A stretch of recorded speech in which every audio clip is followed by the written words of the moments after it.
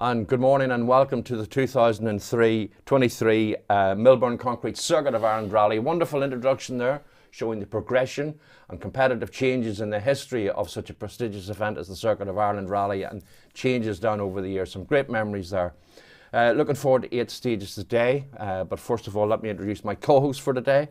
Patterson Pace Notes is well known and the UK's leading pace note supplier, but also connected to the history of rally news with Brian and Liz Patterson, frequently seen in many Circuit of Ireland. It gives me great pleasure to introduce Michael Patterson. Good morning, Michael. Good morning, happy Easter. And to you. I've stayed off the chocolate, so I won't be hyper today, which will be good. But a great introduction there, showing the competitive change in nature of a prestigious event such as the Circuit of Ireland. It still has the name, it still has the kudos. Okay, this year we're exceptional circumstances. Cookstown Motor Club have taken over the running of the event. Yeah. I think we are so privileged to have an event, and what they are actually dished up for us today potentially is going to be another classic. People are thinking, oh my goodness, it's only a one-day rally. This is as big a challenge today as anything we've faced this year. It's fun. It really is very hard to put into words just what the drivers are going to face today. I have to be honest and say that I think some people leading up this week are looking at the Circuit of Ireland with rose-tinted spectacles, really. I mean, we only had 2 stages to choose from last year, and goodness me, what an event we had, and the change going into the last stage, the battle between Alistair Fisher and Josh Moffat. You know, with 2 stages last year, we've got 8 stages this year, or 4 stages done twice, so, 4 times the amount. Yeah. I think we're in for a great event. I think it's one of the things I should stress is just the challenge that the stages are going to play out today. The difference in the terrain, the difference in the nature of the stages. 4 different stages, they couldn't be more different. The first stage, really, really fast, very slippy, very, very tricky, could catch somebody out. Yeah. Second stage, terrain changes into, you're right up into the Sperrins, very, very fast moorland. Then they go to service, we go off and we do stage 3, a classic stage. The only one that's probably been a bit familiar to people, it's been used before on the Tyrone stages, and of course these are effectively Bob McKeown, Wayne Turkington. The guys behind running the rally today would be the guys behind running the Tyrone stages, so it's a classic stage. And then we move across towards Pomeroy to what I would call would be pretty much an old road rally stage, and apparently it ran on the Circuit of Ireland in the 1970s. To me, it'll be the sting in the tail today. Very, very tricky, narrow, fast, deceptive corners that tighten, curbs, everything. So the rally today, we really are potentially in for a big treat. Well, 8 stages, totaling 70 stage mile, total mileage including road sections about 186 miles, and of course this year's championship is brought to you by Samdec, which is a Sentinel Group company. Megavoy Motorsport sponsors the modified section of the championship this year, and Synergy Motorsport Engineering are sponsors of the historic, with Paul Brown Plant Iron Civil Engineering sponsoring the juniors. 3rd round for most competitors, 4th round for the historics. Of course, they began back in Killarney. And the modifieds, I think, isn't it? Some of them, yeah. So we've had a really good Galway, challenging conditions there. We had a great West Cork, where again the weather played a part, and of course Robert Barrable played a blinder. He's coming on form, isn't he? I mean, I think the man of the moment, we can't just look past him, is Josh. He's just on the crest of a wave. Top 10, here we go. We're obviously Josh, West Cork won again last week on the Irish National Championship. Circuit of Kerry, Circuit of Kerry, and won by, seemed to be at a canter, to be honest. But I think because there's so much variation in today's stages, there'll be stages where one driver will look like he's got an advantage, and then they'll go to the next stage and another driver will seem to have an advantage. So we look at the Josh and running first in the road today, Marion, our Galway rally winner, and who he fell away a wee bit in West Cork towards the end after leading early on. He did a wee bit, but what the thing about him is he plods and gets points. Plods on and gets points, He also knows how to upset the apple cart. He's quick off the blocks, so expect Marion to be very quick over the first couple of stages. Callum, he showed great race he had in the Circuit of Kerry. Struggling a bit for pace in West Cork. Seems to have found his mojo again. Yeah, interesting to see a couple of car changes. I noticed Declan Boyle was out in Kerry in a Citroen, and that his Fiesta World Rally car's up for sale. I was looking at the graphic there, working off the top 10. But I mean, interesting to see the only Ford in the top 10 is that of Gary Jennings, and Gary has said that he's quite happy with the Ford. He's moved to the Fiesta, the Mark II version, and converted to right-hand drive. I think Jason Craig in the Belfast Telegraph had picked up on the fact that Gary may not get a chance to test. But the thing about Gary Jennings, we saw in the older version, consistent, and when he's enjoying an event, his times flow. He's a former works Peugeot driver. You don't get to that level if you're not good. No, I totally agree. So, I mean, as you said, there's 8 stages ahead today. We're going shortly to the quick in-service, and we hope with Tony Kelly to catch up with a couple of the crews. The forecast today is good. There is rain, a little bit of rain forecast for later on, which could make it interesting. I was talking to a couple of the competitors last night after the recce, and I said, how dry were the stages? And one of them said, fundamentally they're dry, but there's still water running across the road. It's been so damp over the last sort of couple of weeks. Yeah. There's still a bit of water running across, but fundamentally dry. The first stage is probably the trickiest when it comes to the surface. It's past a couple of quarries, concrete quarries. You would know a bit about that. Yeah, I would. Yeah. So the road's polished. The first stage, they've moved the start ever so slightly. So if anybody's watching and they thought they would go to the start of the first stage, it's moved about a mile up the road, basically to the first junction 2. That's just. There was a few issues yesterday, and the organisers made the decision early yesterday morning. I think we're ready to go to service. We'll catch up with Tony.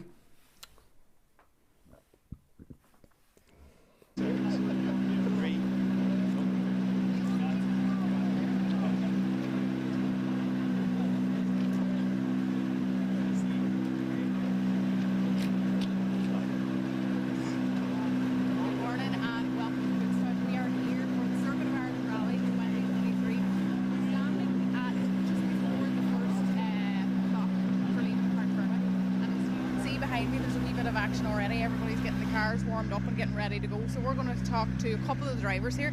You can see Josh is just checking tyres, so we're going to make our way over to Josh now and get a quick word with him and just see how he's set for the day's rallying ahead. We just let him finish this one.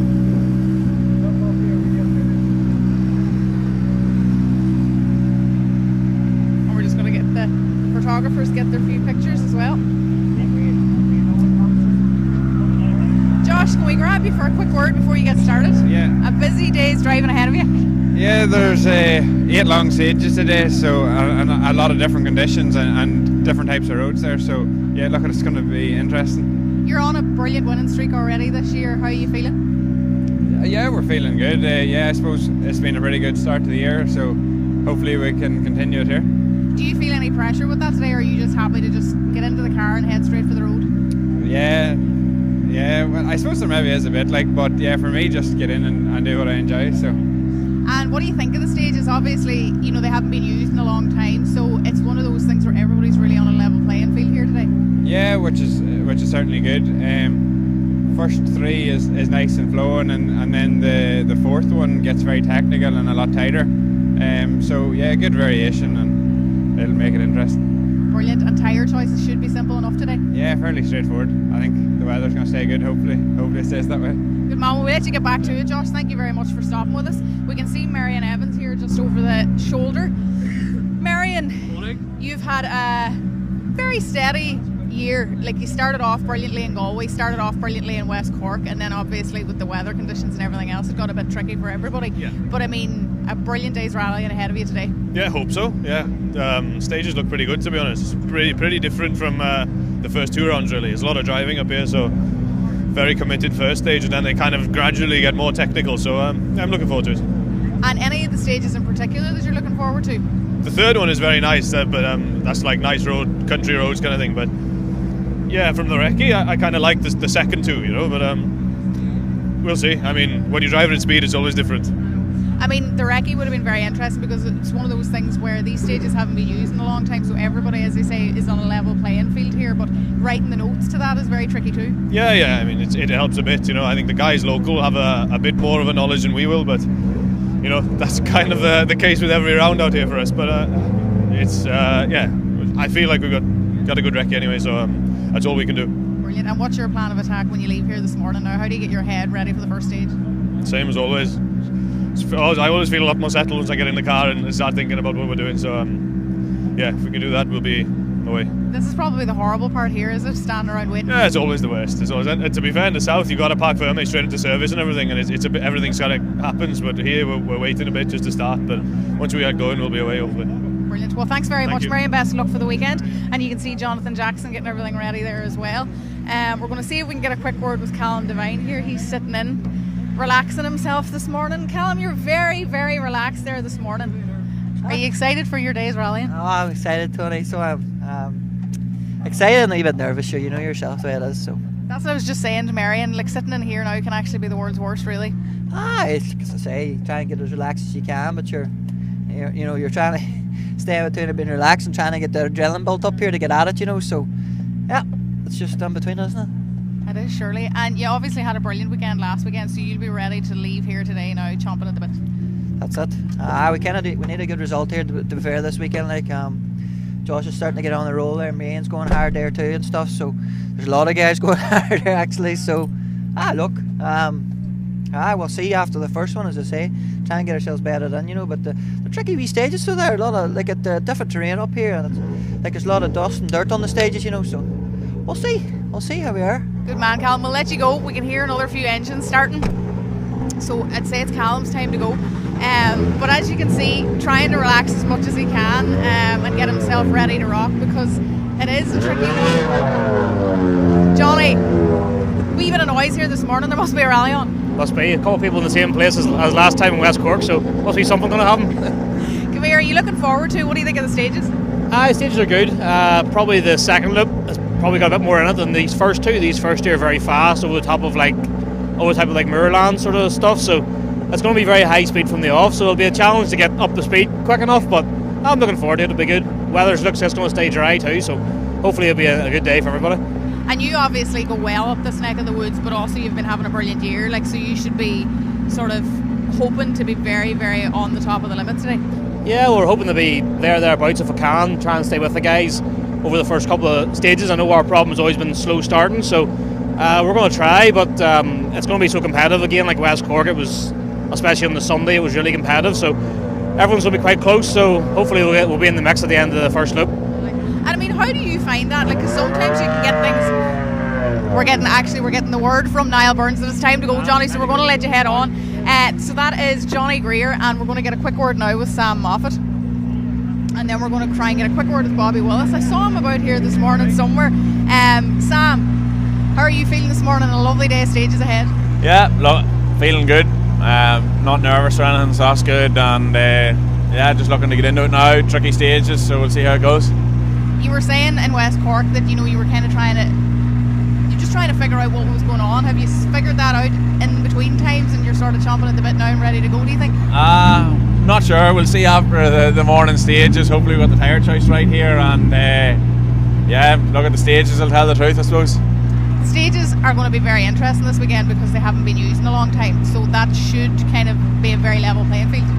Yeah, there'll be a level playing field. I think they're tough. There's the fourth stage now is exceptionally tough, so plenty of challenges ahead. Good man. Well, come here. We look forward to seeing you in service. Thanks a million, Sam. We'll let you go. And we are going to try and get a quick word. We'll go Robert Barrable next, and then we'll try and get Gary Jennings. Can't see Bobby Willis anywhere now. Robert, you had an absolutely excellent Sunday in West Cork. Yeah. You must be dying to get back out on the road here this morning. Hopefully we can start off where we finished off in West Cork and bring the pace forward, but it was a totally different terrain. Conditions are going to be a lot different. We would have a fair knowledge of them stages on the Sunday in West Cork, whereas this rally we don't have as much of a knowledge, so we'll hamper a little bit maybe in that, but listen, we've done a good recce, we've had a good test, and we're ready to go.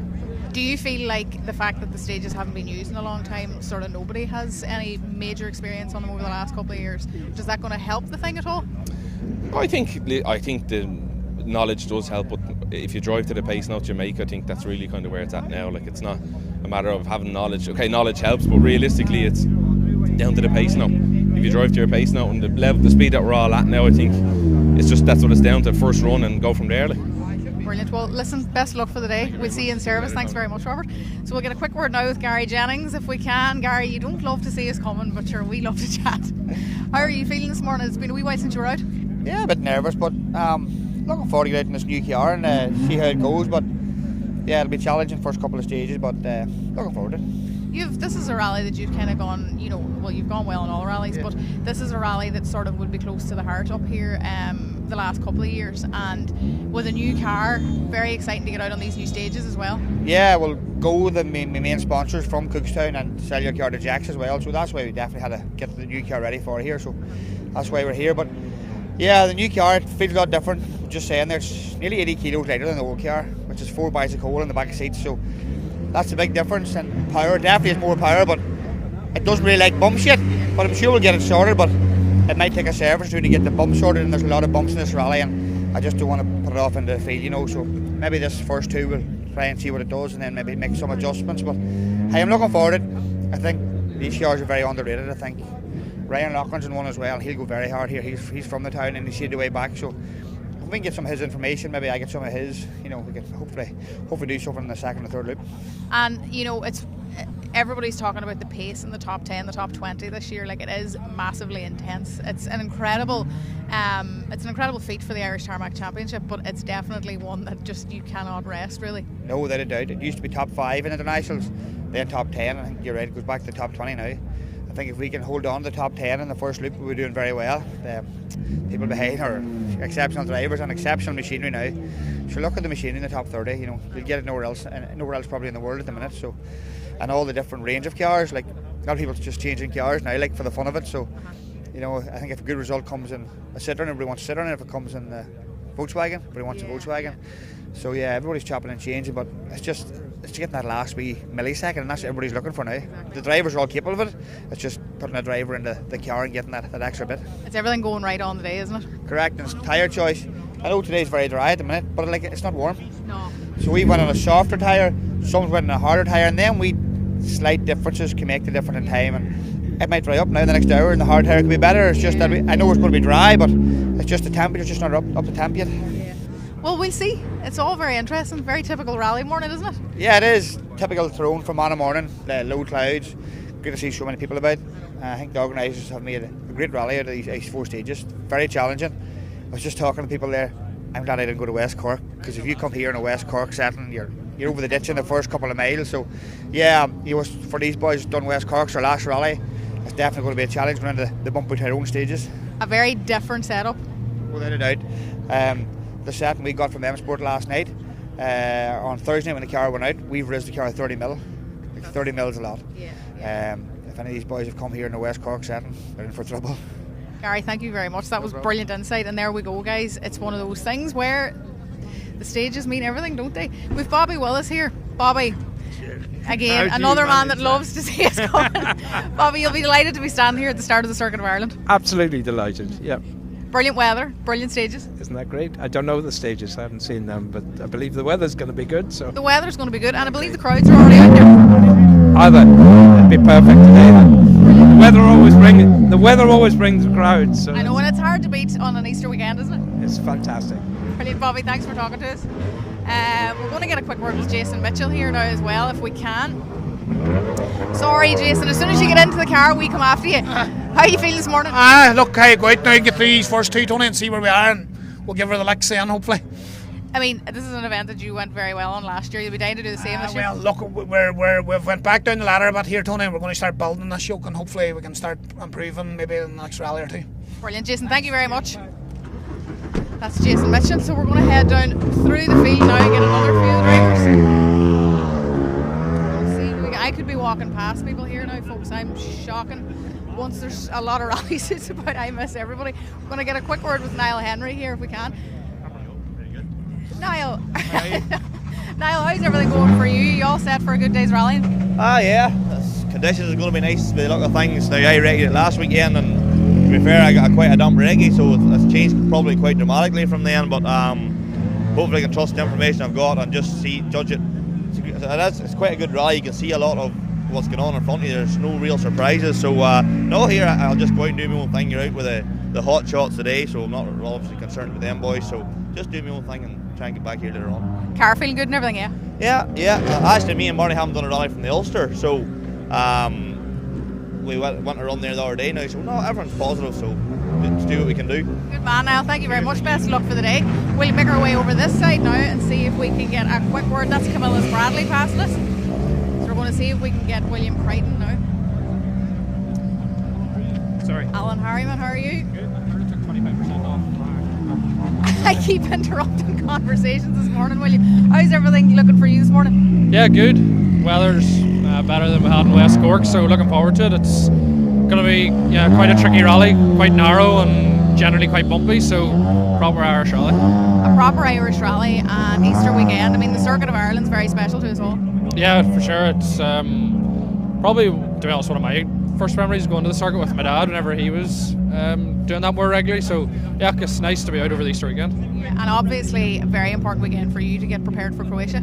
Yeah, definitely. That's sort of the main reason why we're here, just to do a recce and get a full day's rallying in the car. It'll hopefully set us up well for Croatia. And how are you feeling about Croatia in general? I mean, you've been there a few times. It's quite a young rally, but you've been there a few times, and it's one of those things where you can, have an idea of what you're heading into.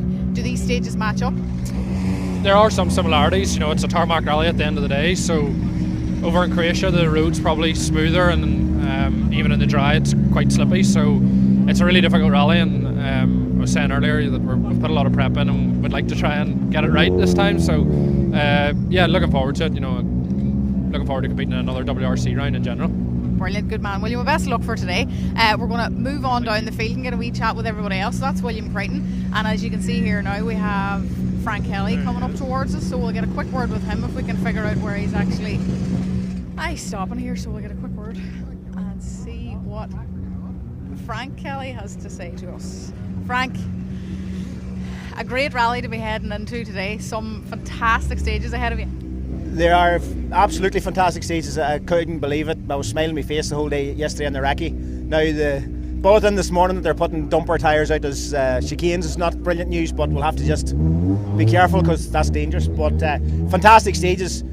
I think we'll be in the air more on the ground. It's like Finland and Tarmac, and you've heard that said before, but this is truly Finland and Tarmac. It's unbelievable.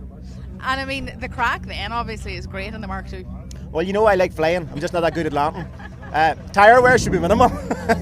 I'm really looking forward to it. Apprehensive a bit because it's quite local to me, only 30 minutes from home, and it feels strange having slept in your own bed the night before the rally. But mad to get at it. Do you find a pressure in that the closer to home it is, Frank? Not so much.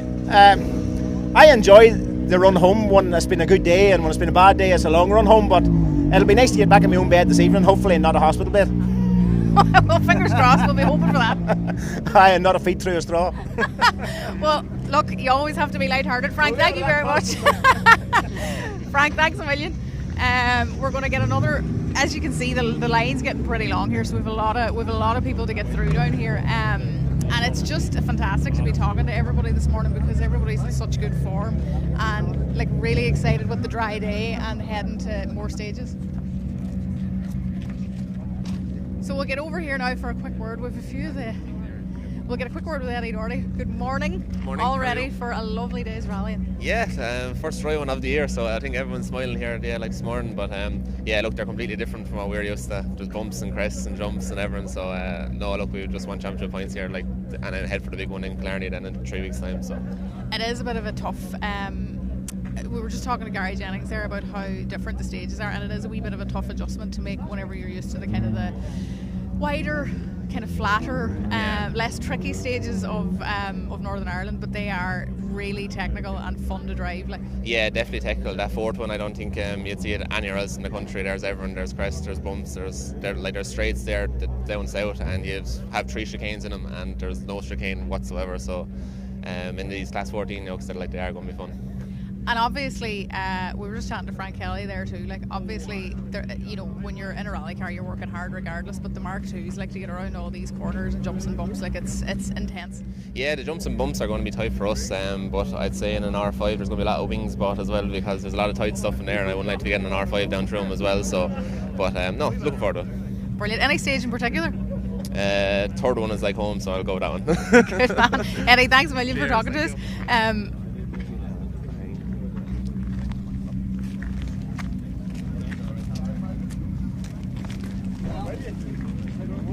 And we're just I'm after missing Adrian Hetherington here actually, so I'm after spotting him over the corner of my shoulder here. And the door's opening. Adrian, can we get a quick word?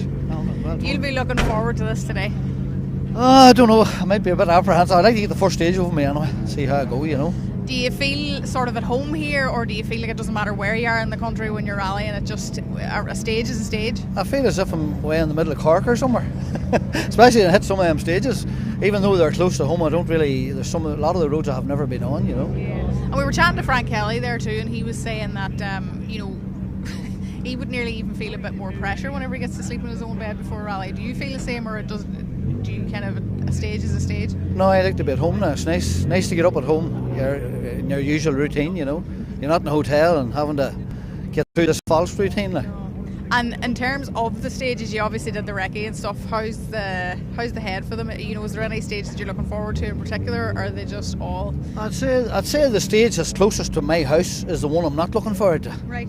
Because, as I say, it's very tricky, and there's an awful lot of roads I didn't even know existed, you know. Right. And how does that happen, where there's roads so close to your house that you don't know existed? I don't know. I couldn't even figure out where to start. How did we get into the start of the first stage? Never mind talk about anything else. You know, I don't know how it is. I probably know the exit in Knockalla and places I got a lot better. And the car's feeling good? Car's good. But I haven't been in since September, so it's a bit of baptism of fire, like, you know. That's a long time, to be fair, isn't it? It is. I am driving BDA since that, like, and there's no comparison. No comparison to this here, like. And I mean, the Circuit of Ireland, I've mentioned it a few times already, but it's very, very special to people. It is. So to be jumping in here, it has the name, like. And to be jumping in here now after not being in the car in September, like, it's one of those that could play on your mind. No. The first stage is going to be tough, you know, and it's going to be in the back of your mind. You're always thinking around every corner, I can't chance this or I can't chance that, but in the back of your mind, you know that the guy behind you or the guy in front of you is chancing it, you know. Yeah. And if you don't do it, you're not going to get a time. Exactly. Well, fingers crossed we'll see you back in service and you'll have a great day's rallying, so we'll get through the day and enjoy it. Well, we'll get through these first two anyhow. We'll take two at a time. Good man, thank you very much. Guys, we're going to get a few more here if we can. Definitely we have time for one more, but I think you have to head to the stages then, so bear with me here now and we'll get a wee bit further down the field. And we'll see who's here for a wee conversation with us. People can be camera shy, but I think as well when you're in Parc Fermé, there's definitely a huge kind of nervous energy about, excited as well, but it's great to get chatting to people this early on in the day and see if people are ready to go. You know, I'm on the wrong side. We'll get a quick word here now. This is car number 35. No, I wasn't on the wrong side. Guys, I'm losing my mind this morning. Right-hand driver, Absolutely losing my mind. I mean, nobody would need to be as slow as me out this morning, would they? No, definitely not. No, not we might beat, you know.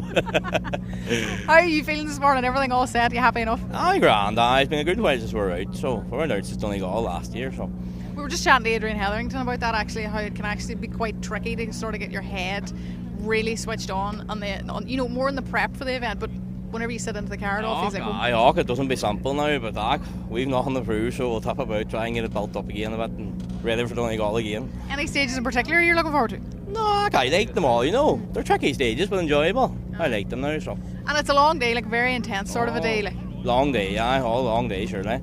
So we'll see how it goes. We get through the first route, hopefully, and see from there. Good man. Listen, thank you very much for taking the time. Whenever I finally figured out which side of the car we were actually working with. Guys, this is it for Parc Fermé. You're going to head to the stages now. But as you can see, there's a lot of excitement and there's a lot of energy going around this morning. And I mean, more importantly, the weather's nice and dry, so it should be a very, very fun morning. We're going to pass along back to the studio and into the stages, but we will see you for the first round of services in a few hours' time. So back with us in the studio here, a really good catch up with Tony and some of the competitors. And the striking thing for me, Michael, is we know that top 20, top 25, very competent drivers, very skilled, talented, but they have, I'm not saying they have concerns, but they certainly have what you were saying earlier about the opening 2 stages, they're certainly very wary over the first couple of stages. Gary Jennings pointing out that anybody that's come with West Cork settings is going to have fun. They raised the right height 30mm last night. Frank Kelly saying it's like Finland on tarmac. So it's going to be really a challenge. I think it's this difference in terrain that you get from one stage to the next stage. And Frank, I have to agree with what Frank says. I also really interested in what Gary Jennings was saying. Gary's saying anybody comes here with West Cork settings, they're on. You're going off the road on the first corner. Yeah. I think that it's this. William Crichton said, Croatia would be a lot smoother. Well, actually, ironically, the first sort of 6 or 7 miles of the very first stage is actually very, very smooth. Mm-hmm. A lot of it's been resurfaced recently, and it's a really, really smooth tar with no, really can't cut on it. If you do cut, where there's cuts, it's going to pull mud and dampness onto the road.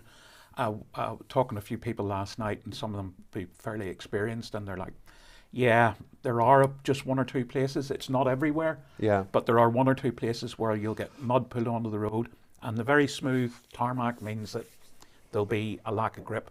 I'm surprised at Frank. So Wolf's Hill now, obviously I mentioned earlier on that the stage has been shortened ever so slightly, so it's now exactly 8 miles, as opposed to 9.03, which means that we're probably looking at a stage time of about 6.5 minutes. This is the north part of the stage is where the start is, the finish in the south. Loch Fay, if anybody's familiar with County Tyrone, the middle of the stage is around the back of Dava Forest. And then we're starting to get into the moorland of the eastern part of the Sperrins. You can see it's very straight in places, so there's quite a few speed reduction measures. Quite a few of the junctions are tightened. So I think there's a really good, like the Citroen, for instance, will have an advantage over the Polos. If the Polos are on the shorter drive, the Citroen it has a slightly higher top speed. In between the junctions, they will be flat out. They'll be on the rev limiter. So you were saying about William Crichton could be really, really good. I think here, the first 2 stages, William's car's not going to suit the stages. Mm-hmm. I think even a couple of the Mark IIs could go very well because they've got the higher gear. Yeah. So it'll be, but this is the first thing I have to stress in all the years. I only remember doing a stage where this first stage is once, and it was about 20 years ago. Macrofelt Motor Club ran a rally, a single stage rally. Philip Shaw, who used to be a really quick Mark II man, was the clerk of the course, and it was the only time I've ever rallied on this side of Dava. The Ulster Rally and the circuit have used a Dava stage, but it's further west. Yeah. So this is to the east of Dava Forest, which of course has become a really big sort of cycling place and one of our Northern Ireland's dark skies spots. You can go there and get a glamp or a pod and spend the night looking at the stars if that's what tickles your fancy. But to me, glamp is just like lying in your back garden, so I'll pass on that. But of course, if you've been with us through the start of the season, today's cars will run at minute intervals. And of course, as opposed to what you've been used to with 30-second intervals. And of course, as Chris Boyd has pointed out, and we were talking about it in the studio here while we were listening to Tony, dumper truck tyres as opposed to bales, Michael. Yeah, well, I mentioned that there's a couple of big quarries up on this first stage, and it's actually only the first stage today where there's really any sort of amount of chicanes. That there's a couple of places later on in the day, but they're there for safety and stuff. Junctions being tightened up. Yeah, you don't want to be hitting dumper truck tyres. They're immovable. Yeah, they're a heavy unit, I'll tell you, and if there's 3 or 4 stacked on top, that's a fairly heavy. So we're just cutting across now to live pictures from stage 1. I can tell you that the leading crews are now making their way from service up towards the start of stage 1. Well, we know that Josh is actually at the arrival control, due to start at 21 minutes past. We're not far away from that at the moment. Josh leading the championship, first on the road, and probably rightly so. Finished second on this rally last year after a titanic battle with Alistair Fisher. So Alistair's not really coming out to play this year. I think will be very, very interesting to see. I think probably 2 Volkswagens, the Hyundai. Johnny Greer in the Citroen. Is Johnny the dark horse here today, Tav? What do you think? Or is it bearable? No, if I was picking a dark horse here, I'd be tempted to be a toss-up for me between Robert Barrable and Gary Jennings. I know Gary's in a brand new Mark II version, but as you were saying earlier, you don't get to become a works driver for no reason, and he would have a level of skills that maybe not everybody else has. He's a very natural driver. He has been driving the Fiesta now for a couple of years. This is a new car for sure, but it's effectively an upgrade. Did he say 80 kilos lighter? Did I get that right? No, he said 4 bags of coal. 4 bags of coal, yeah. Which I thought was, bearing in mind the business that he's in terms of fuel and heating, was a great description. But when you think about it, you know, 420 bags of coal, 20 kilo bags, that's a significant weight saving, and that's why I've sort of he'd be a dark horse. He's going to find the car feeling quicker, and through the seat of his pants will possibly get dialed into it much quicker. I agree. He's got settings that have come through from Ford. There's different. I know that you can speak to M Sport. They'll send you a software file for different map, different setting. You download it and change the engine management on the car. And of course, you know, we don't have comedians per se in Irish rallying, but quite a cute way of looking at reality when Frank Kelly said it'll be nice if he goes home to his own bed instead of a hospital bed. So, you know, you can tell from Tony talking to them, they just can't wait to get at it. They just want to get going. It's a really good indication of this hunger that these rally drivers have for something new. None of them have done any of these stages before. 1 or 2 of them might have done what's going to be the 3rd stage today on the Tyrone stages, but that's it. They've never done any of these stages. Getting new stages is such a breath of fresh air. Yeah, sure, they love West Cork, they love the ring stage, they love Donegal, love Killarney, but they also love getting something new. Yeah, it's and I mean, not a conflict, it's just they love getting something new. Again, you know, I see in various places sort of organisers getting hammered. Having been involved, as I've said on previous live streams of ours, have been heavily involved in the organisation of Rally Sunseeker and some of the BRC stuff. You know, the work that goes into a rally is unreal, and to mark that point, we recently moved into the month of April. I can tell you for a fact, last month in March, 2 or 3 times I've seen a car go past our house where I live in South Down, and a couple of people in it getting out, having a look, writing stuff in notebooks, and it's my guess that that stage is for the Ulster Rally in August. So motor clubs are working 6 months in advance. They work extremely hard, and I don't think sometimes organisers, marshals, medics, rescue crews get the credit they deserve. So if it wasn't for them, we wouldn't be in the studio and everybody out there wouldn't be watching. Well, I agree, and just to give you an indication, the first week of January this year, when the decision was made by the UAC to hand over the running of this event to Cookstown Motor Club, the committee in Cookstown Motor Club called me and said, could you come and give us a hand here just to have a look at the technical side of things that I would advise them on. And that was the first week of January. Now, whatever, I have no idea why this has happened, but I think it's a really good thing that to get an event, Cookstown Motor Club have taken over, and effectively Cookstown Motor Club had a rally on the shelf ready to go. Yeah. And they were able to say, look, we've got a lot of this done. We just need to knock the rough edges off tweak effectively and bolt it all together. So yeah, but when you look something like the Roger Albert Clark, which is in November, the entries opened 6 or 7 weeks ago and they're full. The event is progressing, but pretty much they have the rally planned. They have to. Yeah, it's funny. We've had the conversation about, the Circuit of Ireland being a 5-day marathon, and the only rally that's compatible to that is the Roger Albert Clark. But the Roger Albert Clark now in 2023 is, what is it, £5,000 plus entry fee, and when you add in the costs, they're all historic cars. Yes. Listen, a modern R5 car will not last 5 days in a row. If you look at no, they're not designed. No, and because if you speak to some of the teams like Derek McGeehan or McKinstry Motorsport, or you go and look at rally cars for sale, and you'll see diffs have done 200 kilometres on a car for sale. Yep. Engine has done 600 kilometres. Well, that's only 350 miles. The maintenance levels in terms of stage kilometres or stage mileage are so low that they need to be refurbished that often. So it's not feasible. But as I say, good to see Nigel Evans is on with us this morning. Chris Boyd in the Isle of Man, some of the best stages in the world in the Isle of Man, alongside ourselves over here. Alan Redstone's keeping an eye on us. Kevin O'Driscoll, Kevin, who was a great help to us in West Cork, as we see Josh Moffat.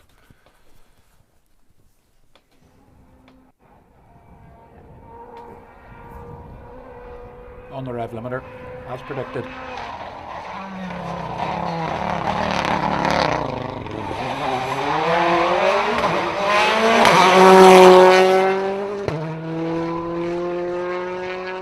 Really interesting there, Zav. You see the dust. This is the quarry dust that we, if it gets damp at all, or if there's a damp patch on the road, we didn't talk about it earlier, but when Tony was in the service area, we could see the cuts on the tyres. Yes, we could. So obviously they're expecting the one advantage to cut in, get turned in. But this is a great example of what you're saying, Michael, about being so quick, and the drivers themselves saying the first 2 stages are very, very fast. Yep. So obviously, as we said earlier, 1 minute intervals into sight now. Marion Evans and Jonathan Jackson in the Melvin Evans prepared Polo R5.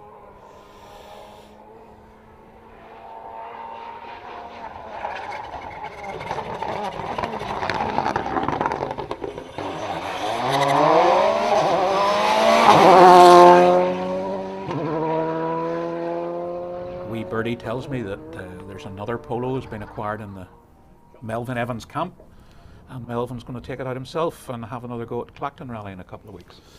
Yeah, the inaugural winner of Clacton was Melvin Evans. Indeed, yes. A very popular rally and a very well subscribed rally by competitors. Of course, we covered live stream last year, and 2 live promenade seafront stages as well.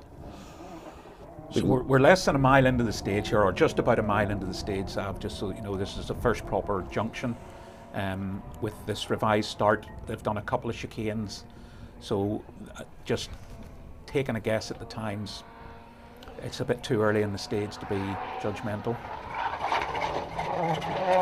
Callum Devine.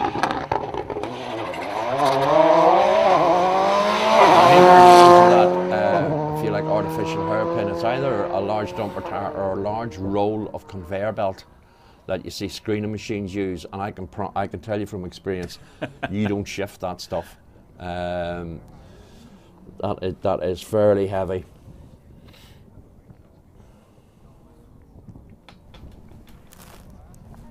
So it'll be a few minutes yet before we get results this morning. Results this weekend is being brought to us by rallyscore.net.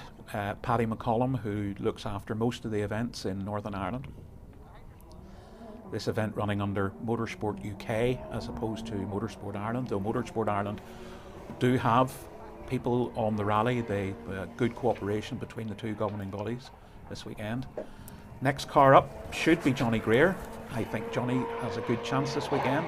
Citroen's a good car.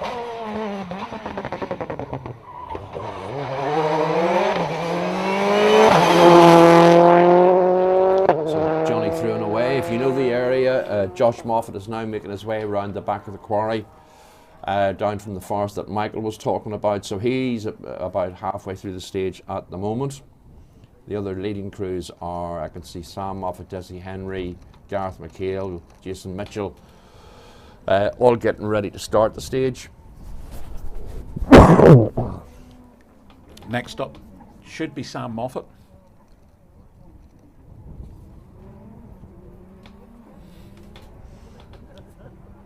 So we do have the luxury of having the tracking this weekend, and at this point we have a potential either tracking failure with car 1. Josh on the brakes.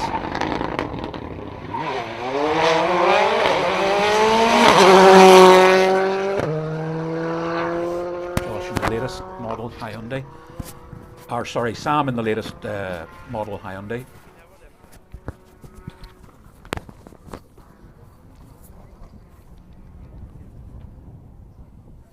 Okay.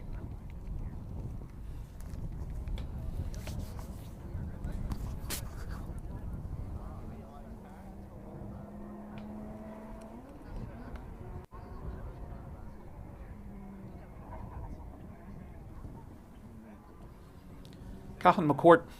Cahan didn't have a great West Cork Sav, did he? He didn't, and I know he had a great Galway. He did. But I know, and he's still waiting on a new car coming through as well. Yes, so he's one of these customers that are waiting for the new. Yeah, Citroen. there's a few of them have paid for. That's why he was using the next Monte Carlo car.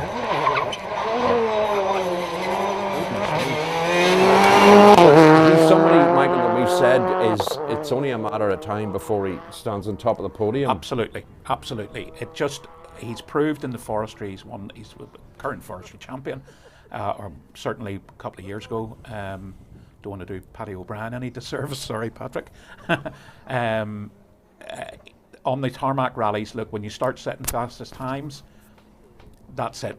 You're on your way. You just need to do it on every stage. And as he builds up, as the rallies come and go, and he builds up more and more experience, I think it's inevitable that he will. So who we've got coming into view should be Desi Henry. Led the Circuit of Ireland last year, and every rally since, it seems to have been something worked against him. In the Citroen this weekend, another driver has changed from Fiesta to the Citroen. Is Desi potentially somebody could win this rally? I think he is. Paddy Robinson sitting in with Desi.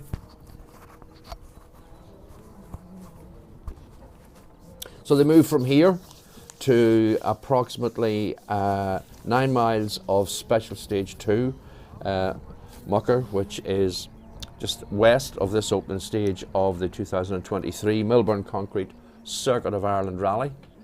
We'll have our first marker in. Josh is safely through the first stage, 6:31.5. I think I said I predicted 6:30. 6.5 minutes, yeah, so you did. Not too far away. So McDonald's and you at lunchtime then? I don't know about that, but I think the organisers will be quite pleased about that. Second time in, Marion Evans, my goodness, 5.6 seconds slower than Josh. Match fit, Josh. So Robert Barrable and Gordon Noble.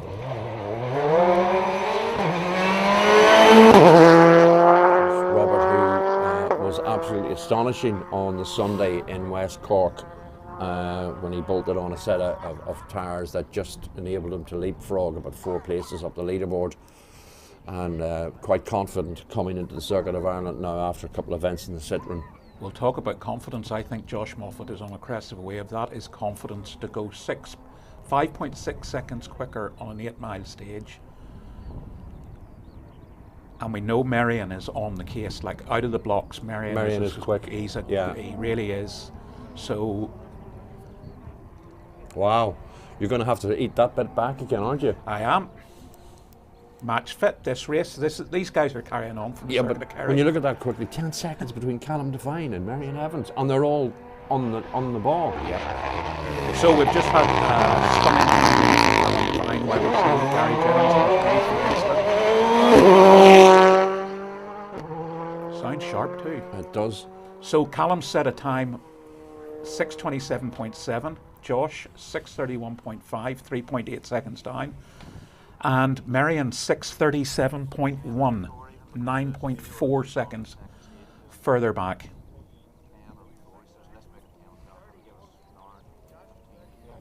So we know that Callum has been knocking his head a bit, trying to find the pace. West Cork, he just didn't have an answer at times. I think from memory, this car that he's in today arrived with him last year from Minty Motorsport in South Africa. Mm-hmm. And I think himself and Niall McShea got a couple of days in it pre-event, but it has been substantially refettled and rebuilt, and you can see now with a bit of seat time he is completely dialed into it, and it's handling to his liking.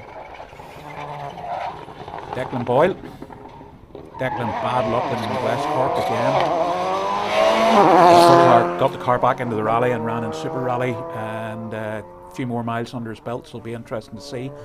I hope he gets a good run today, because at the moment he has to be the most unlucky man in rallying in terms of retirements and issues, and through no fault of his own. So I'd love to see Declan and Patrick Walsh get a really good run today, really would.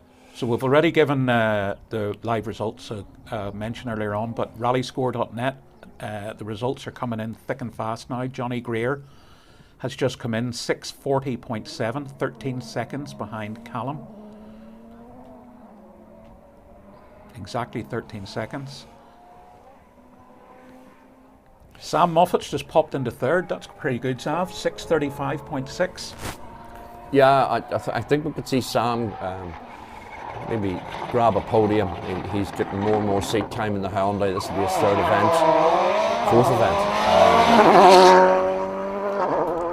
So we saw Callum McCourt, and we were talking about Cahan, and I mentioned he was lighting up the rear tyres coming out of the hairpin there. There was tyre smoke, and which these cars, they shouldn't do that. Well, we hear he might be struggling a bit, and I'm wondering, Andrew Bush also thinks that it might be, is he got a transmission problem? I would suspect possibly the same myself. When you just don't see these modern R5s spinning the rear wheels up. It was like a rear wheel drive car. And I mean, as I said, I had a really good chat yesterday with an engineer I've known for years, and explained the vagaries and differences between the Fiesta and Citroen in terms of plates in the diff and what the plates do to change the adjustment.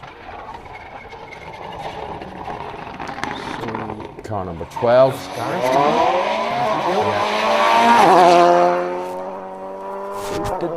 Did Gareth with Gerard Conway in the passenger seat this weekend? Well, we were talking, Jason Mitchell was through.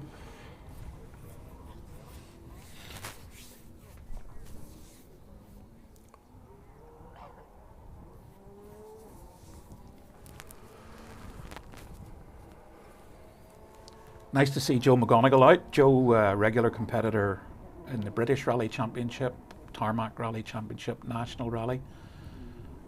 Joe from Muff in County Donegal. There's a big petrol station there. If anybody's from that neck of the woods, Joe's a popular character. Should be due next. Looks like Desi Henry's time's popped in on a 6:35.2, putting him into third. That's pretty good. Pretty good. Maxwell sponsorship. Yeah, it does. Cahan McCourt through now as well on a time of 7:54.7. Disaster. So minute and a half down. Yeah, that's definitely a technical problem for Cahan. We saw him struggling through our corner, spinning wheels. Imagine a front drive shaft's broken, or he's going to have to make his way now if he's going got to keep another going. stage to do. Another stage to do before service. And there's only a 20-minute service as well. Yep. So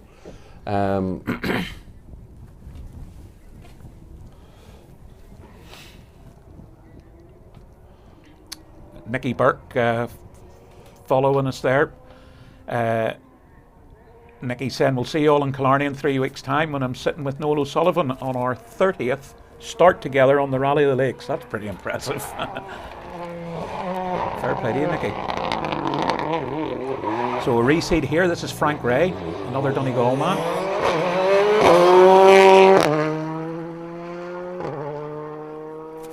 Frank a regular on the Triton Irish National Rally Championship. So our fears are confirmed. Zav, it does seem to be a broken drive shaft for Cathal McCourt, which means he really doesn't have much option. He's going to have to do the next stage and then get the service before he can do anything. It's not possible to repair something like that. No, he'll not get that repaired on the side of the road. But the question is whether he continues into the second stage and it doesn't do any further damage. Should be Niall Henry up next with Barney Mitchell.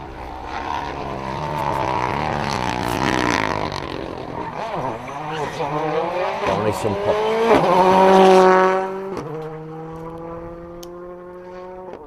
touch me during the week. He's going over with Marty McCormick to the Rally Nuts next weekend in Mid Wales, a really good gravel rally.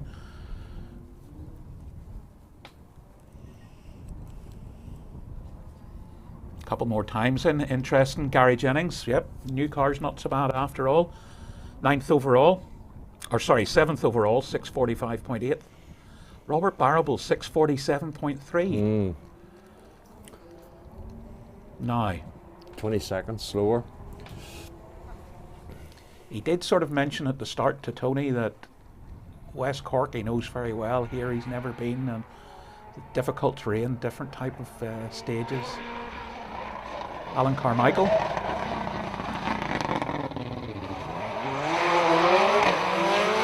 He's the current British Rally National Champion.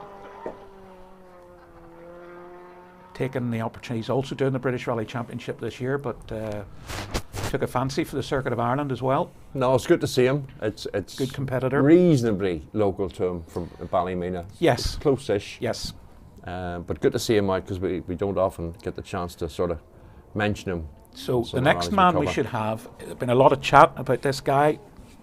His first time out in an R5 car, Ryan Loughran and Chris Melly. Ryan, we know. Prepares Mark II escorts, rapidly quick in the Mark II. I'm really interested to see how Ryan gets on.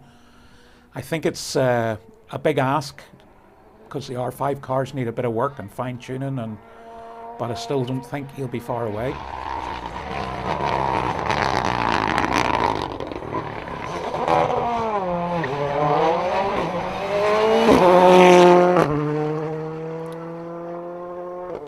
Too bad? No, so through and away.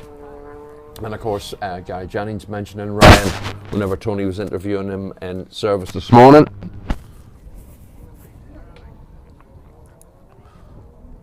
So I'm just checking the rally score results now. So Callum leads by 3 seconds from Josh. Desi Henry's slotted very nicely into third, 7 seconds down. Sam Moffat literally 0.4 of a second behind Desi. Marion Evans is in 5th, Johnny Greer 6th. Declan Boyle, nice time from Declan, 6:45.4, slots him into 7th and just popped onto the results on exactly the same time as Gareth McHale. Gareth really came on in West Cork and he's 7th fastest. That's pretty good. Former Tarmac champion, former Irish Rally champion.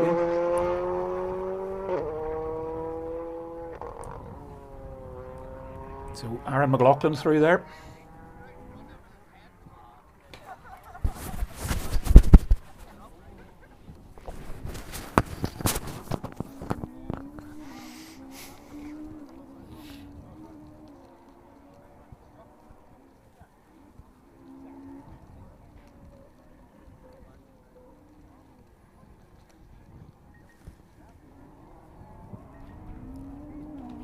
Now, Damien Toner. First of the Mark IIs.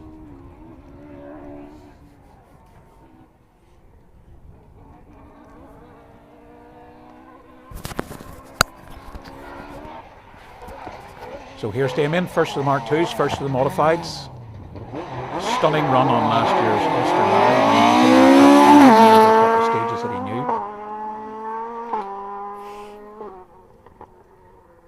were saying that, you know, some of the Millington and more powerful Mark IIs could set some really quick times in the dry today. Yeah, I do. You know. On these first two stages, once they get into stages 3 and 4, the R5s will just leave them for dead. But because of the high-speed nature, certainly of this first stage, why not? Why not? Yeah, it really would be good to see. I'm going to be interested to see where it pops in now, because there wasn't as full a modified entry for the circuit here as there was for West Cork, but we also have a couple of entrants in the modified who haven't been out at all this year, so nice mixture. Now, Kevin Eves needs no introduction, certainly from us. Listen to that. Fantastic.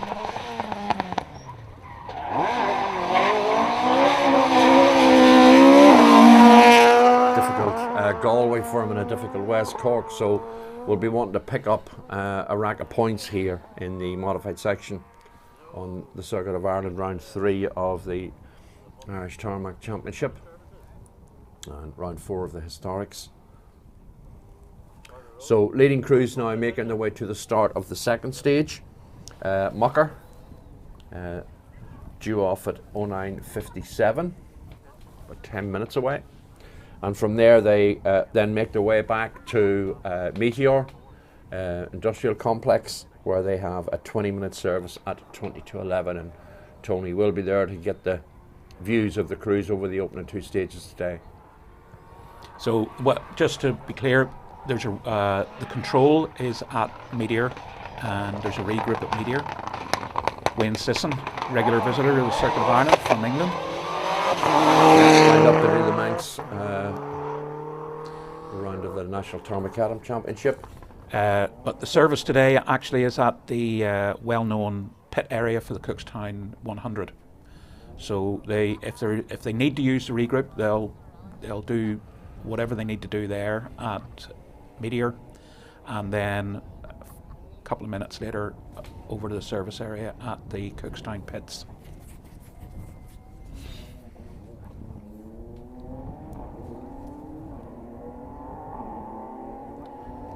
That sounds like the distinctive William Crichton coming.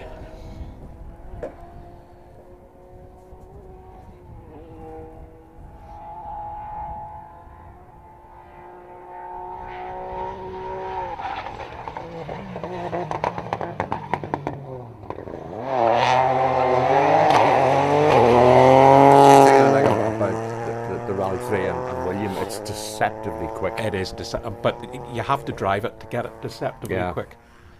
William, we know, had a fantastic run on the circuit last year, and I don't see any reason why he won't have a good run this year.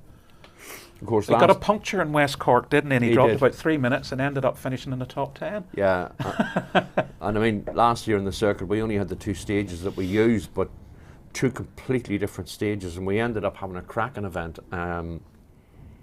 which was really good.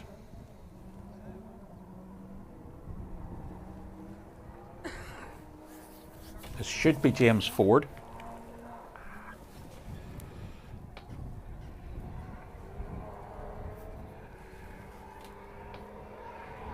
Neil Shanks co-driving. Yep.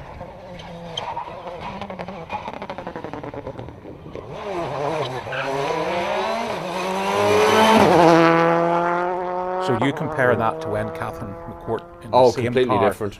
Catherine's car was just spinning the back wheels. Yeah.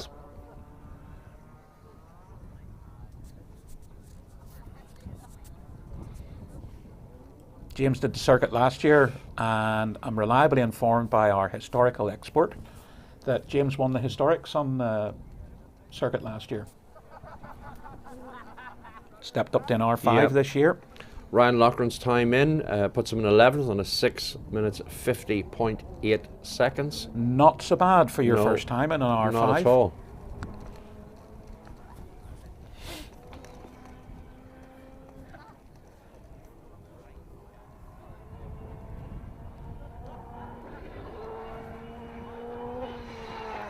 Michael McGarty, son of Derek McGarty. Oh, just misjudged his braking. I don't put her into reverse too quick now, Michael, and he has stalled.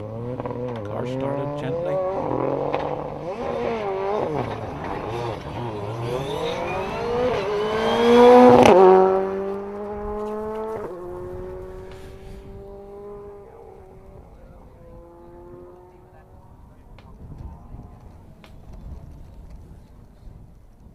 Michael has the calming hand of Damien Garvey alongside him, so no dramas there. One of the worst things you can do is start banging it into gears to try and damage his gearboxes.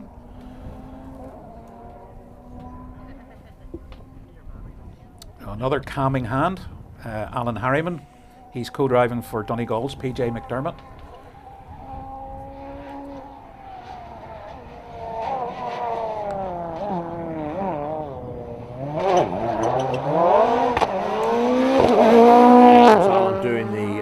Albert Clark with Tony Jardine in the Hillman Avenger, the Talbot Avenger. Alan has had quite a busy few weeks in Greece and in I think Sweden recently, navigating. Yeah, he was doing some driver tuition as well. Yeah. He was effectively in the yard in his motorhome the other day, and he was out in Sweden with the Porsche as doing driver tuition. Very interesting. Alan, everybody thinks of Alan as a co-driver, but actually he's a very, very accomplished driver, just like his father was as well. Somebody mentioned that James Ford won this year's Silver Fern Rally in New Zealand, and I noticed that James George Watts is evening from New Zealand. A great crack today on the circuit. Yeah, it's shaping up, isn't it, James? Martin Kearns, Peter Ward's through there in car 27. Martin switched from a WRC Fiesta to the R5 car to enable to do events like the circuit.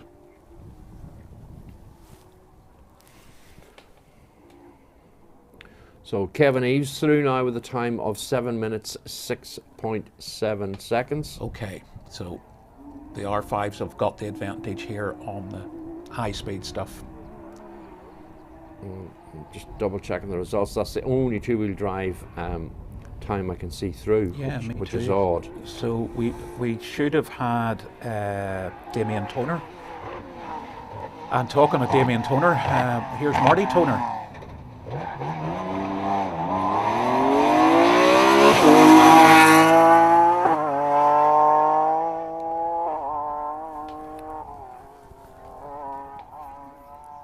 So we're going to be heading over to stage 2 mucker shortly.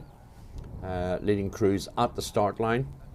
And there you can see on our on-screen, the little dots in blue at the bottom of the picture, that's the leading crews heading to stage 2 or at stage 2.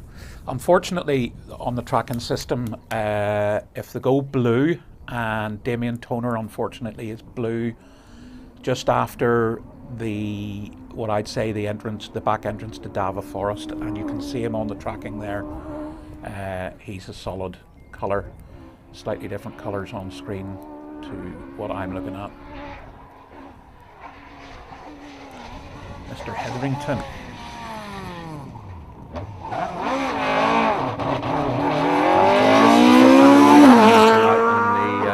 The big car, as they call it. Yeah. He's been doing quite a lot of historic rallying lately. The big Jokic is known. The lean green flying machine.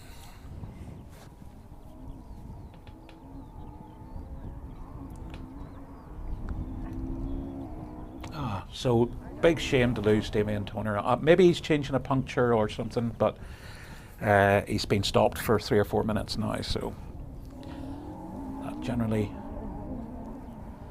doesn't mean good news.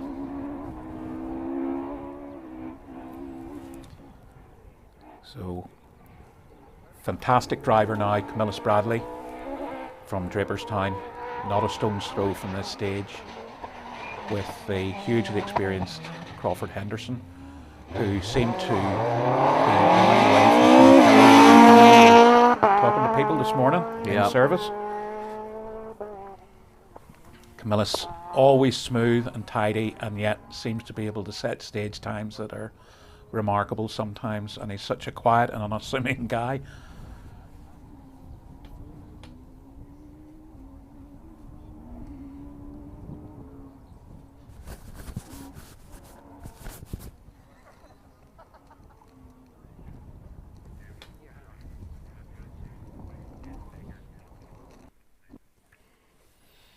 So the leading drivers are pretty much getting ready to get going on stage 2, and we're almost ready to go to stage 2. So when that's going to happen very shortly.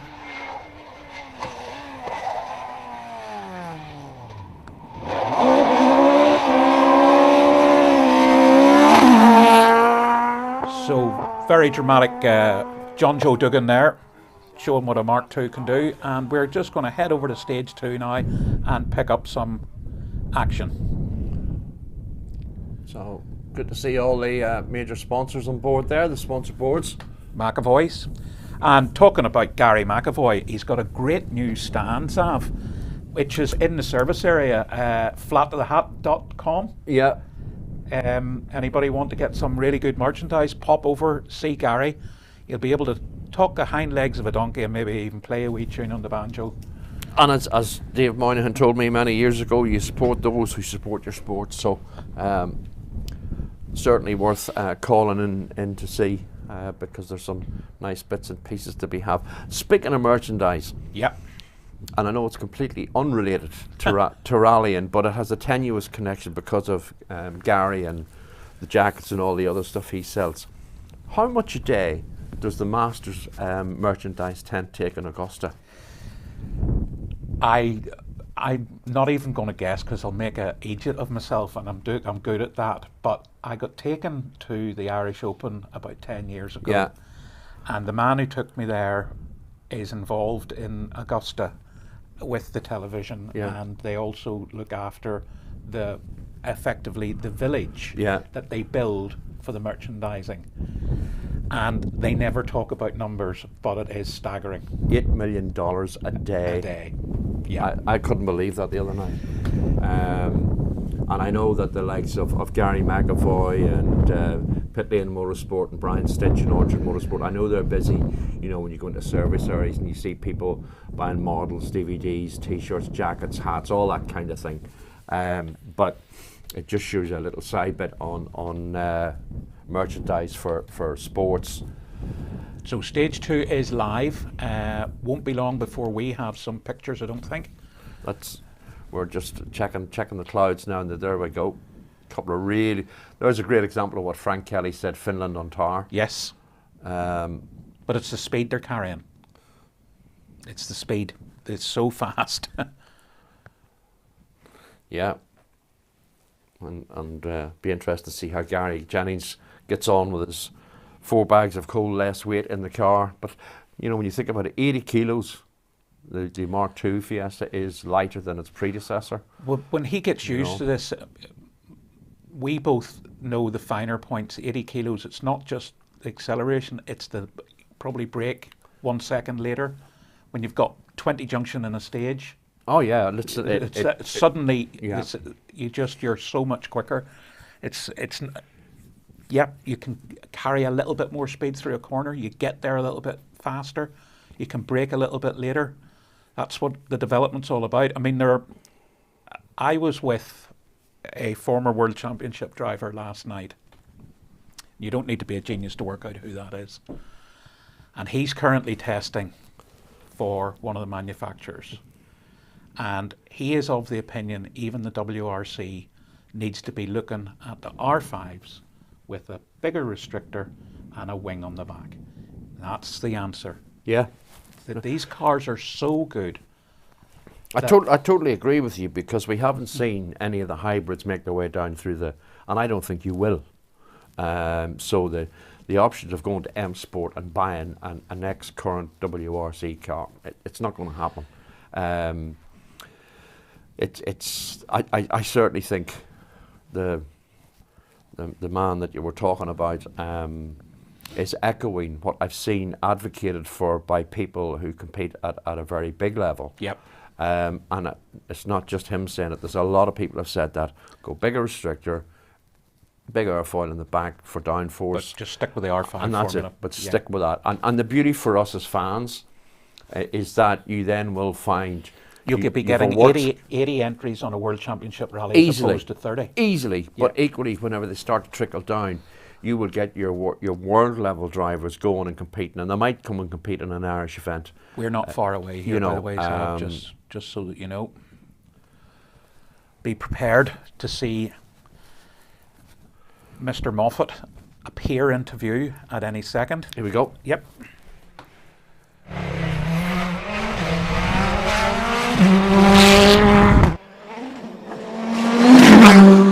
So he's passed us on 31 seconds there on our clock.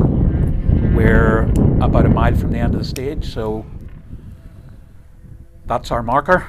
Let's see if Josh is... You can see completely different terrain. We're really into the Sperrins here. Yeah. More undulating. In places hedgerows, but in places there's no hedgerows. Much bumpier than the first stage. End of the first stage is a bit bumpy, but generally it was, as our camera, was quite smooth. I can hear in the background that you can hear the wind blowing around. So as you say, you're up high and it's pretty open in terms of... I'd say Marianne's about to arrive into view very, very soon. We're hearing the wind rather than the rally car. Marianne getting a bit of air underneath the polo. Comes to the corner. He's already down on time. 5 seconds down, I'd say.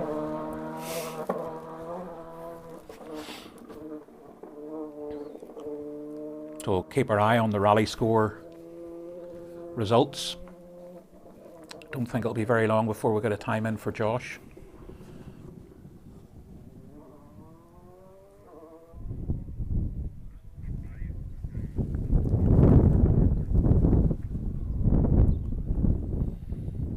So there's a quick regroup, the top 5 after stage 1. Callum leading from Josh.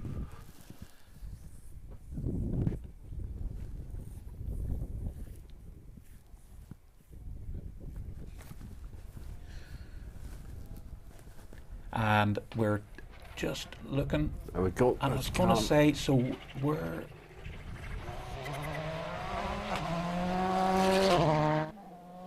So first time, Callum, again, 5 seconds down, I'd say, 4 or 5 seconds, Sav. Josh has set a 7:18.7 on that stage. And I think at this point, that should be, yep, Marion Evans' time in 7:24.1.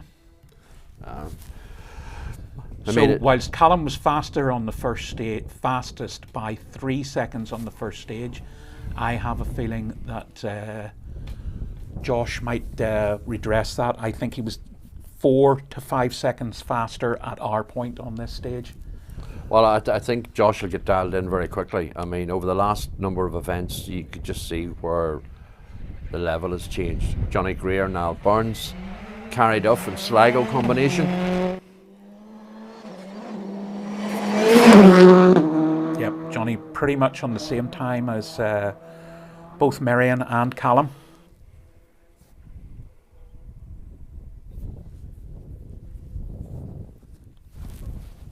Sam Moffat's due next. Give him about 10 seconds.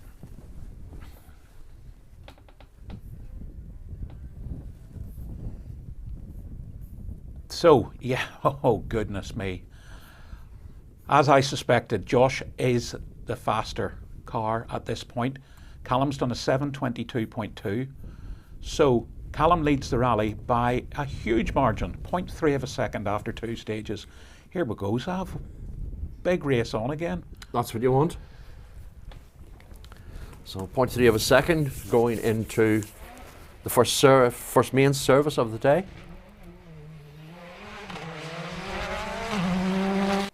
Sam through, so let's see what Sam passes across. Sam, he's about 8 or 9 seconds down, and we have a top 5 overall on the just come off the screen, but I just wanted to say Desi Henry is 3rd, not Callum Devine. Great time by Desi over the first stage. So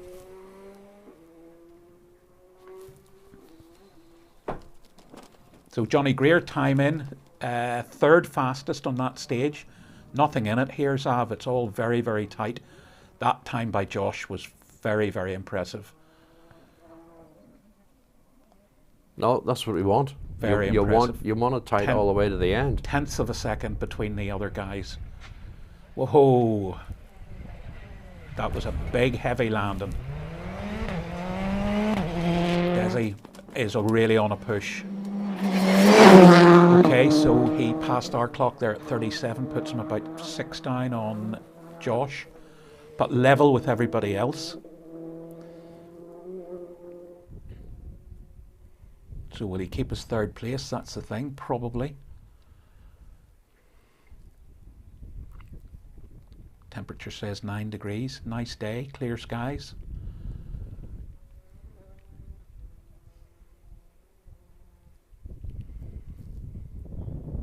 Sam's time in, 7:26.2, 5th fastest.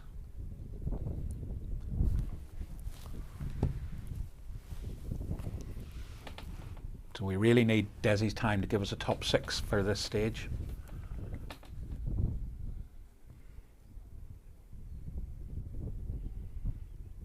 Remember, the later crews are all still on stage 1. And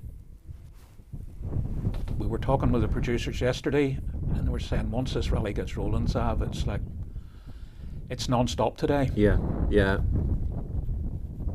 And if you have a problem, like Cahan McCourt,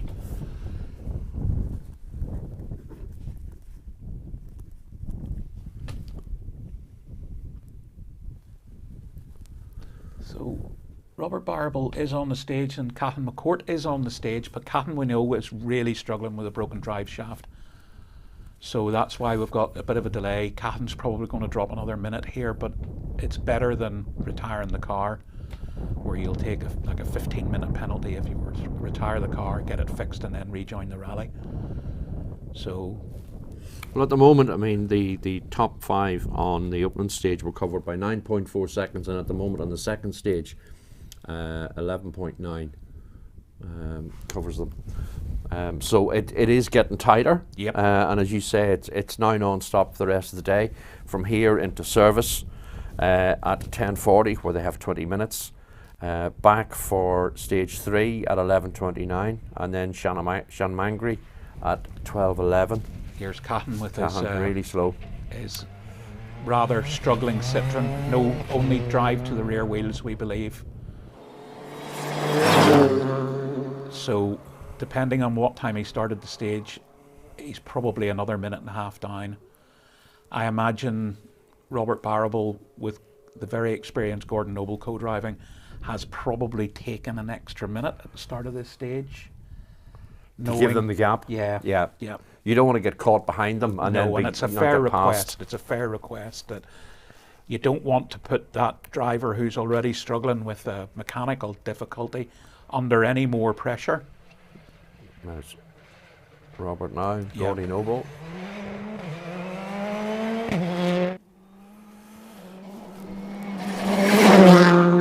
So they're about 12 or 13 seconds down on Josh at this point of the stage.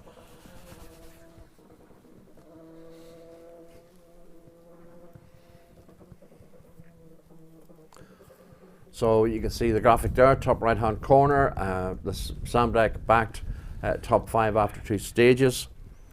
Callum Devine very narrowly to 0.3 second over Desi Henry, Marianne Evans and Sam Moffat.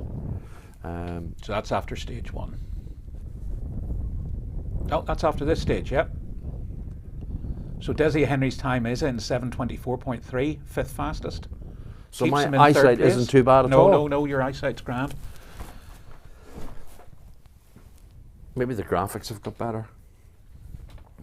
Maybe the guy doing the graphics has got better. Well, that could well be the case.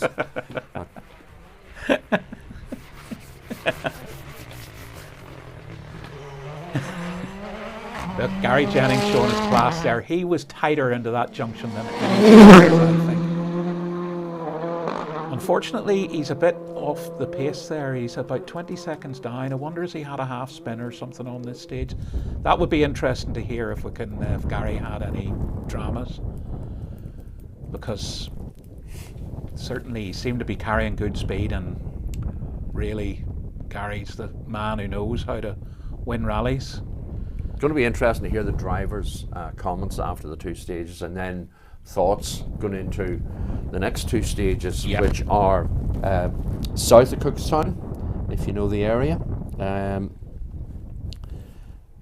The Hollow is 8 miles just east of Cookstown, and then the other is slightly southwest, as Declan Boyle and Patrick Walsh. Another driver taking a good cut. Interesting. So Declan there probably about 12 or 13 seconds off the leaders. 10th quickest on the opening stage. Yep, Cahan McCourt, as predicted, dropped another 1.5 minutes. So he's dropped about 3 minutes over these 2 stages. He's 3 minutes and 7 seconds behind the leaders. If he gets his drive shaft fixed in service, which I've absolutely no reason why he can't, that's the whole thing with R5s, is that these parts literally bolt on, bolt off. You talk to the engineers about it, and they are a joy to work on these cars. Certain things are a joy. So 3 minutes for somebody like Cahan. Can he end up in the top 10 by the end of the rally? Can't see it. Can't see it either. Not with 3 minutes. It's too tight, isn't it? Yeah, I genuinely don't see him making that time up. What he can do is go and stick in a couple of fastest times and prove that he's not gone away, and aim to maybe get some development stuff done for the next event he contests. Yep.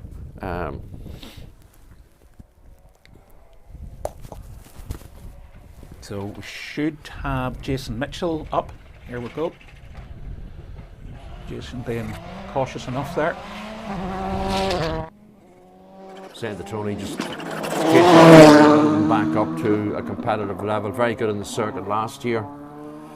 Well, he ended up with his dream result, didn't he? I mean, even he couldn't believe it. Yeah. So a few more times in. Declan Boyle and Patrick Walsh, 7:34.1. Johnny Greer and Al Burns, 7:23.9. Puts them in 6th. Declan Boyle, Patrick Walsh, 7th. Robert Barber and Gordy Noble, 8th at the moment. But 30 seconds, Michael, covering the top 9 or 10. You know, that's tight enough after 2 stages and a lot. Particularly when the terrain's going to change so dramatically. And that looks a man going hard.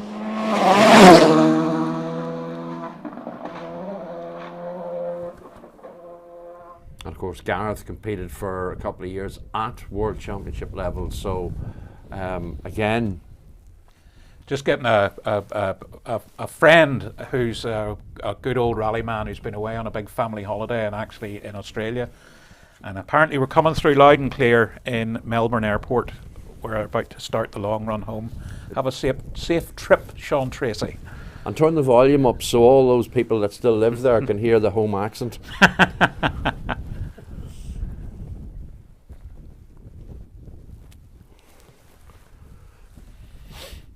He'll hardly be home in time for the last stage, will he? I wouldn't have thought so. Yeah, we have a gathering on a Sunday evening called the Sunday Club. I don't even think he'd be making the Sunday Club. If he does, fair play to him. So Joe McGonigal's due in the shot very, very soon. Joe in his very distinctive Fiesta.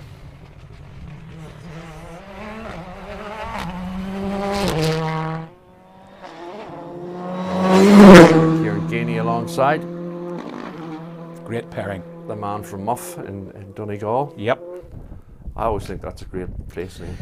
Well, I didn't want to start any controversy earlier when I said, you know, if you ever come to Donegal, you've got to go to Muff. And you do, trust me. I think actually... the restaurant's supposed to be very good Joe, as well. That's exactly what I was going to say. He spent a couple of years out of rallying there while they developed the restaurant. and I have never been, but I hear it's very, very good.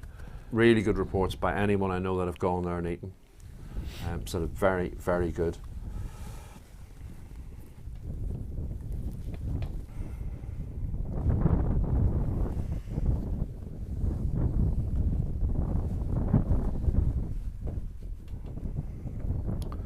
So 11.9 seconds covers the top 5, and 36 seconds covers the top 10. So not a lot in it just yet. This should be Frank Ray. Frank was on the reserve list, rightly reseated to where he is, running a 1:27 on the car. Kevin Eves showing they have a 10-second penalty for being 1 minute late at time control 2, so it'll be worth keeping an eye on that. So where's time control 2? I just was. That's what I was. So we'll just keep an eye on that, because sometimes the vagaries of time and can then be rectified with competitor delays and officers.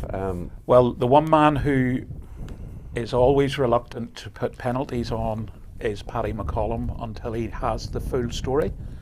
And Paddy is a genius when it comes to results. He's the man behind the Rally Score system, rallyscore.net. TC2. Okay. Intrigued. So should have Alan Carmichael. No, Niall Henry. Where's Niall Henry?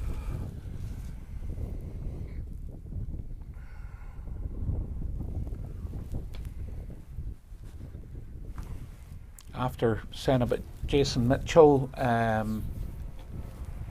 Jason Mitchell seems to have gone blue, and it is Alan Carmichael coming into shot. The hardcore Hyundai.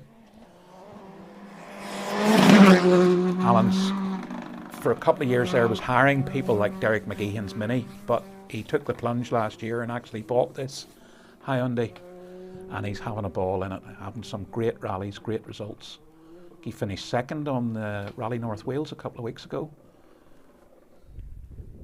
Yeah, very consistent and steady, and has improved with the more seat time he's had.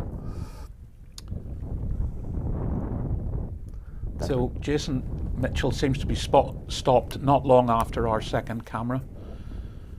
That's a shame for Jason. I hope everything's all right. He was certainly going all right when he came past us.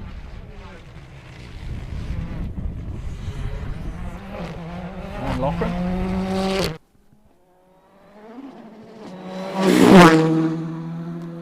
Just over 20 seconds down in the leaders. That's pretty impressive in my book.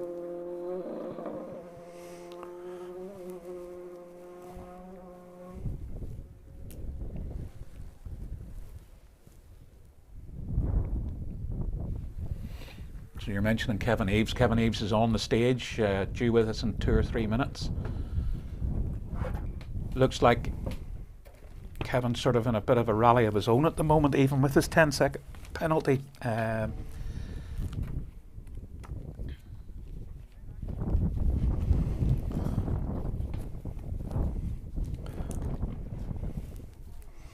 Kevin from Something that's just caught my eye. Did we see Jason Black on the first stage? No. I didn't think we did. No. Did we?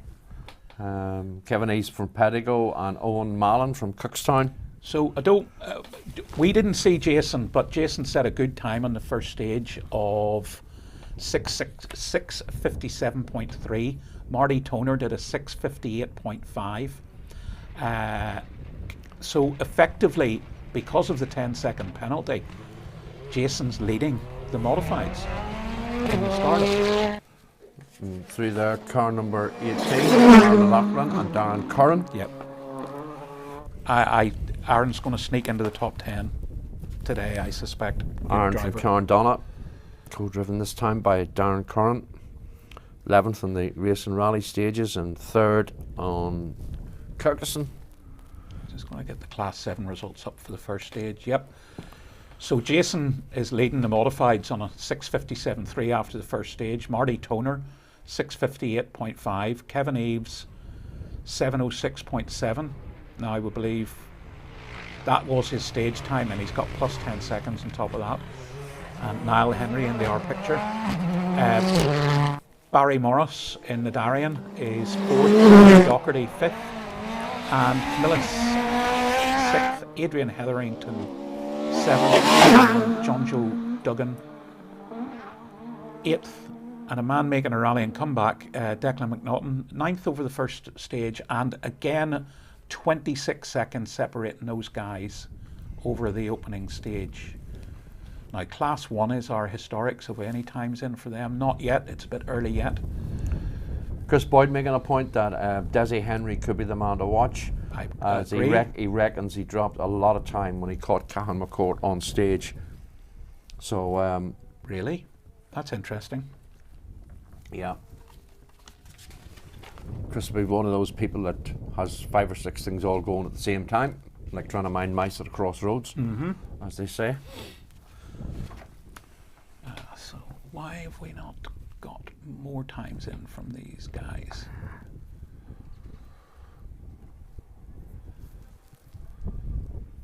So, coming up to our camera point now is Wayne Sisson. Yep.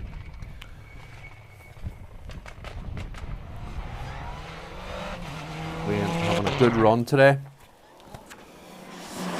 From Carnforth, Lancashire, and Peredur Davies from Philwell in Wales. Out earlier this year at Race Retro, but is entered for the Isle of Man in a couple of weeks' time. So Sav, I'm just having a look back into stage 1 here, and just I thought, is there the time still coming? And the historics are now in, but the first one that unfortunately on blue is Frank Kelly, about halfway through stage 1. Frank Kelly's showing blue. Stage is still running, so mechanical failure maybe for Frank. William Crichton and Liam Regan. William and Liam WRC at the moment, and a very close finish at the last round in Sweden. We're out in West Cork and here at the circuit with a little bit of getting a bit of extra seat time. That's a pity about Frank Kelly, because he would have wanted to go well, being that half an hour from home. Awful shit. Well, it's, I mean, maybe they can get something sorted. Maybe, I don't know the circumstances, but we probably won't be able to find out because he's stuck in the middle of the stage.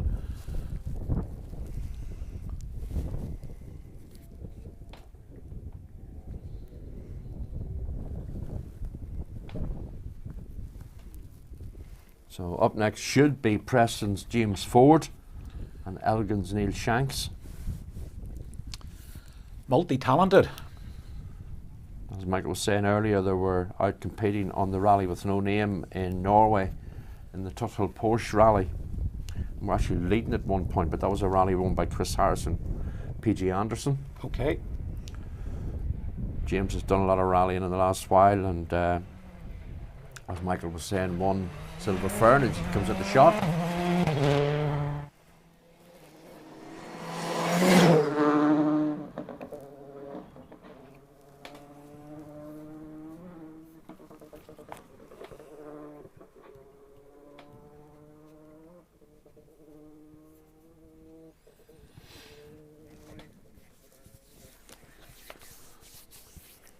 So we ran through the modified after stage 1 a couple of minutes ago. There it is on screen, everybody can see. One thing to bear in mind is that, as Zav has picked up already, that apparently Kevin Eves has a 10-second penalty that isn't being shown yet. So hasn't been, it's there, but it's not been applied.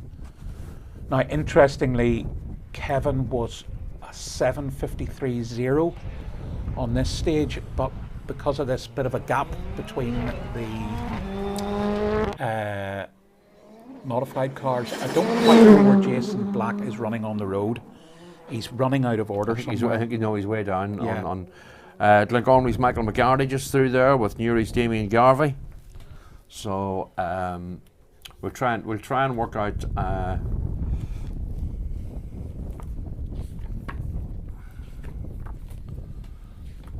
think from memory that. So we also know that Niall Henry was running out of order in that stage, and I suspect he stopped and changed a puncture. He dropped 4 minutes on the stage, which would be indicative of a problem. Maybe it was mechanical, but that would be my gut feeling. So is this PJ McDermott?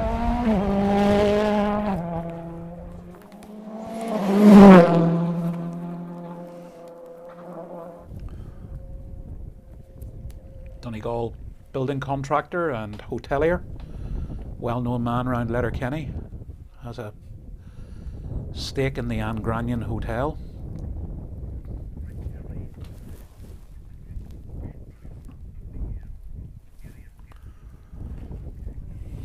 So we've had confirmation about Frank Kelly. He's off the road, but everything's okay.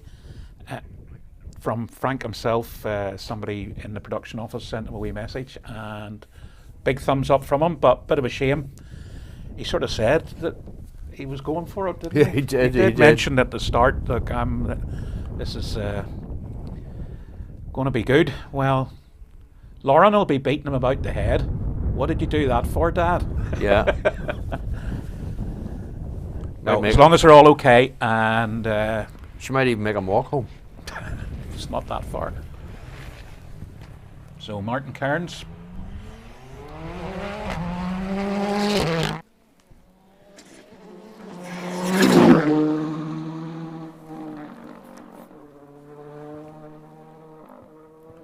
Next up now should be in half a minute or so, Camillus Bradley.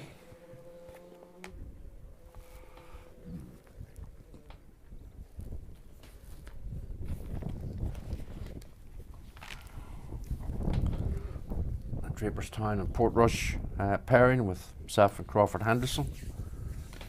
Couple of historic times in from the first stage, guys. Tommy O'Connell and Emmett Sherry. 7:26.4. Here we go again. There's nothing in this. Duncan Williams and Guy Weaver. 7:27.7. Wayne Evans and Cyan Jones. 7:42.3. So 1.3 seconds separating Tommy O'Connell and Duncan Williams. That's what you want. Yep. Great stuff. Great stuff. Here we go. Camillus. Neat and tidy.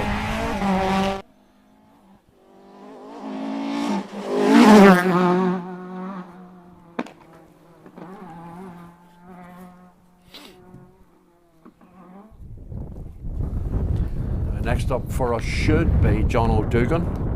John O was really spectacular. Kieran Marin. Yeah, our camera position on stage one. John O did the Midland Moto stages and finished 14th in class 14. So, just for our own information, John O should be up next, then Eddie Doherty, and then Jason Black. Jason, obviously. So here's John O, looking pretty spectacular again. Nice line.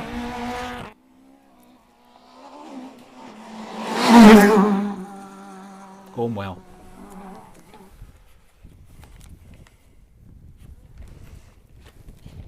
So a whole batch of modified guys coming, all of them really good, all of them really quick. Good battle already developing in the modified part of the rally. Last time we saw Eddie Murphy, Michael, was in West Cork, where he was 16th overall, 5th in class 14, and of course was 20th overall in Galway at the start of the year. Tom Murphy alongside him today. What about Eddie Doherty? That's Eddie. Not Murphy? Murphy. Aye. Murphy's the co-driver. That's okay. I'll just get my bags, will I? Because there is Ed Murphy. Yeah, no, I know there is. I know there is. I'll just get my coat. It's all right. You're doing well. The thing about it is the way things are going today. If you hadn't picked me up on it, Chris Boyd certainly would have.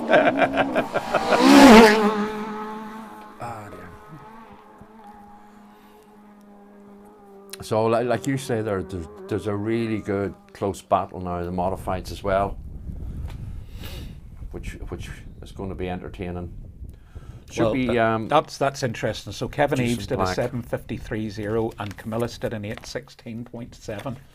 Now we if you remember back to West Cork, Kevin went into Super Rally and he came back out and he just blitzed everybody. I mean, he just... And I remember listening to the Irish Rally podcast afterwards, and I had the 3 modified. So here's Jason Black, current modified leader. Going very nicely. So we'll wait with bated breath. Yeah, Gary Kernan and all those guys on the Irish Rally podcast, and they were like, yeah, Kevin comes out with nothing to prove and just basically made agents of it all. Yeah, he's fair play to him. Jason Black, Carl Egan through there. 18th on the Eurocables rally at Kirkuson earlier in the year, 62nd overall in West Cork. So next up, we should have Colin O'Rourke, I hope, and Callum Maguire. And they're slightly more these days, slightly unusual Skoda Fabia.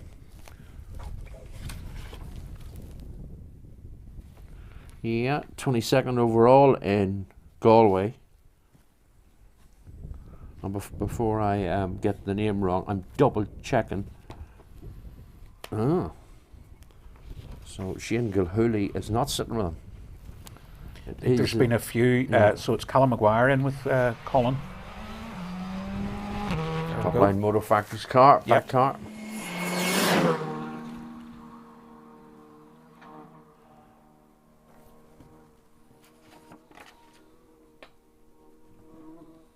And coming up next should be John Devlin and John McCarthy. John, who has was Northern Ireland two-wheel drive champion in 2019.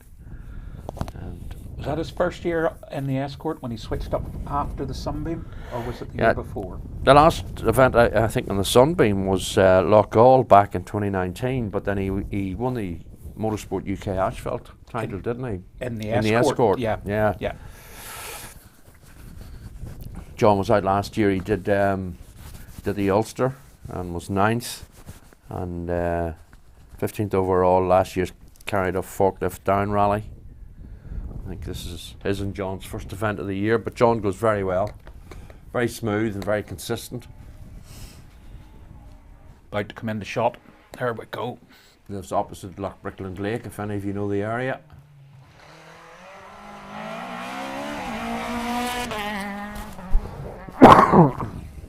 Short shift in the Escort.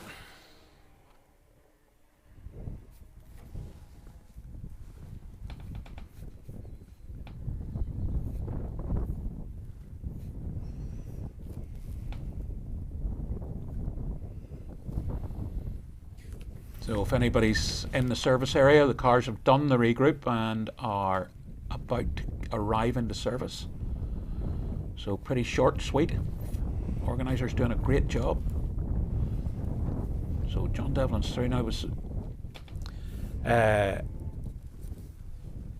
JF Shovlin, Emmett Brosnan are due up, but there seems to be we might have a wee bit of a gap before they come. Just going to scroll out and see. Oh.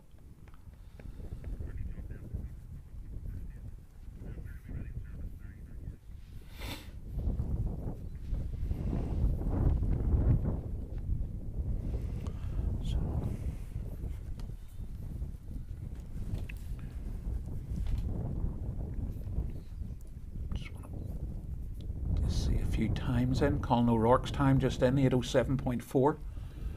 22nd fastest on the stage. Michael McGarrity, 8:02.3.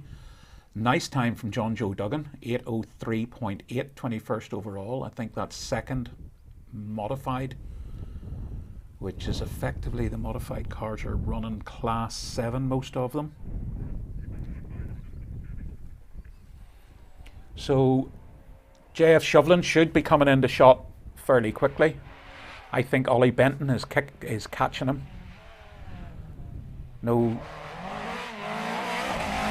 So we're going to watch JF through. I think that was Ollie Benton and Kyle Diffin. Was it? No, that was JF Shovelin. Ollie Benton's blue Mark II, and he's due into shot fairly quickly. Ollie obviously doing the Tarmac Championship in the modified section.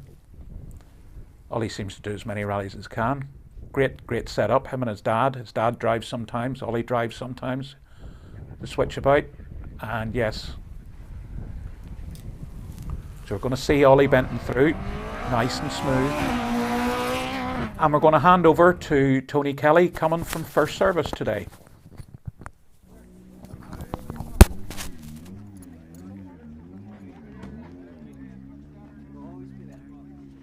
We're here in service and we have the rally leader. Are you very, very happy with that morning, Callum? Yeah, we're happy enough now, to be honest, Tony. We had a good start this morning. We were happy with that now.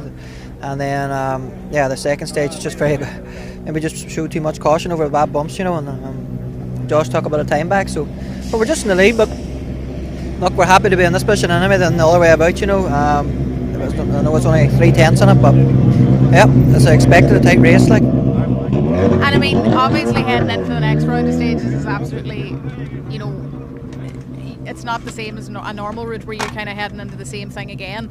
You've got to actually get ready for the next loop, which is totally different. Yeah, exactly. Two completely different stages too. Like them two ones were very fast and very, very choppy, but these ones are kind of, yeah, more busy, a bit more work on them and stuff. So it's a completely different rally again. So we'll see now. We have to just reset and go again. How do you find those stages? Like, do you prefer the kind of the tight stuff, technical work, or do you prefer the fast flowy? I do like the technical stuff, to be honest. But yeah, seems the fast stuff's going okay too. So yeah, you kind of need to be good at all of them anyway. Boys like Josh Moffat biting at your tails the whole time. So yeah, look, we're looking forward to these next two stages, and yeah, keep out of trouble and try and keep a good pace and see where we're at, you know.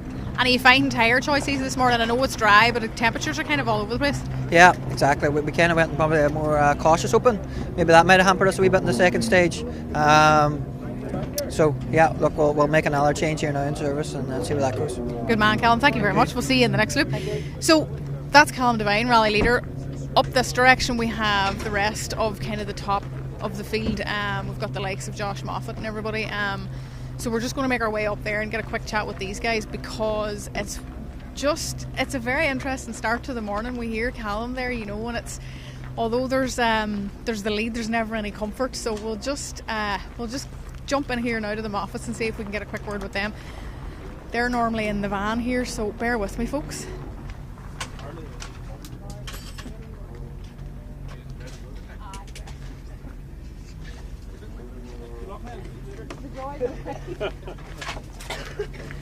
Josh, are you happy enough with that morning? Very busy. Yeah, busy stages there. Yeah, in general, I suppose we have to be happy. We're not far off Callum there, so yeah, it's been good. I mean, a very tricky opener. Sorry, what's that? A very tricky opener. Like there was no. Yeah, it was like, I think the pace from everybody there has been very fast, and everybody's on it. Obviously, everybody wants to try and win the rally, so yeah, it's good. There was no kind of room for bedding in today. Like you have to be on it from word go here today, because we've only got one day. There's no picking it back tomorrow or anything. Yeah, there's only 8 stages, but long enough stages too. But yeah, look, there's no time for hanging about there. You have to be on it from the word go. Are we happy with the tyres and everything there? Yeah, I think our tyres and everything was good there. Probably just do more of the same now and see how we go. And we were chatting to Callum about the fact that you're kind of heading into a completely different loop now as well. So you just have to get your head completely out of those last stages into these next ones. Yeah, I suppose it's going to be the same for everybody, and yeah, it should be fine. Good man, Josh. Thank you very much. We'll see if we can get a quick word now with Sam. We're always torturing you during this valuable time to eat, Sam. But valuable time to eat. But nutrition is key, to say. You know, it's where you get the energy. But look, how did your morning go so far? Yeah, I think it went really well. Actually, we're quite happy. Not sure about the last stage where we lost time, but I was very happy with my driving and make a few changes here. I think we were, a few wee setup changes still to learn, and no, overall very happy.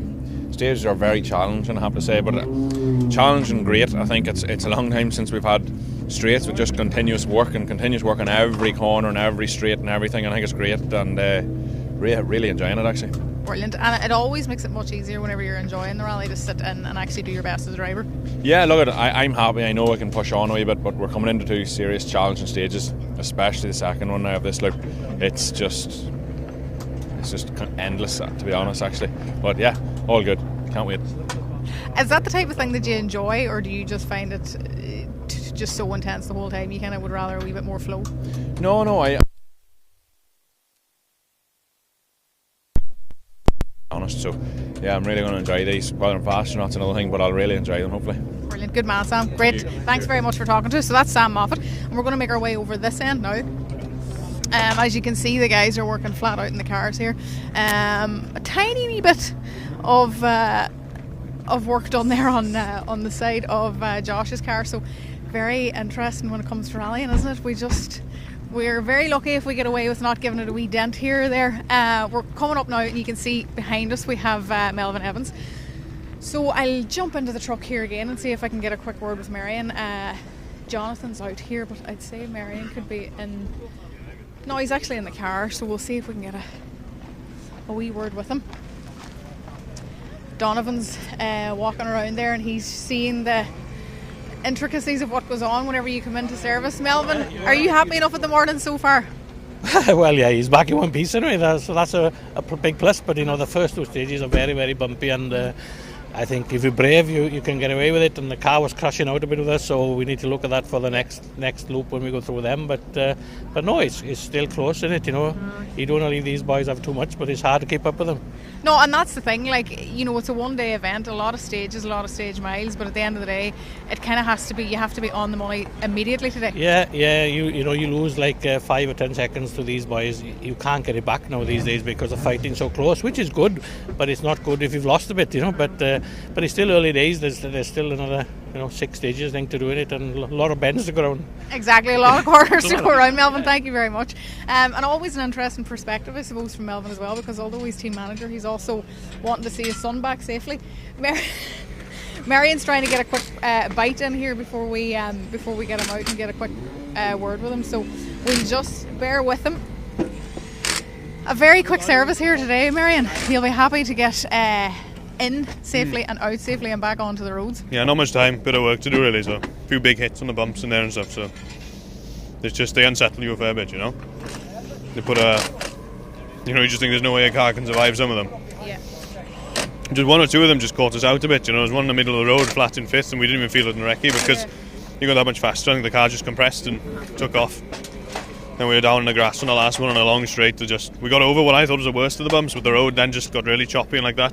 Yeah. And it just took off, and we were down a ditch. And glad to get to the end of that one. As you say, it is kind of unsettling. But do you find now, okay, it's unsettling, but you're out the other end. Do you find now that it's much easier to kind of head in, knowing that you've so much more time to pull back? That you can pull it back. As in you were cautious the last run. Yeah, but I think maybe it's probably spooked a couple of others as well, but. Yeah, to be honest, I didn't feel like I drove that well this morning, but we're not too bad still. It's only 10 seconds off the lead, which it's a lot on a one day maybe, but we're still sort of thereabouts. So whereas last year I didn't feel so good, we were a lot further behind. So maybe that's a good thing. Exactly, and I think it's one of those things where when you can pull things back, that's when you're flying really. Yeah, and these two stages. Well, I think I said this morning these two stages are a bit more driving in them in terms. The first two are very much just about being brave and committing on the jumps and the bumps. So maybe we were a bit safe on that, but the next two, the fourth one is very tricky, but there's a lot of driving in it. So yeah, we're cut out for you. Yeah, as always. Marion, thanks a million. We'll catch you around the next loop. We'll let the guys get hard at work here, and we're just going to cut out this end again and get up into DGM Motorsport. We have Johnny Greer in here and co-driven by Niall Burns. I don't see the two guys about, but I'm sure they're not too far away. Dad Davey is there. Are they about anywhere?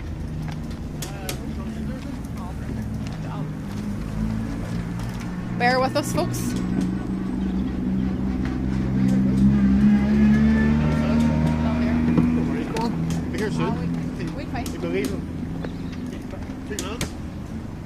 So there you have it. They're heading out in 2 minutes again. So we'll just keep moving. We'll try actually and get a quick word with Niall Burns. Niall's under pressure here. Niall, we can't find Johnny, and you're looking under pressure. I'm sure there's a story to tell. Not really, no. Just a bit of miscommunication between us and the organisers about the service out control. The two controls very close together, so we're just trying to see if they can move it to avoid congestion. But control is what it is. We can't say much, so just have to get on with it. So. How's your morning going? So far so good. It was great. Like, you were coming over, put me on the spot. Always. Was it enjoyable even? It was enjoyable, yeah. Look, very bumpy stages, a lot more though than we thought on the recce. But look, a few setup changes now, 2 different stages now to go out to, so hopefully we can start making some time back. Brilliant, good man. Thank you very much, Niall. We appreciate that. As we were told, we're putting a few people on the spot, so we'll still get plenty of information though, which is the main thing, but they're happy enough with their morning so far, so that's a good sign. And as we were kind of saying to Marion there, you know, whatever about the stages being tricky, I think it's always a kind of a nice feeling to know, okay, you'd rather be fast immediately when you kind of start the morning, but it's also very encouraging, I feel, whenever you know that there's more out of you. You're not where you want to be just yet, but you still have potential to kind of keep moving, so that's the main thing a lot of the time. But we're going to keep moving here. Gareth McHale should be near. We have Brendan Comiskey and Jean Megan standing over chatting there.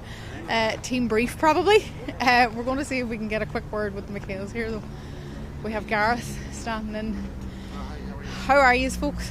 How are you? You're happy to be back in the on the stages anyway? Oh yeah, no, glad to be back. The lads did a great job. It was a quick turnaround after West Cork. You know, it was only a couple 3 weeks between these two. So yeah, no, happy out. Stages are very, very bumpy. Like, they're very, very bumpy. So we'll make a couple of adjustments here and we should be all right. I think they're a wee bit bumpier by the sounds of people than people thought. Yeah, definitely, 100%. You know, they're car breakers really, you know, because they're such high speed bumps, Tony, and you know yourself, you just get out of line there, it's game over. So we're cautious enough now in the first two because we just want to get a bit more mileage in it there and get ready for Killarney. Yeah, exactly. And I mean, you know, the championship always has to be in the back of your mind. Yeah, what to call it, we said we'd do the championship this year, but it's sort of a couple of rallies, you know, we've been out of it for so long, so we're aiming to just go and do like Killarney and Donegal and Cork, and that's where we're looking forward to it. And do you find that hard now, Gareth? Like, after being away for a couple of years, do you find it hard to kind of, the competitive streak is always going to be there? Oh, definitely, yeah. Listen, we wouldn't be doing it if we weren't competitive. But it is, yeah. Obviously, it's a different sort of ball game with the cars compared to the WRC cars and stuff like that. But we've a few rallies under our belt now, so we're getting well used to it, and we're enjoying it back. And are you looking forward to these next two? Very technical? Yeah, I'm looking forward to these next two. The more sort of driving stages now, these next two, especially the fourth stage there, it's a good driving stage, so I'm looking forward to that one. Brilliant. Good man, Gareth. Thank you very much. We know that time is very valuable here in these shorter services, so we are trying to let guys just keep moving if we can. Marion is behind us and he's on the way to service out, so we'll try and move out of his way and keep him moving. And there you see Josh Moffat behind him. Let's see if we can get a quick word with Gary Jennings here now.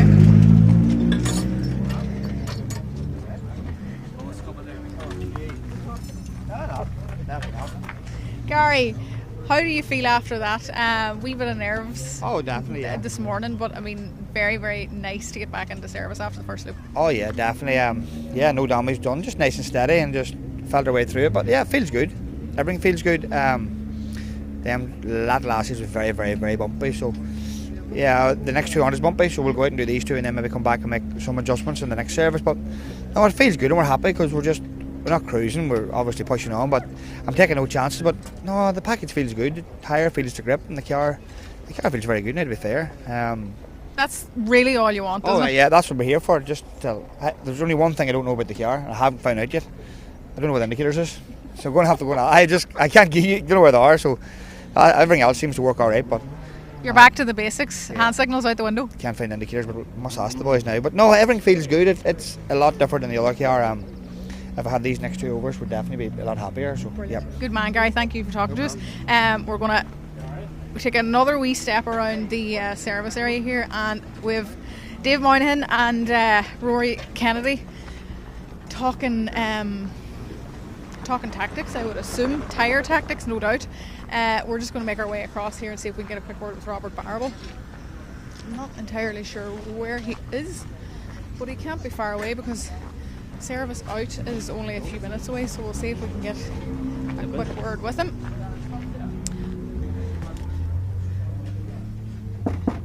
Do you mind having a chat?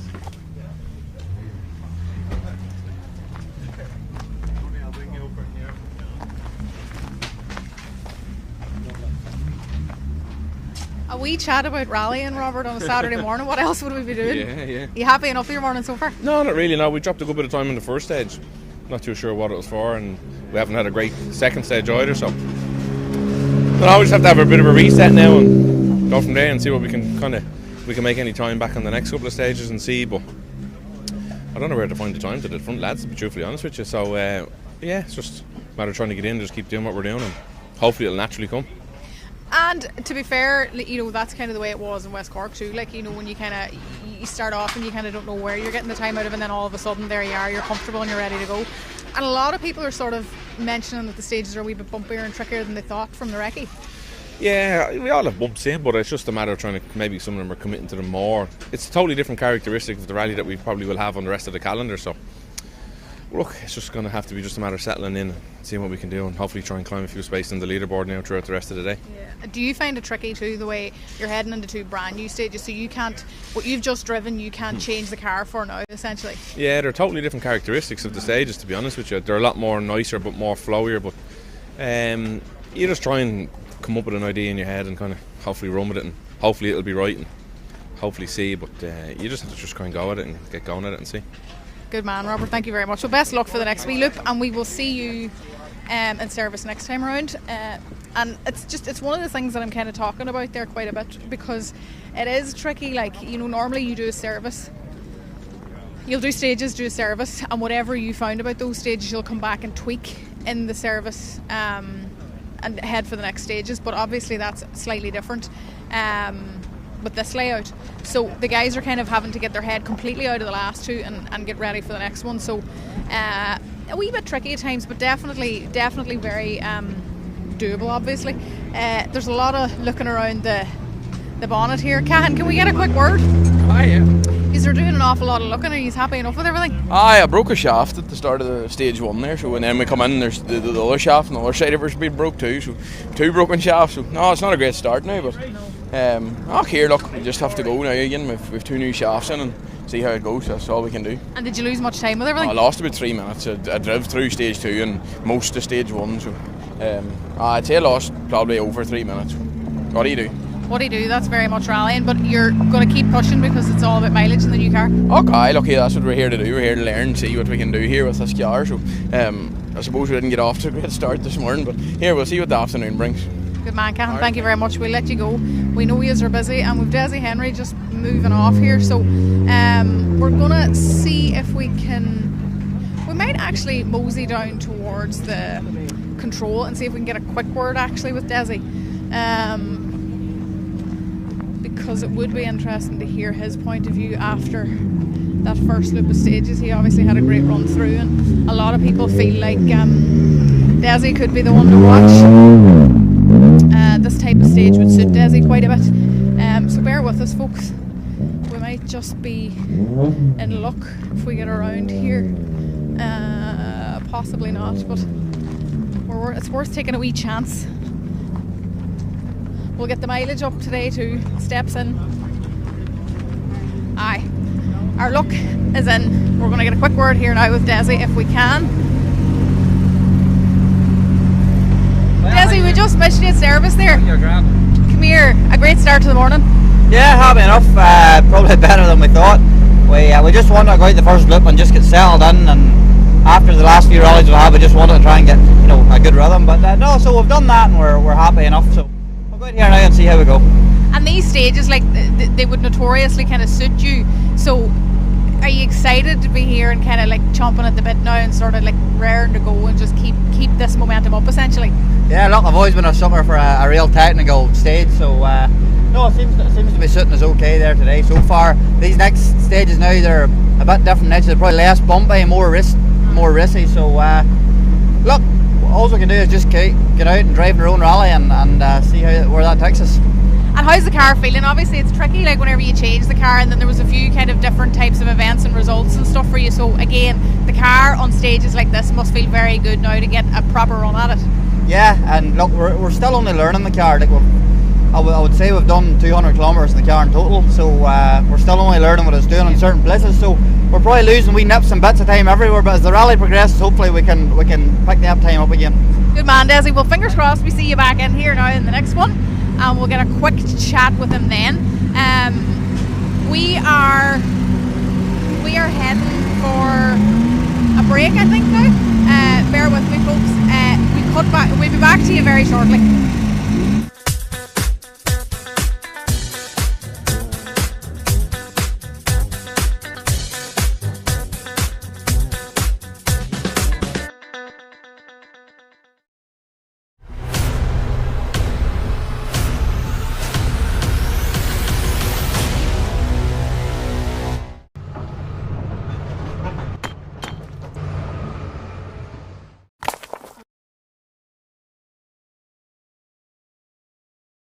Go. Flat out up round, easy right 150. Push on up.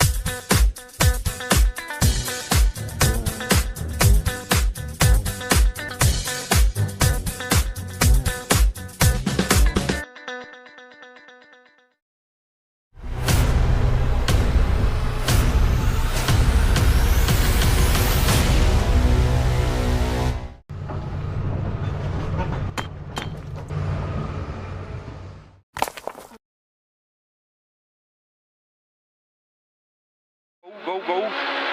Flat out up round, easy right 150. Push on up.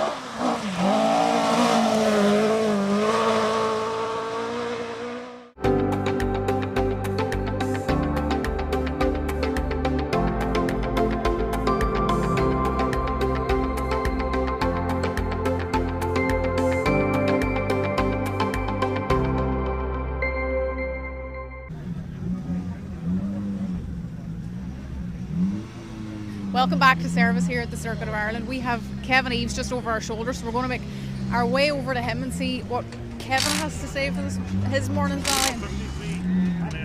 He's standing up, getting a quick look at everything. Kevin, can we have a quick word with you? How's your morning going? We heard a time penalty. Aye, well, I think we might get that scratched. Well, I don't know. We'll see how it goes. Usual story here. We've through this Owen sitting us with the Darcy's charity thing today, so it's we did actually ask the timekeeper, but sure, we'll see what happens. No, I think we might get away with that, but with a wee bit of bother there, but I think we're sorted now, so I think we're still on track. So I think we'd be happy enough. Hey, we were kind of with like a fueling problem there in that last stage. We would have dropped a wee bit of time, so if we get the penalty scratched, we're only 10 or 13 off black, so I think we'll get in the groove. Owen's actually doing a good job, to be truthful.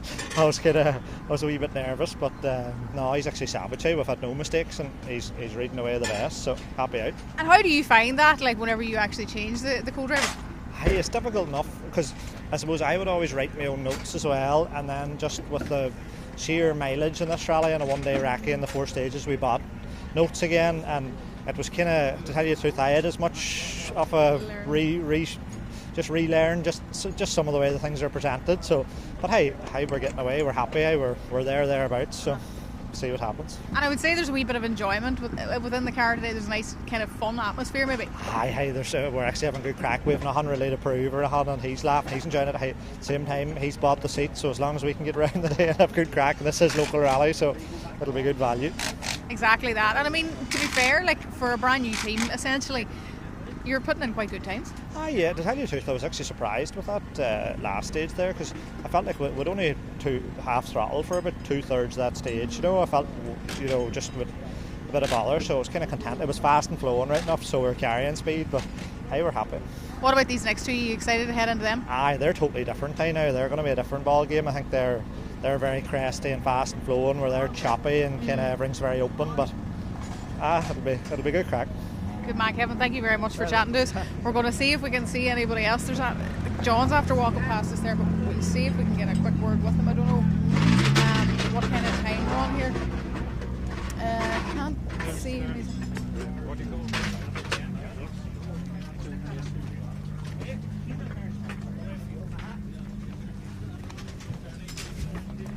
We're going to head up this way.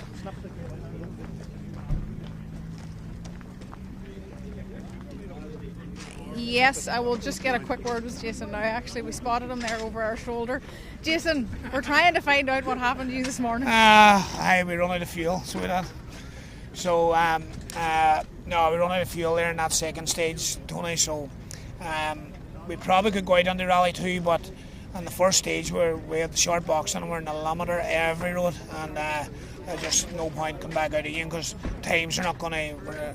The stages are far faster than anticipated, and I sort of knew it yesterday at the recce, and I blamed the short box last weekend down in the short box down in Kerry, but I thought I'd been alright for this rally. But hey, when I went on the first stage, I felt like I took dinner on the limiter, or I had time to take dinner, on the limiter. That's how long I felt on the limiter. And when we run out of fuel there, the fuel gauge must be working right, because we went out by 47 litres. And then the next thing, we're starting on the second stage, it showed 5. And we tried to go through it, hoping that it was wrong that way. And but unfortunately, no, it was. She was clean out there, so she is. But I probably could have went out to rally too, but I know I'm hemorrhaging too much time in the short box. And I said, nah, I don't want to annoy myself my times. It's just not worth it, because whenever your head kind of is going that place, anything can happen at that point. Exactly, and what I did notice, and what I think it's killed me. Even when the car's not in the limiter, I feel like I'm going down on the 4th gear, and I'm killing her, because I think I have to go down on the 4th, whereas I don't. Do you know what I mean? So I haven't adapted to that. So no, long box will be on her from now on. I just have to work it. So good man, Jason. Come here. We appreciate you talking to us. It's never easy now to be standing in the service area when you should be in the car and heading to the next stage. So it's good of him to take the time. We're going to make our way up. I saw Eddie Doherty there, but he actually kind of just disappeared on me again. So I'm going to actually with John here now. Say they look like they're under a wee bit of time pressure here, folks, so I'm going to see if I can get a quick word here.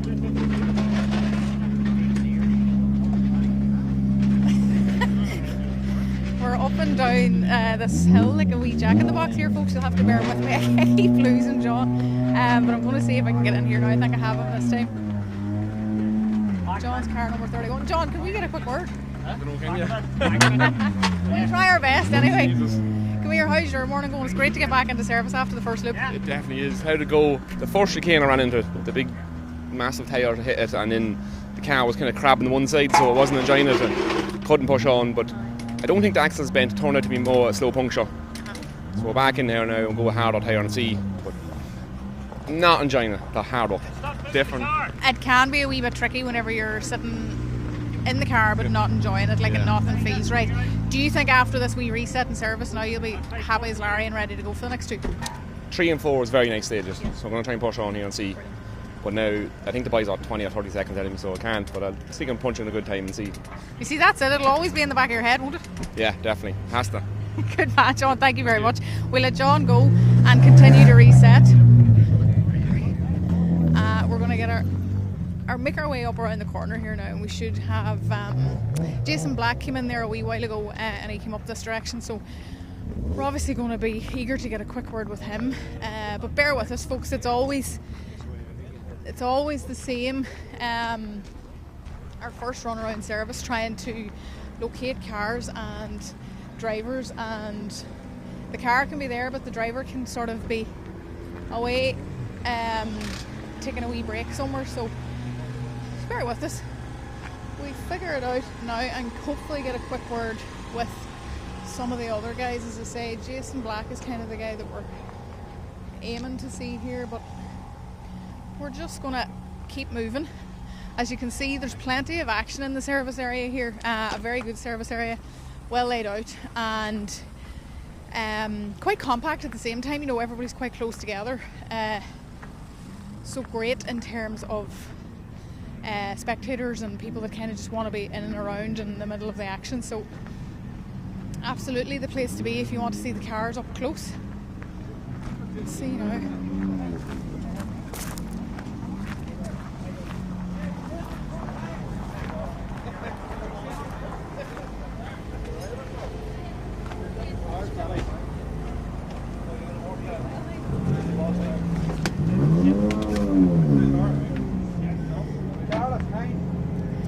Jason, you're on the Christmas Cups. Are you happy enough with your Easter morning? I am, yeah.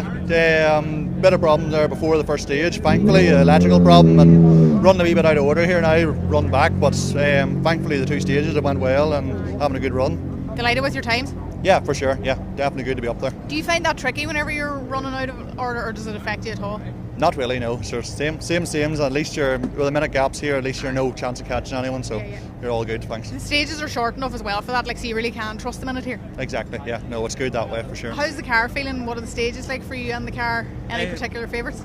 I don't know. I think these 2 we're going out to now will be the better of the 4 stages. A lot of bumps and hidden bumps on them 2 there. So it is very, very difficult, but good. All going well. And tyre-wise, are you finding it easy, or with the temperatures, are you finding it tricky to kind of make the choice? No, fairly good. Only for the dustiness and some of the quarries and stuff on them stages, it's making it slippy. But as for the weather, like, you couldn't beat that. Brilliant. We're going to let you go, Jason. We're going to let you keep going and getting through your service and getting reset. As we were talking about there, the services are quite short on this event. There's a good few services, but the time for service isn't there, so there's no kind of messing around. We're going to go back in actually and get a quick word with Jason's brother Gareth, and we'll just see how his morning's going. Jason's car number 39 on the road, and they're just sort of taking a wee second to get the car set up for the service here, so we'll just get in as quick as we can, but we don't want to get in anybody's way, so you'll have to bear with us if you can.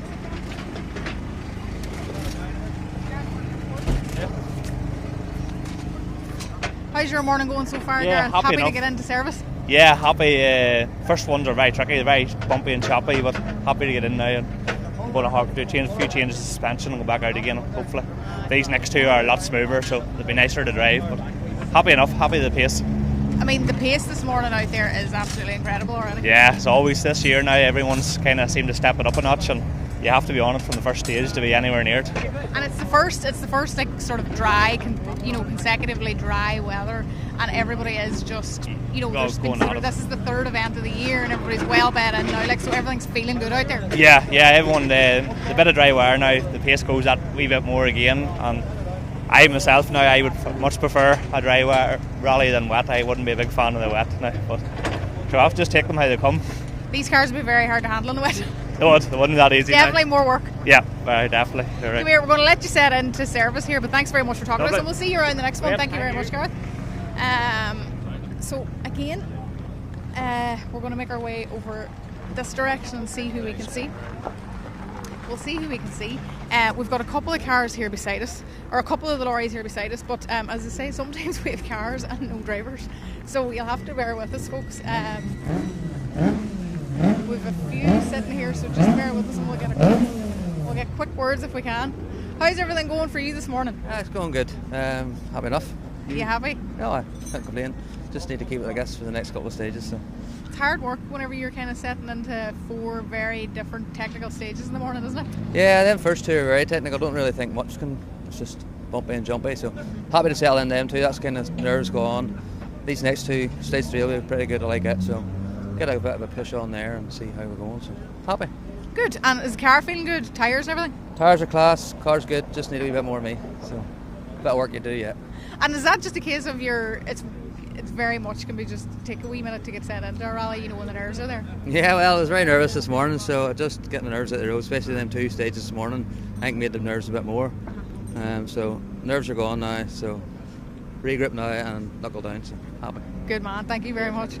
That's the way to do it at times, isn't it? You just have to know that the nerves are going to be there and kind of settle yourself into it, and then away you go. And it's just, look, it's the Circuit of Ireland at the end of the day. This is a major one for people, and everybody wants to do well at this rally, and then the fact that the stages are so tricky and nobody's seen them in so many years, everybody's just kind of that wee bit more on edge, which is very exciting, but hard work for the drivers and co-drivers. Camillus, how's your morning going so far? Going okay, but a good enough first stage. Second stage there, bloody throttle is messed about and we can't do anything with it. We can't really find anything wrong with it now. We've done a part of the stage where the throttle just stuck on and maybe at 3,000 or 4,000 revs, and then the throttle wouldn't go down, but then at the finish I just took an ignition and I pushed really hard and went down and then it stuck full open. So that was leaving me, and then it was working okay, but I was still scared and it's going to be the same now, but I just said we'll go out now. If it sticks anywhere I'll just stop, I'll quit. But no, other than that, if the throttle would keep going now, I'm hoping, I nearly know what it is inside the mechanism is a wee spring and I would think it's broken, but as long as it's gone out of the way it'll not cause any more trouble. But other than that, enjoying the first stage, really good. Looking forward to doing more.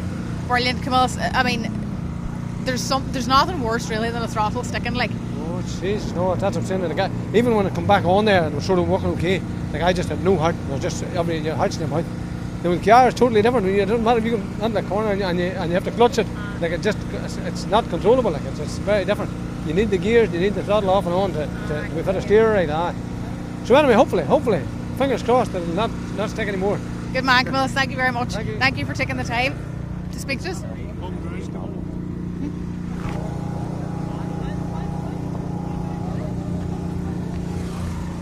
And obviously, we've got the experience of Crawford Henderson here beside us. Crawford. The old age pensioner. Not a bit. I was torturing you this morning. I was interrupting every conversation you were in.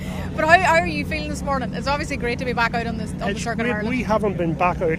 We haven't been out since the Ulster Rally, and you just become so rusty. It's unbelievable. And Marty Toner and these guys are just, Jason Black, are just out. Not every weekend, but they're match fit, and credit to them. Yeah. But we'll catch up at the end of the day, hopefully. And what's it like from your point of view, sitting on the other side whenever the throttle's stuck? I mean, obviously for the driver it's stand clear, but I would imagine that it's fairly scary for you too. For him, it's fear. For me, it's disappointment. Yeah. It's never happened before, and just so disappointing because he just was so looking forward to this, and that it's just one of those things that happens, and it happens to everybody, and there's nothing you can do. Any of these stages in particular you're enjoying, Crawford, or looking forward to? Yes, the one in Pomeroy. I think it's called Shamrocky or something. I'm not sure. With that. Shanamahary or something. Shanamahary. I like it. Yes. I like it. There's a lovely section in the middle of it, and it's fantastic. Brilliant. So I'm looking forward to it now. Brilliant. Good man, Crawford. Thank you very much for talking to us. Guys, there you have it.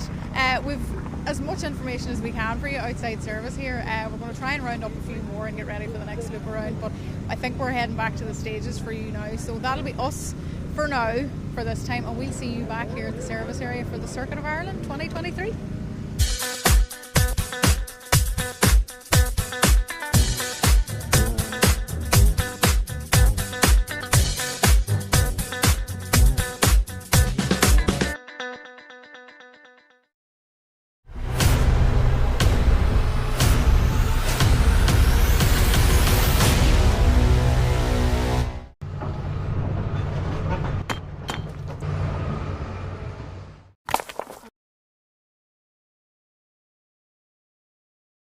Go, go. Flat out up round the easy right 150. Push on up.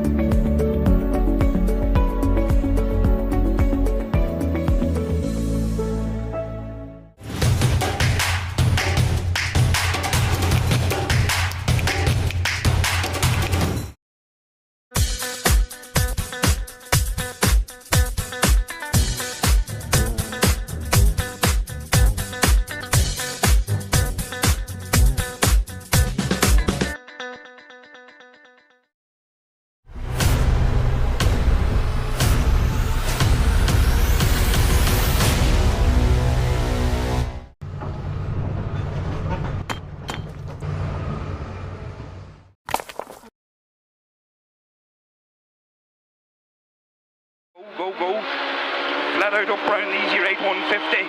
Push on up.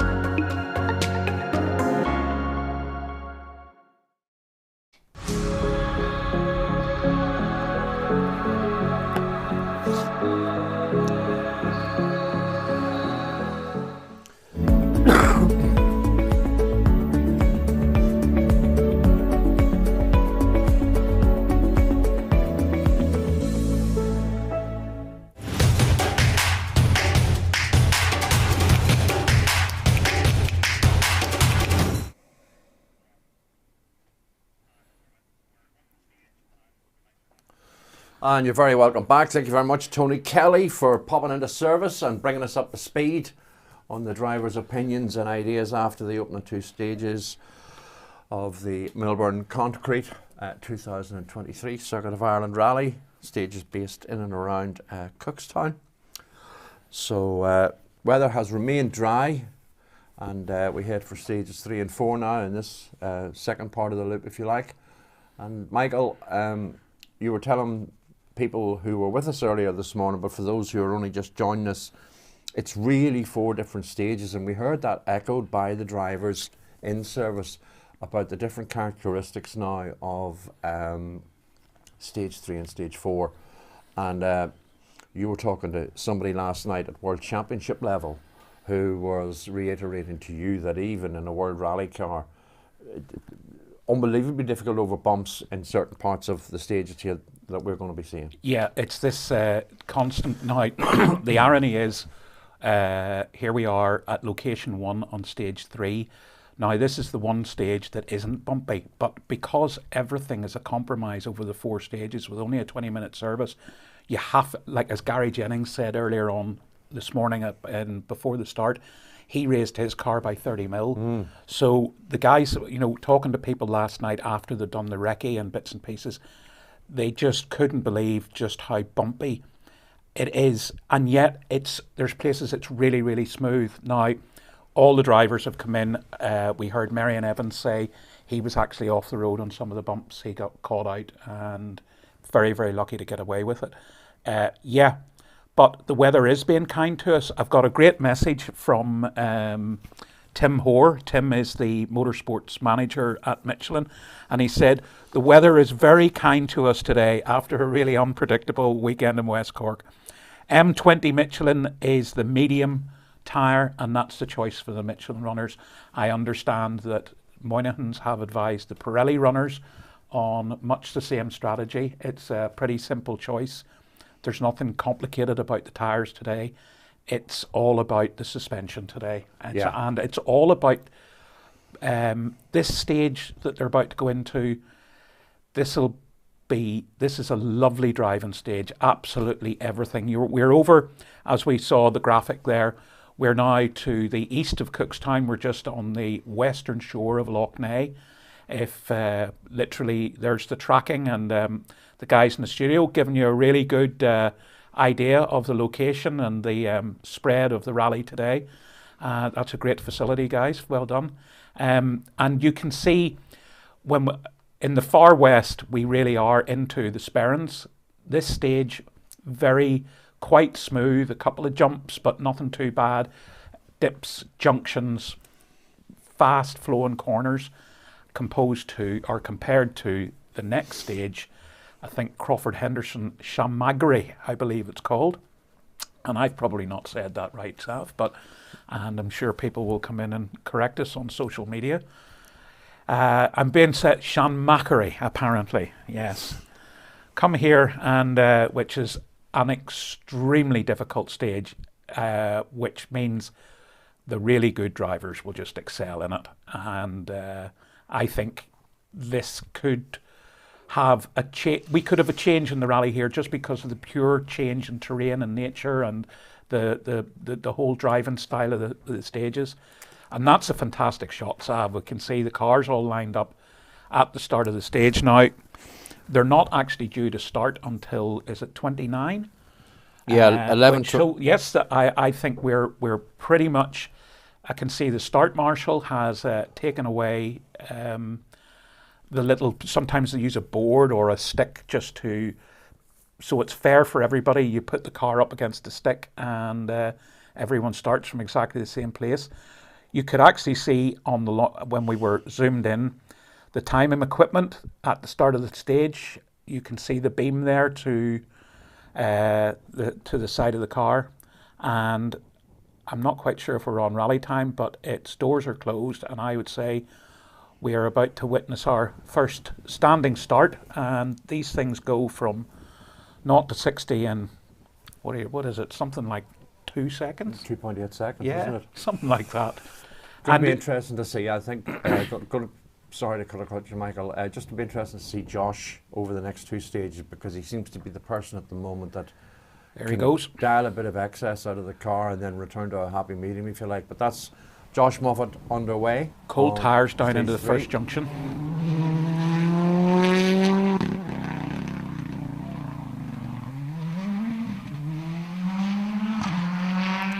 So again, if you weren't with us earlier, 1 minute intervals on the event today. Josh away in there. First in Circuit of Kerry last weekend, of course won West Cork and was third on the Midland Moto stages. You can just see Marion Evans and Jonathan Jackson. Marion from Lampeter and Jonathan from Stratford. And third in West Cork, also did race retro, Marion, and also won the opening round this year in Galway. What we can't see, the days of the start marshal actually having a flag and flagging them away, well, it's all done by clock now. So the drivers see the clock, counts them down, and off they go.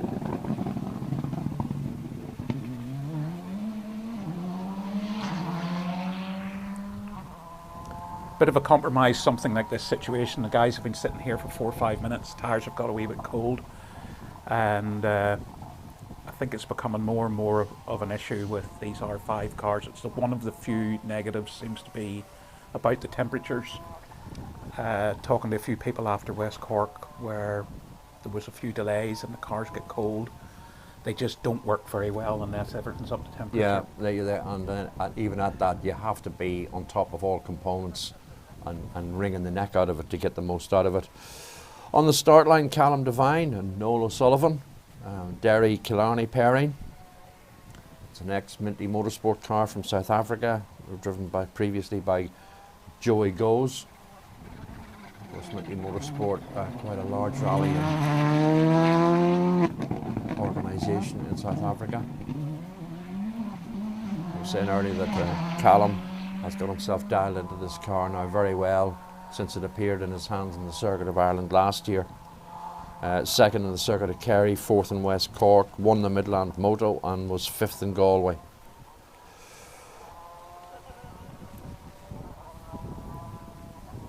On the line is Cardiff's Johnny Greer and Sligo's Niall Burns. New car to Johnny this year. Won the Killarney Historic last year, just pipping Craig Breen, who had, if I remember, serves me rightly, drive shaft issue and the Frank Maher Sierra. Of course, excitement levels were through the roof when Craig appeared with that.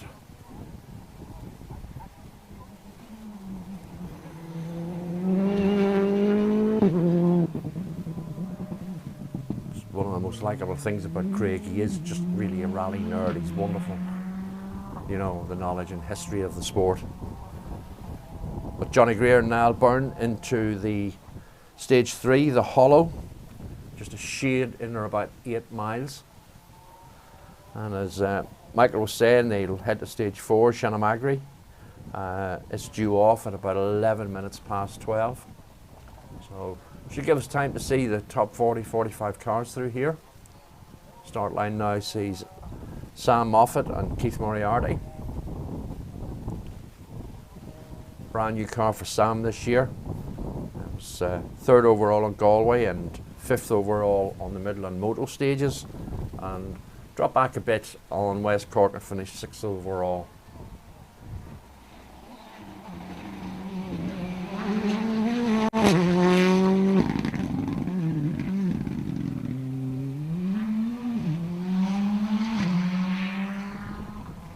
Here we can see the cars tracking their way through the stage. So you see from that, Josh Moffat is roughly 2/3 of the way through the stage now. Be interested to see Josh and Andy Hayes' times. And of course, rallyscore.net will give you almost instant times as they cross the finish line. So Cahan explain to Tony Cathan McCourt, who's on the start line, should explain myself better. 2 broken drive shafts he turned out. He broke one, and when they got to service, the other one had taken too much strain and it had broken as well. So fair play to his crew, they've got him fixed. Well, sorry, that's Desi Henry, but we know that Cathan was getting himself gathered together on the getting ready to go. Desi Henry, one of the few, or many if you like, that has moved from the Ford Fiesta Rally 2 to the Citroen. Seems to be the car of choice at the moment. You can see Cathan McCourt on the start line there. But the Kilray man, along with Paddy Robinson, will be hoping for a good result here. Michael was saying Cathan on the start line there with Liam Fermoy's Liam Moynihan. And Cathan had a great result in Killarney Historic last year, 3rd overall. Retired in Galway on the Sunday morning.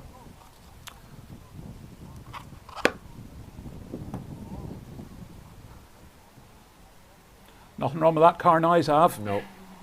Be interested to see his times now. Yes. This stage will suit him because I think he's done it before on when it was a stage on the Tyrone stages.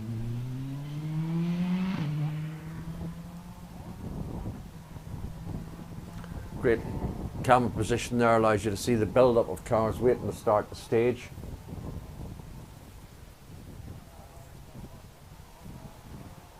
And that's the Citroen C3 of Dublin's Michael Barable and Oma's Gory Noble. Robert Barable, yep. I'll get my coat. You haven't pulled yet, son. Don't worry. No, I'm having a nightmare today. I've made 2 or 3 mistakes this morning. I mean, but look, the last time I made a mistake was way back in 1982, so I'm happy enough with that. I'm not even going to ask. We asked to get your coat that day as well. But good to see Robert put in a great result in West Cork, and certainly made people sit up and notice on the Sunday morning. And of course, his new sponsorship on this event from Dublin Airport Driving School. And there's the new Ford Fiesta R5 Mark II of Gary Jennings and Rory Kennedy. It's really interesting if you just see, I think it was Gareth McHale there,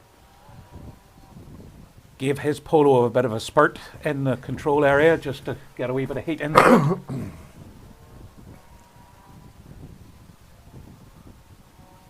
And you can see the heat haze from the engines. Good interview with Gareth. You know, we were saying amongst ourselves when we were off air about Gareth's pace having picked up over the last number of events. There's Gary Jennings and Rory Kennedy underway.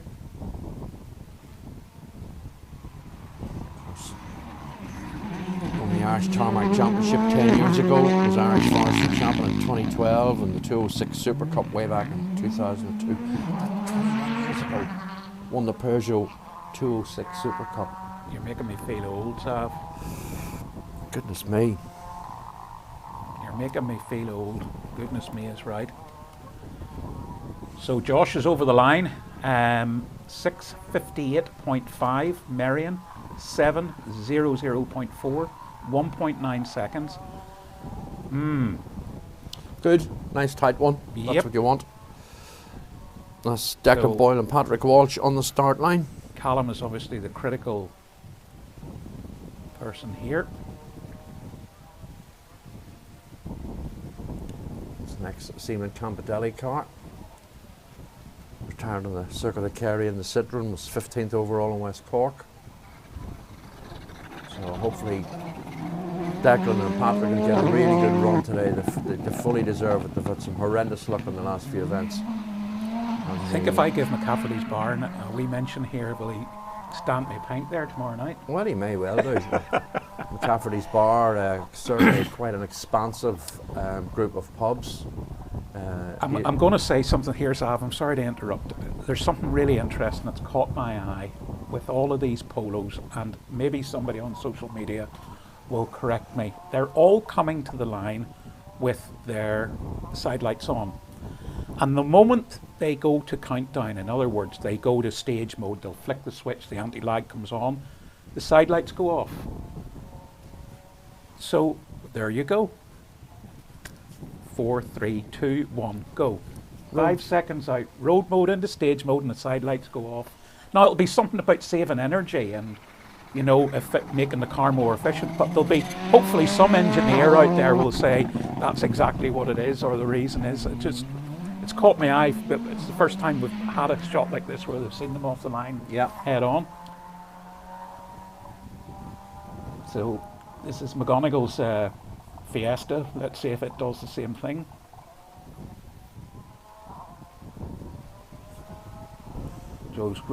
We talk about, there's the Lions of Limerick car, which is very, very distinctive. And I think Joe's car is equally as distinctive. Yeah. Donegal Perrin, Joseph from Muff and Kieran from Falcara. Okay, folks, race is on here. Callum Devine, 6:58.0.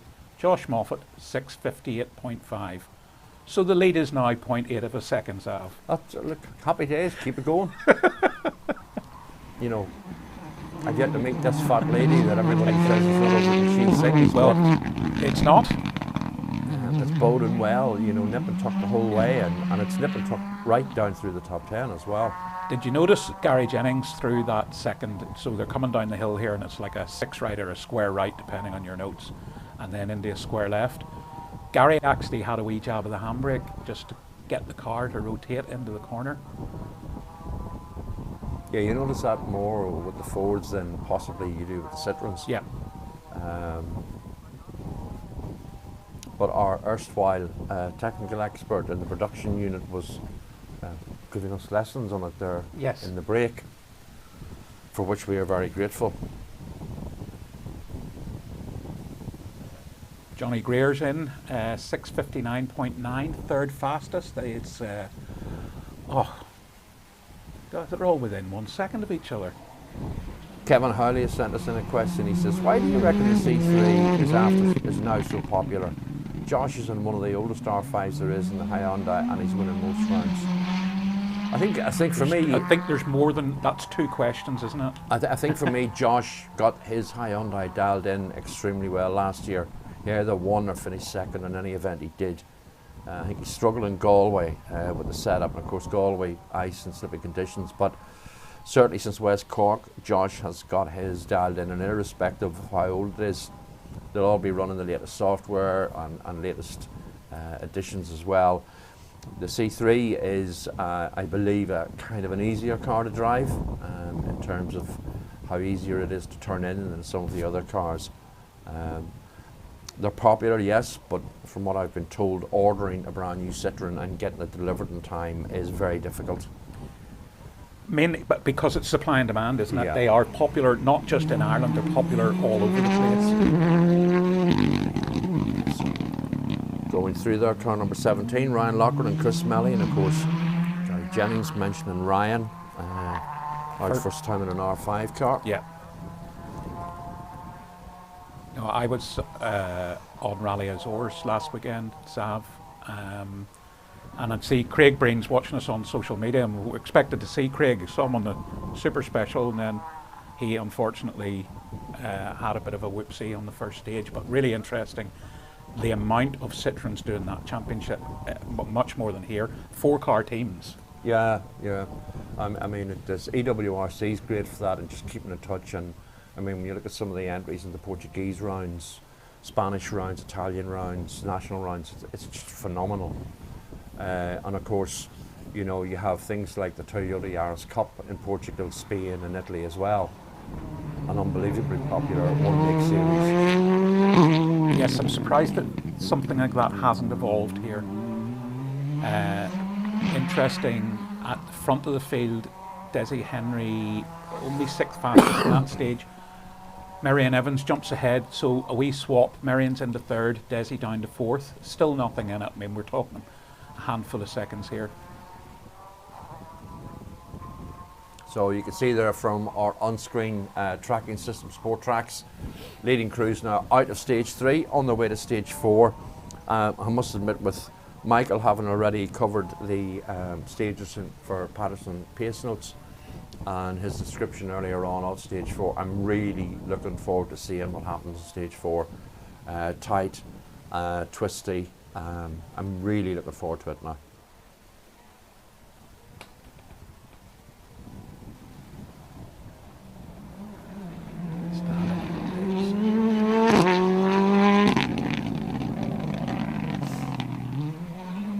So Aaron's going very well, fair play to him. He's driving very nicely.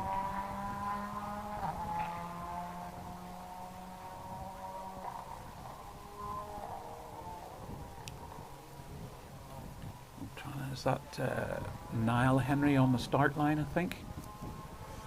Yeah, Niall dropped a buck at a time in the last stage, and we didn't actually get to find out what the problem was. But I suspected it was a puncture. And really interesting listening to Kevin Eves about the 10-second time penalty. Turns out he's got a co-driver in through a charity auction, and it's so he's never really done a rally at this level, and apparently he's doing a brilliant job.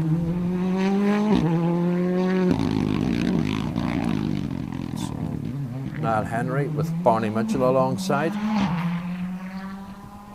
Portlanone and Amahar Falcon pairing as we look back to Kevin Eves. Michael was just talking about Kevin. Owen Mallon, I have him down as, and I think I saw that raffle a while back. But as you say, he's doing a great job. Yep. And of course, Kevin was really spectacular when we saw him in the opening 2 stages. I mean, if you've seen some of his in-car from the Killarney Historic, my goodness me, talk about grabbing something by the scruff of the neck and throwing it up Ball's Gap. So production team doing a great job. There's the latest leaderboard on screen for everybody to see. Really interesting that Johnny Greer and Sam Moffat are on exactly the same time, but Johnny gets the nod on the official results.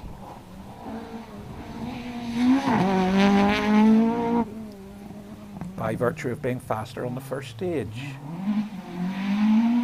Hearing reports that said that Gary giving the car a wee bit of a nudge in the handbrake in front of us.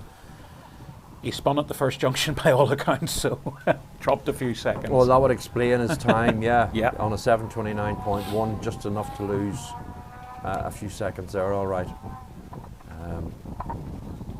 Nice time by Cahan McCourt, 7:10.2, just 12 seconds back from Callum Devine. So Cahan and Liam Moynihan getting that C3 sorted after a double drive shaft replacement in service. Wayne Sisson on the start line, and Wayne has next event for the current 4th driver will be the Manx National. Wayne Sisson and Predator Davies.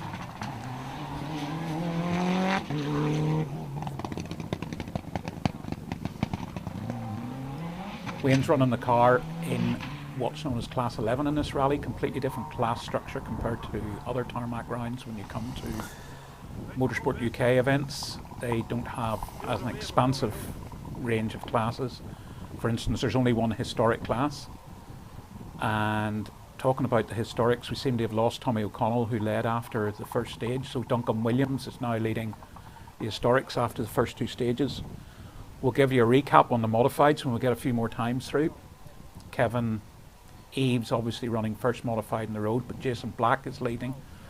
But here's a man everybody's talking about at the moment, JWRC leader, William Crichton and Liam Regan in the extremely rapid Rally 3 Fiesta. Small engine turbo, 4-wheel drive. You were saying this morning that you think these 2 stages will suit William much better. Yes, I really do. I think you'll see William jump 5 or 6 places up the leaderboard after these, providing he has no dramas.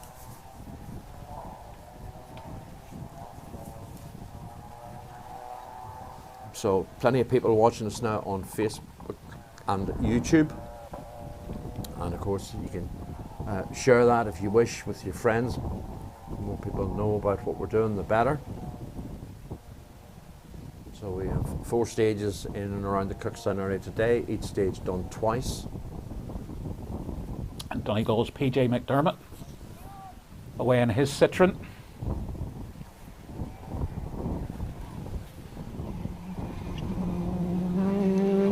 Sorry, it's Tom Ford. PJ on the start line Yep. there. PJ dips in and out of rallying, but you'll always see him on the Donegal International course. And good to see PJ out.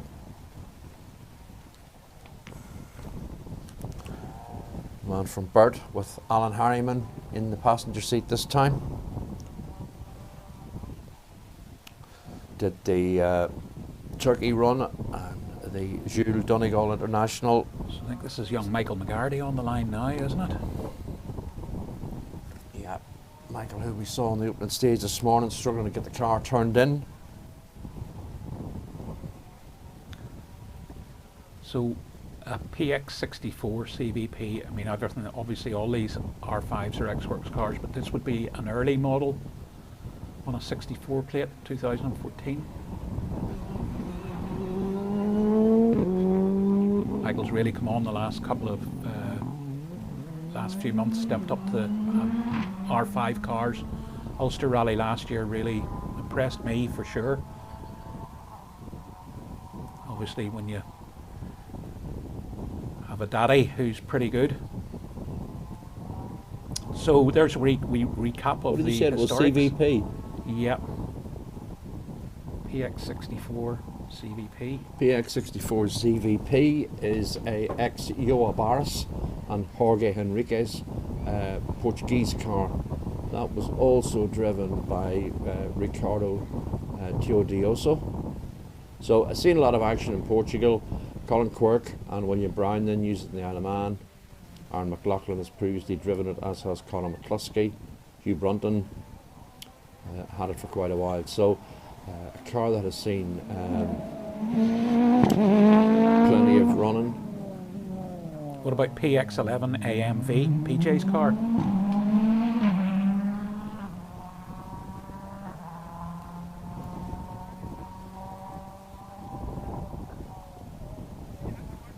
Well, that is an ex-Dennis Kuiper's car that was also driven by Tarmac.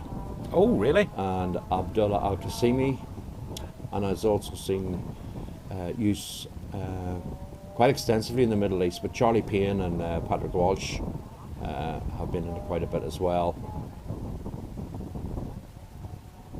For Kenny McKinstry and Sean Topping used it on the Kirkiston stages in 2022. And in case anybody thinks I'm doing that off the top of my head, I'm not. You have to give them a credit. God bless EWRC and the subscription. People talk about getting lost on Facebook for hours. I get lost on EWRC. There's Camillus and Crawford. So Camillus had a bit of a drama on stage 2 where the throttle stuck open. I think it gave him a fair bit of concern, and you would when you've got a 2.4 litre Millington engine under your right foot, 340 odd brake horsepower.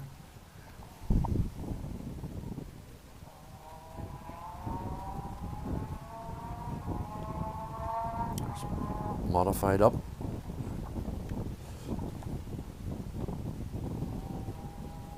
So we're obviously still waiting for a complete picture of the modifieds after this stage, but we've only Kevin Eves through the stage so far, and actually I don't think his time is in quite yet. So John Joe Duggan and Kieran Marin, another modified runner. I think he's just off the leaderboard, if the truth be known.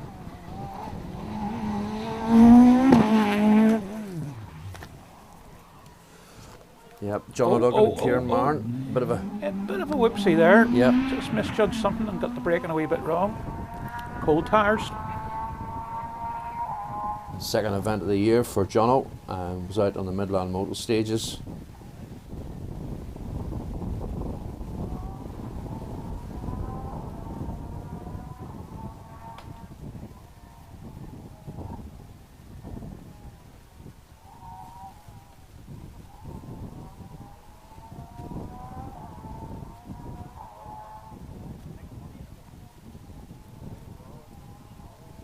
is a time now in for Kevin Eves, 7:24.0.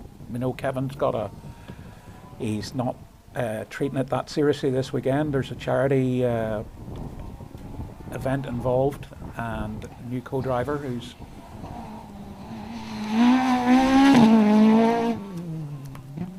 car 41 there, Eddie Doherty Doherty, and yeah. Tom Murphy, and I got it right this time. You did, and Eddie's lying 4th overall in the modifieds at the moment. Now folks, we're pretty much treating the modifieds as the two-wheel drives this weekend. From our point of view, that's what the Tarmac Championship will have. 2 modified classes, Class 11, which includes people like Declan Boyle, cars that don't have anywhere else to fall into because they've been modified in some way. So they've created this Class 11, which is technically the modifieds, but we're going to, from our point of view and the Tarmac Championship, we're looking at the two-wheel drive guys. And here is the current two-wheel drive modified leader, Jason Black. Jason Black, Carl Egan, 18th overall on the Eurocables Rally, Kirkus early in the year, 11th overall in Galway, 62nd in West Cork.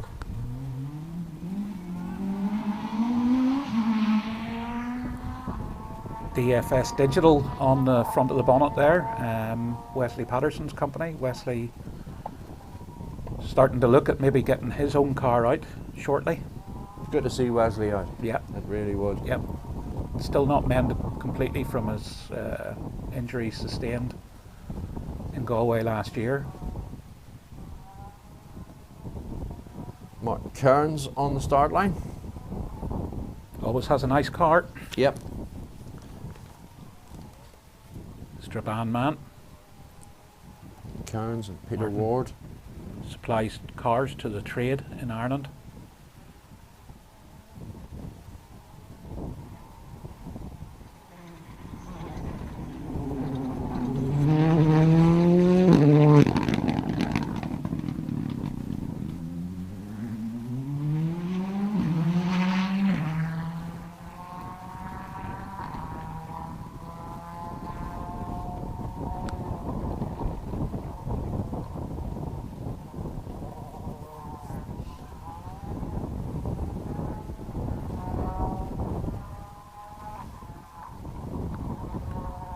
So Robert Barrable up 1 on the leaderboard. Ryan Loughran into the top 10, 8th overall. Nice time there. Declan Boyle lost a few seconds, and that's why there's a couple of people up the leaderboard and down the leaderboard. Declan only 5 seconds slower, which is neither here nor there. Declan rounding off the top 10 now. Gareth McHale just behind. John Devlin, Banbridge man, and John McCarthy from Dublin. I was saying earlier, John is a 2019 Motorsport UK Asphalt champion, and previously was renowned for piloting a variety colour of Talbot Sunbeams, and would have rallied them for many years, but moved across to the Escort a couple of years ago. Someone I can't see in the lineup here for no apparent reason is Marty Toner. Marty was right in the hunt of it and the BMW after the first couple of stages, but should have been up next. Yeah, I think this just be Johnny Cargo, is it? Yep. Johnny Cargo. David McElroy.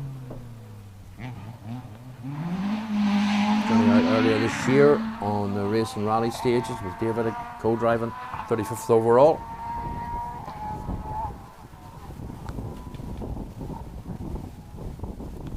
Ollie Benton on the line.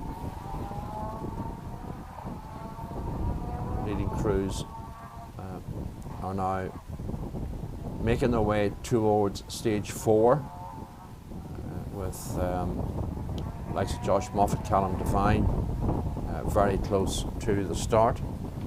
You know the area anyway well at all. If you know Gortavoy Feeds and Farm Supplies, very close to there. And the stage makes its way, loops back in itself, and then out over towards the Galbally Community Centre before making its way towards Gortavoy Bridge, and eventually finishes on the road into Pomeroy. And, of course, we were talking earlier about how difficult this stage 4 will be. So Ollie Benton through in his Den Motorsport Mark II. I think I misidentified JF Shovelin, by the way, and I said it was Johnny Cargo. This is Johnny Cargo on the line. JF Shovelin and Emmett Brosnan actually going very well.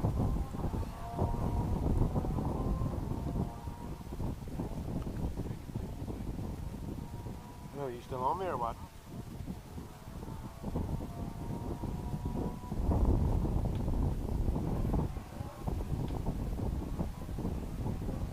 So Johnny Cargo off and running.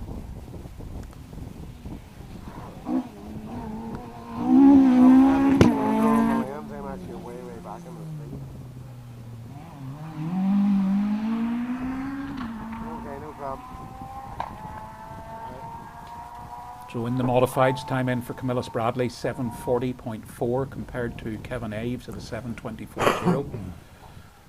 Wonder has Camillus just being a bit cautious with this throttle issue that he had.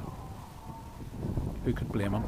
No, I mean, if you're, you know, if it's jammed up at 3,000 revs, okay, that's not so bad. But then to jam open on full throttle, yep, that's a different ball game altogether. Absolutely.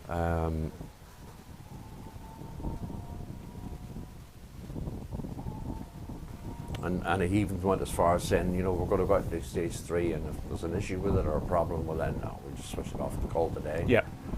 Colin Price. Another man with DFS Digital on the front.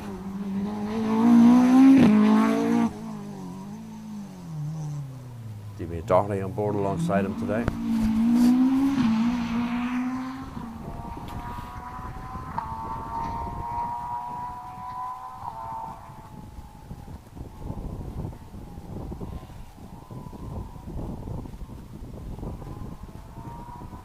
Like London buses, these starlets at the minute.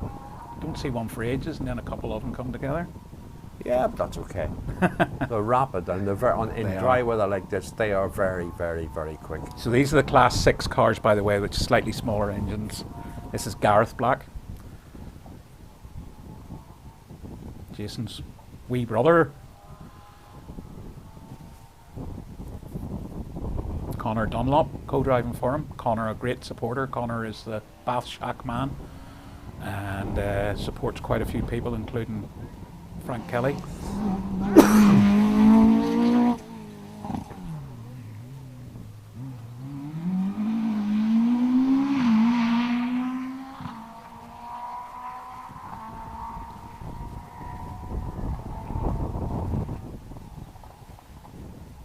So Darren Hamill and Marty Hart in their Class 7 Mark II.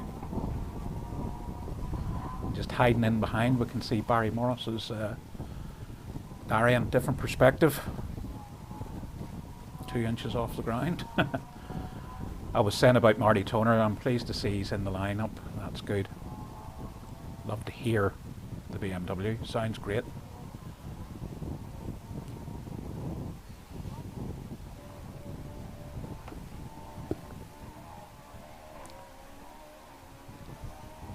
So stage 4 due to go live around 11 minutes past midday.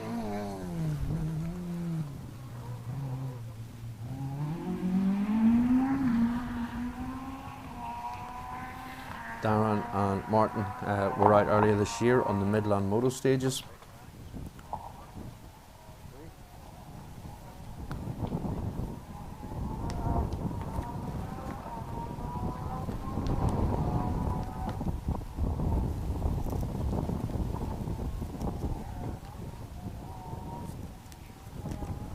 No reason why I don't see stage 4 starting on time. The leading crews are now at the arrival and start line. But we're about to see one of these really rapid Darians off the line. This is a fast car. And today is a good day for them.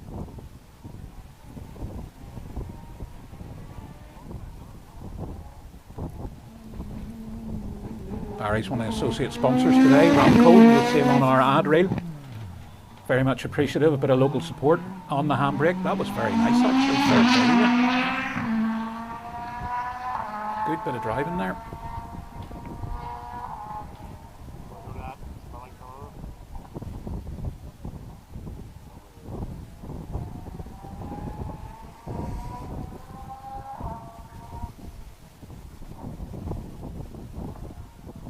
BMW is also very, very distinctive, fast as well. Marty's ringing some great times out of this car.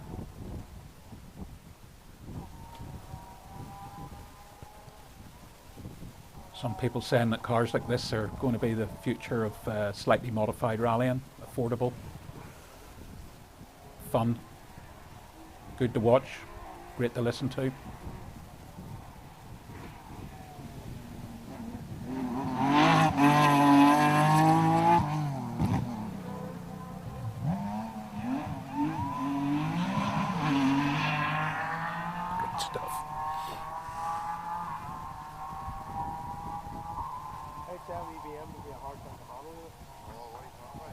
Lead time in from Eddie Docherty, 7:34.4.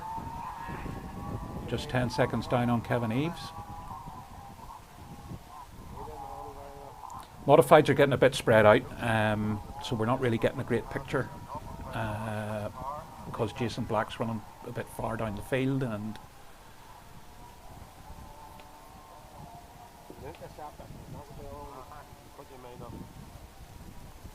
this is Declan McNaughton. Declan, very, very rapid man in the 90s and 2000s, and then took a bit of a step back from the sport. Seems to be coming on the pace today. I think he was just outside the top 6 earlier on after 2 stages.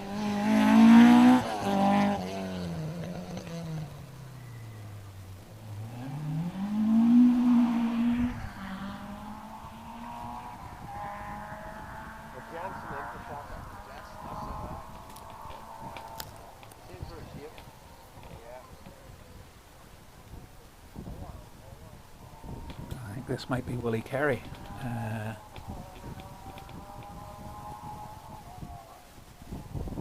think Declan had Carey sponsorship on his car, and I'm pretty sure this is Mr. Carey himself. Carey Flooring, I stand corrected.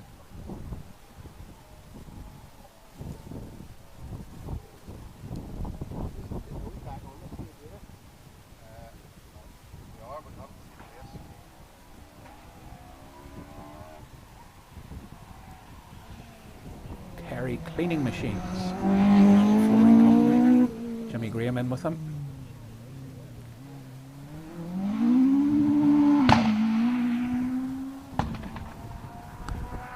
Yep, one on the car in class 6.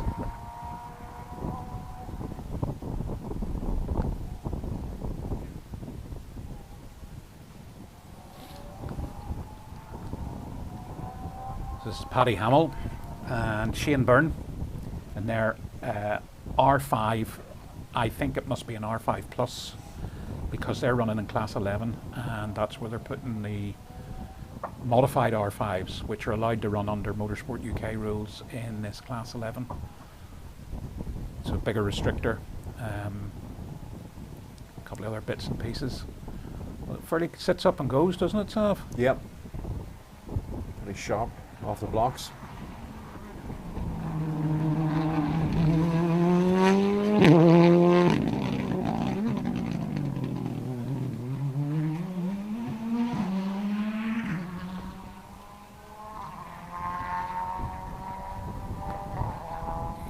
Too many junctions, getting in too tight like that and running over the rocks, you'll get a puncture eventually.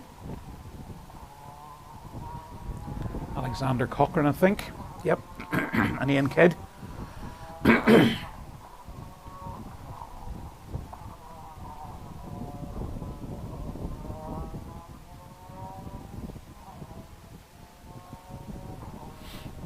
Ballycastle.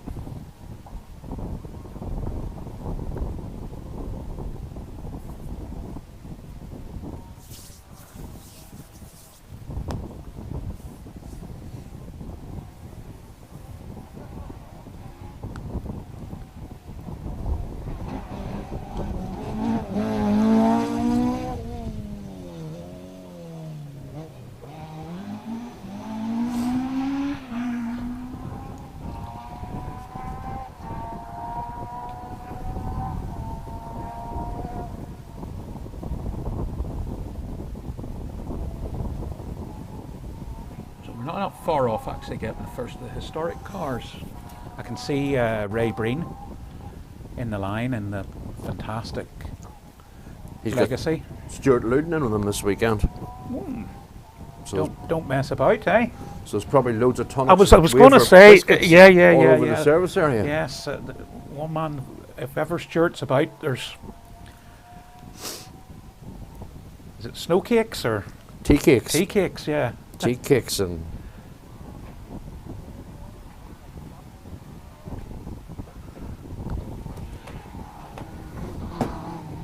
I must admit, very nice they are too.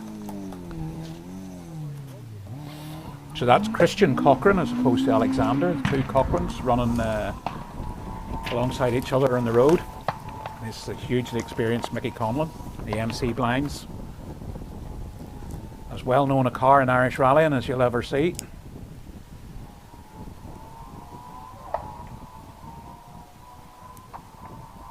Monaghan based man.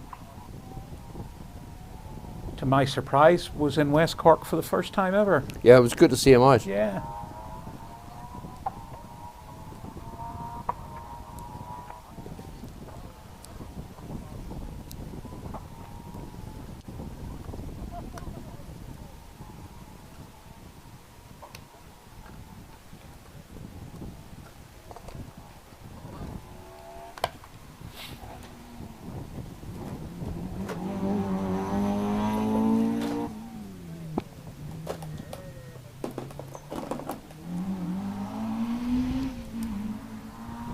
So from being one of the most prolific rally cars to a rarely seen Subaru N16 model.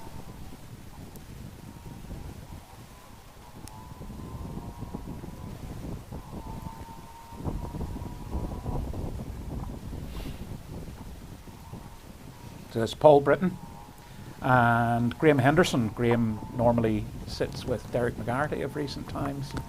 Also a couple of years with Stanley Orr recently. Graham's become a very experienced co-driver.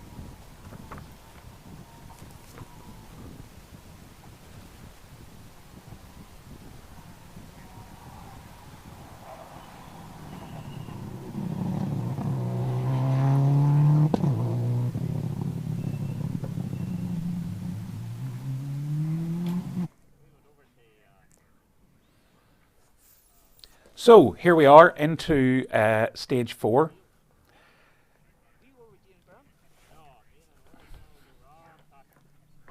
So you can see an idea of the lie of the stage for stage 4, but we're going to cut back and get a listen more than anything else to this boxer engine. Yep. And Ray Breen, Stuart Luden in the Subaru Legacy RS.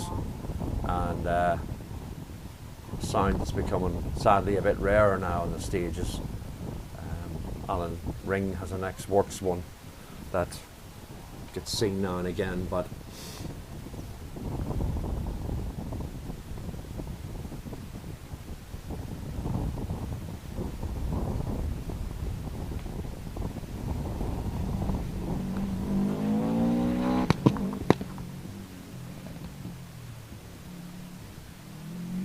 happy days. Yep. Happy days. Reminds me of Bertie Fisher and Kenny McKinstry, Colin McRae, Marco Elaine. We had those fabulous, that opening sequence of historic shots from the Circuit of Ireland and stuff of Colin in the Rothmans Legacy. Yeah. 92, 91, 92. Yeah. Nearly do yourself an injury there, son. Never mind. So a great panoramic shot there, and you can see it stayed dry, which is good. But you can also see the completely different nature of the terrain, the narrow roads. So this stage is now live. Josh is on the stage. You can just hear in the background there where, even though we have microphones, if you like, protected against the elements, it's still getting through. So very windy up there. You can see the windmills in the background generating electricity. So good day for them running. But Josh Moffat, Callum Devine, Marion Evans in the stage.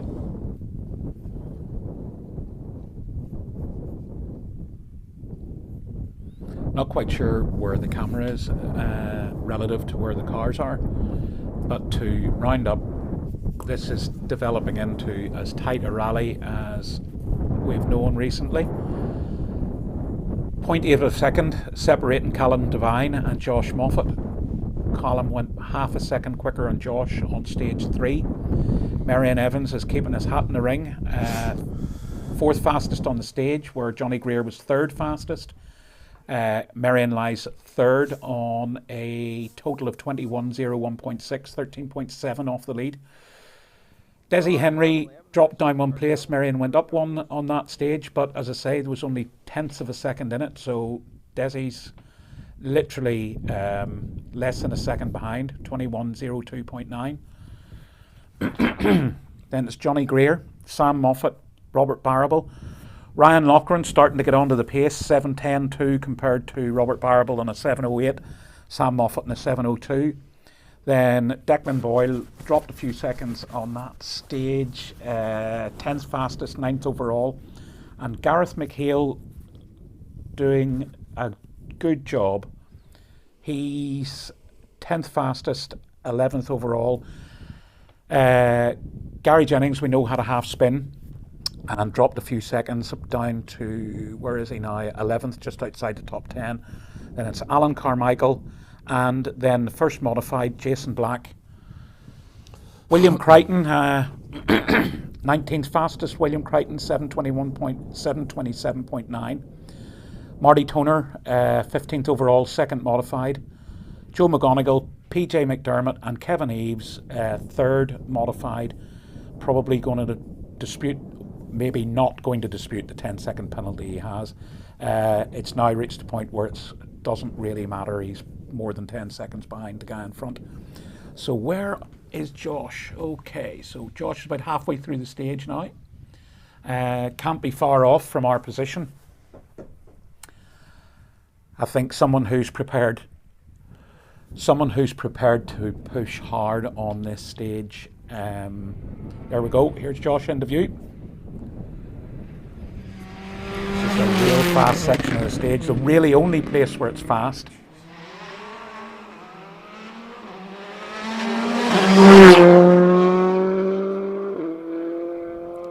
I'll quickly jump in there. Shane Collin has asked who won on stage 2. Quickest to stage 2 was Callum Devine on a time of 7 minutes 22.2 seconds.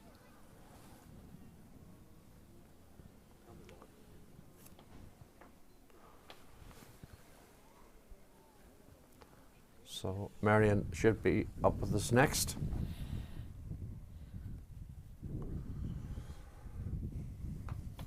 Josh, got the impression, was pushing very, very hard. You know, I suspect Josh has looked at this rally and I can do X, Y, and Z on those 3 stages. But this stage, if I make an effort, I can get 10 seconds on the boys if it works out for me. So here's Marion in the shot.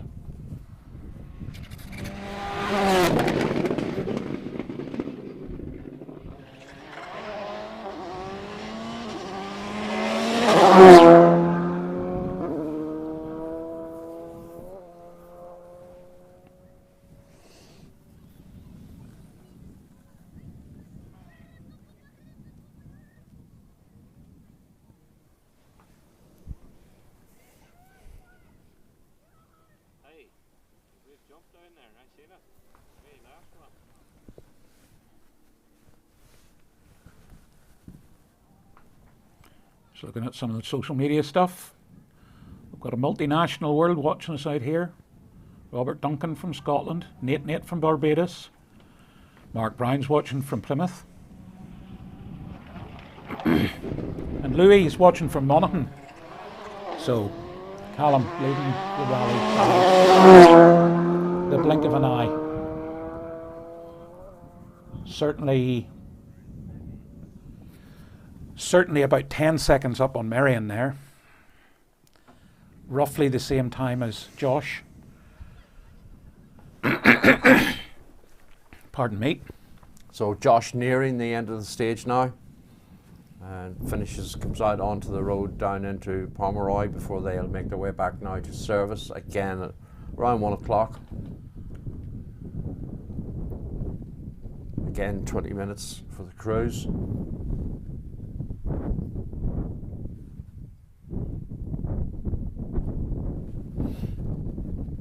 Callum's through. Bit of a gap now to Johnny on the tracking, but you know, the tracking uses SIM cards, so sometimes it takes it just a few moments to catch up. Johnny into view, looked to be flying to me.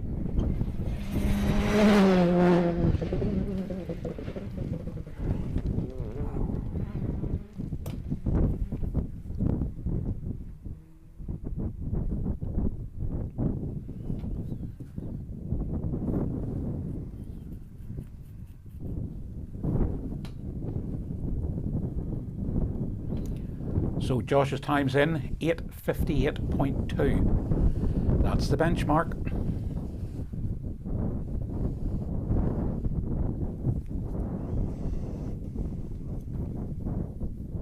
So next up, Sam Moffat in the newer Hyundai.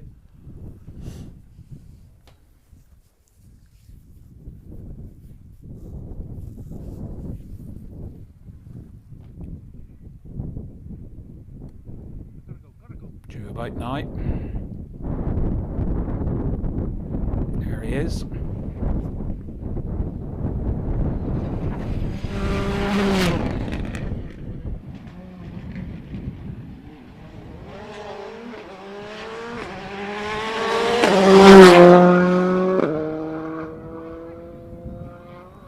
So Sam through. Yep, go ahead, Sav. Go on ahead, Michael. Oh, so we're just getting reports that Josh has damage and a puncture on that stage. Well, it didn't slow him down. Marion 9:00.5, 2.3 seconds slower.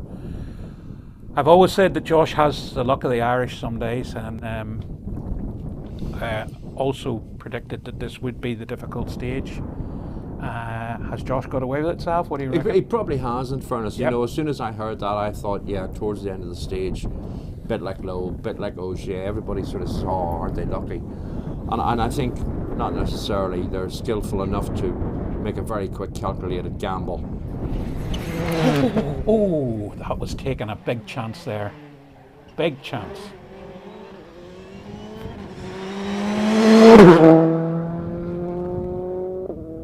But you're talking about taking a chance. Look at the time now in for Callum Devine. Yeah. If that's all that Josh has lost with the puncture, he's very lucky. He's very lucky. Yeah. It looks as though Callum Devine and Noel O'Sullivan put a brand new wick and turned it up full going into stage 4. They did a total time of 8 minutes 44.9 seconds. Second quickest, Josh Moffat and Andy Hayes on 8 minutes 58.2, 14.1 seconds quicker were Callum Devine and Noel O'Sullivan. By the way, that was Desi Henry who I took a sharp intake of breath. He really did cut that very high-speed corner, and that's when you do get punctures. Shane Collins asked me earlier who won stage 2, and I told him it was Callum Devine. He's now asked me who is finishing first overall. And to be honest with you, I'll not know that till 5 o'clock tonight. Good answer. But you can get results at rallyscore.net. Yeah. If you're able to watch us, you're able to get onto rallyscore.net. Report through, looking very solid.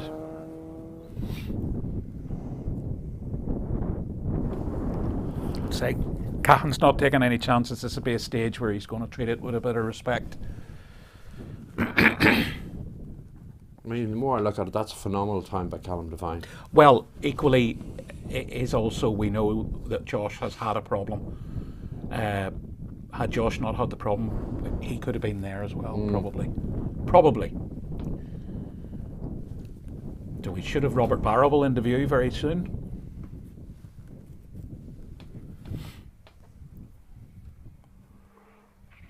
Now, it's this right-hander that you can see where they cut.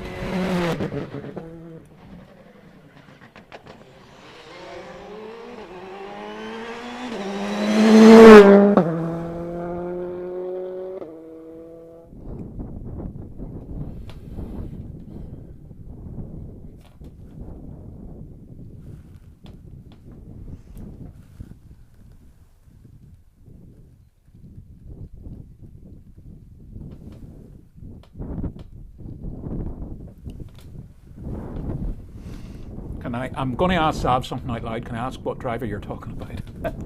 We're just seeing somebody having a... Okay, so there's just seen some YouTube action of Frank Kelly's off earlier on. And no, he won't be out in Super Rally, that's for sure.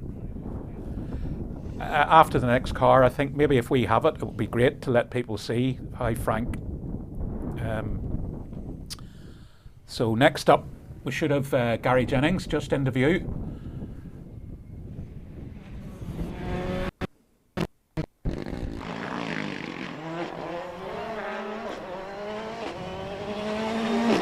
He's motoring on rightly now. He's got some stage mileage under his belt, into service, a few changes. So this is Frank Kelly earlier. That's a pretty big shunt, Sav. That's a fair shunt, but they're both okay, and that's the main thing, to be honest. And Frank was good enough to respond to our production team when we asked him, was everything all right? And we got the big thumbs up from him. So he'll be telling that story. What goes up must come down. Declan Boyle due in the view.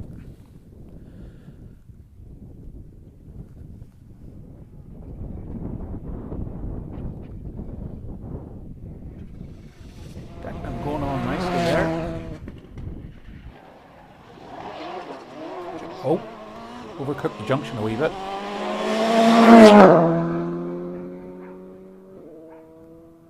To be honest, Sav, I think Josh probably would have been on a fairly equal time to Callum, according to our clocks. And he's lost this time. Obviously, he's clipped a rock or something and damaged the car a little bit. But I mean, the thing was to carry on, and that's what I was saying about making a split decision, weighing up a calculation, saying right to the end of the stage. Absolutely. You know, and he holds second place, and you know, not that you're wishing anyone, but Callum Devine could just as easily clip a rock later and lose. Oh, so for sure. All's fair in love and war. So we have a 14.1 second from first to second, and then another 15 seconds further back is Marion Evans, so becoming a little bit spread out, but still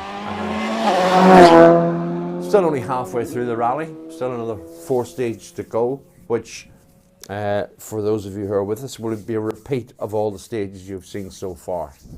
So stage 1 and 5, 2 and 6, 3 and 7, 4 and 8 is the way it runs today, and service after every 2 stages.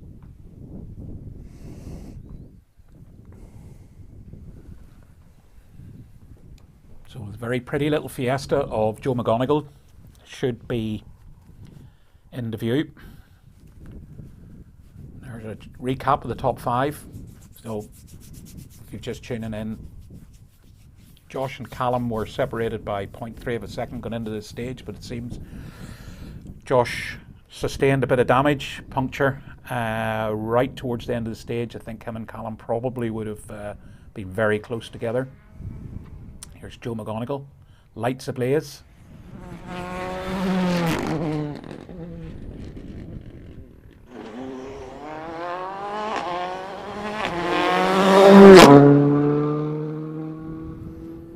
Shiny tar there, Sav. Yeah. I don't think it's warm enough for it to be melting today. I don't think they'll have to worry about that.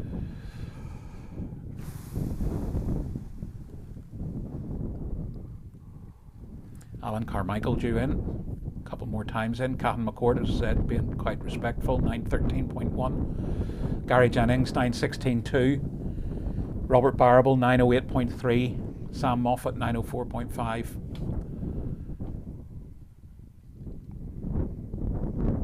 Johnny Greer, man on the move in that stage. Jumps up to 4th, just how tight it is with these guys, nothing separating them at all. Johnny's total 30:05.9, Desi Henry 30:06.6, and Sam Moffat 30:09.0. So they're not getting that spread up for 4th, 5th, 6th and 7th. Robert Barrable's fallen away a little bit, just a tiny little bit. Well, it's like you were saying earlier, you know, in West Cork, he'd done the event quite a few times and was reasonably content. He knew where he was going. Yeah. This is new for a lot of the drivers.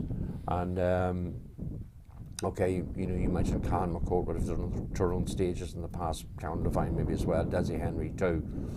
But Robert wouldn't have the knowledge, I would think, that some of the rest of them may well have. Yeah. So Ryan Loughran now, here's a man who was tipped to impress, and he certainly is. He's getting onto the R5 car very well. He was into the bottom end of the top 3 stages.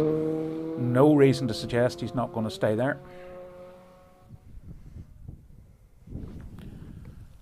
I have a blue for Niall Henry, I'm afraid to say. About 4 miles in, or 3 miles into the stage. Next car due to approach him is Kevin Eves. You're saying about how close it is. I mean, if you look at Josh Moffat on an 8:58.2 was second quickest. The next 10 stage times are within 30 seconds. So it's still a fairly tight top 10. Yeah.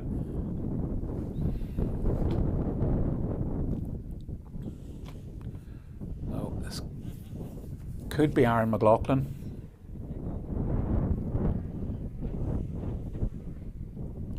Yep.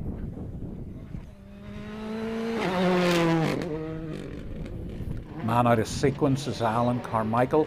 Not sure stopped or has a problem. Certainly looks like Niall Henry stopped. Isn't causing a problem because Kevin Eves is way past him. No issues.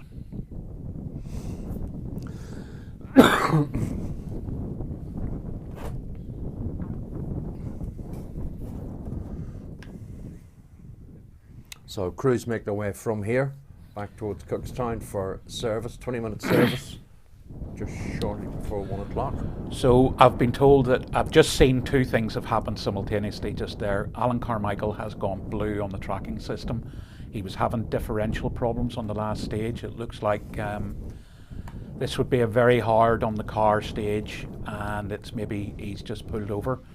So that's a shame for Alan. He's had a really good run of events recently, and great competitor. That would be an awful shame if he's out of the rally.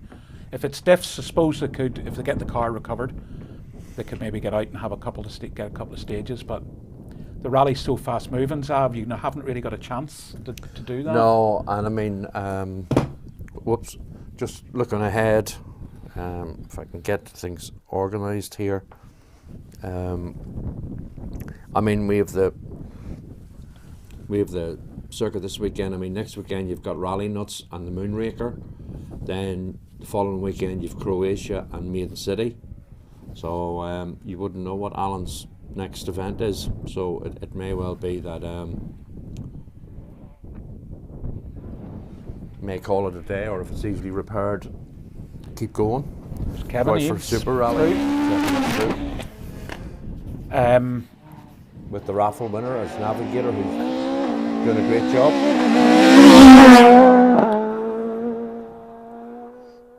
I'm trying to think, was he talking about going to Rally Nuts? I thought I haven't looked at. I actually thought I saw him as an entry. Yeah, I think he has an entry in for it.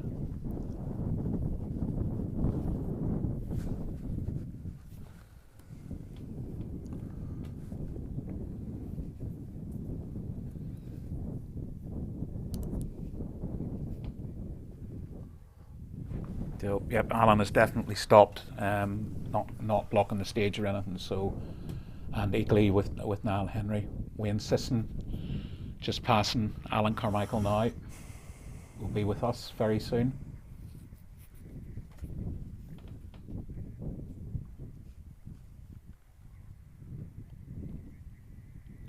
Who's moving and shaking on the times? Gareth McHale, very impressive, 8th fastest, 8:9:10.3. Moves into the top 10, 10th overall now.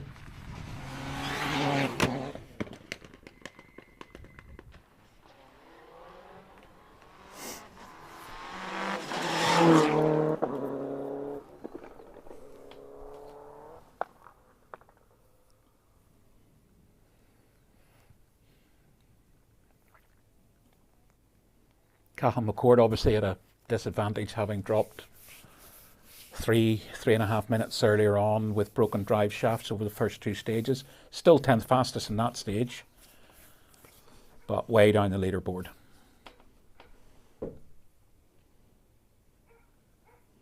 Gary Jennings, a 9:16.2. Joe McGonigal, 9:23.8, 13th fastest, 12th overall. Aaron McLaughlin, 14th fastest, 9:33.3, 13th overall.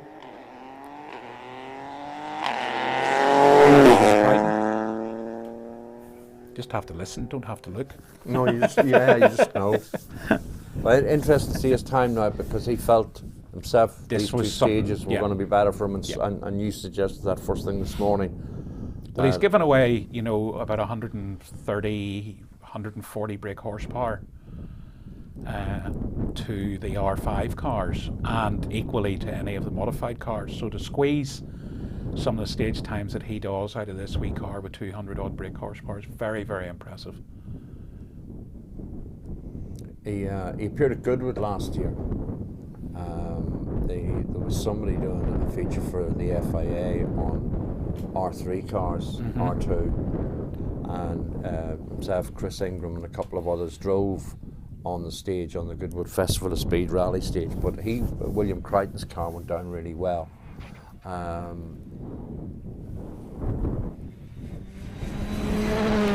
James Ford and Neil Shanks. Bjorn Lloyd brought his Peugeot up as well. Had a rattle. He did a bit of filming during the lunch hour. But what's he doing this year? I don't honestly know. I've seen I saw his name on a couple of events, but I don't think he has a full campaign plan. Right. But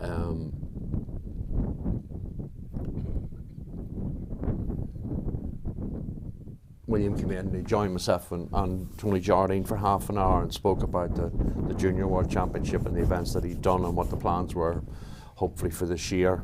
And he was very impressive. Michael McGarty. Garvey.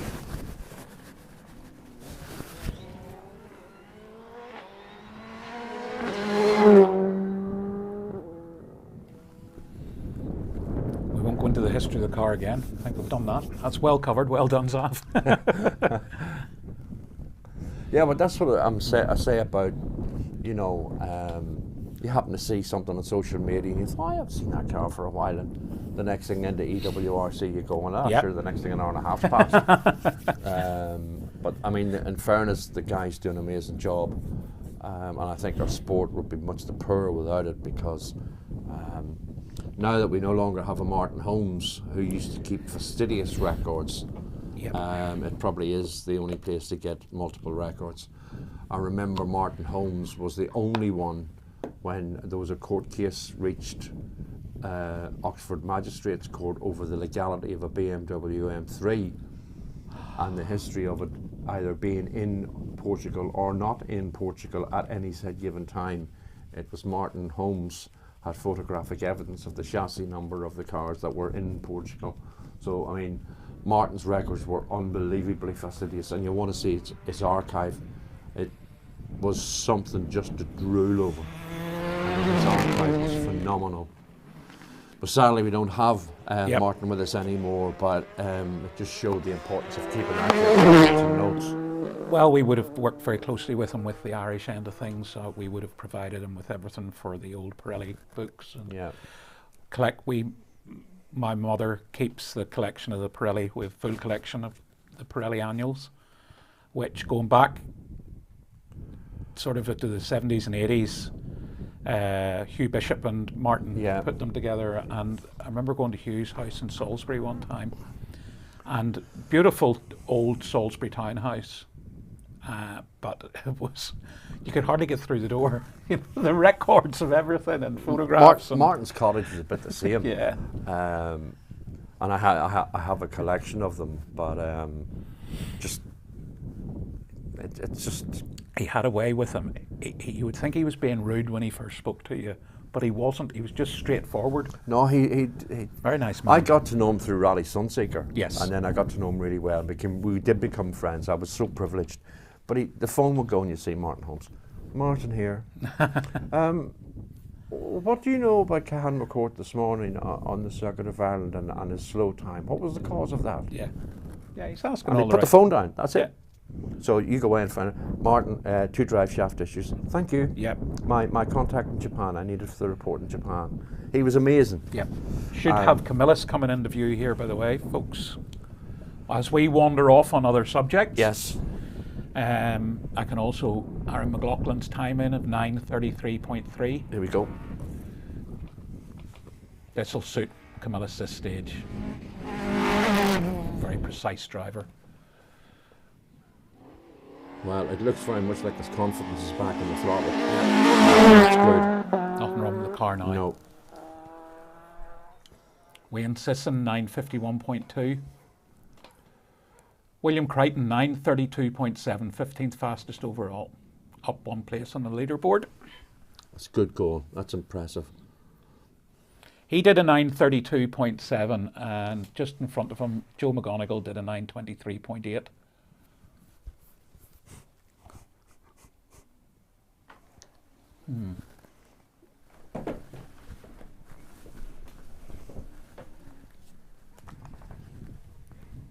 Remember that?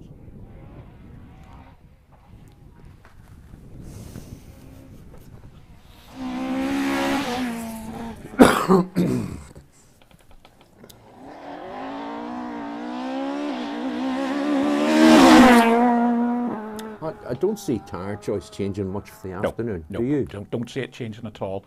The temperature's 9 degrees. Even if it goes up to 12, it's that critical 15, 16 degrees is where you would go. It's not reached. It's It will not be there. reached. Yeah. And even if you would get somewhere where the sun's been on the tarmac, there's as much where the sun's not on the tarmac, so you have to go with the. Oh, it's kind of been flippant when you said shiny tar earlier, but it's not warm enough to start melting it. No. It's not warm enough to make it soft, and then sort of, with the tires being warm, lift the tar off the road. It's not. No. It's not going to reach those temperatures today. That was John O'Duggan, by the way, just through.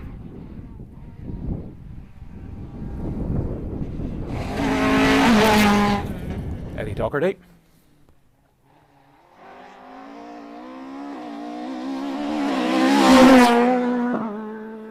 Not afraid of her anyway. Frank Ray's time in 10:08.0. Wonder did Frank have a wee problem? That's so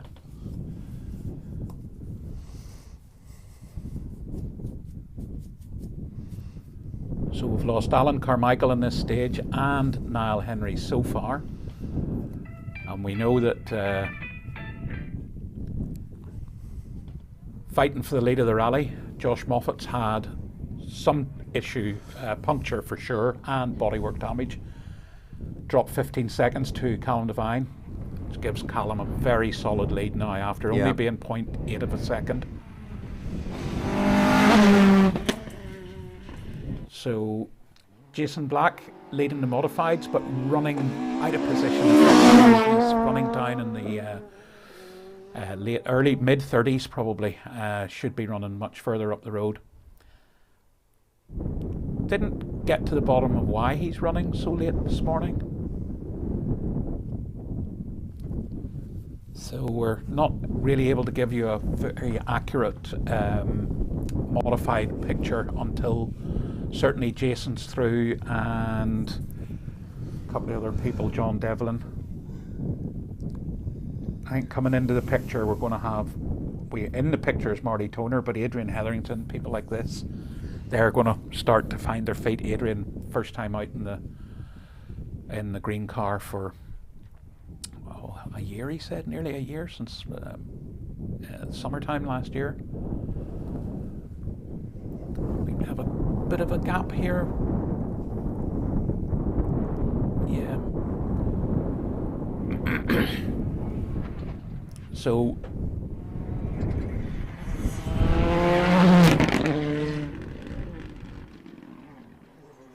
it was Martin Cairns through.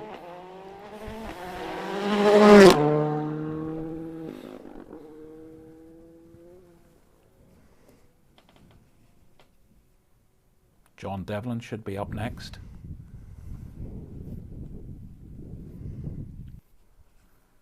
And in reality, it won't be long before the cars are back in service. No, they're due in about 1 o'clock, but sort of very tight service time. 20 minutes again is all they have. Okay. So that means Tony will need to be on her toes to get round the leading crews and probably get a few further down the field before they head out and repeat the opening stage of this morning, Wolf's Hill, for the second run. That is due off at 13:42, and they continue then to do the second run over Mucker at 16 minutes past 2, which cars will then return to service with 2 stages. But we're about 10 or 15 minutes away now from service at the halfway point of the Milburn Concrete 2023 Circuit of Ireland Rally. That was John Devlin just through. No, I think, yes, they have a regroup first and then they go into service. Yeah, on this time, yeah. So get everyone gathered up.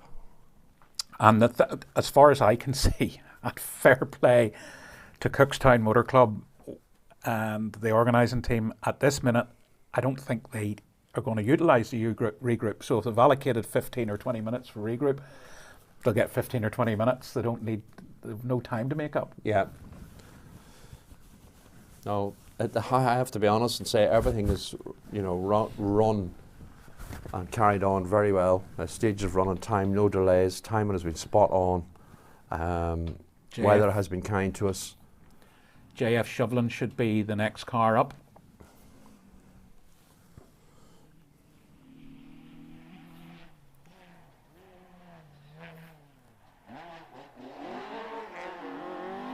JF in a familiar pole, sideways.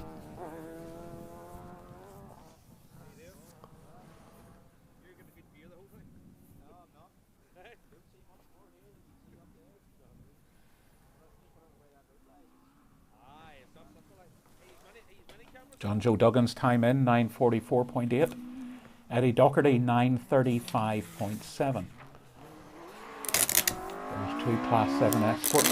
Millis 9:55.1. Ollie Benton's in a Class 6 Escort. Interesting to see what his time is.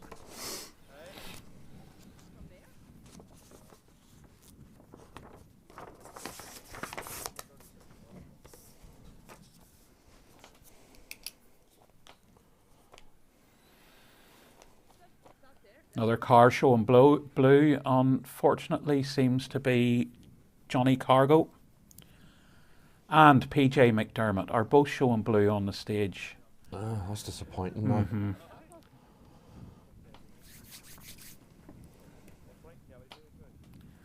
told you this one would sort of few, yeah.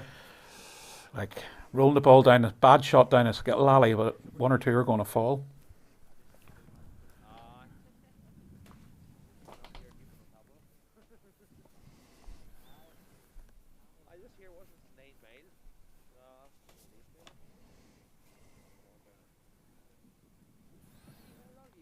So obviously the later crews are still tackling stage 3, and just want to look somebody up. Car 71, Conor Gillespie and Aidan Campbell in their BMW. They're showing blue on stage 3, unfortunately. Stage is running fine, so they're obviously just pulled up.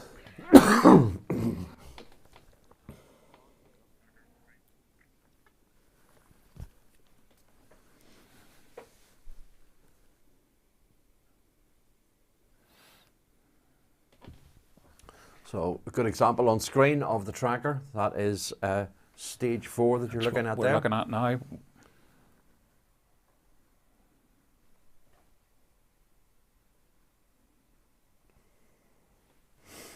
can see there Loughney, and of course the crews then make their way back from the end of stage 4 near Pomeroy back towards Cookstown.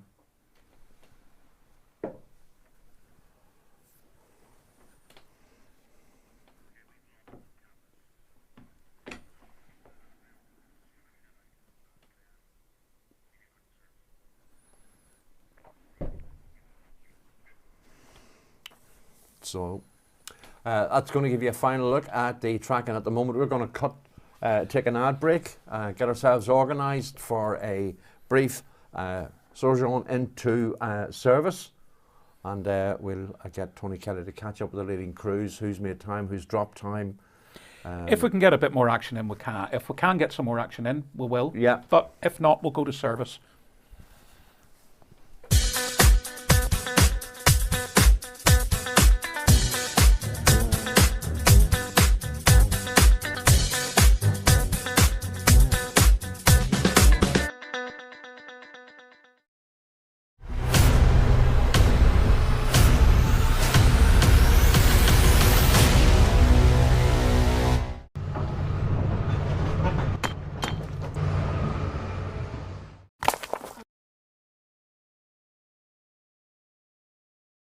Go, go.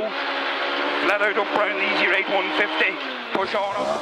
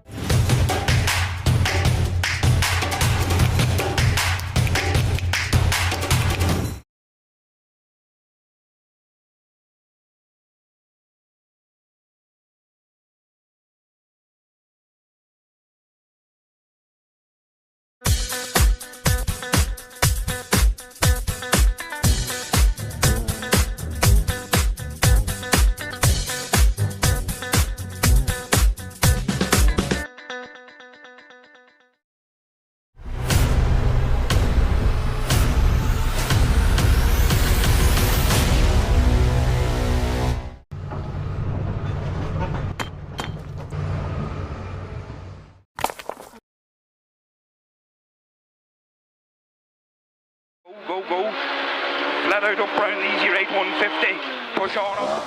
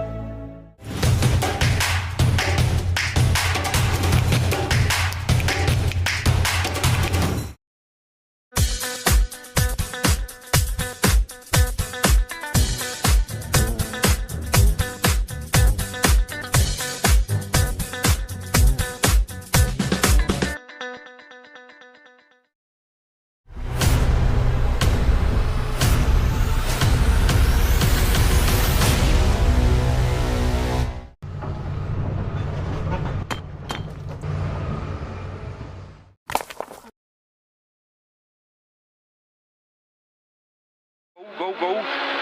Flat out up round the easy right 150. Push on up.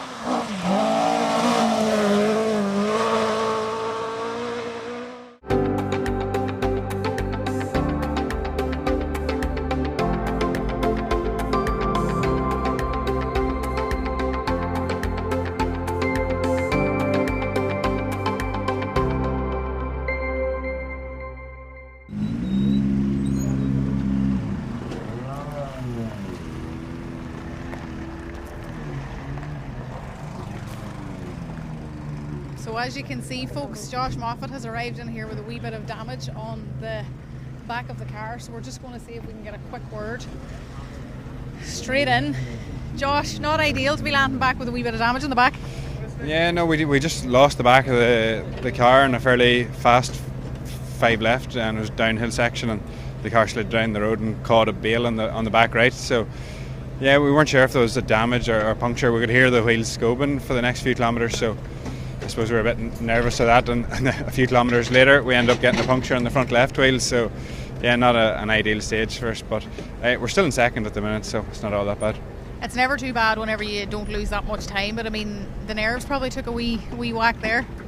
Yeah, it was more we were just trying to go as fast as we could, and we weren't sure if something was broken or not. And but look, we dropped it probably 12 or 13 seconds, I think, to Callum on that stage. So it's going to be hard to claw that back in these stages. So 4 more to go. We'll see what happens. And do you find it hard now to keep the focus, or is it just even more focus now at this point? Yeah, I suppose the guys behind us aren't too far away, so yeah, we need to push on and see what we can do. Brilliant, Josh. Thank you very much. We'll let you get back in and regroup. Thanks for talking to us. We're actually going to go down here now and head this way and get a quick word with Callum Devine. As you heard from Josh, Callum obviously has a very comfortable lead now, which is ideal, but not ideal for Josh. What we're going to do, Callum isn't in yet, so we're going to head this way instead, folks, and we're going to get a quick word with Marion. We can hear a few cars coming around now, so I would say that's the rest of the guys arriving in, but you'll bear with us here, folks, as we get as we just figure out who's in and who's not. We're just walking up here now. As you can see, Marion and Jonathan are in here. We'll get Marion as quick as we can before he sits down. Sorry. Still working hard, Jonathan. Oh, never stops. Never stops for you. Quick word. Yeah, no problem. Thank you very much. We'll get you before you sit down and not interrupt the meal this time. Jonathan, how are you faring? Are you enjoying this event? I'm enjoying it. You know, it's quite a tough challenge actually. It's very tough on the body as well. You know, the stage is very, very bumpy. So you're concentrating hard, firing it all out, trying to survive at the same time. But no, it's good. We're enjoying it. Somebody referred to them earlier on. I think it might have been Gary Jennings as car breakers, and it really is. You can feel it in the body whenever you're sitting in the cars, even though you're strapped so tightly. You know, when the bottom in out, it's just coming up through the car. So it is what it is. Same for everybody. But you know, we'll keep going and enjoying it all the same. And are you happy with times and everything this morning? You always want more, don't you? But we'll keep going. We're in third at the minute, so you know, try and put a gap to the boys behind and focus on the boys in front. And as Josh has proven there already, anything can happen in any type of stage. Like you never know what's next. That's it. Josh is like a cat, isn't he? He's got 9 lives. yeah. No, it's we'll keep going. Good man, Jonathan. Thank you for talking to us. Donovan's just getting the guys working hard here in service, but as you see, quite a relaxed atmosphere here, which is brilliant. But everything has to change now because the guys are going back into the first loop of stages that they did this morning.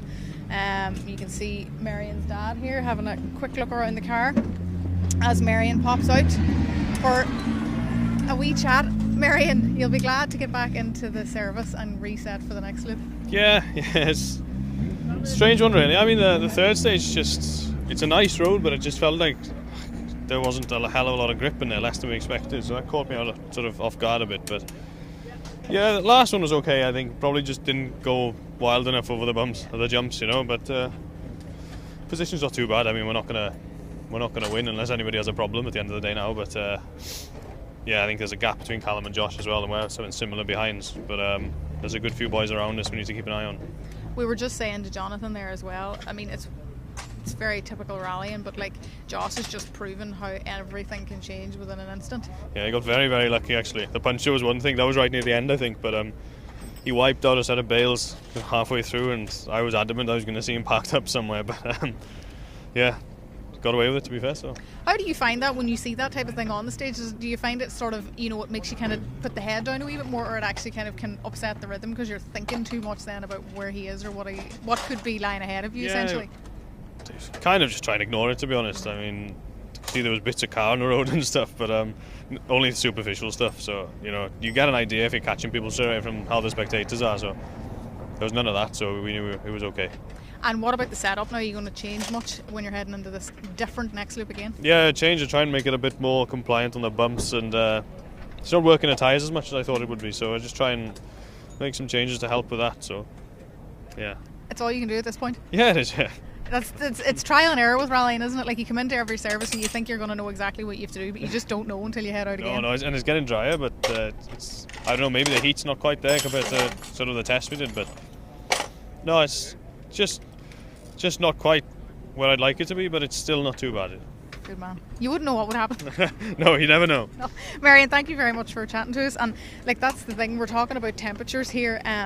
You know, it's very tricky. Like we've sunglasses on, but the woolly hat is still on as well because it actually, like, there's a wind and it is making things quite cold.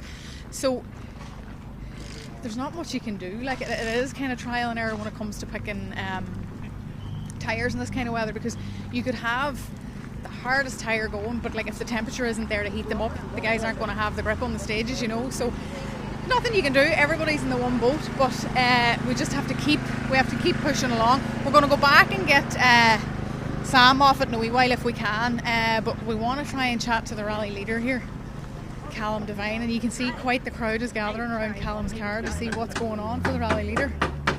I've spotted him here at the back of the car, so we'll get him caught here now and see. He's chatting to fans here, so we'll let him have a minute. There's pictures being taken.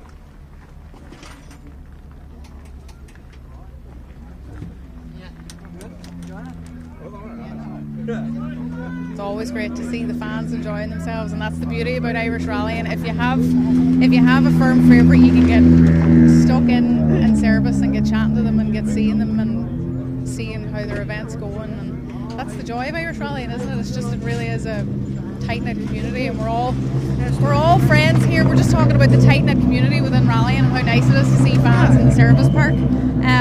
But obviously, when the competition heats up, it's all about the time, isn't it? You're really comfortable now at this stage, I would say. Well, I would say comfortable now. We knew that that fourth stage, the big stage of the rally, like a lot of driving on it, like a lot of corners after corners and jumps, blind crests, and we kind of knew if we put a bit of work into it, we could put a good time in. So yeah, it worked out all right, and I know Josh got a puncher near the end, which probably might have helped us a wee bit more, you know. But yeah, we're happy. Are you taking it stage at a time now, Callum? Like, in case sort of the head could go anyway, or do you just focus on winning is all that's in your mind right now? Pretty much that's it. Flat out, you know, every stage usually. But we'll see now. I know these next two stages are really, really bad compression of trying to watch the car a bit too, you know. But no, look, we'll try and get good stage times, good rhythm, you know. Because as I say, if you let up here at all, you know, you need to be on the edge, you know, all the time. They try and keep the focus, you know. And if you let up at all, then boys just they get a sniff out the bin again, you know, and it'll be down to a couple of seconds again, then down to, you know what I mean. So. And that's not very enjoyable. And how's tyres and things like that, like grip and stuff? Is that all working out well for you here? Yeah, it's good. Hey, we moved to a harder Pirelli tyre there that last time around there, and hey, it worked. Hey, we were happy now. Yeah, we're happy now with the tyres and everything, you know, at the minute. Yeah. Sure, when it stays, it's like that there, it's nice, you know. It's class when there's a bit of sun out, isn't it? So. It is class when there's a wee bit of sun, but it's funny, like you're under a lot more pressure in the car with the heat. You are. You do that, but I'd rather that than jumping on and out getting soaked anyway, you know. trying to put on a fan and see if I can clear the windscreen, you know, too. So I'll not complain too much. Good man. And in terms of this next loop now, is there any of them you're kind of most looking forward to, or are you're enjoying them all? I'm enjoying them all. Hey, they're good stages, really good stages. Hey, very, very, very good stages. So look, this stage now, flat out again and see where we get on and try and just keep the boys at bay. Brilliant, Callum. Thank you very much. We'll let you go and get back in for resetting for the next loop. We're zigzagging through this service area this time, folks. The different cars are in and out at different times and whatnot. So we've actually got Declan Boyle over here now to our right. So we're going to try and get a quick word with him. He's probably still sitting in the car at the moment. So Donovan is probably going to notice the car now and show you just how much detail goes into making sure these cars are worked on with the maximum amount of efficiency in these 20 minutes. So bear with us here now. We'll get Declan Boyle as soon as he jumps out of the car here, and we'll see how his event's going for him. Will we nab Cynthia and Ivan, will we? We'll nab Cynthia and Ivan. All the way from Donegal. You're enjoying these stages today? Absolutely beautiful day. You couldn't beat that sunshine now, could you? That's real rally weather. I'm laughing here because I have the woolly hat on, but I have the sunglasses on too, because it's one of those days where it's freezing but at the same time nice sunshine, but makes it brilliant to watch. Absolutely. We just came out for the day. Just like the old days. Oh, very much like the old days. That they are the old days now, folks. We don't want to remember them as so far ago. Come here, great to see you all the way from Donegal, and we're going to try and get Declan now whenever he actually has made his way out of the car. As you can see, there's an awful lot of tyres being looked at here. Big discussion. There seems to be a wee nick on the wheel, and he's probably trying to figure out where that came from, or if there's basically if the wheel is safe enough to actually be used again. I would imagine, yeah, and we see the X being drawn. and this is what's so interesting about service. Every service is different for every team and every loop around. So we'll see now if we can get a quick word with the main man. Declan, you're How out you in doing? the... You well? Oh, we're great. How are you doing? Are you enjoying the polo again this weekend? Not too bad. I'm enjoying it. First couple of stages with a couple of wee problems again, but the second loop there now everything went well. So it's just trying to get better now. Brilliant. And you were just looking at the wheel there. Was there any wee moment or what caused that damage? No, well I didn't even notice it until we came in to regroup there, and somebody said it, but I can't even remember touching it. So I don't know if it was the second stage or the third or the fourth stage. I don't know.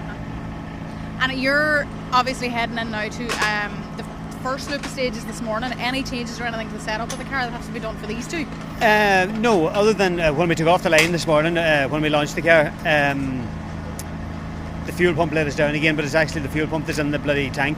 So we lost a good bit of time till probably the first hairpin left. Even coming out of that hairpin left, which is about probably 700 or 800 kilometres into this yards into the stage. But every junction that we came to and every square, she was just lazy taking away. Yeah. So we did lose a good bit of time that way. But it seems to be all right there now. The last two stages, hopefully that'll be the way it'll be. Brilliant. And I mean, this is very much probably a curious question from my end, but like last weekend you were out in the Citroen and now you're in the polo again. Like, how do you compute? How does your mind change from one to the other now this weekend? Well, we had issues with the Citroen, and to be fair, I don't really want to get into that. But what I did find about it was, car-wise, they are a good car. The gearing, it seems to be different. I definitely like them, and I'll go back again. But listen, there's nothing wrong with the polo either. Callum's driving it there now, and he's leading the rally there, so there's nothing wrong with it. Exactly. But in terms of how do you switch, are there moments where you're kind of thinking, jeepers, what car am I in? Does that happen? No, to be fair, the R5s, they're similar, and when you get the seat position right, there's no wild difference. So it's all the same, basically, as fast as you can go, Declan. As fast as you can go, exactly, that's it. Good man. Declan, we'll not hold you back much longer. Right, Thank you very much. So there you have it, Declan Boyle, and it's just a really interesting perspective. This is the lovely rally and event sponsor. Mark, are you having a great day out watching? Oh, yeah, great day. Proud to be a sponsor of the event. Good day out. Are you missing being out yourself? Normally you're a forestry ace, but Tarmac's hard to beat in the sunshine. We did consider doing the event, but we're out next weekend again, so it just didn't really suit. It was too soon. So, but no, maybe sometime soon we'll be back out on the tar. Good man. Well, listen, thank you very much for sponsoring the event and giving us all something to be out here for today. That was Mark Donnelly, event sponsor, Milburn Concrete. We're going to see now if we can get a quick chat with Sam. Sorry. And we're going to see where his event's going. I've caught you, Sam. Yeah, no bother. Come here, how's your event going now? Are you comfortable? Happy enough with everything? We've had a few issues in the last days there, car cutting out, so we dropped quite a bit of time in there. We had to stop and reset the master switch and stuff. Just the start of stage pop-off valve or something like it was going off, and then the fast section over one of the big jumps, just complete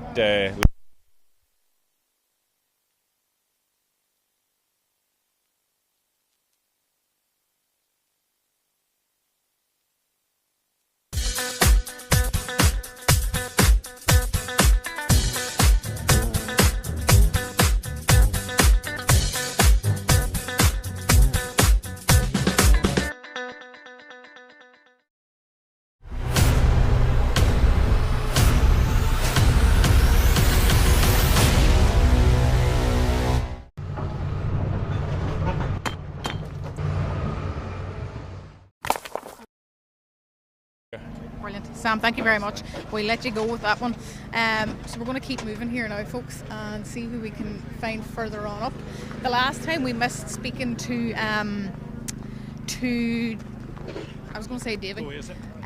We missed speaking to Johnny Greer, but we obviously caught Niall Burton, so it'll be great now if we can get a quick chat with Johnny. He's going very well today. So just bear with me now, and we will get the next event, or the next driver to tell us about their event and have as much information for you as possible. It's great chatting to everybody to actually get the picture. I know you're all getting the pictures through your screens, obviously from the cameras out in the stage, but it's great to actually see who's actually performing and how they're performing and stuff whenever we're in the service area and chatting to the drivers and the co-drivers, and I suppose the human aspect of the whole thing. The machinery are fascinating, but it's absolutely brilliant to see or to hear how everybody's feeling. So we'll get a quick word with Johnny now if we can. Johnny, great to be halfway through the event now. How's everything going for you so far? Yeah, it's been alright so far.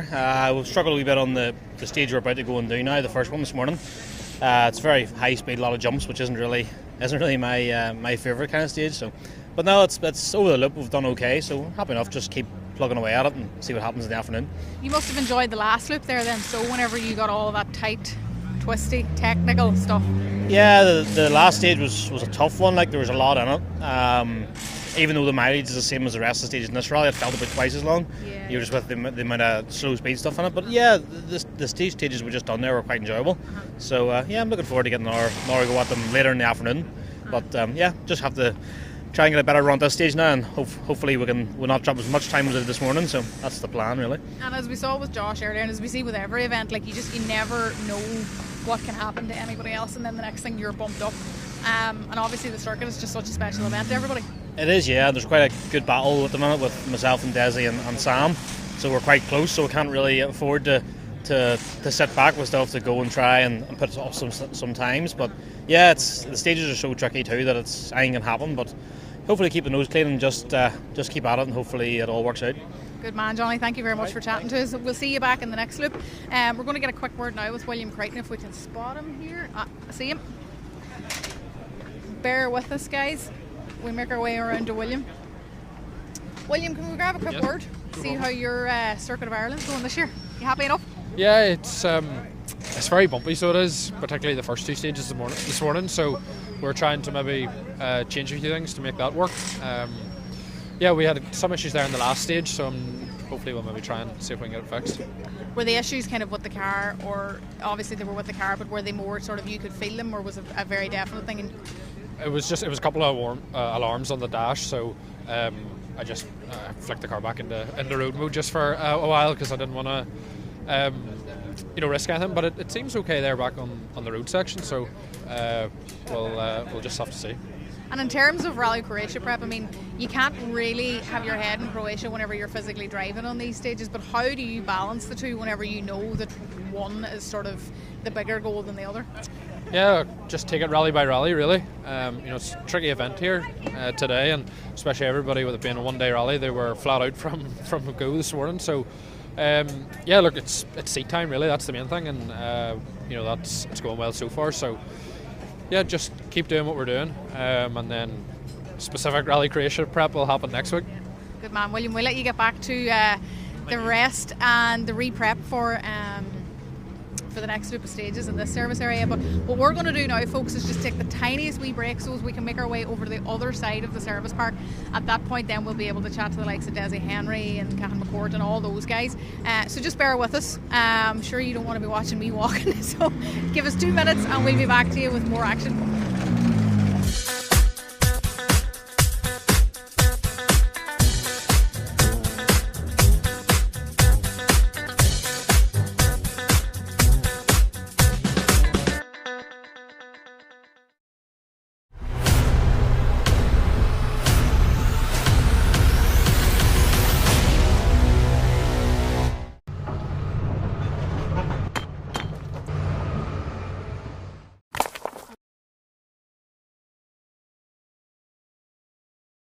Go. Flat out up round the easy right 150. Push on up.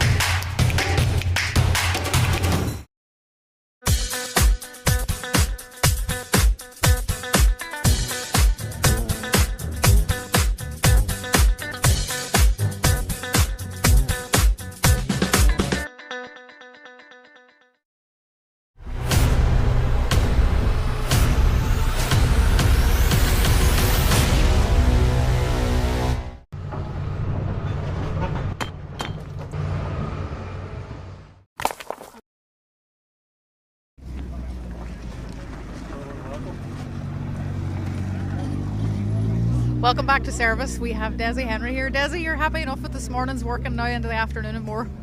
Yeah, a bit of work to do now this afternoon. There's not much change between third and fifth, I think we're at the minute, but we lost a bit of time the last one. We had a pop-off issue, so I think the car popped off 15 times during the stage. So look, we'll give it another push here now, and we'll be trying for third anyway. Good man, Desi, thank you very much. As you can see, Paddy Robinson, Desi's co-driver there, was giving us the wee thumbs up for the guys to head off. So that's Desi and Paddy just leaving service now. So it's good to get a quick word with Desi there. Obviously, a wee bit of change in the leaderboard there, but as you heard, he will absolutely be heading for third position. So we're going to make our way over this direction now and see if we can get a quick word with Robert Barrable before he moves off. I see him getting into the car, so we mightn't have too much time, but we'll see what we can get from him. Robert, you're about to head off, but can we get your feedback on those last two stages? What did you think? Yeah, the stages were lovely. Just we found a small issue with the car that we're going to, hopefully it's fixed now. So the lambda sensor was showing up a fault, so I was just giving it incorrect reading. So we felt a bit of a misfire on stage 4, but I think it'll only just rectify it. But I don't think the change is going to bring us closer to the times. We're kind of out of the race now, so it's a bit just a matter of consolidating the result now and getting going. And are you enjoying the stages this morning? Yeah, they're fair. To be fair, them two afternoon are very much different to the first two. So, we got back out to the first two now. Obviously, having two other stages, so it'll give us a bit of a better run. We'd change a few notes from this morning, so we'll give it a rattle and see how we get on now. Brilliant, good man. Thank you very much, Robert. We'll let you go. We're going to cross the road now here again, and we're going to get a quick word with Kevin Eves if we can. Kevin's flying this morning here. I know it's the afternoon now, but we'll see what Kevin has to say about the rest of his morning so far. We'll let him finish his lunch anyway, and then he'll come over here and have a quick word with us, I would say. Kevin, you'll be glad to get back to a service area again. Now, obviously you'd love a wee bit of peace to eat your lunch, but we are loving hearing the feedback. How's everything going for you now? You're obviously enjoying it this morning. Is the crack still there? Oh yeah, no, definitely well enjoyable. We actually, there was just a wee bit of bother with the shock, but it wouldn't have caused any time on the stage. We just had to change one. One was bust, the canister come off and actually trailed the road a wee bit. So but no, they're class stages. So there's some work on it, like, you know, we're at the halfway point and we're nearly have a full rally left again, you know. So, but it's tricky. Like there's a big variation in the stages from bumps to fast stuff. And even them last stages is so dry, but yet it's dusty, you know. It can be slippy in places. So, but enjoying it. And how do you find the format now, where you've gone from those two different stages, obviously, and heading into two new ones, but you've obviously been on these stages already this morning? Like, does that give you more confidence heading into these two now? Oh, definitely. Hey, because these first two, to be honest, even the first time round, even on our notes, there would have been a lot of small bumps that we would have marked that I probably didn't expect them to be as big, you know, with the first time round. So we'd have a lot of that stuff tidied up. So hopefully we shouldn't have nothing that should jump out and give us any bother. So, but now it'll be good crack to get a run again. And with these two, is there any of them that you're preferring particularly now in this loop? I do actually like this first one here now. I do like the whole end section. I would can always my car would be very good on that choppy, bumpy stuff. So I do always enjoy that. So I think this first one's a very good stage. So we'll see how it goes. Good man, thank you very much, Kevin. We're going to let you get back to the lunch. That's the pressure we put people under whenever we're trying to get them to finish up what they're eating before they're ready. Eddie, do you mind if we have a quick word to see how you're heading this morning? Are you happy enough with the morning's work and heading into the afternoon now? Yeah, I think so. Yeah, we're third in the national there now at the moment, so yeah, happy enough. Looking forward to the last two there now again. They're very good. But no, I think everyone's saying the same. Like, there's no grip, but it's just dust. Yeah. But I don't know, looking forward to it. And in terms of the lack of grip, like, is that kind of cutting confidence or anything, or is it just mean you just kind of have to remember where it is? Just kind of have to remember where it is. There's a few scares on 3s and 4s where you're carrying and she snaps, but no. Other than that, it's just like it is what it is. It's the same for everyone there, so looking forward to it. And is the car feeling good and everything? You're enjoying it all? Yeah. First time I'd say in 6 months that the car is feeling good. So no, looking forward to it now again. And I mean, that's one of those things, like when you say like the first time the car feels good in 6 months, but that is like when you can get everything working well in a car, feeling good, and everything inside the car feeling good, that is like, it genuinely is like winning a lotto when you're rallying. Oh yeah, definitely. Like for probably every one good day you probably have 10 bad days, so no, it's definitely like the grasp like the good days when you have them. Brilliant. Well, come here, we'll let you go and get prepped for the next one. Thank you very much, Eddie. So as you heard, Eddie's lying third in the national overall. So a very good morning's work for them so far. We're going to see what's up here in the corner. We're going to try and get a quick word if we can. No, we'll let these guys go because they're actually moving. So we're just going to let these guys clear out of the way. Bear with us, folks. Sorry. And then we make our way up around the corner again. I'm hoping that Gareth McHale hasn't left yet. He was there a wee while ago whenever we passed this way, but he could be gone. And if he is, what we'll have to do is mosey on through possibly another few seconds of us walking here. And we'll get a quick word then with the Black Brothers. They are around the corner again. So we'll see what they're after sort of late morning, early afternoon was like. And you know, as the guys were saying, this is a big day's rally and it may only be a one-day event, but this is huge. And what we're trying to do is make sure that we get all of the information, you know, and feedback from them. But like when they're in here, they're trying to get their head geared around all of the differences in these stages, getting ready for the next loop around. And the difference is basically like for the car, tyres, simple enough today, but like the cars themselves have to be different for every set of stages here this morning, because as you can hear, they're all such tricky technical stages. But not only that, it's more the fact that all these stages are bumpy, so the setup, suspension setups and things like that all have to be different. So we're here now with the two Black Brothers cars. I can see Gareth is working quite hard there at something, so just bear with me while I try and find Jason here. Donovan will probably stay on the action.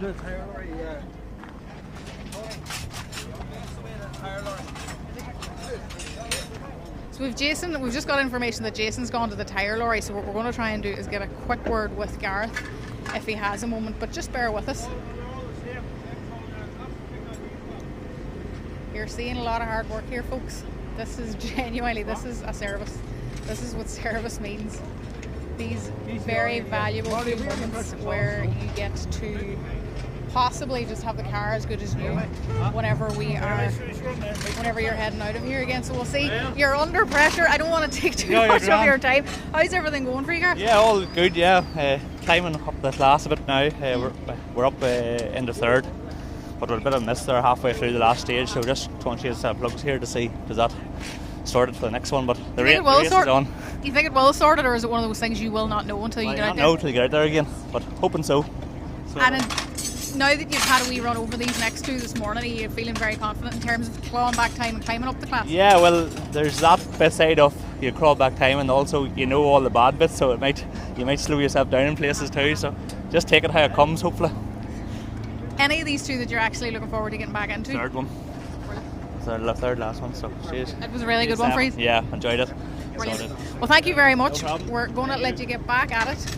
And no sign of Jason yet, so what we'll do, folks, is we will we're going to sign off here for a few wee seconds, just so as we can locate another few drivers for you and get more feedback. So we'll hand back to the studio and get the adverts done for a wee while, and then we will be back to you with more action, more interviews, more conversation, and see how everybody's going here this morning. Bear with us.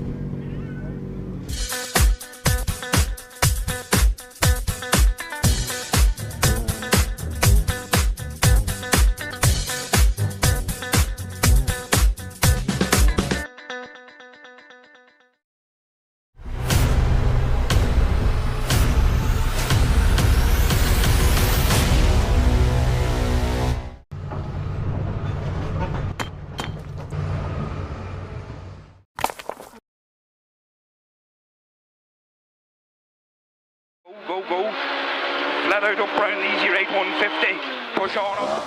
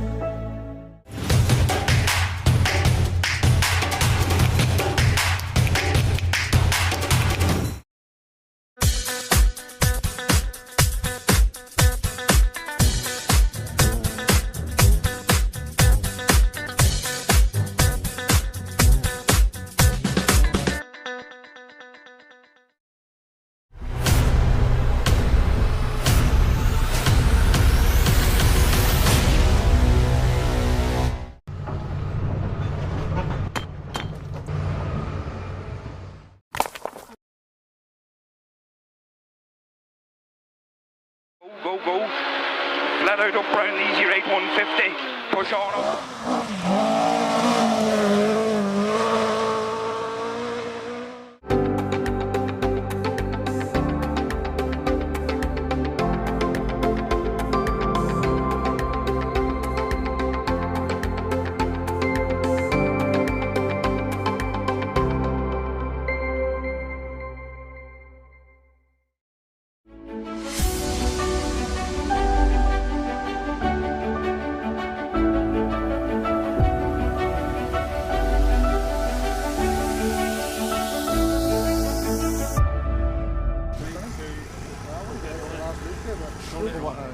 We're back in service here, folks, and we've caught up with Adrian Hetherington. This is just one of the most probably annoying stories of rallying, but very much a rallying story where things are going wrong and it's just painful.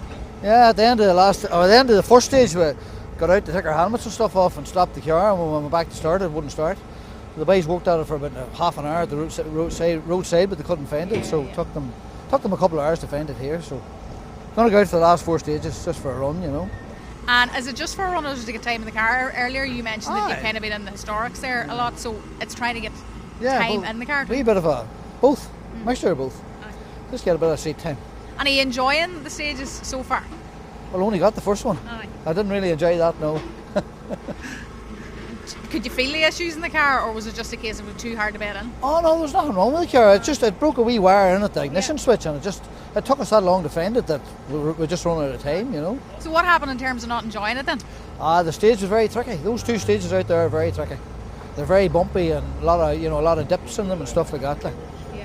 And a lot of people, when they think of that, would sort of think, do you know what, I might just pack it up and head home. But are you trying to, is it just, you're just enjoying the crack with a bit of sunshine, or is it that you find it as a driver, the challenge is great? Well, I am heading home. The last 2 stages are beside the house. So we go to Wales most weekends, so when we stage up beside the house, we may as well do it. You may as well do it, is right. We'll let you go, Adrian. I know you were saying that you had to get out. Thanks for talking to us. And it's just, again, one of those stories where it's quite difficult to stomach at times whenever things go wrong with the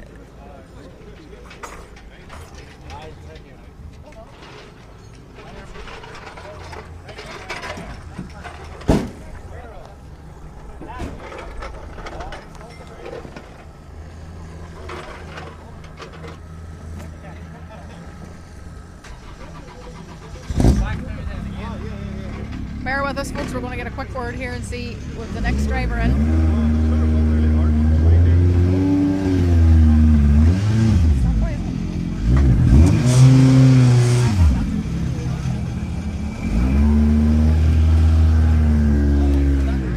Guys, there's just a wee bit of movement going on here, so we're going to see if we can get a quick word now. How's it going? How are you? All good. Glad to be back. Glad to be back. Glad to be back, and good weather, so you can't beat it. Dry roads, dry tarmac, and just try and bring it home now, hopefully.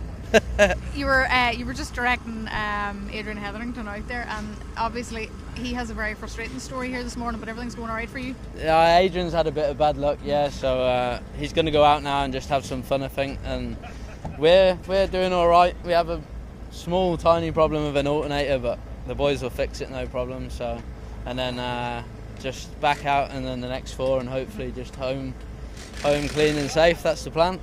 A very long day's driving here. There's a lot of work in those stages, Ollie. Definitely, the first 2 are like crazy fast. The 3rd and 4th there, I have to say, I really enjoyed. Really tight and technical. It's a bit of everything. It's good.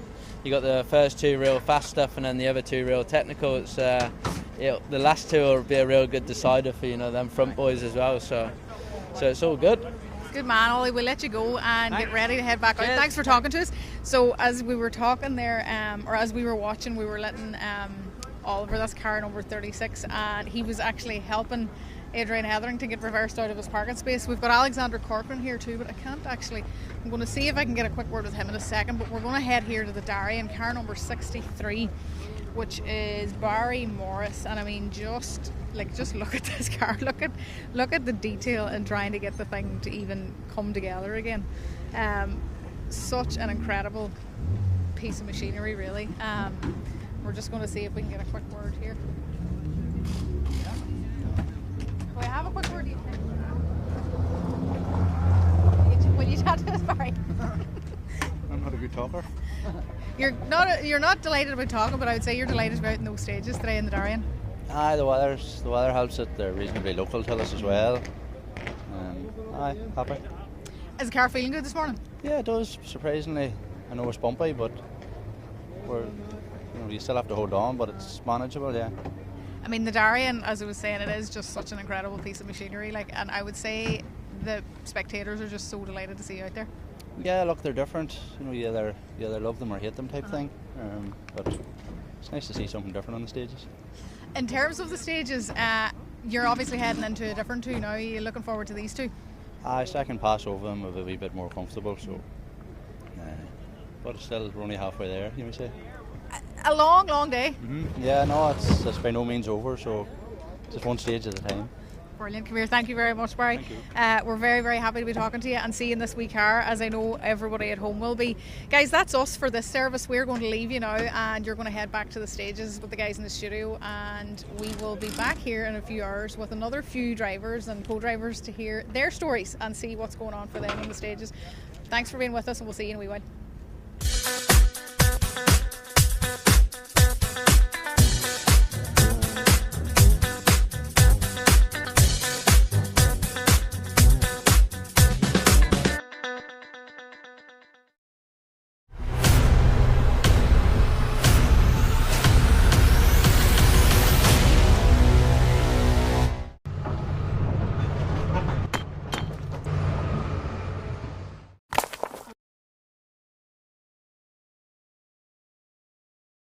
Go. Flat out up round the easy right 150. Push on up.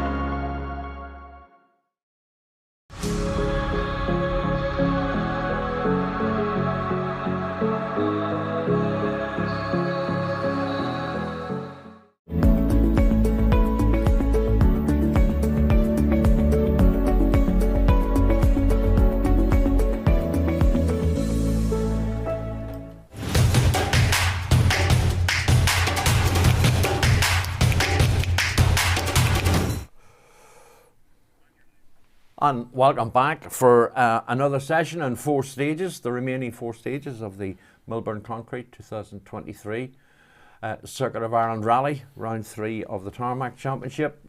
Round 4, if you're a historic competitor, your event started back at the Killarney Historic in December. We've had 4 really good stages, battles all the way through the field, as you would have heard there with Tony Kelly in service. And at the moment we have a 14.1 second lead for Callum Devine and Noel O'Sullivan over Josh Moffat and Andy Hayes. A further 15.6 seconds back, Marion Evans and Jonathan Jackson. Second run over stage 5, Michael. A different approach to this morning, I would think. I would think so. Now they know. What I'm surprised at is the reports of the bumps. We were talking off air, Andrew Bush and I thought there was a couple of drivers explained it quite well, but some of them give the impression that they're just completely bumpy the whole way. It's only parts of it. It's only towards the end of the first stage, which is really, really bumpy, and towards the end of the second stage, which is now stage 5 and 6 accordingly. They know now. They know they've found where the limits were before. Yeah. And I think what happened on stage 4 at the front of the field with Josh, the guys who are sort of 4th, 5th, 6th, they're all embroiled in a really tight little battle. Josh is not going to take this lightly. Marion said he's like a cat with 9 lives. Here we are, first car's into the stage, Josh is into the stage, so we should be going to our camera position very shortly. I imagine we're going to see a fight back here from Josh. He knows he got away with this. He thought he had a puncture, then he did get a puncture.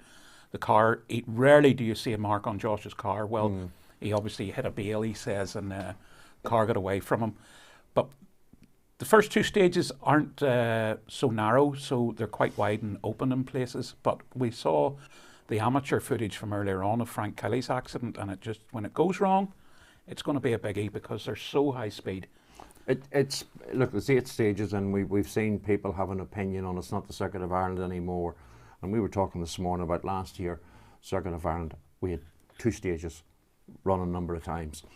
I mean, Jason Craig has a story in the Belfast Telegraph today that, you know, Josh Moffat has put last year's disappointment behind him. He may well have done, but I totally agree with you. Josh Moffat will firmly believe 14.1 seconds is easy for him to make up, and that's what he will be going out to stage 4. Well, he's up against Callum, and we know that Callum is, at the moment, is probably his fiercest competitor, and that's nothing against Marion Evans.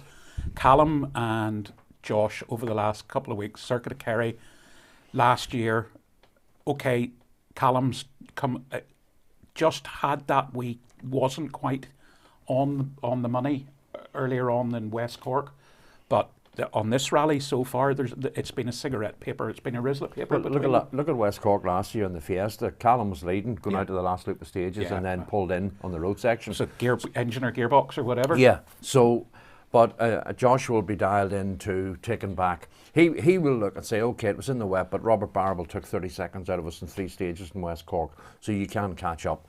So I think, and you know yourself, despite all the interviews and that, there's pride. These guys are driven. I don't mean behind the wheel. When they put when the clock says go, they want to they'd beat their own mother. I couldn't agree with you more. They're just really, really determined. I mean, this is not disparaging to any of them. Most of these guys don't need to be here. They're here for a reason. Because they're good at it. They're competitive. They can't go to sleep at night without thinking, I'm going to beat him tomorrow morning. Yeah. And Josh will be sitting there having a cup of tea at lunchtime going, I can get a second here and a second there. And you know what? We weren't pushing that hard over those bumps towards the end of that first stage. I'm flat. I'm going for it. So he'll just turn it on. I can hear a rally car, and it's Josh.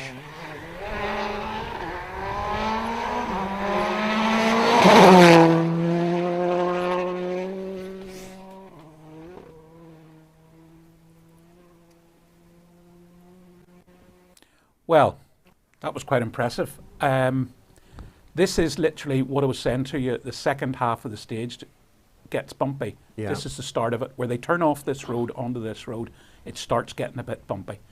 And he never lifted for anything there. No, and funnily enough, the bit that we're looking at reminded me a little bit of Slieve Gullion, on the bit when they got the hill about halfway up Slieve Gullion, the narrowness of it. But the thing about it is, they have a 20-minute service. You know, they're in the motorhome, they're in the truck, and they'll be looking at the notes and They'll be looking DVD at for stages. they'll back be over it again. Over and over. And let me see that wee bit again. Let me see that. Now, I know that there is virtually no mobile phone signal where we are.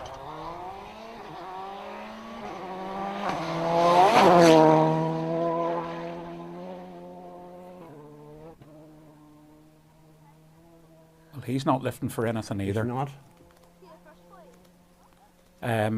So does he have a puncture? Have we look at it again? What it was, I'm not so sure on the back. What I was going to say is that we're in a bit of a black spot for the tracking, so it's very hard to tell. Pardon me. Josh is back onto the tracking and just going over the finish now, so we should be getting a time very soon for Josh. What I want to have a quick look at is what time he did first time over the stage. I'm looking at tracking, and I seem to have cars all over the place with no blue, so it's quite confusing. If you're joining us this afternoon and weren't with us earlier, cars run here at 1 minute intervals. It's Callum Devine.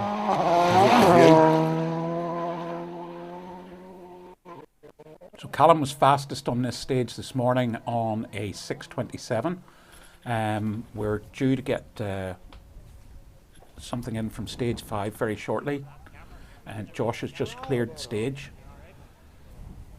So I think Johnny Greer. So yeah, first time in for Josh, 6:24. That's really interesting. So he did a 6:31 or something earlier on. Yeah.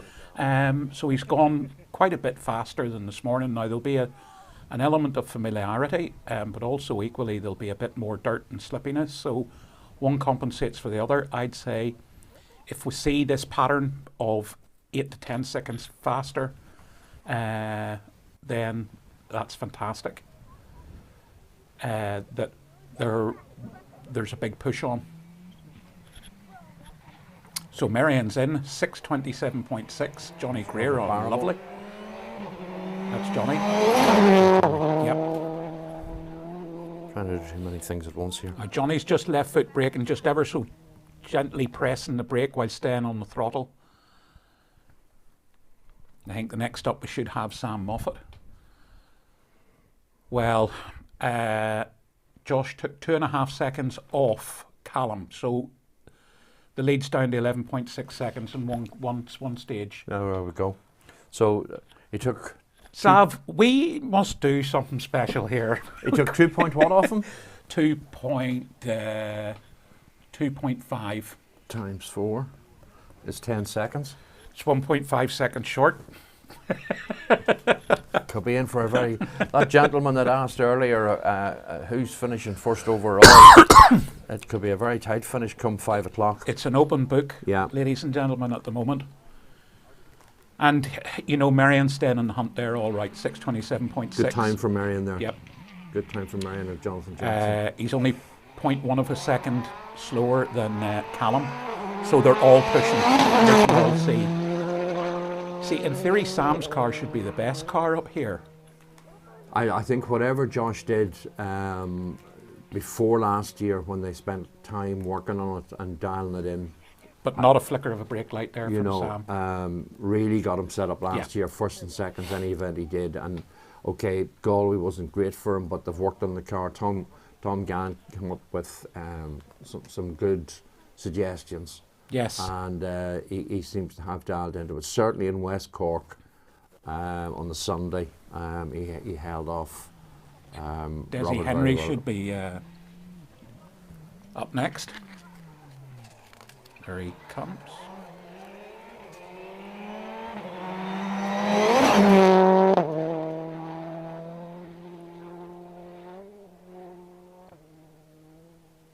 Yeah, pushing on really well. Johnny Greer in on a 6:31.8 now, which would be 7 seconds from Josh's time of 6:24 dead.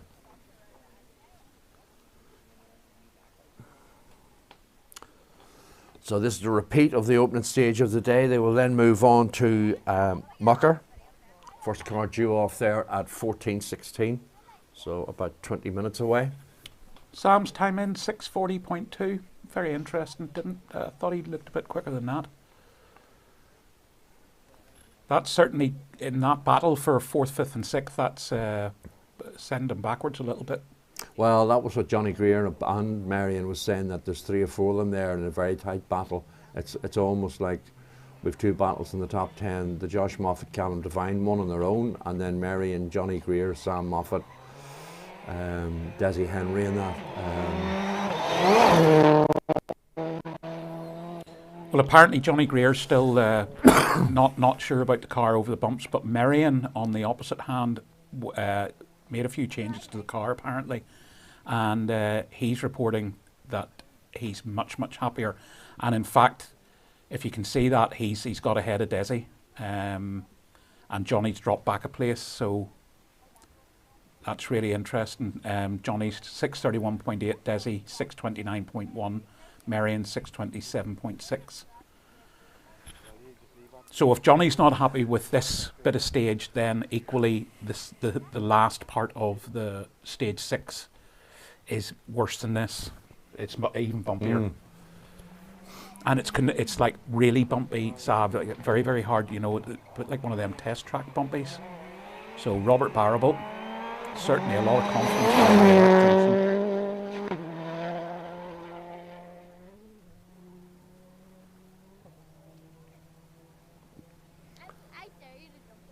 Yep.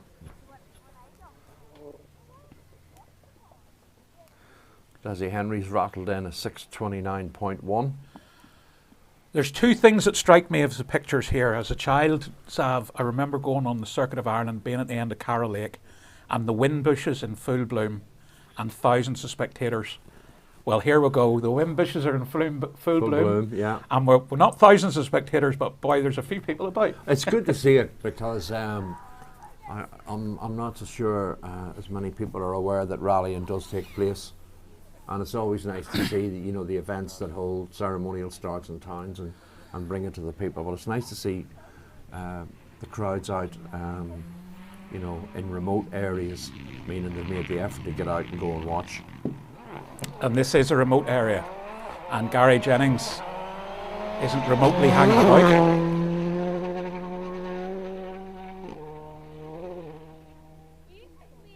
Cathal McCourt has rattled in a 6:43 dead. Robert Barrable a 6:39.2. And if you're wondering where we're getting this, rallyscore.net, where you will see the results drop in almost as soon as the cars go over the finish line. And I've just had a really nice text message from Alan Carmichael. I think it's great when the drivers get in touch with you directly. Just, hi Michael, clutch was playing up from the first stage. Then the fuel pump gave up on 4, on way home. I'll watch from there. Cheers. Alan, sorry to hear about your troubles. You gave us good entertainment while you were going. Enjoy the rest of your Easter Saturday. It's no consolation you should be going over the finish ramp later on. Declan Boyle, another one, pushing on nicely there over the bumps. We did speak highly of Alan and advised everybody of your British Championship title.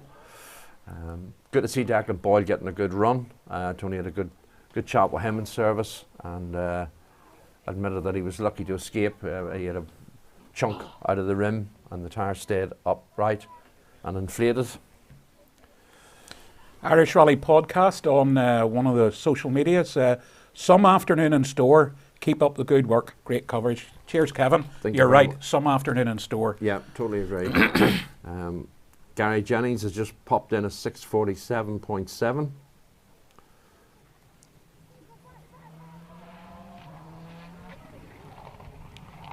That's pretty good, actually. Jonathan McHale. Yep, another man really starting to come to terms, getting closer and closer with every stage. He's getting a second here and a second there. That was interesting, a wee confidence break there just from Garth. So it's funny, we were talking earlier about the difference, you know, driving WRC cars to R5 cars, and he reiterated that back to Tony, that Yes. the difference in having to almost learn to drive R5, which seems odd you could learn to drive a car, but the delicacies and foibles of them means that's exactly what you have to do. I think it's really interesting when you look at the former WRC drivers, in the sense that they had cars. Gary, Declan Boyle, Tim McNulty, Gareth McHale.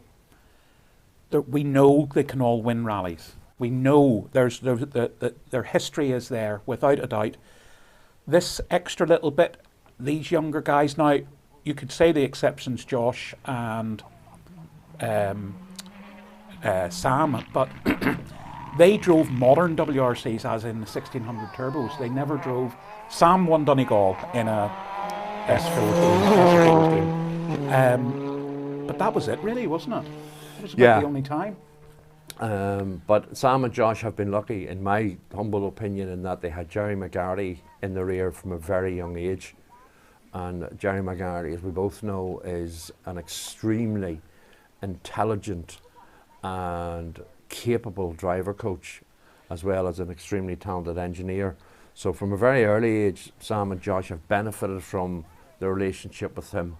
I think there's a few others, Aaron McHale, Gareth McHale, Chris Meek, also.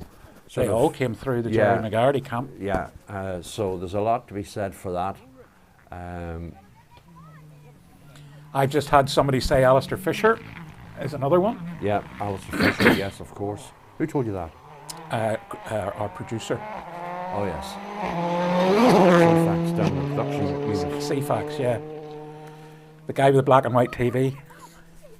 Yep. Apparently he's a pretty harmless fella. I've heard that all right now. The other fella's harmless. Oh. In case you're wondering what we're talking about, our producer tripped over his wallet during the week and has managed to dislocate his shoulder or break bones in it, so he's running about with his arm in a sling. He won't be driving his historic Chevette for a while anyway. No.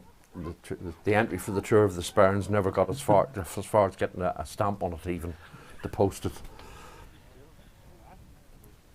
So apparently he wouldn't pay for the stamp. Well, that wouldn't surprise me. Wouldn't surprise me.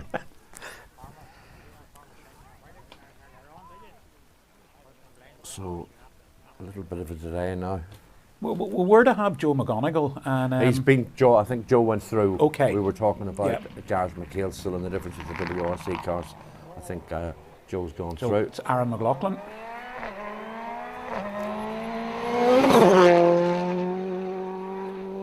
Sort of stuff should suit Aaron quite well. Again, having a wee confidence lift break.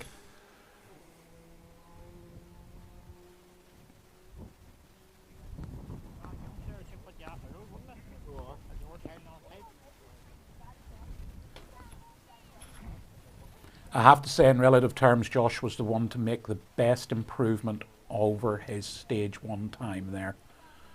And if you remember, he did it in Galway or in West Cork as well. So that's to say, I'm looking forward now to the next three stages, because he will start chipping away at Callum.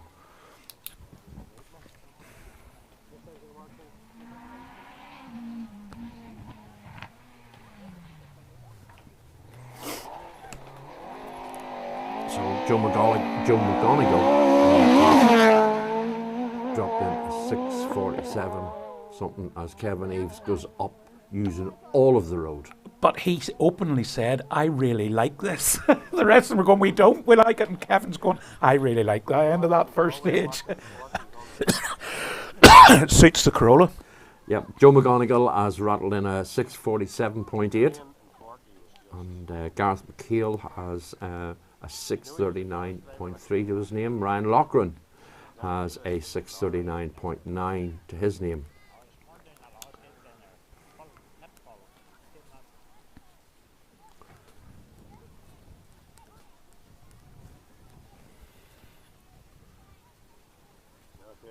Well, who should be up next? Wayne Sisson, maybe?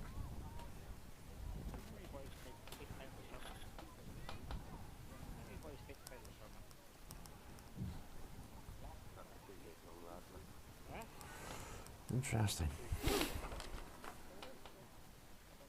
Yeah, Callum only went 1.2 seconds faster, whereas Josh went 8.5 seconds faster over an 8 mile stage.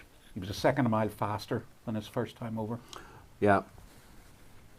I think the next run over Mucker is going to be a little bit more defining, I think, with Sisson. Yep. And Parado Davies.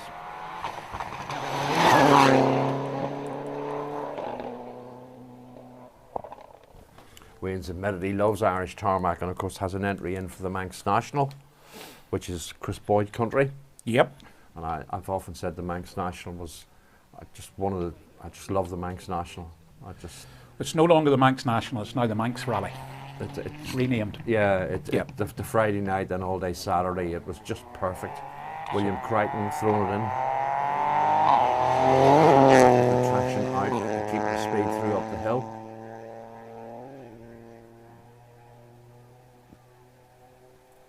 Yeah, one of my most favourite events, the Manx National.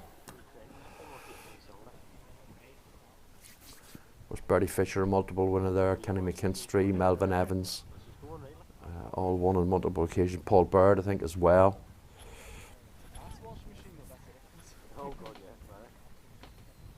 Well, I was to go over this week coming, but I'm going the week after now, the way things have worked out. Very big rally this year.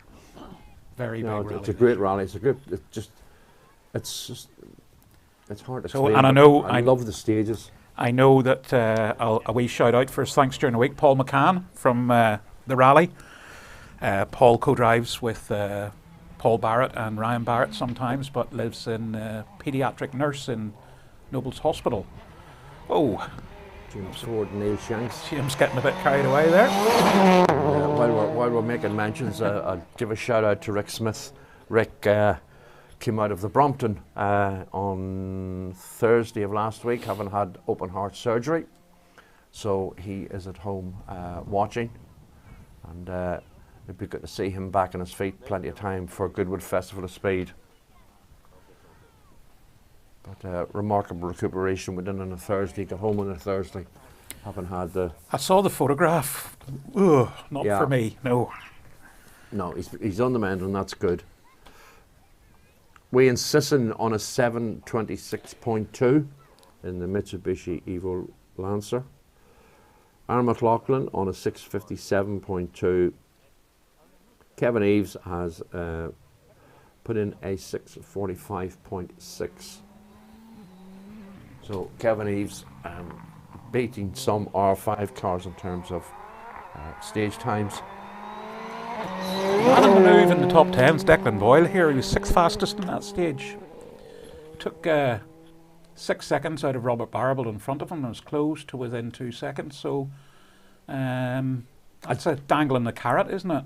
It is, but I mean, we were saying early this morning before the first stage, you know, Declan Boyle's had no luck in the last number of events. It'd be good to see him get a good run. And it was interesting when Tony asked him, well, is it difficult when you jump out of the Citroen C3 into the R5? And it was, well, yeah, there was a few issues with that. We'll not go into that right now. So, you know, but in fairness, I don't think that's what Tony was asking him. But no. For him to come back with that. Well, she did say no, I meant getting in and out of cars. And he actually explained it really well. He said once you get your seat position right in these R5 cars, they're very similar. Yeah. So,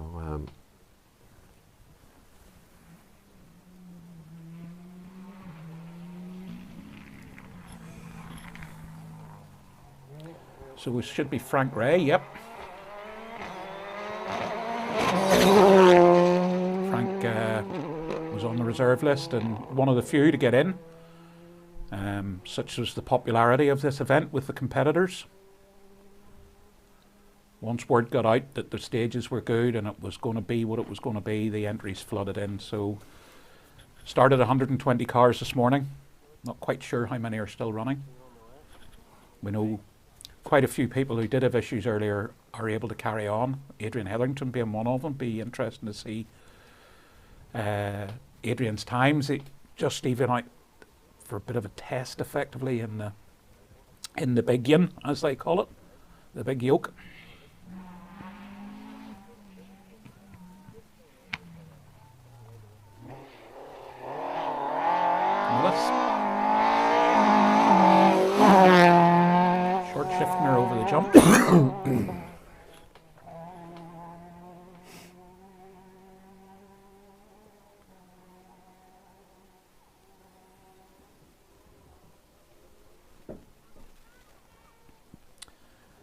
I'd say Camillus probably doesn't know the rest of the stage very well, but he probably knows this bit of road okay, because it would be a road you'd get through, come from Draperstown to get the other side of Davie Forest, you know. It would be a road that you would use. Oh, okay. And would be a bit of testing would have went on up round here over the years. And it's not the hardest thing in the world to be testing rally cars in Ireland, north or south. No. Camillus obviously is Camillus Bradley Motorsport. Specialises in these really nice Mark II Escorts. Just down the road is Den Motorsport, does the same thing.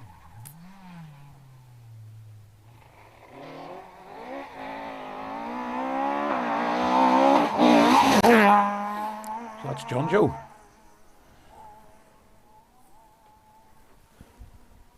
So not far away now from stage 6 going live. Leading crews are at the stage start.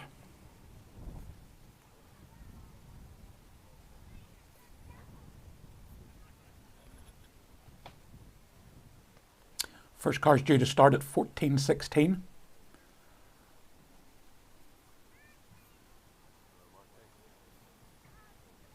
Camillus's time's in, 7:05.2. James Ford time, 7:00.4.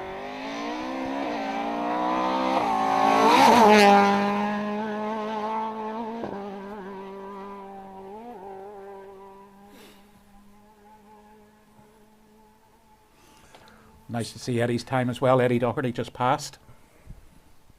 So if you know the Mucker area, the stage starts on the Black Bog Road down midway through and then turns square right onto Rock Road.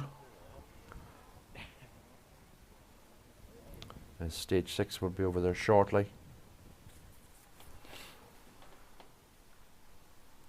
Adrian Hetherington's been, we know he explained, stopped at the end of the first stage this morning. We had a word with him, Tony had a word with him in service, and it was as simple as a little wire had broken.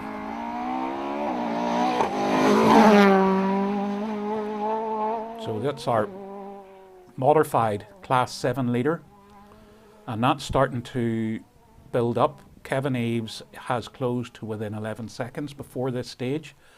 So Kevin did a 6:45.6. Really interesting to see what Jason does this time through.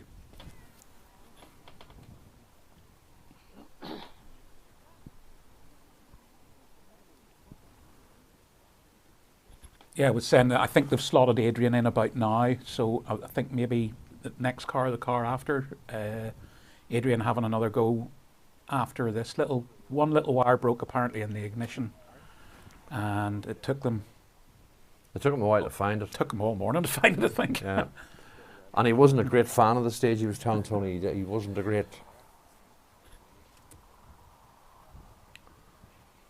So at the moment it's Callum Devine and Noel O'Sullivan that have an 11.6 second lead over Josh Moffat and Andy Hayes, and they're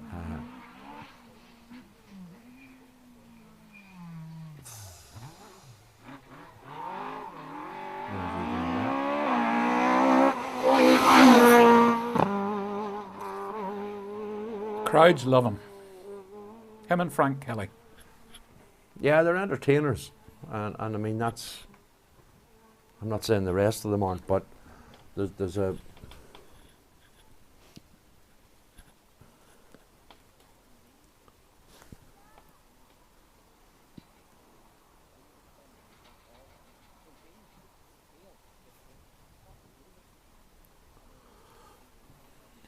So the leading cars are now at the start of stage 6, which is the second run of stage 2.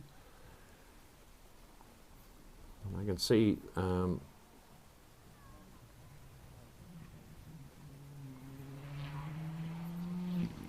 few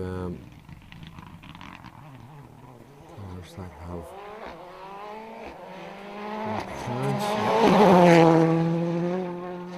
Britain, Ray Brains, Tommy O'Connell are all showing on that stage. but not running. So that's from earlier. Right.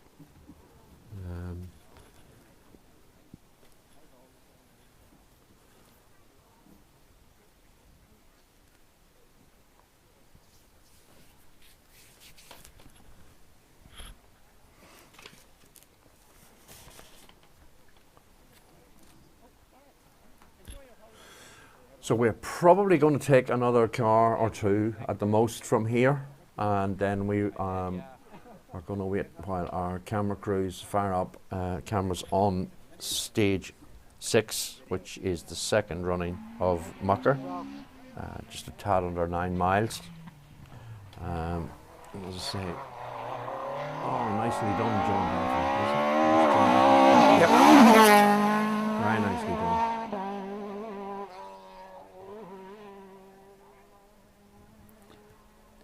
So that's it. We're going to wrap up from stage 5 and just go to a quick ad break, and then we'll be back with live pictures from stage 6.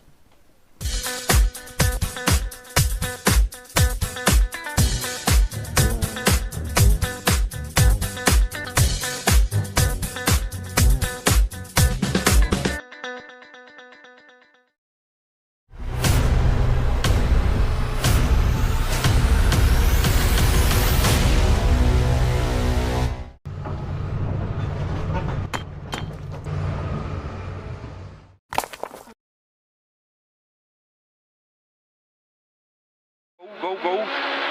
Flat out up round easy right 150. Push on up.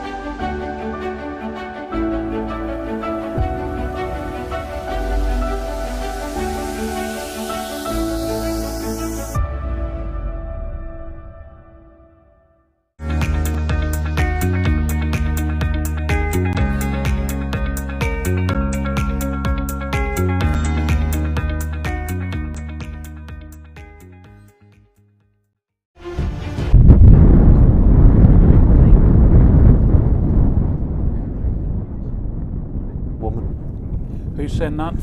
Doon Kelly. And you're back with us now. Camera crews on stage 6, junction 10, if you know the layout of the stage. And Josh Moffat, Marion Evans are in the stage as we speak. So we're up and underway. It'll be 3 or 4 minutes before they get to our location, but don't panic. We're there or thereabouts. So this stage is west of Cookstown. They complete this in clockwise format and then make their way back into the pits on the Cookstown 100 service area, where they'll get another 20 minutes before we go out for the final 2 stages of the day, which is a rerun of stage 4. Stage 3 and 4. So at the moment, Callum Devine 11.6 seconds ahead of Josh Moffat. Marion Evans in 3rd. Desi Henry has moved into 4th, with Johnny Greer now dropping into 5th. And we've got a time through for Jason yet on stage 5. We don't. Yes, we have. Very interesting. Jason did a 6:51.1, Kevin Eves did a 6:45.6, which leaves them just under 6 seconds, 5.9 seconds apart. So the modified battle is just like the battle at the front, really, really hotting up. And again, what a great sight to see so many spectators out on this Circuit of Ireland rally, Milburn Concrete sponsored. And great to see the sponsor in the service area with Tony and Bobby. Bringing on young Mark Donnelly. And well, he was young Mark Donnelly a few years ago. He's Daddy Mark Donnelly now. Yeah.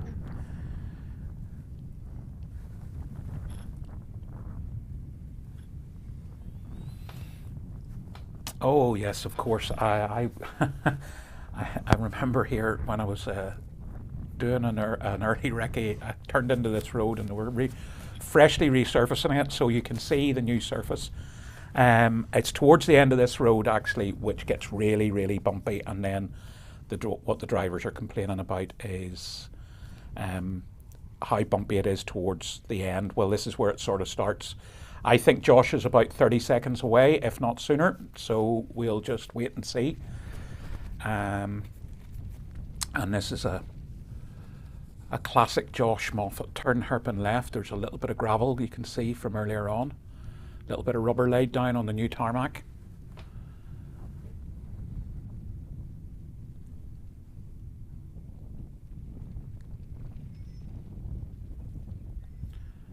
Here's Josh coming into view.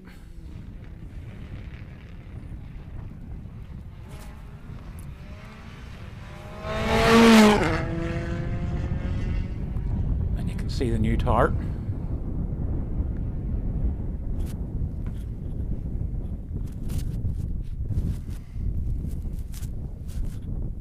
Josh went past there at about 45, 46 on the clock.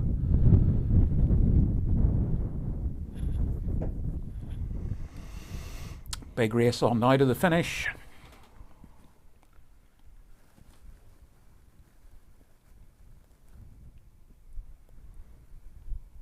No. Can't actually see Marion on the tracking at the moment, but sketchy phone coverage in these areas, very rural.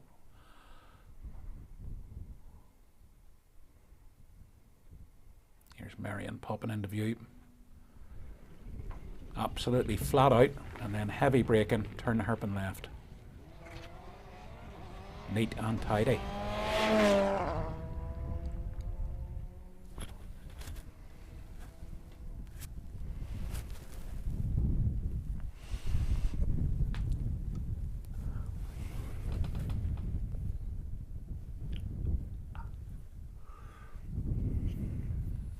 So thankfully the rain has held off, hasn't it? Well, what was it Callum Devine said earlier? Yeah, I just hate getting in and out of the rain. It doesn't bother me when I'm in the car, it's getting in and out of the car.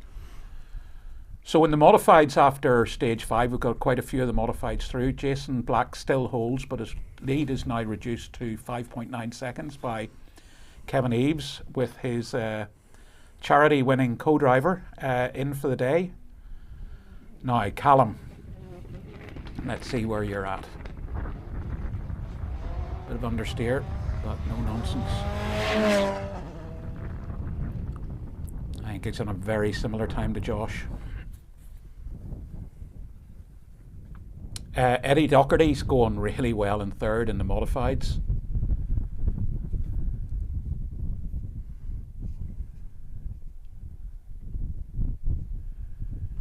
He's third. Barry Morris in Darien is up to fourth.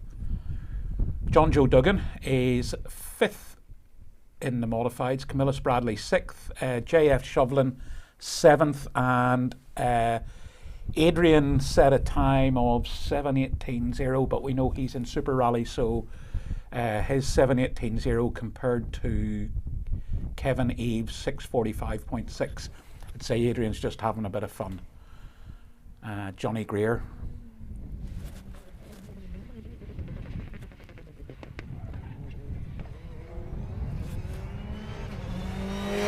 Very good. I don't think it will be long before we'll get a time for Josh in for this first stage. 7, pardon me, 15.1.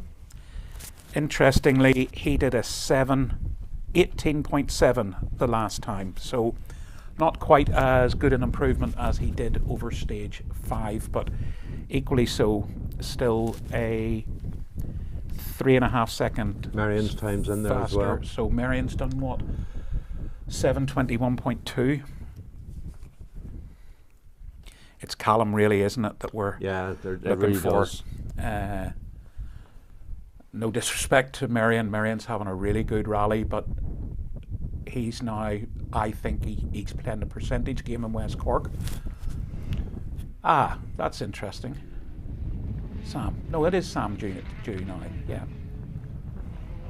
Sam, nice, neat, tidy. You know, if I was Callum, if Callum matches Josh's time or maybe betters it by a second, that would be good enough for me. You know, yeah, just to stop that. Stop the rot, effectively. Well, to halt, if you like, Josh's charge.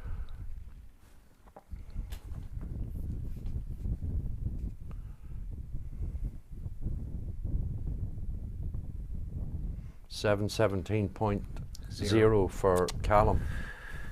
Reduces the lead to what? 9.7. Okay. It's nice. Not enough. 9.7. So 4.35 seconds over the next 2 stages, and each stage Josh needs to. It's going to be another tight finish, isn't it? If this keeps up. Yeah, I mean, Josh was considerably on the first run over this stage. Josh was 4 seconds quicker than Callum. He's only 2 seconds quicker. So Josh improved his time by 2.5 seconds, whereas Callum has improved his time by 5 seconds. So more than what Josh did.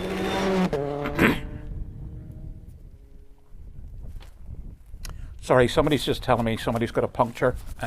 Good to clarify. Yeah. Yep.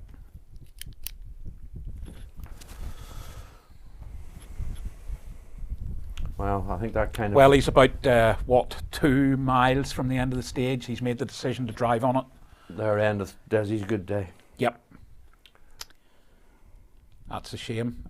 But we saw with earlier on with Declan Boyle, a huge chunk out of the wheel, and he didn't even know where he did it. Yeah. And so you just sometimes you get the luck of the draw, don't you?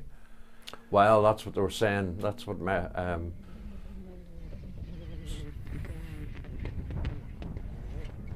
Evans saying that Josh Moffat had like the captain of his lives, but you know, you make your luck as well. Yes. So Captain McCourt through.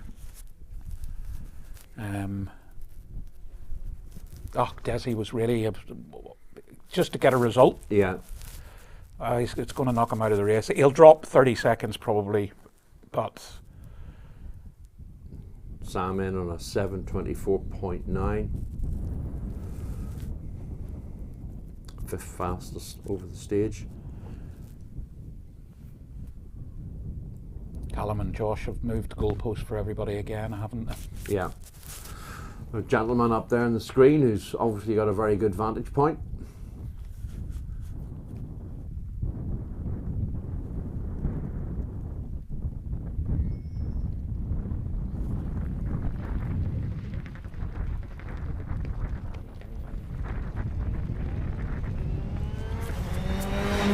Barrel and Gordon Noble, nice neat turn in, power down and away.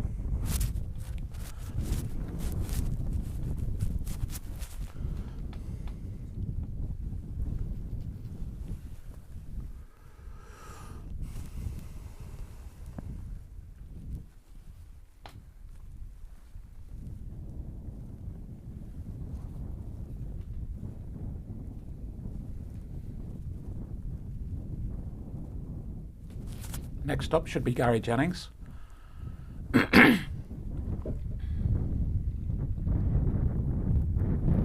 the Go Back Fiesta. Minus 4 bags of coal apparently. Yes, earlier on this morning explaining the weight difference between the Mark II R5 and the earlier version that he had up until this event.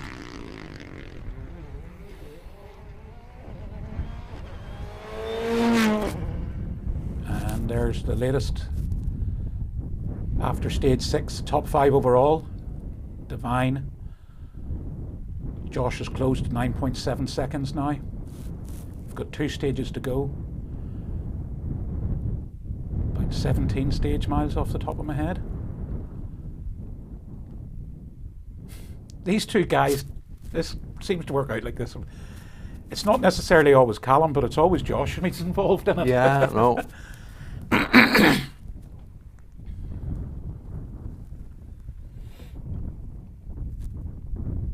Another man, certainly Declan Boyle is a guy who's on the move, gaining more and more confidence.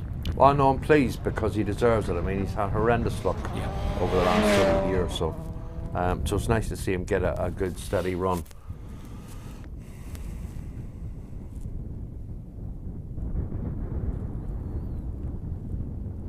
So, Desi Henry, disaster.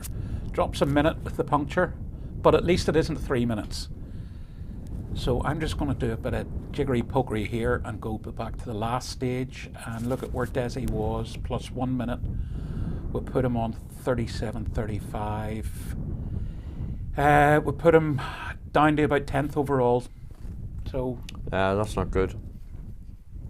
After fighting for 4th and 5th, and he was, well, 1.5 seconds, but that's what happens when you're pushing to the limit. Cathal McCourt in on a 7.33.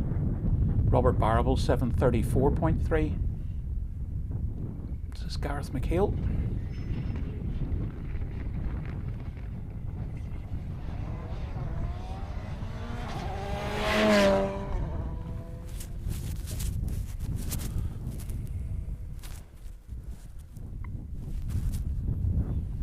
Next up should be Joe McGonigal.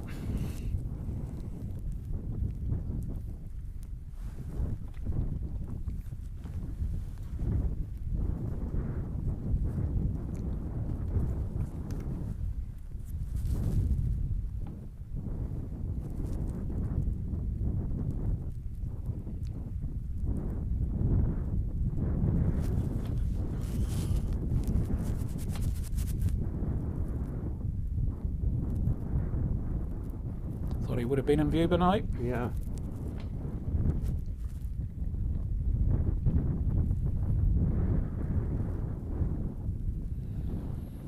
So we're hearing reports after having such a great step up to the R5 is Ryan Loughran.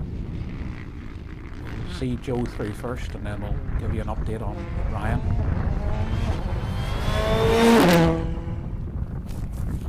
Through well. Apparently Ryan's stuck in a ditch. We hear a report on social media. He's still green, but we'll look if he goes blue.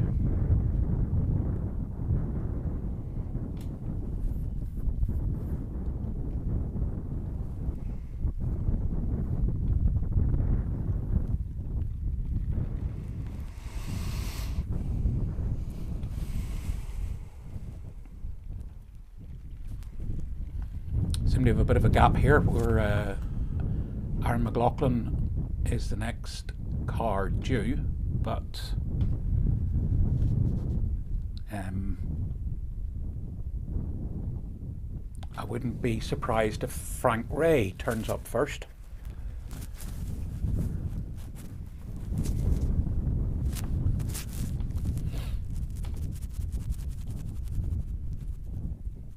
Yeah, Desi's time's in and he's...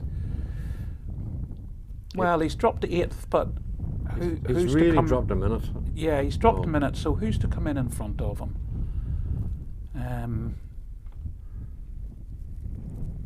Well, one of the people to come in front of him was Ryan Loughran. And we know Ryan has now gone blue. Yeah, stuck in a ditch.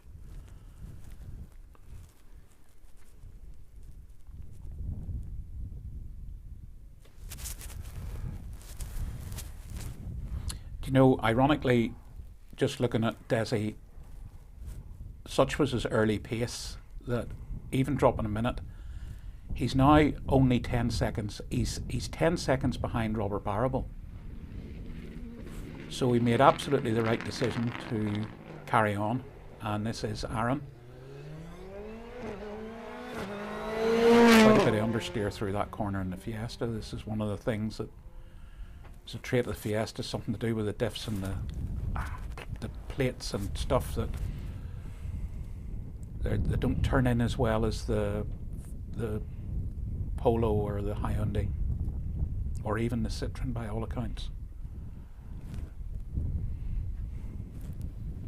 Hence you see Gary Jennings quite often just having a wee touch of the handbrake to get him to turn in. So according to my reckoning, Kevin Eves should be next. Kevin on a mission. He can see the modified win here. Even though he's had 0 points so far this year, despite leading both Galway and West Cork.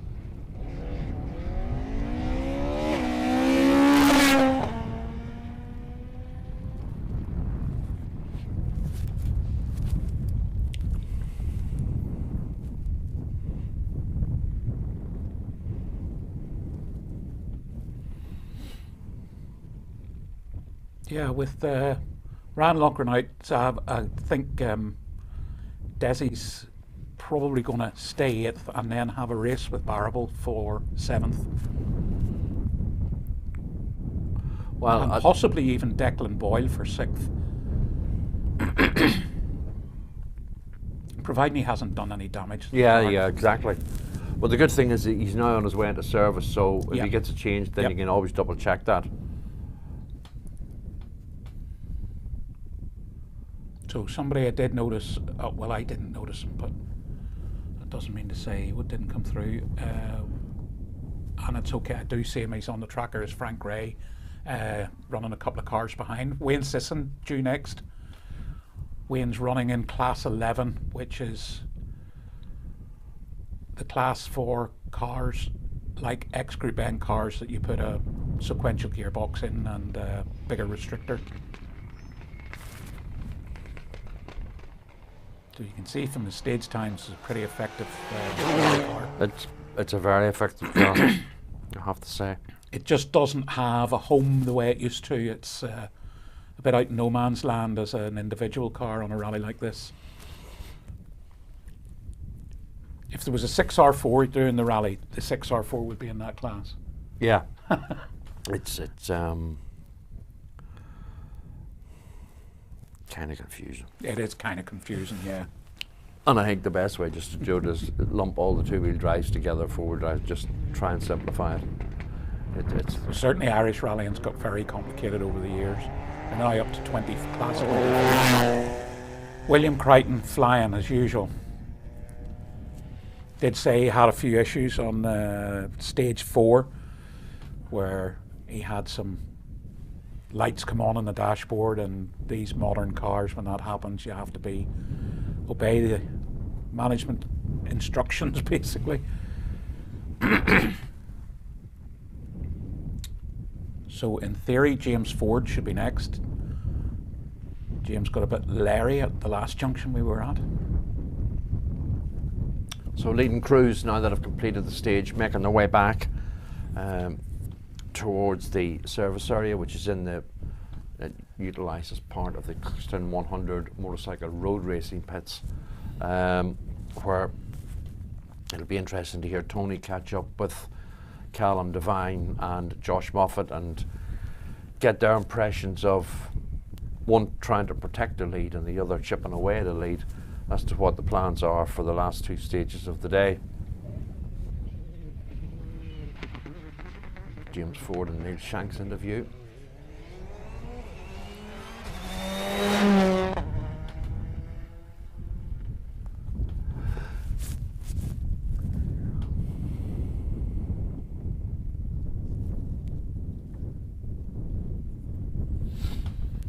Kevin Eves, time of 7:42.4. Aaron McLaughlin 7:54.2. Joe McGonigal 7:49.8. Gary Jennings 7:41.4. Kevin Eves was 11th fastest overall on that stage in a two-wheel drive car.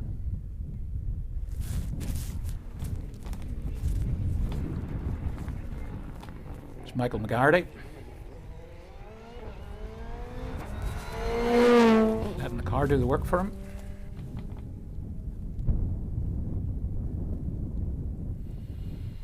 And I said Frank Ray. Frank Ray's gone blue. We were expecting Frank next, and he's gone blue about a mile before our location, I'm afraid to report. Let's just hope it's nothing untoward.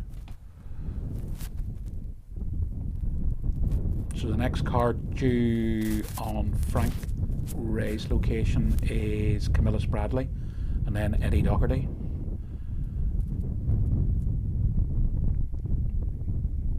The one potential disadvantage that Jason Black has, if there is a stage interruption and Kevin Eves is running so far up the road, the stage interrupted time will be very negative for him because he's running so far back. So if the stage were to be interrupted now, he could be getting a time. Oh, goodness knows. Like Wayne Sissons? Yeah. Well, that's an 816.9. Whereas Kevin's done a 742.4.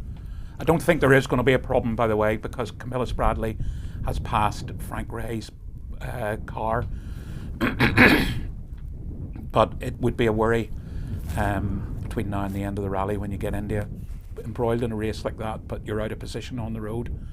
You run the risk of an interruption.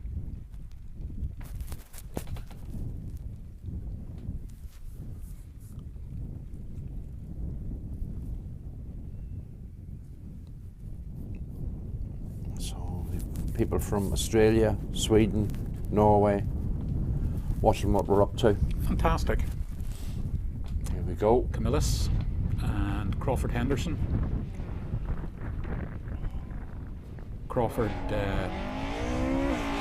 local businessman in Coleraine, Ballymoney, etc. A few spar shops. But he's also a few solo fuel stations, and arranged for Solo to be one of the associate sponsors this weekend. So, local company in Cookstown. Also involved in the Tour of the Sperrins as well, isn't he? Yep, Crawford's the man behind the scene. He's not the clerk of the course, but he would be very much the man who would plan the route. Hugely experienced co-driver. Plans the route, does the safety plan, did this first safety plan about 3 years ago, and phoned me and says, I'll never ever do that again. Well, he's done about 4 since then, so keep sticking his hand up. Well, I know that he was in touch with You're buzzing away there. An old... Huh? You're buzzing away. Old colleague of mine, David Walton, who is... as in Dave Boy? Who's working Liddon Hill, where he is on duty for the Motorsport UK at Liddon Hill, which is the opening round of the British Rallycross Championship today. There's an irony. We're talking about Crawford Henderson, and I believe, off the top of my head, that Dave Walton is the MSA safety delegate for the Tour of the Sperrins. It's not by accident I mentioned it. Let me tell you. But speaking of Liddon Hill, I mean, Ollie O'Donovan used to be a fairly regular in the Irish Tarmac Championship. Has kind of concentrated on rallycross over the last number of years. 2 heats today, and Ollie's lying 3rd overall in the Proton IRIS, first IRIS in rallycross, and his son Patrick, current British champion, is fastest after 2 heats. So here's a man going really well today, Eddie Doherty. I think he's driving really well. Fair play to him. I think Eddie's having a good day, and I'll tell you who else is impressive for me anyway is John Devlin. John's having a very good run. Yep. We should be seeing John fairly soon. Well, we've hopefully got Jason Black up next, then Adrian, then Martin Cairns, and then John Devlin. So we've got a good mix of. We've got the big race on for the modifieds with Jason.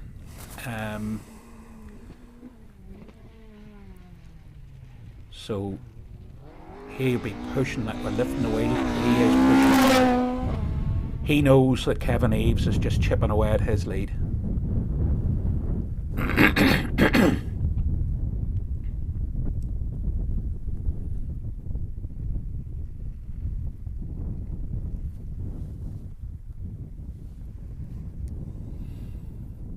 Michael McGarty in on a 7:53.0. James Ford on an 8:05.4.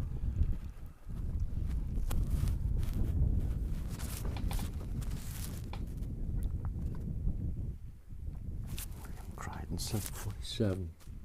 Dead. 30 seconds.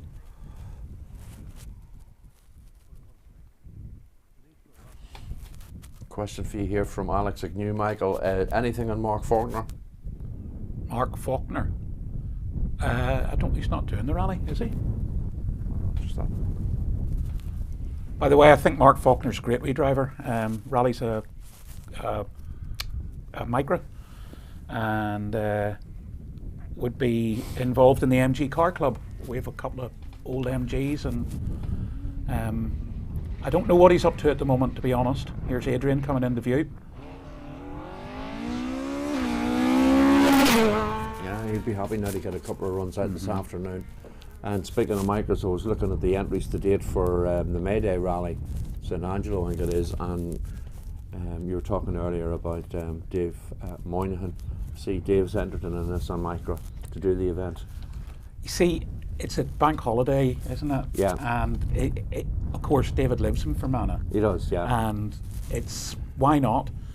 I'm not sure whose micro it is. I'm sure I could find out pretty easily, but they're taking off. I mean, you have the micro challenge for those people who aren't aware. The micro challenge here is reinvigorated with some really, really experienced rally people behind it. Well, Stephen Whitford would be the man behind it, and I think he proved everybody wrong. So this is Martin Cairns. Let the car do the work. Where on the previous round at Bishop's Court, this is really hard to believe. Stevie Whitford in a Nissan Micra was the first two-wheel drive car home. Yeah. Not first front-wheel drive, well, she was. First two-wheel drive. Yeah, he was sitting. And I mean, it's great when you see some of the footage on social media. It's really good. There's 5 or 6 cars now in the championship, and it is gaining pace rapidly. So it's good to see something like that back in again, just for the sheer enjoyment of the sport. I thought Barry Meek would have done the rally in his today, but instead Barry's out in the Orion, which we haven't had an opportunity to see today, just because of the fast and furious nature of the speed the rally's moving at today. He's seated at 90 in the Orion, which is and that'll be good fun, I would think. A car that Barry McGuigan drove. So, is that John Devlin? Yeah. Yep. Stevie Dowd sitting with him. Stevie Dowd is sitting with him, yeah. Yeah, I think his brother Petey has a micro as well. So yes, and they were probably going to do this together, and then Barry asked Stevie to co-drive, and Pete's like, I can't get a co-driver. So Pete's a colourful character, but one of the things that he does that people don't realise is he arranges the food and stuff. Yeah, catering. but the logistics of the Formula One trucks on back-to-back races, where they've 2 races on 2 consecutive weekends, he arranges to get the trucks moved because it's the one time that the drivers have to be replaced because of the tacos. Yeah. And he organises like 100 and whatever drivers to go and move all these trucks around Europe. So JF shoveling. Oh, very nice. Man enjoying his rally in there today. Emmett Brosnan sitting in today. Regular class winner on the National Rally Championship.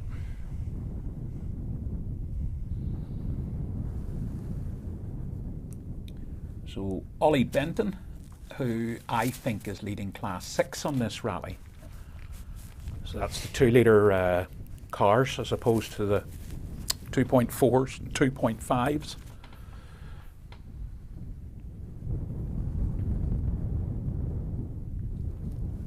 Ollie travels over, flies over from England to do the rounds of the Tarmac Championship, keep the car at Den Motorsport when they're at home in Oxfordshire, I think. They have a little forest car that they go off and do, him and his father go off and do forestry rallies in Scotland, Wales, England.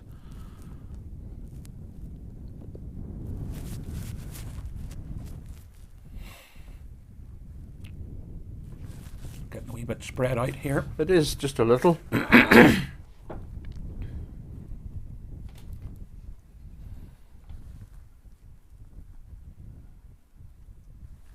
Ollie due into shot any time now.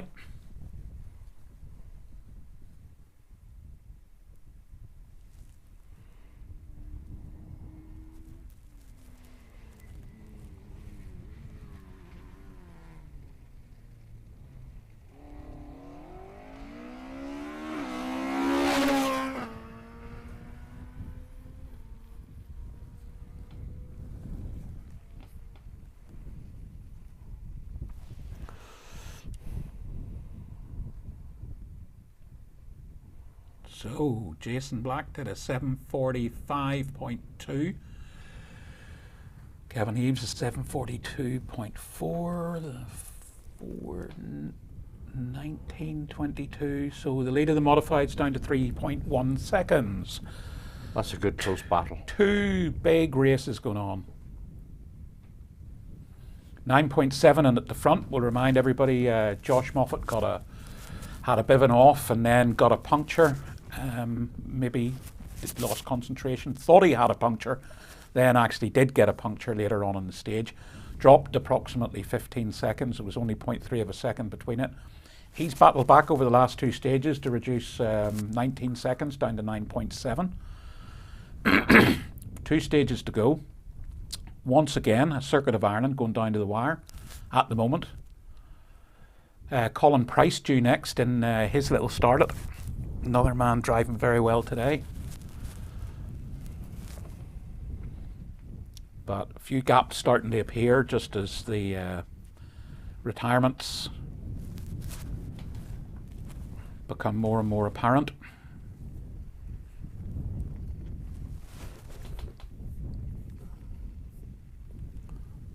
Colin should be due in the next 10 seconds or so.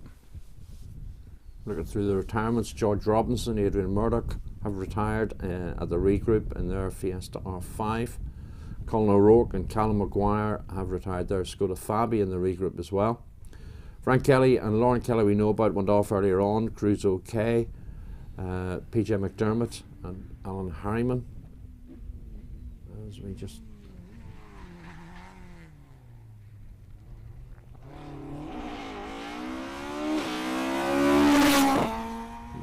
PJ McDermott, Alan Harriman off-road on special stage 4. Damien Toner and Owen Gallagher off mechanical issues on stage 1. Yep. We know about Alan Carmichael and Arthur Kieran's, they were on stage 4.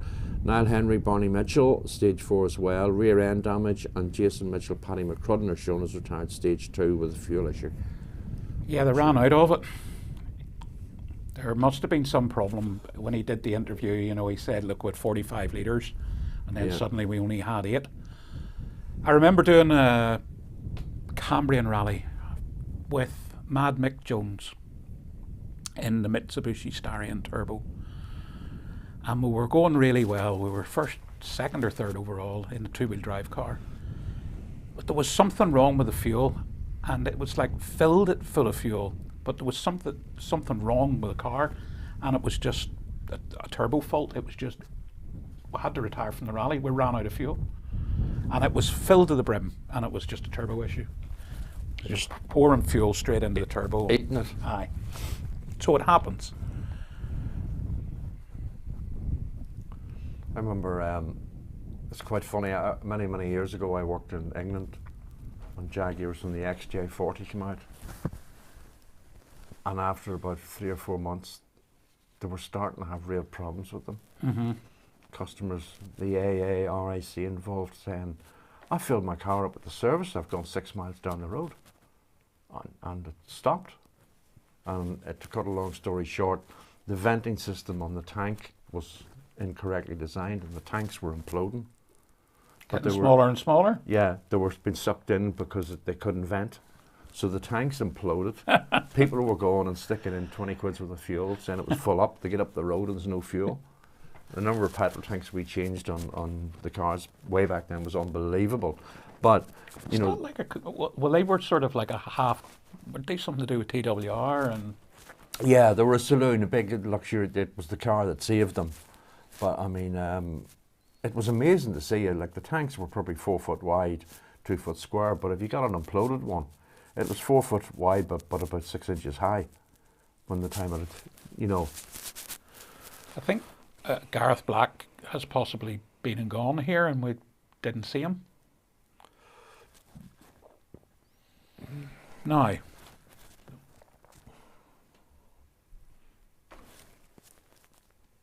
we do seem to have a bigger gap. The stage is still live, but it's very difficult to actually tell from the tracking in terms of who's on stage and who has retired from earlier.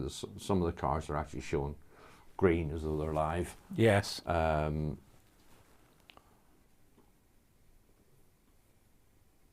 Well, Declan McNaughton's on the stage, Barry Morris is on the stage, Gareth Black is about to go onto the bumpy road. You're getting the same as me, yeah.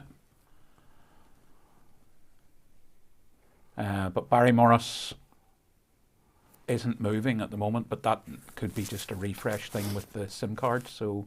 Yeah, we were saying that the signal up there is very sketchy in terms of 2, 3 and 4G. Oh, it's really rural Sperrins. I mean, it's a beautiful part of the world. Very, very... It wouldn't be on the tourist trail, but if anybody knows about it, it's a lovely place to go and visit, so... So, what we're going to do is we're going to get the cameras fired up in service and get Tony Kelly back on board so we can wheel her in to have a chat with Josh Moffat. Wheel her in? Yeah, we're going to get her in there. Like in a wheelie bin? Yeah, yeah. Get her in to have a chat with Callum Devine. He has been chased down by Josh Moffat, and we'll get his opinion or both opinions and who's chasing who and what the plan is for the last 2 stages of the day, which is reruns of stage 3 and 4 from this morning, which is the Hollow and Shanmagri. Yeah. And so about 18 and a half stage miles of the Milburn Concrete Circuit of Ireland 2023 left once they leave this last service, and get an idea from the leading crews what their plans are for the last 2 stages of the day. In the meantime, we're going to take a quick break. We're honestly going to go and put the kettle on, and maybe you do the same and come back and join us in a few minutes from service.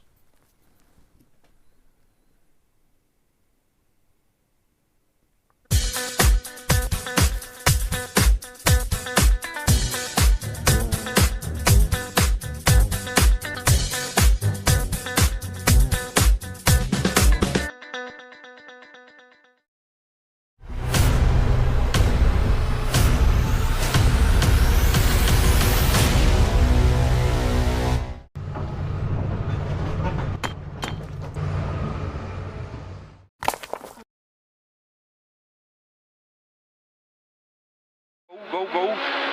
Flat out up round easy right 150. Push on up.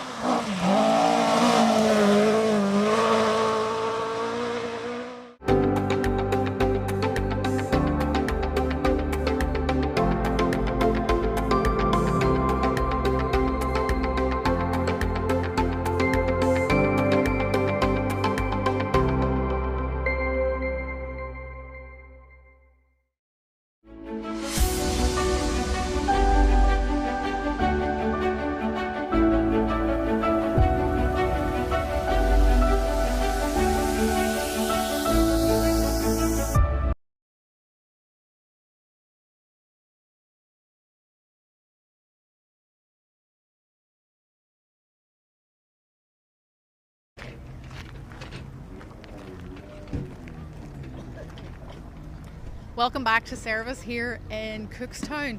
As you can see, Josh has just pulled in to his service space, and we're going to give him a quick minute here while he chats to the guys to see what's going on with the car, and we will do as much asking questions as we possibly can here and just see how Josh's afternoon went after that. He'll be happy to get back into service after that loop, I would imagine.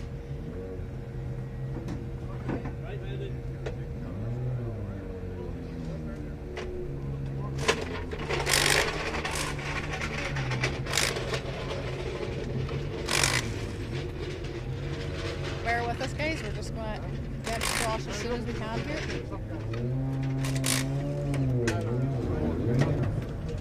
Josh, if we're seeing a wee smile there, are you happy enough? Yeah, well, it's going better than the last loop there, but yeah, I suppose we pulled a bit back there in Callum, but it's still nearly 10 seconds the gap, so it's going to be pretty hard over the next 2 stages. But look, we'll give it a go and see what happens.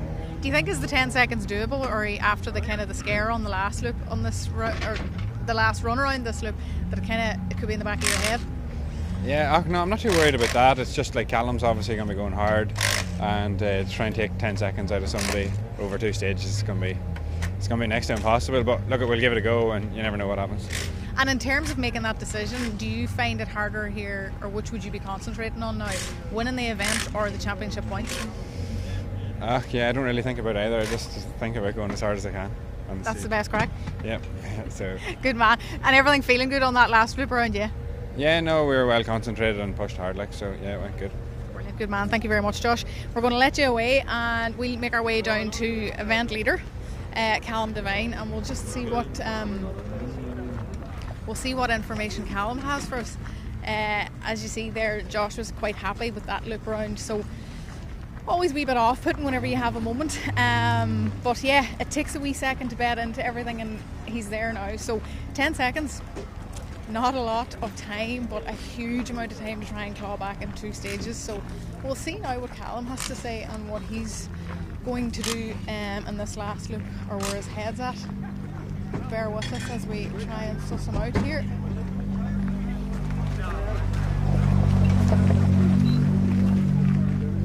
Callum, what a day. You must be very happy.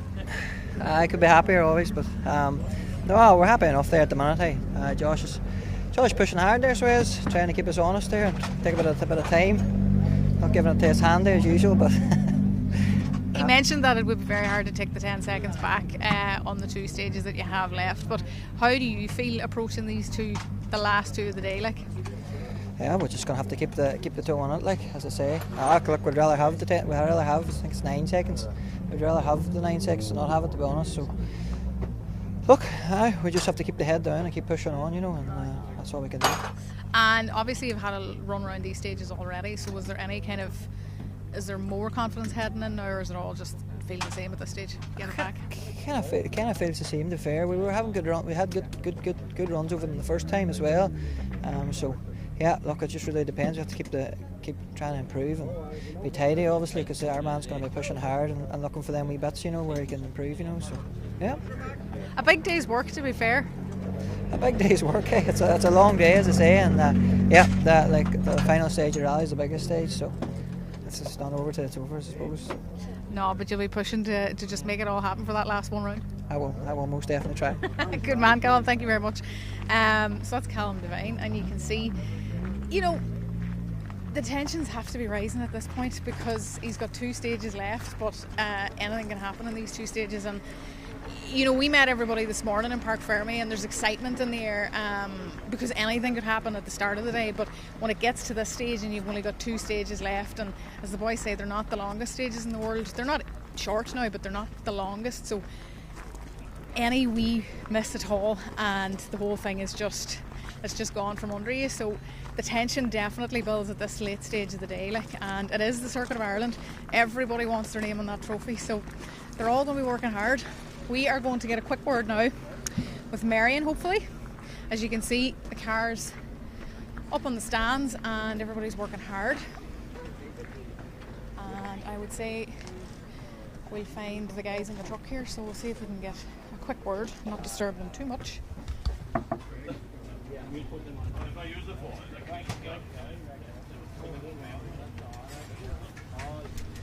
Don't shoot me. Always no. Team talk. 2 wee seconds to wait here, and then Marion will be out to talk with us. As you can see, folks, all these minutes in service matter.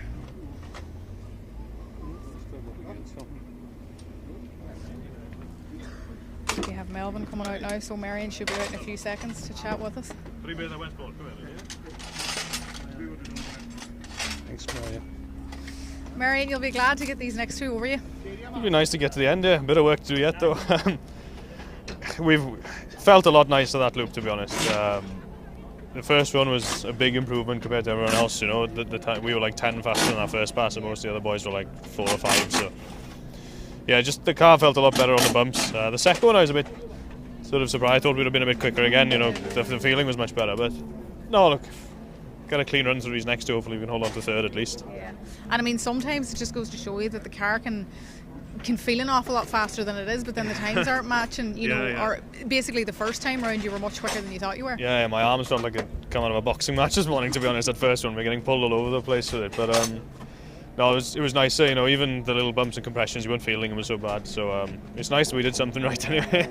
And I mean, obviously, in terms of the championship, like I mean, third place, you obviously want to be at the top of the field and winning the event. But like in terms of championship points, this is very valuable. Yeah, exactly. And we, you know, ideally we need to be on the podium at least. So yeah, if Callum wins as well, it kind of blows it wide open again. So yeah, I mean, it's good for the championship the way it is, but I'm sure those boys will go at it. Now there's a lot of time in that last stage, as you saw, you know, this morning they both went for it, and Josh made a mistake, and you know, Callum took a good bit off us, to be fair to him. I think most of the time he's got on us has been in 2 stages today. The first one where we didn't get quite right, and that fourth one where he probably just took more risk than us. So yeah, look, we'll just keep going as we are.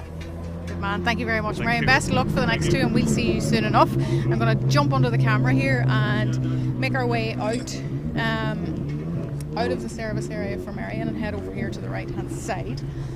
Sorry, you're looking at my back here, folks, but we're going to try and get a quick word now with Johnny Greer.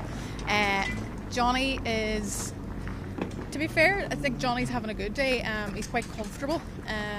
As he said earlier on, like he would kind of like this type of stuff, this technical stuff. So always very interesting to hear the different driving styles as well from all the drivers. Johnny, we're just talking about driving styles, and it's so interesting how different people prefer different things. Like, but there's such a variation in this event.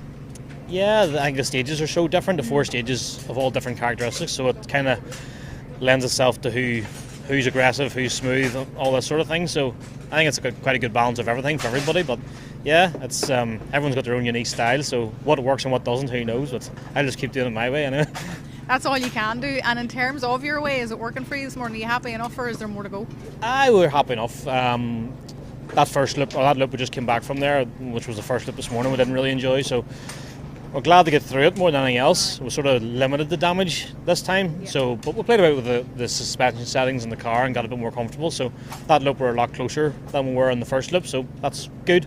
And then yeah, pretty much just trying to keep doing what we're doing. We're sort of got to a stage now where we just have to keep the pace we're on. I think we're 10 back from Marion, about 15 ahead of Sam. So it's quite. You don't really want to do anything silly too. So we just have to try and keep going. But we're still trying to make improvements and try and make it better for the next event. But everything's good on general.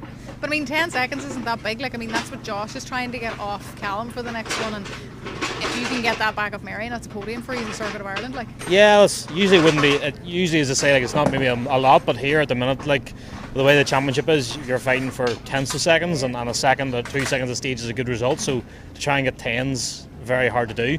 But no, we'll just keep going. We'll go and do our own thing and enjoy it, and just see where we end up at the finish. And that's our plan, really. Good man, Johnny. Thank you very much. Best of luck. So that's Johnny Greer, and we're going to head back down the way again now this time, and we're going to get a quick word with Sam. Sam, as you know from what Johnny was saying there, is roughly around 15 seconds behind, which, to be fair, it's quite a lot. But it's just you cannot make assumptions when it comes to rallying. There's just so much that needs to be done in terms of getting the car around safely with no mistakes. Like, and when these guys are pushing as hard as they are, which they are, anything can happen, you know. So we're going to make our way here now, not too far from Sam here. So we pop the head into the truck and see if we can get a quick word from him and see how his run went round. But as we know from talking to him earlier, he wasn't. There was a few things happening with the car, so we'll need to see if he got those sorted out. There you have it. It's actually a wee bit busy. As I said, these moments in service are very valuable, and whenever you're trying to gather 15 seconds, these guys are very, very technical, and they're trying to see where they can get as much time as possible. So we let them at it and focus on the job at hand. And we're going to sneak in here now and see if we can get a quick word with Declan Boyle. Declan's chatting to Mr. McGarry here. Hello. Declan, we're interrupting you, but you're having an absolutely brilliant event now. Yes, a bit late again in the day, so it's coming together, but we still have a wee bit of power issues here. We took off on the last stage now. The middle stage there was alright, but the last stage there again, 250 straight square right, and then we have a 500 straight, just pure dull and lazy getting up there. So we can overdrive and then in different places trying to make it up. But That's very, very frustrating then too. it is.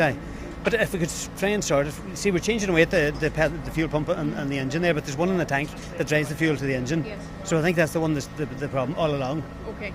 And then obviously whenever you're changing the other one, it's not making any difference to the car, so the problem's still staying there. Problem's still staying there and the lights flashing up with the dash, and then she gets dull.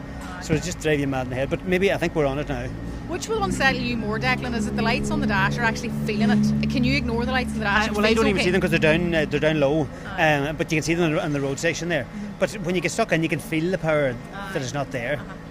But a very promising day's rallying. Like, I know it's only one day, but there's a huge amount of stage miles under your belt after today. There is, in fairness. Now we've done plenty of stage miles, all year, more than probably the last couple of years. But at the same time, no results. But I am driving, and I know myself, I'm driving half decent. Don't get me wrong, there's plenty more left. But if we got this fuel problem sorted, at least it's down to the driving line. We have to narrow down to the driving. Yeah. It's all about the driving, really. Yes, exactly. Puts wild pressure on you, but sure, I know, we have to take it. Yeah, no choice. Declan, thank you very much. Cynthia's giving me a wee look there. She's not happy with me getting her earlier on the mic. We're going to head back up this way again now, folks, and get a quick word with a few of the guys that are further up. It's going to take us a few seconds, but I'd like to get a quick word with Gareth McHale and see how his event is going. Obviously, we've Robert Barrable and guys like that down there too.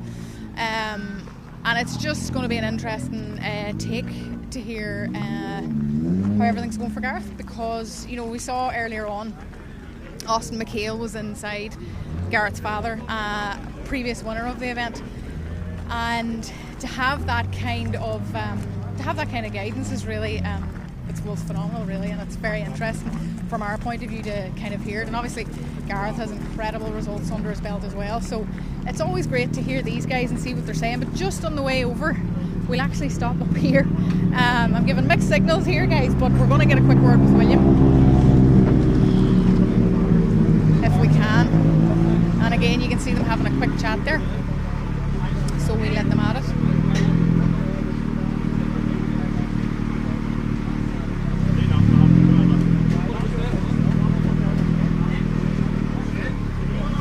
Bear with us, folks. We're just going to let them finish this wee bit of conversation, and then we'll get in and get a quick word. Yes.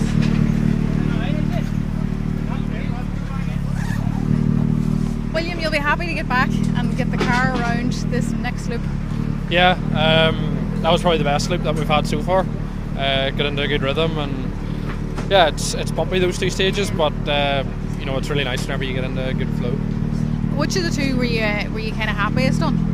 To be honest, I think we had a good run on both of them. The second one is probably the more difficult stage, and we had a good run there. So, yeah, all in all, it was happy. We made changes from this morning, and that was definitely helpful. And are you making any changes now for these next two that you have to kind of regroup into? The stages are a little bit different, so we'll maybe make a couple of changes, but yeah, it's very small. And are you looking forward to them? Or are you looking forward to getting to the ramp and having it done and dusted and exhaling? No, I'm looking forward to them. The second stage is a lot of driving in it, so no, I'm looking forward to it. William, we'll let you go and let you have that wee break. A well-deserved break after all those miles, and we're going to make our way now up to the other end of the service area where, as I said, the McHales are over here, and then you've got the likes of Desi Henry, Cahan McCourt, all those guys. So just bear with us as we make our way over there, and we will endeavour to speak to as many people as possible on the way here. But yeah, just so very interesting to see what people's different plans are. Like, even speaking to the likes of William, his agenda for this weekend is so different to the likes of the guy beside him, Johnny Greer, or the guys down the road, whether it be Marion or Josh or Callum, so it's all mileage, but it all means different things to different people. And we've Gene Megan here to our right. We're going to let him keep chatting, and we're going to torture Gareth if we can. Gareth, great to be back. Oh yeah, no, two more stages left, two stages left, another circuit under the belt. Yeah, that's right. Yeah, it's what they call it. 2 more stages left, Tony. The rebuilding process. No, everything's going well. The car has ran falsely all weekend, which is great there today. There's a lot of work there, Ronan and the lads have put into it there in a short space of time since West Cork. So yeah, that's great, and that's what we're here for, just to make sure there's no little niggly problems or anything. We're driving conservatively. We're not pushing. We're just sort of getting around, that's it, yeah. And I mean, after the likes of West Cork, and any kind of off on the road, it must be, that's what I mean by getting the 6 stages done and 8 by the end of the day. It's so kind of confidence boosting or building to get more mileage done after an accident. Like, it just beds you back into what you're doing. Yeah, it's the same for everybody, what you have to get back on the horse, as to say. But we're happy enough with the way everything is going, and it does obviously stand in. It'll stand now going down in the bank holiday weekend in May down in Clarny. So. And in terms of the stages, are you looking forward to either of these last 2? Yeah, to say the last stage there, stage number 4, was stage number 8 now. That's a good stage, yeah. So looking forward to that. It's not as sort of bumpy and as rough as the other 3 that they have picked here, but that's a good stage. So look forward to that one. Good on you, Gareth. Are these all your boys? Are these boys watching what you're doing to see what's going to happen for them in the future? That's it, yeah. This is the youngest. This is Oren here. That's Austin, and then that's Sebastian there. So 3 lads. So it's very busy good. house. Very, very busy. I wonder who this boy's named after. Yeah. Will you all be behind the wheel? Yeah. You a bit shy? No. No? I am. Yeah. No? I am. Do you love rallying? I like it because my dad does it. Good man. That's Good the best answer, isn't it? That's Come here. it. Thanks Yeah, a million. thanks. See you. So there you have it. More McHale's ready for the road and ready for the stages. We're going to keep moving here and get a quick word with Gary Jennings here first. And then, as you've seen from earlier, folks, we've a lot of action down the other side. So hopefully we'll get the timing right this time, and we'll get a quick word from everybody before they head off. So we'll get Gary here, maybe even a quick word from Rory Kennedy, a seasoned navigator. Can we sneak in and interrupt? Gary, how's that one going for you? Obviously great to get the mileage under the belt. A lot better, hey, definitely. We raised the car a wee bit more there and stiffened the suspension and worked a lot better. But then we're going back to the original setting now for the next 2 because they're a lot smoother, just to see what the difference it makes. But the car felt a lot better on the first stage out after service, but time was slower than the first time through. So it's getting a compromise between being fast and being comfortable with the car. So look, hey, it's fantastic. It's doing everything it should do. So yeah, and I'm smiling. I'm looking forward to getting out to do these 2. It's great to be out on an Easter Saturday at the circuit doing a bit of rallying with a smile on your face. Without a doubt. And then tonight is Easter Saturday night, so it's an excuse to go to the pub. So yeah, what more could you ask for? No, it's great. No, it's fantastic. I think credit to the motor club, they put on 4 fantastic stages. Yeah. I think we underestimated this rally coming here, thinking it's only 4 stages. It's not. They're 4 hell of a stages now. They've got everything. So when you're changing your car to do 2 stages, coming back to change them now for the next 2, it just shows how challenging it is. It's not just a flat surface or a bumpy. They've got a ring on the stages. And Marion mentioned that earlier on, actually, when we spoke to him. He said his arms were that sore that he felt like he was in a boxing match. And that is a testament to the work that you have to put in on a stage. 100%. One thing I noticed with the car, the wiper stock's too close to the steering wheel. So every time we had a big compression or a bump, we're putting the wipers on. But you'll not get that anywhere else when you hear them bumpy roads when you're concentrating on the steering and your hands are touching the wipers. But as Marion says, you need to be fit for this game. Maybe that's my problem now. Maybe that is coming. But no, enjoying it. Hey, when you're enjoying it, it's a sport and that's what we're here for. And everybody's safe and a lot of people about. Good man, Gary. Thank you very much. And there you have one of the characters of Irish motorsport here in Gary Jennings and Rory Kennedy sitting on with him this weekend. We're going to cut for a wee break here, folks, and we're going to line up a few more drivers and a few more conversations for you after the ad break. So bear with us and we'll be back very soon.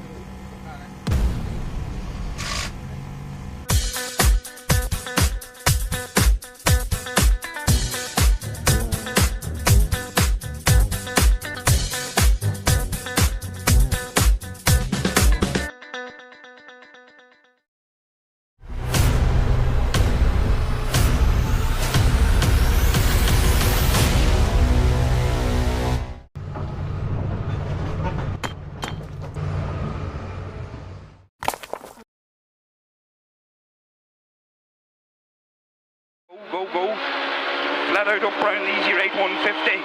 Push on up.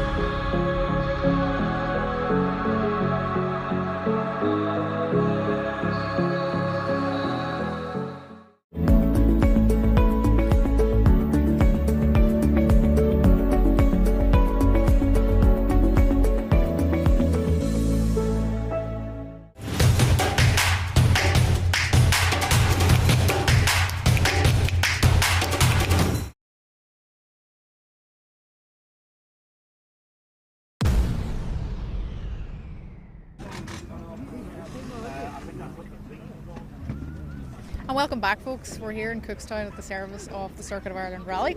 We're going to go in now and try and get a quick word with Kevin Eves, or even if we can get a quick word with John Dugan. We were chatting to them earlier on. And they're about here somewhere, but everybody's trying to get their last minute.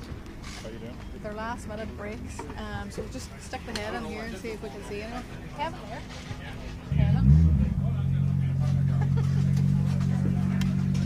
You right, Kevin? Sorry.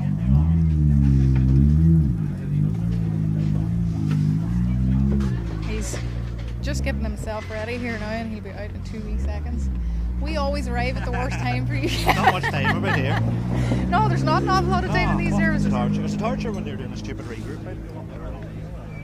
So come here, you're enjoying the event anyway still? Oh yeah, hey, we're actually having a good outcut. That loop there, we're kind of very happy. We kind of reeled maybe 8 or 9 seconds off Jason there, so it's down to 3 with the last 2 to go. I find these two, they're a lot more flowing. Like I think these two the last time round, me and Jason was on the same second. So I'd say it'll be a rough enough one to try and reel them in, but hey, we'll do nothing mad and tip away. And I mean, your plan was obviously this morning to just go out and enjoy yourself, you know, new team, new navigator, all that crack. But does it change once you kind of realise that the time's there? Aye, well, hey, that's what I suppose. With no while, I didn't really understand the expectations because Owen sitting with us from that fundraiser we done for Darcy's, you know, so I suppose I was kind of the opinion, take it as it comes, you know. If he's working out well and the notes is coming, we'll go on, and if we don't, we don't. But hey, notes is coming flying, so we're happy up there now, so we're chipping on. Good man, Kevin. We'll let you get back to it. We know time's valuable in here, so we're going to scoot across the way and get a quick word with Eddie Doherty now. We were listening to the guys, Zav and Michael, talking earlier on, and they were saying that Eddie's having an unbelievable drive, which he is, putting in an unbelievable performance. So it's always interesting interesting to hear perspectives from everybody. But particularly Eddie, we're looking forward to chatting to you today because there's just so much time out there. You're playing a blinder today. Yeah, look, happy enough. We lost, I think, 10 or 15 seconds there. The steering went over, jumped, and the steering went off. So, look, it is what it is. I think we're down by 8 seconds now to third. So I think we'll just have to go for now for the last two. And will the wee issue with the steering, will that put you off at all in terms of your concentration or your confidence or anything like Just that? confidence. With the Pirelli tyres in the front, it's so agile that any little movement at all, and if you're 2 hours over this way, it just messes with the confidence really more than anything else. But no, we'll get it sorted there now and go again. And obviously you're just focused on the times and the overall result now at this point. Oh yeah, exactly. Yeah, if we can get a third in the national now, we'll be happy. A very, very, basically an incredible result, whenever you're coming down to the circuit in these absolutely insane conditions when you think about it. Yeah. When I say conditions, I mean just the sheer driving that is in these 4 stages. Yeah, and even these next two are definitely more driving stages than the last. The others are pretty more bumpy, so no, looking forward to these next two again. And out of the 4 now, whenever you're kind of nearly finished the event, any of them in particular that you just are loving driving? Definitely the fourth one, yeah, definitely the fourth one. The blind crests and jumps is savage, so no. A great way to finish the event. Exactly, looking forward to it. Good man, thanks very much, Eddie. We'll make our way back up here and see if we can get John Dugan. I saw him a wee while ago, but not seeing him just at this moment. Like this man.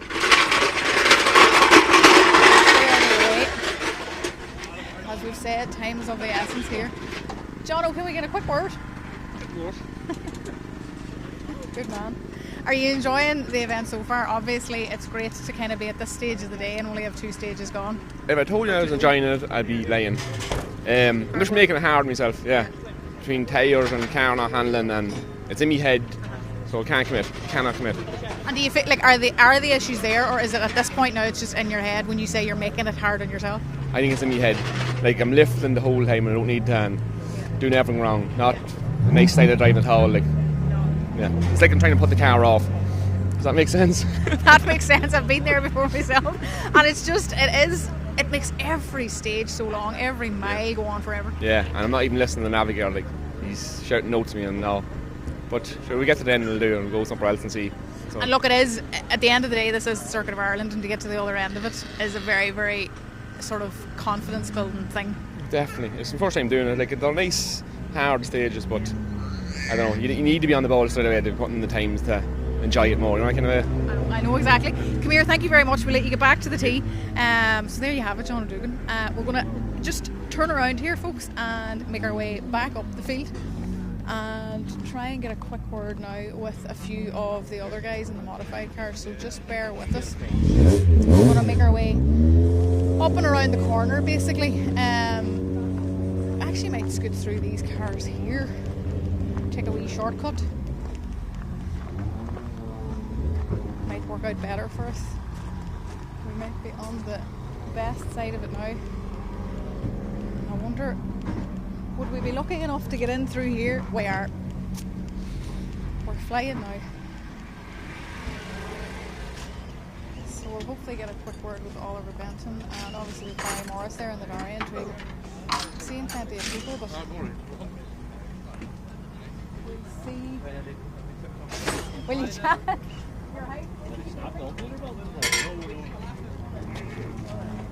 We're getting somewhere. Bear with us, folks. We're just going to get the guys out first, and you can see everybody's still working very hard here. As we've said a million times today already, it's very very valuable moments here in these services. So we'll get Oliver down for a quick word now. 2 more stages to go. You'll be happy with that? In theory, she looked a little bit prettier going out into those 2, but driver error. I mean, there's still a smile on your face. It's all good fun. Yeah, we could be at work. so and what happened, Oliver? What is the cause? Just a little mistake by myself in a corner and just hit the front end. Luckily enough, just hit the bank and that was it. But easy out. We didn't lose a lot of time either, so that was a benefit. Do you find that off-putting, or do you find it very easy to just forget about it and move forward? I think the problem is like if you're trying to be competitive, everyone's pushing that hard that you only need that slight little mistake It only has to be a bit of gravel on the road or anything, dragged out, and you make a little mistake and that's it. It can be costly, so trying to minimise those sort of things. Nobody enjoys that. No, definitely not. The body shop does. They'd be happy to see you coming back out tomorrow. Stuarty, I want some discount. And what about these next two? Are you happy enough heading out for these as well? Are you looking forward to any one of them in particular? Definitely the next two, yeah. I would much prefer the next two stages. A lot more driving in them, and just a little bit slower, but they're still getting a move on. Big jumps and real technical stuff. It's the next two will be good. Good man, Oliver. Thank you very much. We appreciate you chatting. And obviously behind us again you have the Darien. So what we're going to do now is bear with me as I go and find Barry. Do we see how that look was for him? I think he's in the lorry here. But we'll keep the camera on the car so as you can kind of get a quick idea.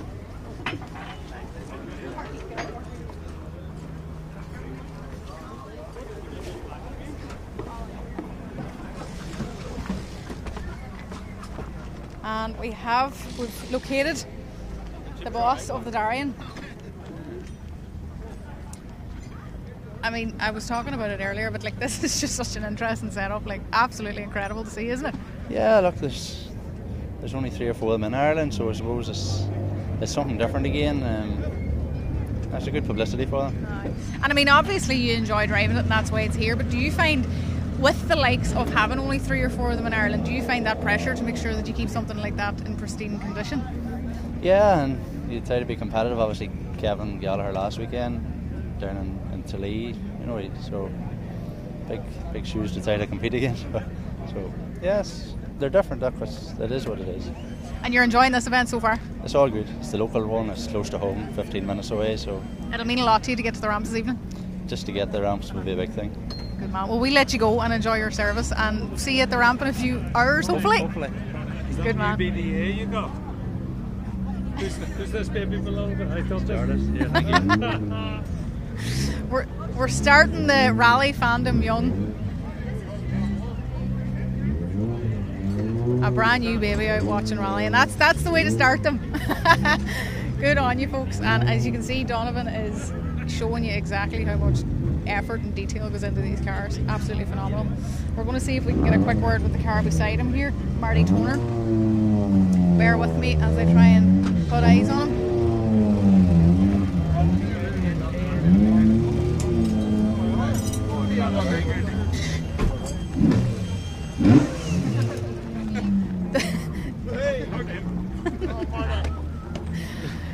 It's great to be at this stage of the game. We saw you working very hard the last service, but you have to be a wee bit more relaxed now this time, yeah? Not too bad. Hey, broke a half shaft at loop. Pure luck, guiding me back. So, he's all got a sorted out. 2 good stages there. Fight's out a wee bit now, but try and push on there to the end now. How does that feel, Marty, whenever the fight? It's different for everybody, but for yourself now, how do you feel heading into these ones? Do you find it hard to keep your head in the game whenever there's a fight going? Funny you do. Hey, starting that stage, broke the shaft, was only 3 or 4 seconds off the 2-wheel drive, Yeah. And lost 30 seconds and right away, but we try and push on here now again to see. Try and punch it a couple of times, see how we get on. And I mean, obviously the stages, there's so much work in the stages, so to get to the end of this event as well, never mind it being the Circuit of Ireland, but the fact that these stages were such, intense work today. Yeah, they're tough, and 4 different stages completely, you're in the rhythm of one stage, the next stage is completely different, and it's tough how to go on, but I will push on and see. Any of these 2 stages now that you're looking forward to getting the BMW into? Funny, I can't wait to get into the last one again. Broke a shaft in the last time, so try and get through it this time. You'll be looking for big times this time? I'm going to try hard there, yeah. Good man. Come here, thank you very much for talking to us. As we said the last time we saw Marty here, they were hard at work trying to get everything placed back together so they could get out and about again. And it worked, because there they are, happy as Larry, ready to go for the last 2. We're going to cross the road here and see if we can get in for a quick word. We're looking for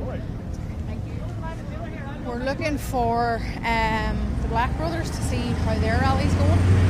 Obviously they were having a great start, so we'll see now if we can get any information here off these guys and how things are going for them. So bear with me. I think they're in the truck, so we're not so bad this time.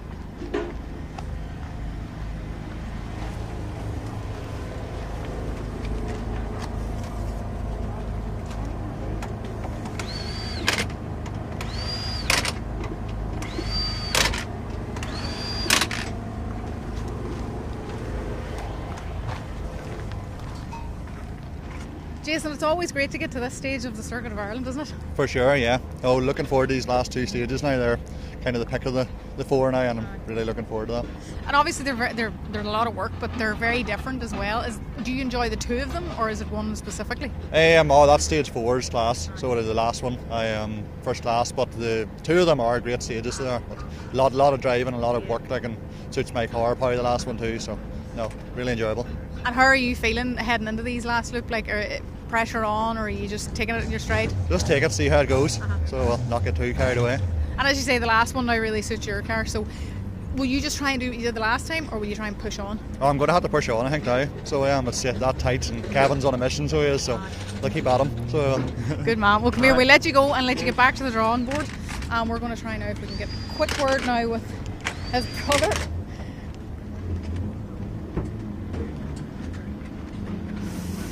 A very busy Gareth Black. I was going to say a very busy Black household this weekend. Everyone running Intense. about, keeping the cars right. These are all under pressure. Under pressure, just running about, making sure that tire choices are right and getting everything right just for the last loop here. I think there's a bit of a battle here at the top here for Jason, and then we're, I think, comfortable with second in class at the minute, so hopefully we can keep it that way. And in terms of the next 2, it's a question I'm kind of asking everybody: which of the 2 are you enjoying the most now, or the thought of getting the third? Oh, it's that first one in the loop. Yeah, I like it a lot. I'm not so fussed in the last one, but you always have one good stage. And that's the thing, like that's what we were just talking about there. The fact, like we were literally just talking to your brother, very similar cars, and he's looking forward to the 4th stage. So it just goes. He to likes show all that tight, twisty stuff, so he does. Where I would like more fast flowing, so. But it just goes to show you that like there's literally no. Yeah. It's very, very personal, isn't it? Yeah, it is. Yeah, it's nothing to do with the car. It's just whatever you like yourself. So it is. Good on you. Well, Gareth, we'll let you get back. Thanks very much for speaking to us. So that's Gareth Black. And we're going to get a quick word now with car number 46, which is Mickey Conlon, but we're just going to let Donovan make his way up, and I'll try and put eyes on somebody.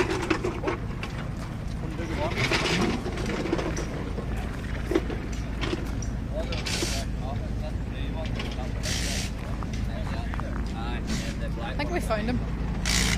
Bear with us, folks. Will you have a wee word with us, Mickey? Thank you very much. We appreciate it. Like, I wouldn't do that. We'll bring you up this way and get you beside the car, Mickey. It'll have to be short. This is a short tea break we'll have, Mickey, how's your event going? Are you enjoying it so far? Yeah, so far so good. Yeah. Stages is grand, when you get into them. They're a bit bumpy at the tiles, but sure, when you're driving them, you don't feel it as bad, When you're driving them, you don't really have time to think because especially here, you're working at her. No, you wouldn't. And as well as that, who's away at my chopper? No, you be away at my chopper. But anyway, no, look, it's going good. I think we're leading the class, so we're fairly comfortable, enjoying it really and truly. But we'll be backing off a bit now in the next 2 stages to try and take it home. Going to Killarney's next. Yes. And do you find it a comfortable place to be leading the class with a comfortable lead, or do you prefer to have the fight right up to the end? Well, it's no harm to have an odd handy one. They don't all come handy, let me tell you. Normally in this class you're fighting over seconds at the end of the day, but today now we've got a bit of a jump on the boys at the start, so it's not too bad today.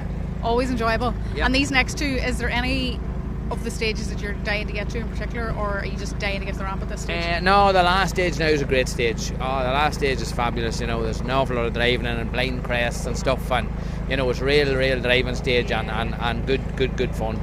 Brilliant. Mickey, we'll let you go. It is a short service, so we'll let you get back to the tee. Guys, there you have it. Everybody's leaving service, including the helicopters, making their way out to the last loop of stages. We've got a lot of information there now for you, and so many interesting perspectives on the different stages and what driver likes what setup.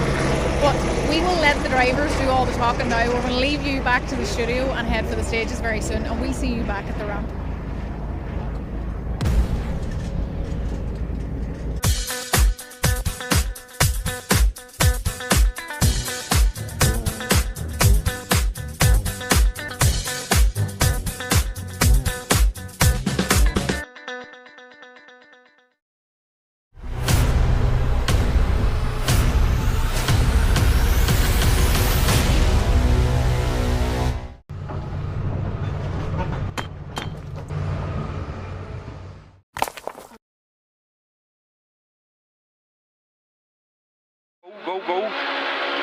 out up round the easy right 150. Push on up.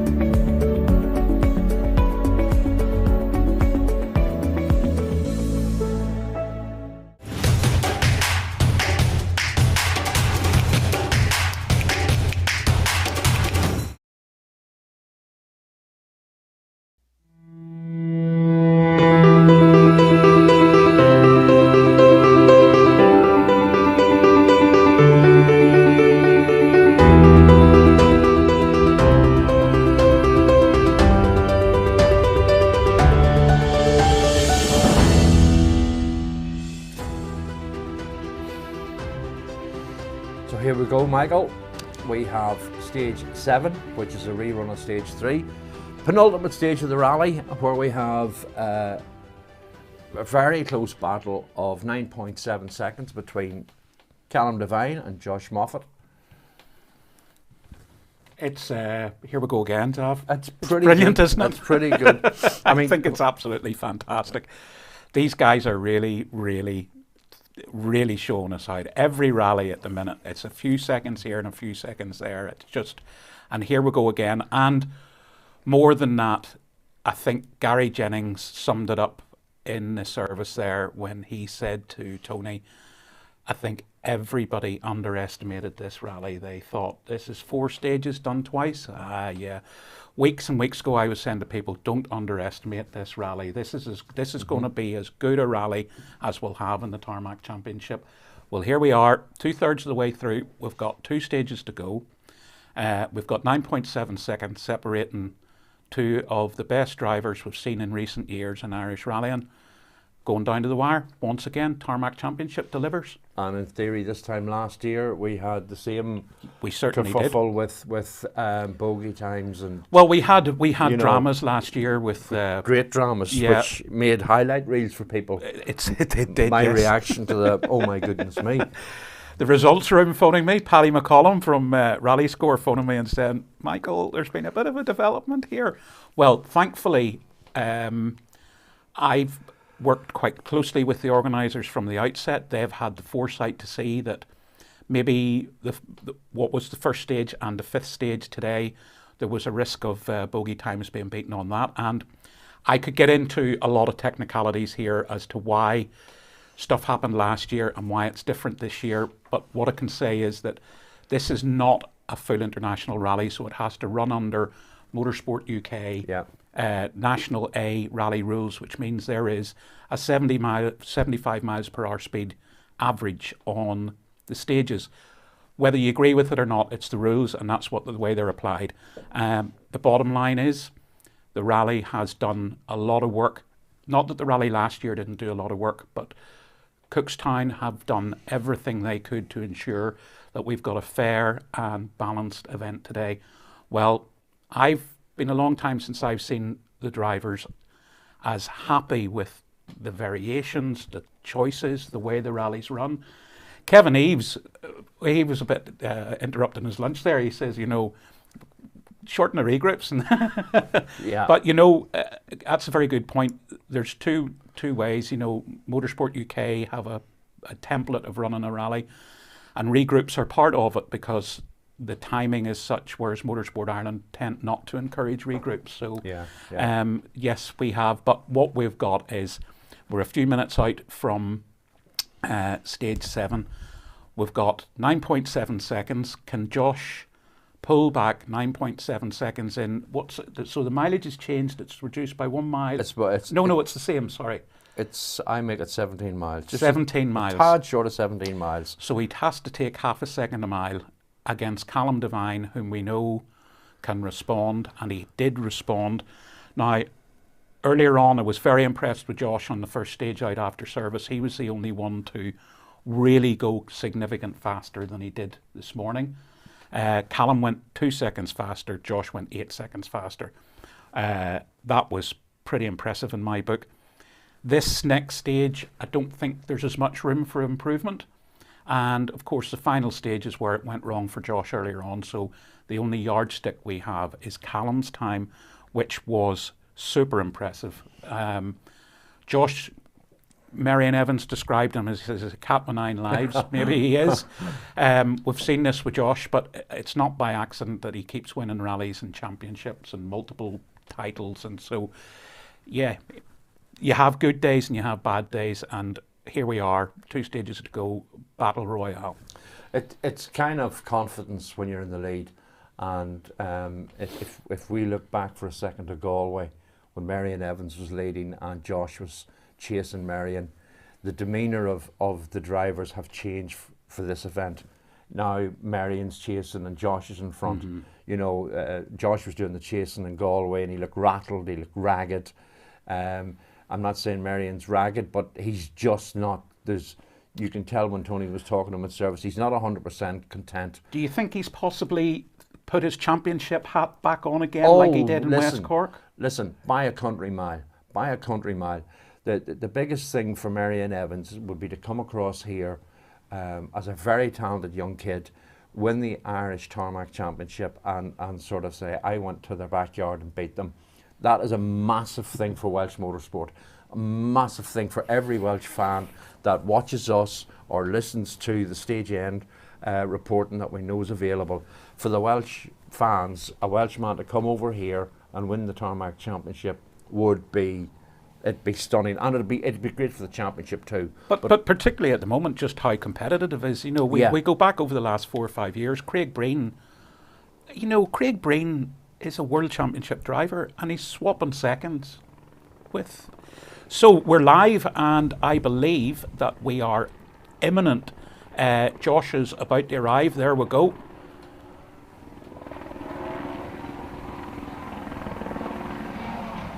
Hear Derek McGarty's helicopter in the background. I was going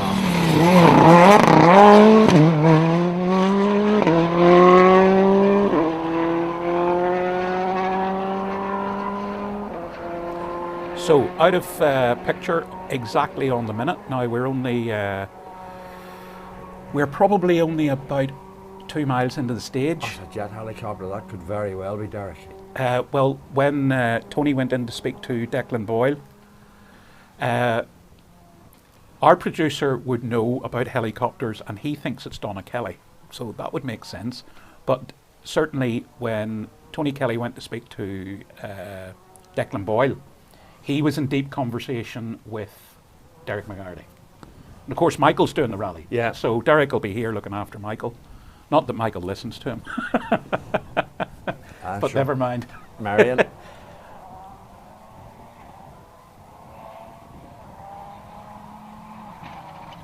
So even a couple of miles into the stage, everything's up. The car's working well. This is a lovely stage. Fast flowing.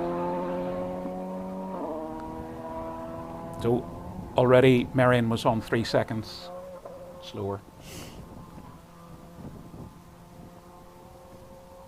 So Josh is obviously just pushing that, Josh is pushing. Josh is just probably coming up to halfway through stage 7, penultimate stage of the rally. And as we were saying, here's Cool Callum. Cool hand 9.7 Callum. seconds between Callum Devine and Josh Moffat.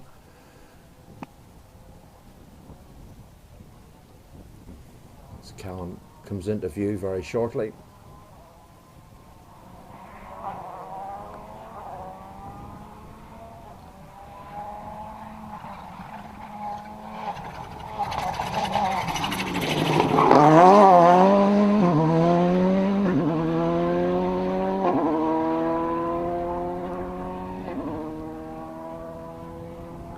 Second difference.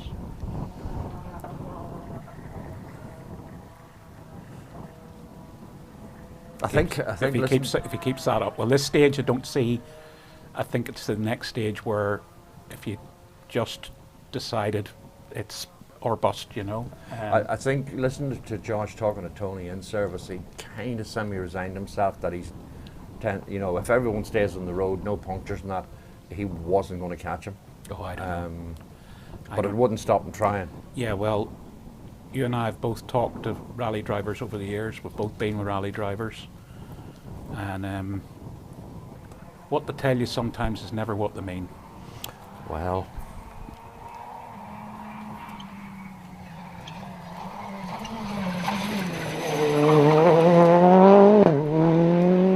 Johnny Greer and Al Burns. Tell you, Johnny's not off the pace here. 1 second. Which would make me think that Marion has backed off. Johnny, 4th overall on West Cork, and of course won the race and rally stages at Bishop's Court earlier in the year.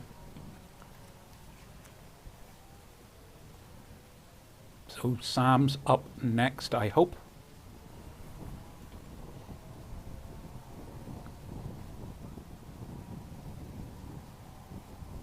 That's what 5-bar gates were invented for, sitting on top of.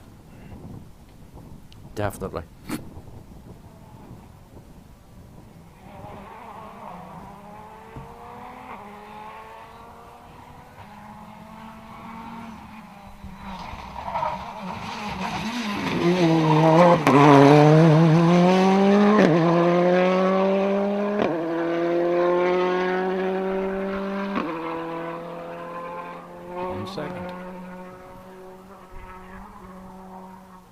We are very early in the stage, so to be honest, Josh will be finished in about a minute, I would think. Yeah, Josh is very close to the end of the stage now, not very far to go. And Marion Evans, Callum Devine, Johnny Greer all following him through. Looks like there's a bit of a long gap between Marion Evans and Callum Devine, but we'll let the tracking settle ever so slightly. Earlier on, Sav, Callum was actually fastest in this stage on a 6:58.0, and Josh did a 6:58.5.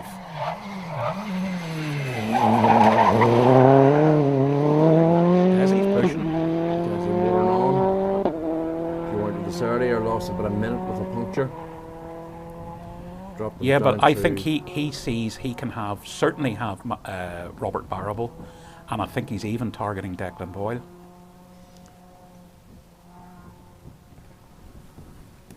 So this is something else, is a little side battle, as well as we have the battle at the front of the modifieds. It's yeah, there's only, what, 12 or 13 seconds separating Declan Boyle, Robert Barrable and nothing Desi in Henry. it. And Desi has been 10 seconds a stage faster than them all day. Yeah.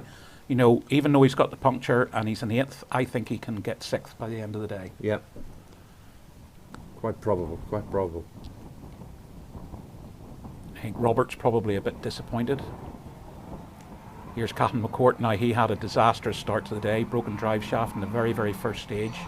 Second drive shaft broke later on. Dropped 3 minutes before first. Now he's out learning the car. Putting in some nice times as well this afternoon. No, he has been. And it's good. He'll want miles under his belt for definite. Now, Josh is just stuck in a 6 minutes 51.5 seconds time on stage 7.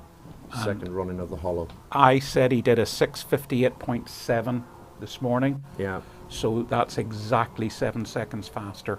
That's nearly 1 second a mile faster than he was this morning. And again, it goes back to what we're saying, that when Tony pops in and out, can you come out for a quick word? Chances are they're on the laptops, come back over the stages again, just to where they can make a bit of time here and there. Yeah, I think there was a bit of serious stuff going on in that service There you area. go, Marion Evans is in as we look at Robert Barrable. Marion is stuck in a 6:57.2. 5.7 seconds slower than Josh Moffat.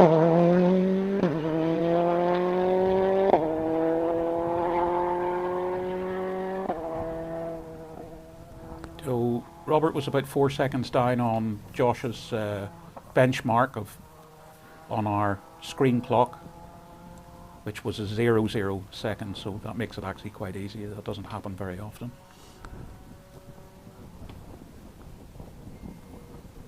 Gary Jennings saying he raised the car up another 5 mil. There you go.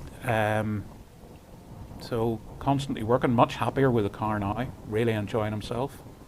Callum Devine's time's in 0.3 of a second slower than Josh Moffat. Goodness. Callum's time 6:51.8 and Josh's time 6:51.5. Final stage. Gary Jennings getting better and better with his Mark II Fiesta Euro version. Callum Tony this morning 80 kilograms lighter than the Mark I version.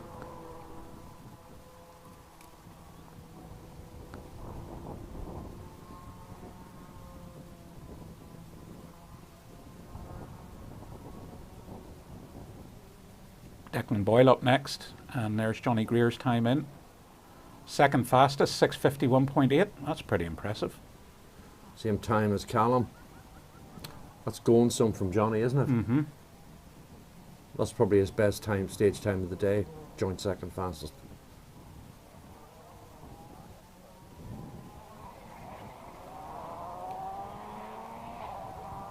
Declan Boyle and Patrick Walsh in the McCafferty's Bar Polo GTI R5.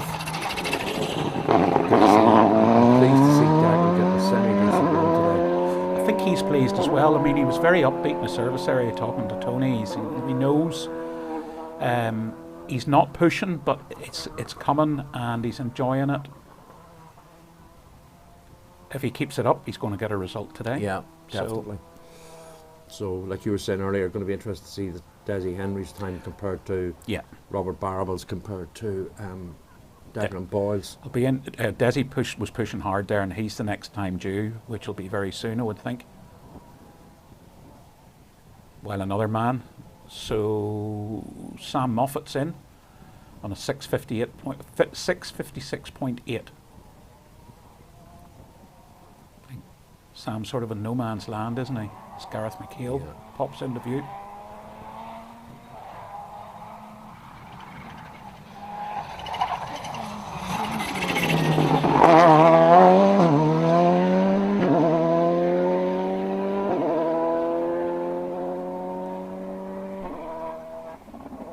Gareth could be on for a good wee time on this stage, I think.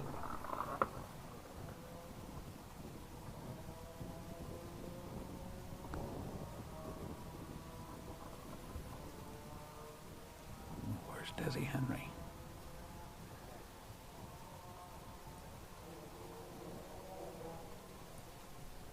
There we go. So 6:54 dead.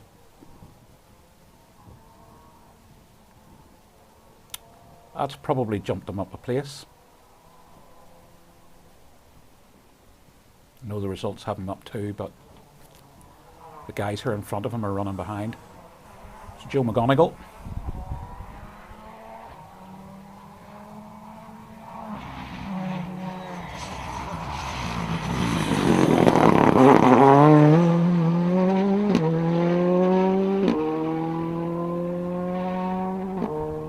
Treehouse is the new restaurant in Muff. It is, yeah.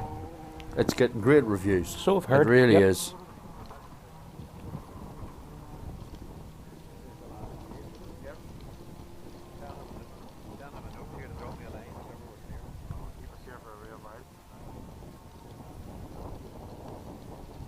I've just had a personal review in my ear of the Treehouse restaurant from one of our producers, who says the service is fantastic, and Joe actually works there sometimes behind the bar. So there you go.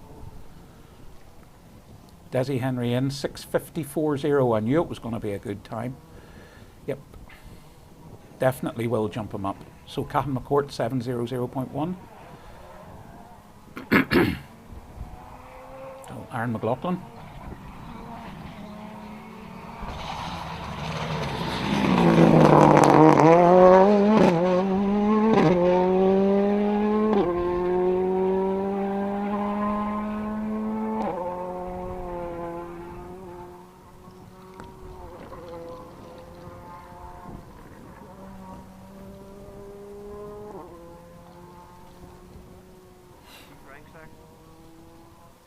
Now it's supposed to be Kevin Eves up next, and I have to say I think Kevin Eves has had the drive of the rally, considering he's got a co-driver who's never really co-driven before, and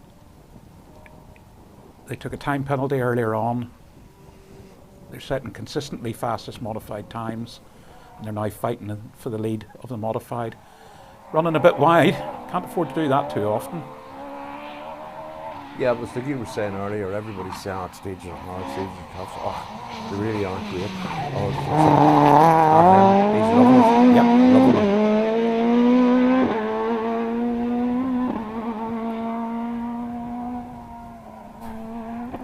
At that point, it was only 6 seconds down on Josh Moffat. Well, when you think about that in a two-wheel drive car, that's phenomenal, brilliant. Really. I do. Whatever happened this morning with Jason Black having to start a bit later on the road, or whatever the reason was for it, I have to wait now. So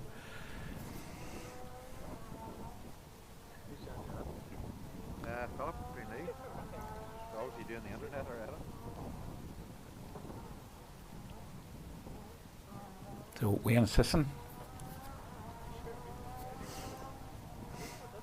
running a good rally.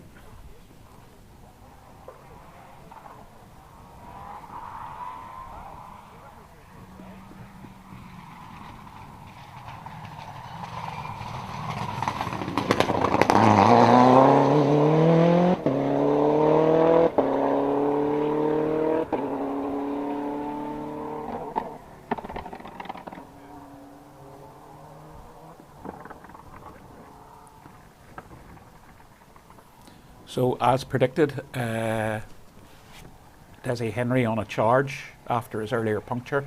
He does jump ahead of Robert Barrable quite easily. Okay, it's only a second, but he took the 10 seconds alone on that one stage to jump ahead. Now, I suspect he will target... there's somebody else to come, isn't there?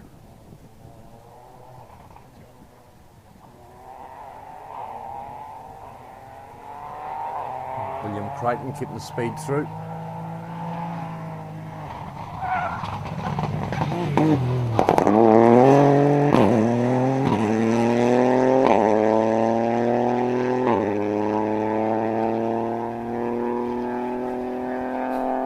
Good job, William.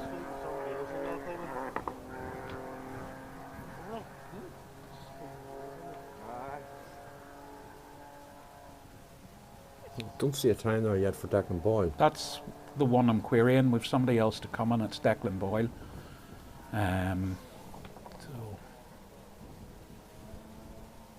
Where is he?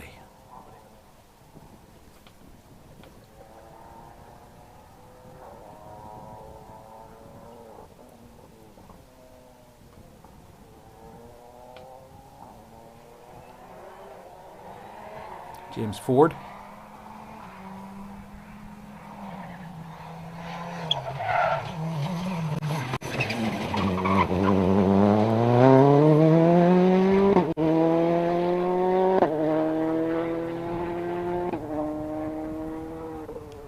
My guess is he's through. Don't see him on the road section. Oh, he is. He's through. We just hadn't had a time for him yet. Yeah. Yeah, he's just appeared. Yep. Out on the road that makes its way across to the start of the final stage. So we should have a time popping in for him fairly shortly. I have a feeling that that's Desi Henry's next target will be Declan Boyle.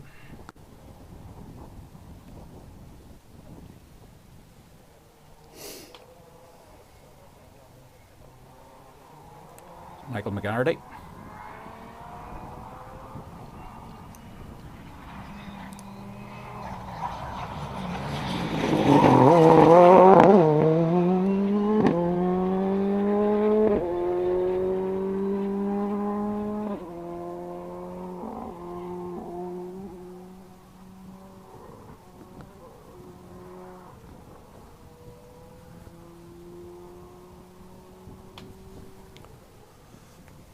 So Camillus Bradley up next.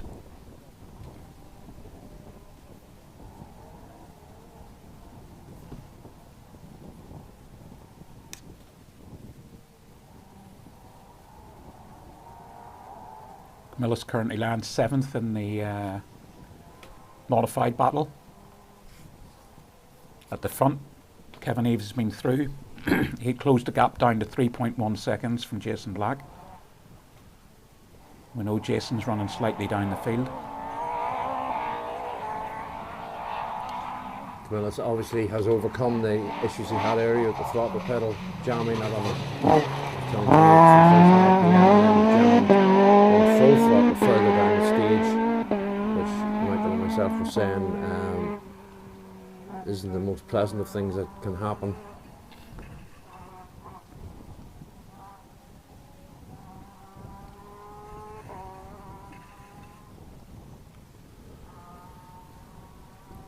John Joe Duggan due up next.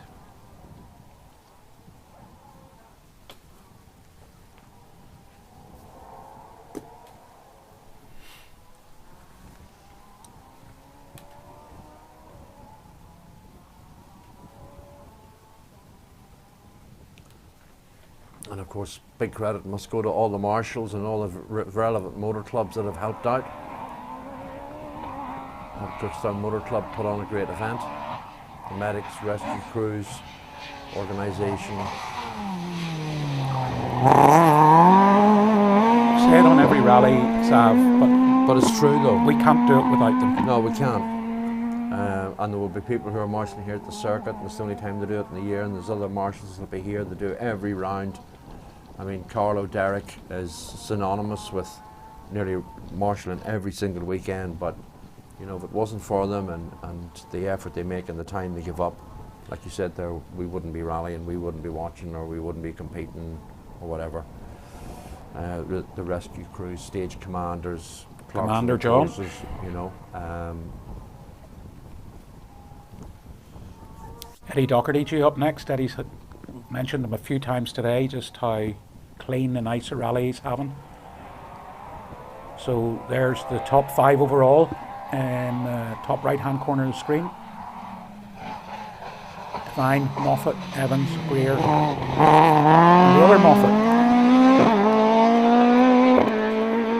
Top 41, Eddie Doherty and Tom Murphy, as Michael was saying. Yep. 16th overall in West Cork, 5th in class 14. Started off the year in Galway where they got 20th overall and 4th in class 14. So next up should be our modified section leader. When I say that modified, we're focusing on the 2-wheel drives on this rally, which is what is consistent through the championship. So Desi Henry, like you're saying, he's got ahead of Declan Boyle. Declan did a 7:06.8. He's on exactly the same time. He's tied with him. Tied with him. But he gets it at the moment because he was faster on the first stage. Yeah. So, I mean, a nice battle in amongst. Let me just have a quick look there with the glasses on. He's not going to catch Sam.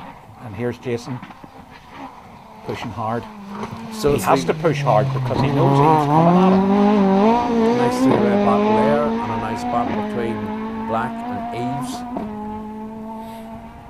Graphics up there with.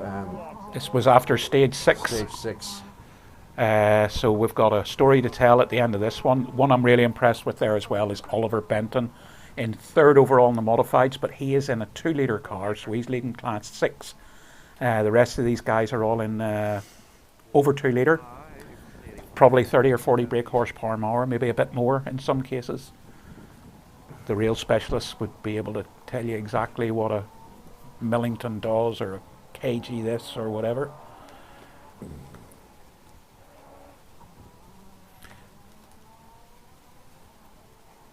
So about 60 brake horsepower apparently, a good red top, and there's Adrian doing his general Adrian thing through a junction. And as a 300 for a red top 2 litre and 360 as a rule for Adrian's car here, and he's full on the throttle, flat shift.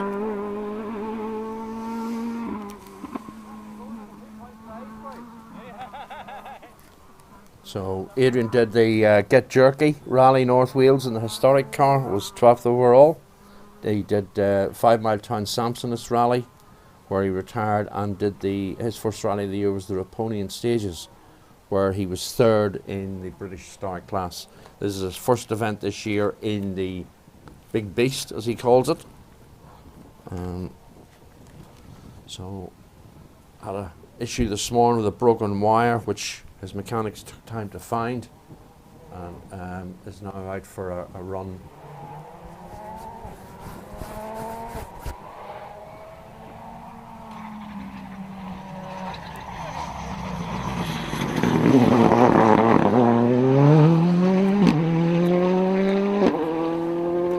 Cairns paid awards through there.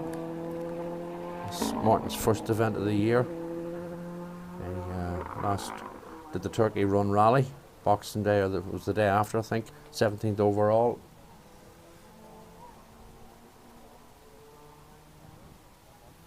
So leading crews now making their way down towards Gortavoy Bridge, which will be the start of stage 8. It's scheduled to kick off at 4:30. And then we'll run, and the cars will then make their way back to the finish just outside Cookstown. Gareth McHale seemed to drop a few seconds in that stage. He did a 7:14.3 as opposed to people around him doing 7:04s and stuff like that. John Devlin and John McCarthy. Really impressed with John. Highly drive.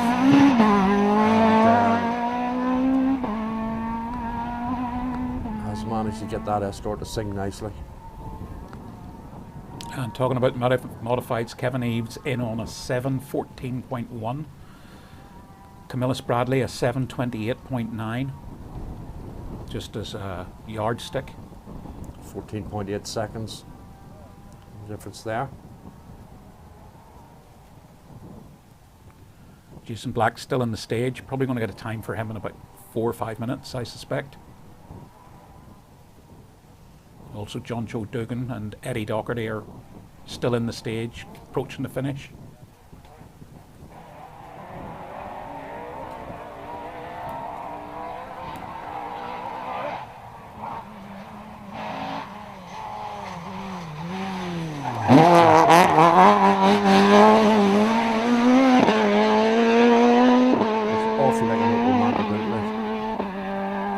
It's not an Opel, it's going to bootleg. Yeah, it's going to. Showing her age, Sav. The kids will all be going, what are them two old fellas talking about? Dad, what's in this boner? Yeah.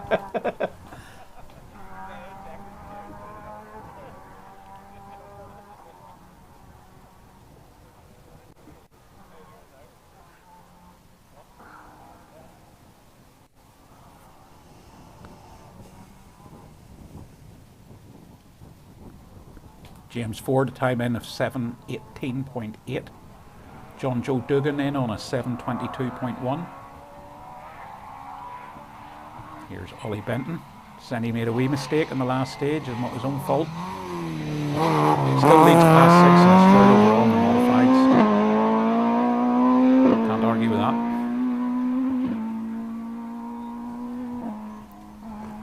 So stage 7 time for William Crichton, 7:19.3. 15th fastest in the stage so far. Yeah. 12th overall in the rally. He won't be unhappy with that. Still time enough for him to sneak into the top 10 as well. Well, this last stage, we know drivers all love it, but they all say it's a big challenge. It's very difficult, very tricky, very technical, narrow. The stage is more open, flowing. So heading into the last stage, Michael, I think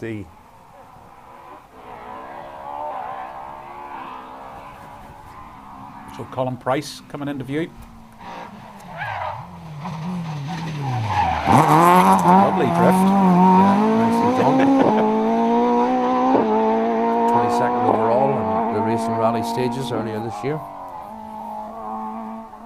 So heading into the last stage, I think the 2023 Milburn Concrete Circuit of Ireland has been entertaining, certainly worth watching, competitive, and there's the small matter of 9.4 seconds that separates Josh Moffat from Callum Devine, and then 40 seconds further back is Marion Evans, where I think you were right. I think Marion is settled now for third. He needs to be careful, doesn't he? Well, you get to the... He's only 4 seconds ahead of Johnny Greer, and Johnny Greer took a chunk of time out of him there. Plus the other thing is scoring system. Now that's something we won't get into now, because we haven't got a day and a half. I just mentioned it in passing. Gareth Black and Conor Dunlop through there, and Armagh and Portlanone pairing. I didn't realise just how significant that time of Johnny Greer's was going to be on this stage. He took 6 seconds out of Marion there to close to within 4 seconds. And Marion won't be happy with that. So certainly sets it up, doesn't it? Yeah. Okay, so Jason Black is in on a 7:13. My goodness, he took time out of Kevin. He took 0.7 of a second back. And there's no better man than Niall Burns to urge Johnny to keep the foot in. So the Darien.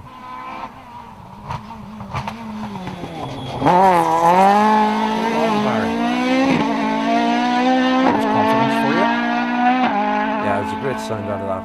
There really is. So we've got enough in the modifieds just to give you a quick roundup of the modifieds. I'm very impressed. Jason Black, 7:13.3, as opposed to Kevin Eves on a 7:14.1. That puts the gap back to 3.9 seconds going into the final stage. Eddie Docherty reinforces his third place from John Joe Duggan.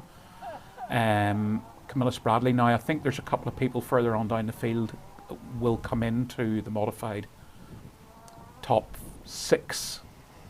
They're just not through the stage yet, and we don't have stage times for them, so we'll hold off on that. This is one of them. Marty Toner was third, I think, earlier on.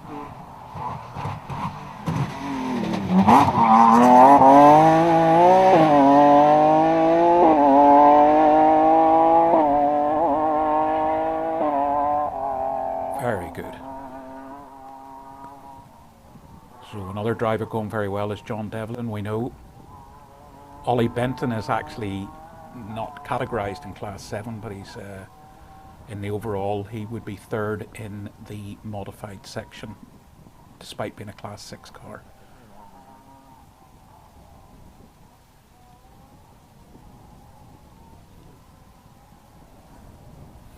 So we're getting closer to the final stage, about 10 minutes out. We'll stick with a few cars here on stage 7, the Hollow 2. Declan McNaughton's due up next.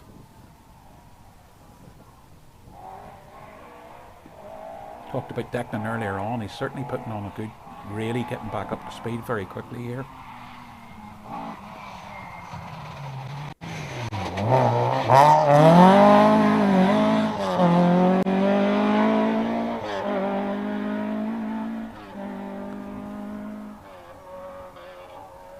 Not lost any of his guts and determination.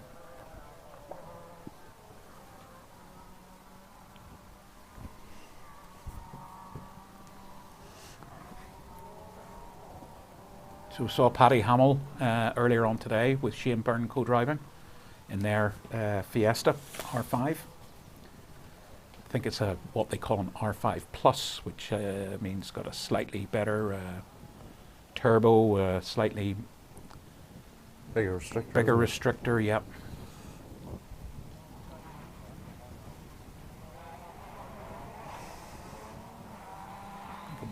Did they have a paddle shift at the R5 Plus?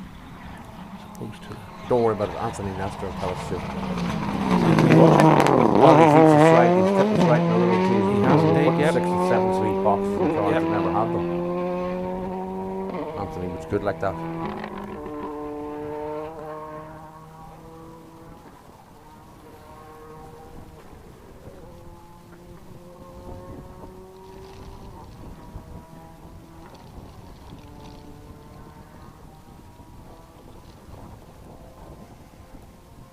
Mickey Conlon, MC Blinds,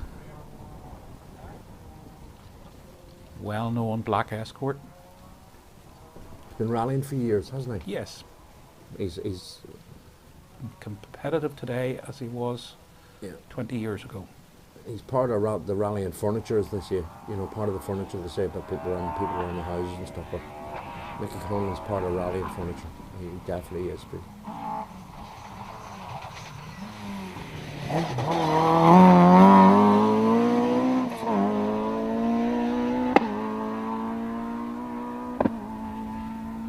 Play on words with a number plate always tickled my fancy. NIC changed to MC.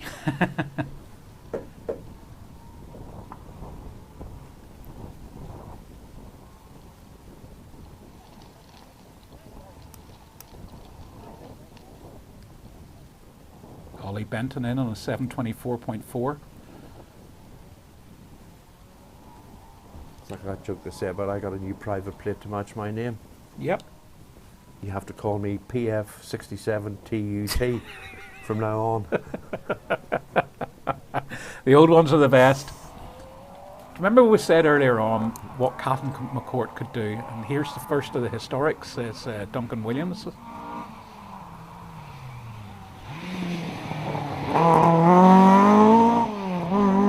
having a good run with Guy Weaver, he definitely is. Well, Andrew was telling us earlier on that because he's so far back, Trevor Wilson didn't get a reseed and actually caught us out a little bit. Trevor Wilson in the Porsche, and I, on the one hand, I'm not surprised because he's always been a great driver, but a great battle here between Trevor Wilson, Duncan Williams, Wayne Evans, Gareth Lloyd, and Hugh McCabe rounding up the top 5 of the historics.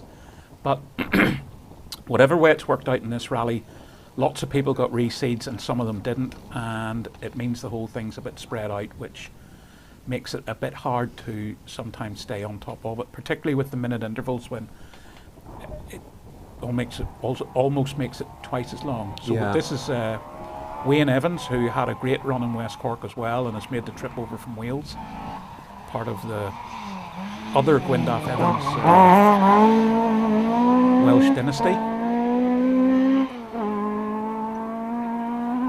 It's going very nicely there, thank you.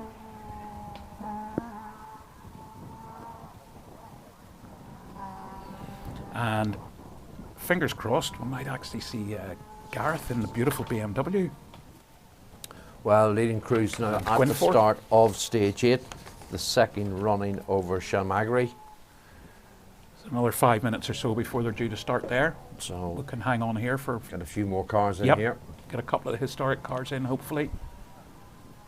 Somebody else we haven't because they've been running down the field, Kyle White. One of the few Rally 4 cars out today. Yeah, an odd seating for Kyle White, I must admit. Here's Gareth in the BMW. We'll just listen to him.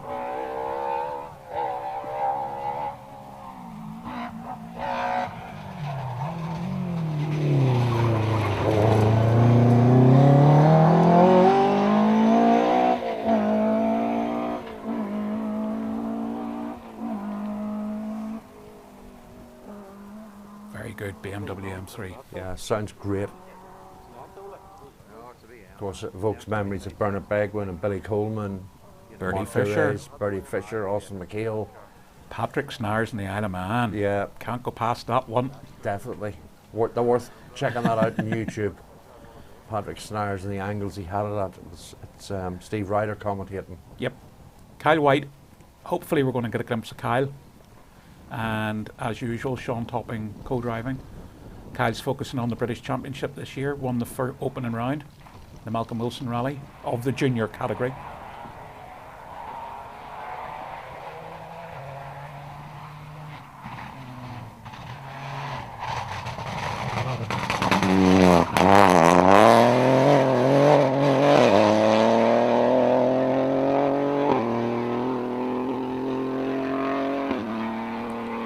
Kyle White and William Crichton, both proteges of the Junior 1000 Championship, which, of course, one of our producers today, Andrew Bush, would have been instrumental.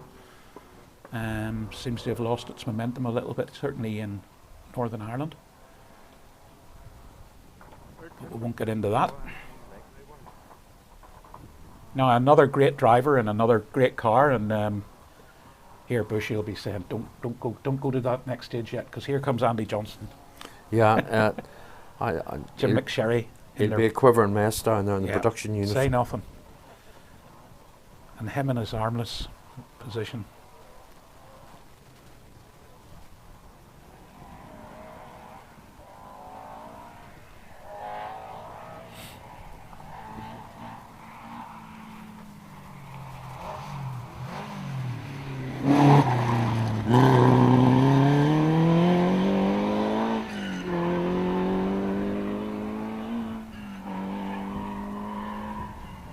Messing about, fair play, and Andrew Bush is just relieved to see it still running. Oh, well, that's Andy Johnson clocks up some stage miles in that car. That's the second chief had, because he bought it to replace the works one he has. Yes.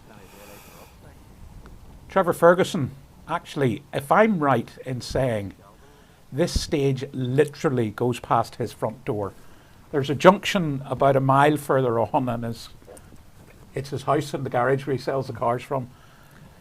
Trevor got away from rallying for quite a long time. Great to see him back. Would have been a front runner in the Northern Ireland Championship in this Impreza.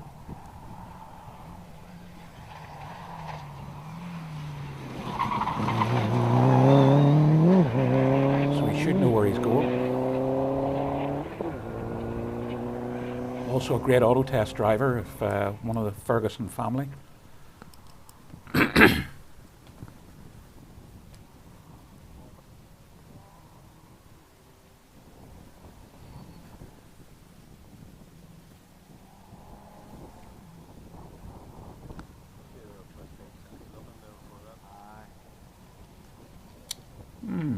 I'm a bit intrigued here. We should have had a car onto the stage, but we haven't. We're not that far from the start.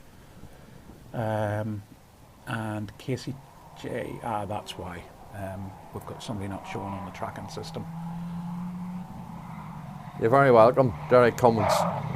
And we probably should mention you and all your buddies more often. Just thanks in there from Derek, Carlo Derek as we call him, the man Marshall, and just said thanks for the mention. Well, we appreciate what you do, guys.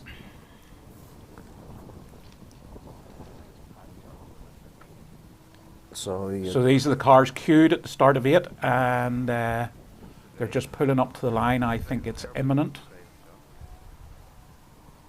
So we'll change our focus. That was great to see some of the guys running down the field. And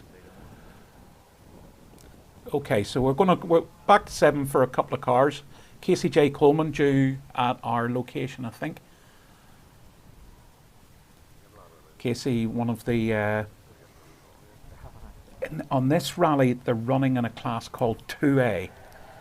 So this is the RC4 cars, FIA RC4. To me, in effect, this is the junior drivers in the Tarmac Championship. Two categories of juniors in the Tarmac Championship.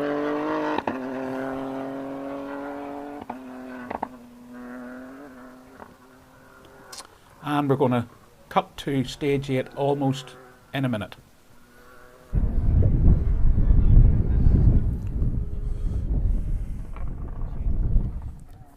So here we go, Zav. This is Josh is on the stage.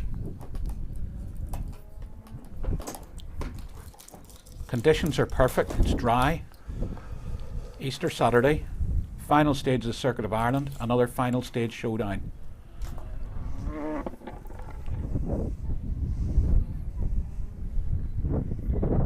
There we go. I just saw a car shoot past. Did you? Mm-hmm.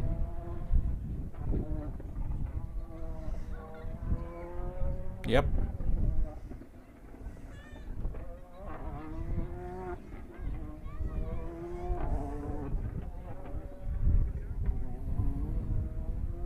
Oh, so they're way off on this loop. I can see.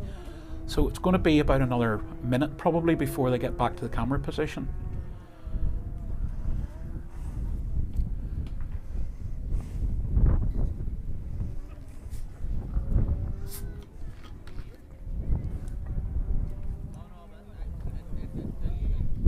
So just a reminder, going into the final stage, 9.4 seconds. I can see viewers now saying, is that the best your cameraman can do? Not realising that if they hang on for another minute or two, they're going to see the cars coming back the other way. Absolutely, yes. So if you can't see the stage, where our camera crew is positioned, the cars will be back to us much closer in a couple of minutes. So we're actually looking at them from a distance on a really nice loop basis. So stay with us and keep the faith, because you will see the cars much closer than you did just there. I think it was maybe Callum Devine going through, was it? Josh is due here right now. We're going to get Josh into picture, I think, very, very soon.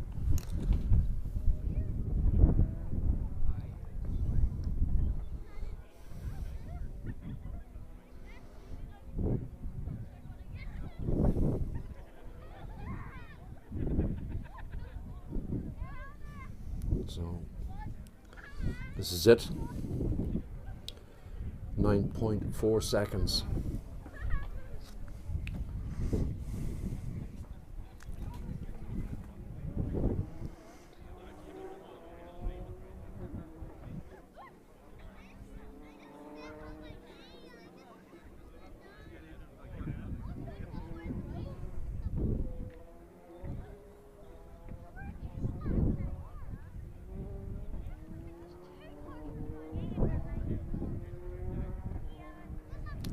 I thought he would have been here by now.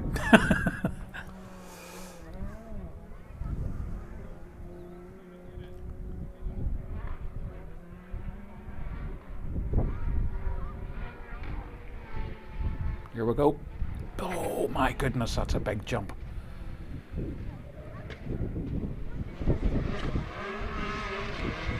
Can't tell me he's not pushing. He's trying really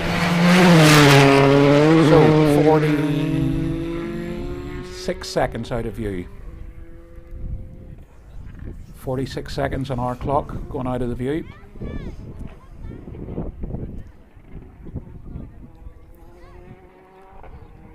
Well, there's a jump just over to the right-hand side of the cameraman, and I think he was quite high committed, over, wasn't he? as committed to it as I've seen in a long time. Miss Andori is saying thanks for the coverage. You're more than welcome. Good to get messages now and again from people who are tuning in and watching from all around the world. And if you don't believe me, go and have a look on Facebook or YouTube at some of the comments, and you'll see that they are from worldwide. We had a colleague of Michael's earlier on in Melbourne, Australia, watching on his way home. Okay, Marion.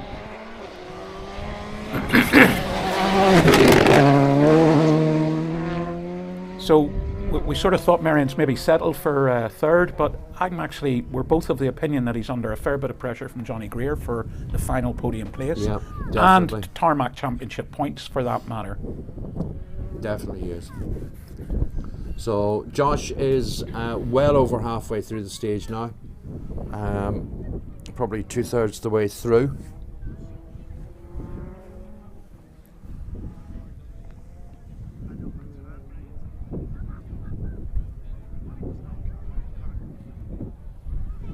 Well, Callum's due very, very soon.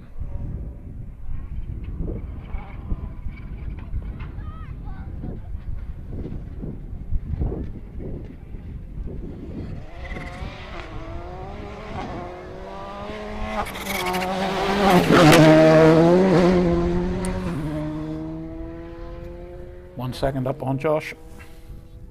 Well, he's not hanging about. Nope. And I mean, listen, over the years, Michael, you and I have both heard many drivers say it is one of the hardest things to drive at 9/10 as opposed to 10/10. So, flat out. Yeah, yeah. And it, you know, if you're trying to achieve, that's when you make the mistake. So maybe that's the thing to do. Just go in. What did motorbike man say? Flat out, choke out, knee out.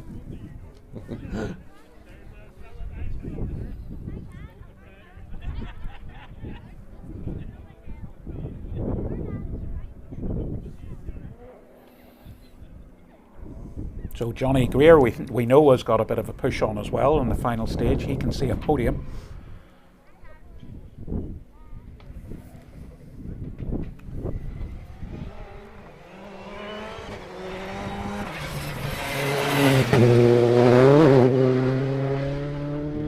Yep, same time. Yeah, same time as Josh through there. So I can see Johnny pulling actually a bit of a result here. Plenty of cars parked in the field. Yeah, that's good. Spectator is very well positioned away up in the escape road, which is even better. So,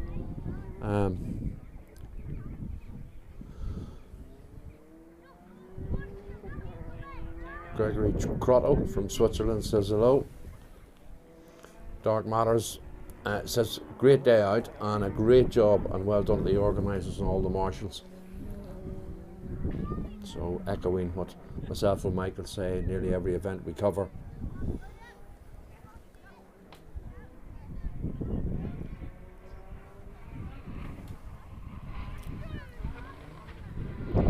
Somebody's off, I think, pointing. Or just wonder what they're pointing at. Sounds right. Yep.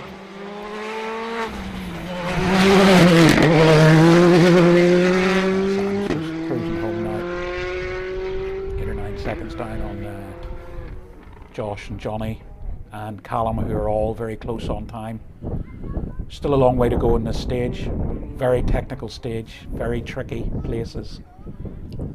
So next down to us should be Desi Henry, who we know has leapfrogged 2 cars on the previous stage after his earlier puncture.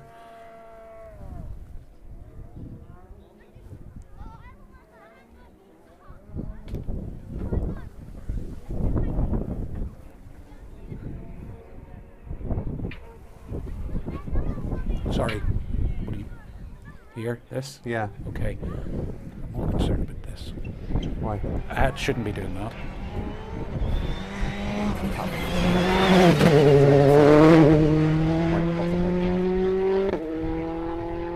Ah.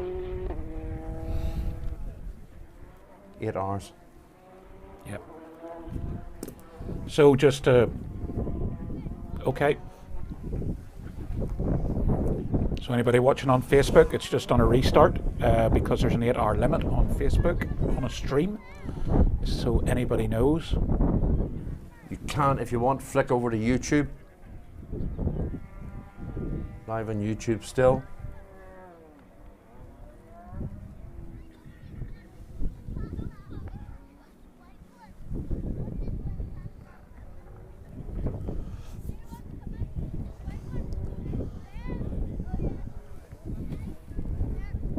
So we have a bit of a gap here. Well, It's Desi through, pushing hard. Robert Barrable up next. Yeah, quite a long gap, seemingly to Robert.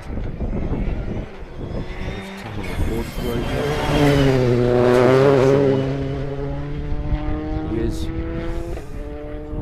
That's the gap that we're missing. Yeah, he's just out come of on. sequence on Yeah. the tracking. So Cahan through, which is good. Josh and Marion have now completed the stage.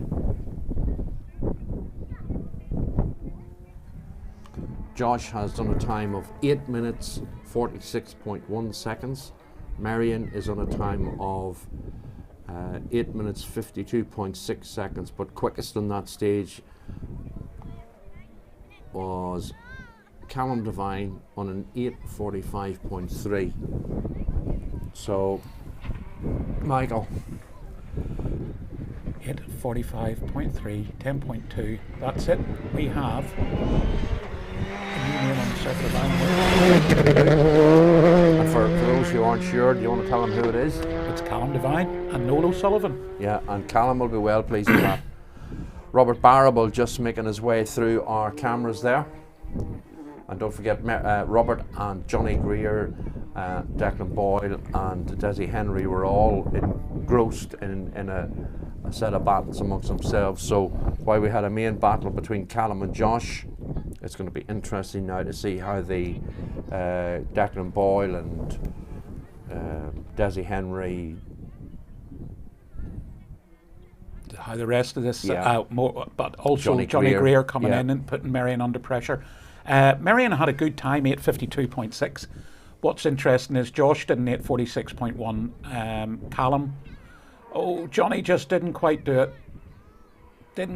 So Johnny Greer comes home fourth. Just under a second quicker than Marion. Marion was deceptive, and Gary Jennings filling the road on screen. So I tip my hat to Callum. Fantastic, well-deserved win. A small mistake by Josh Moffat on stage 4 opened the gap to 19 seconds. He fought back very, very strongly over the next couple of stages. Callum responded, drove flat out. Here we are. Callum Devine's first Circuit of Ireland win. Josh Moffat second. Marion Evans third. Johnny Greer probably has fourth, but we're waiting to see Desi Henry, Robert Barrable and Declan Boyle, what way that battle pans out, because there's only a few seconds between them. Yep, Sam Moffat has provisionally finished fifth, but as we say, we've got a push on from there's Declan and Patrick Walsh. Yep. I'm so pleased for Declan Boyle, I really am. You know,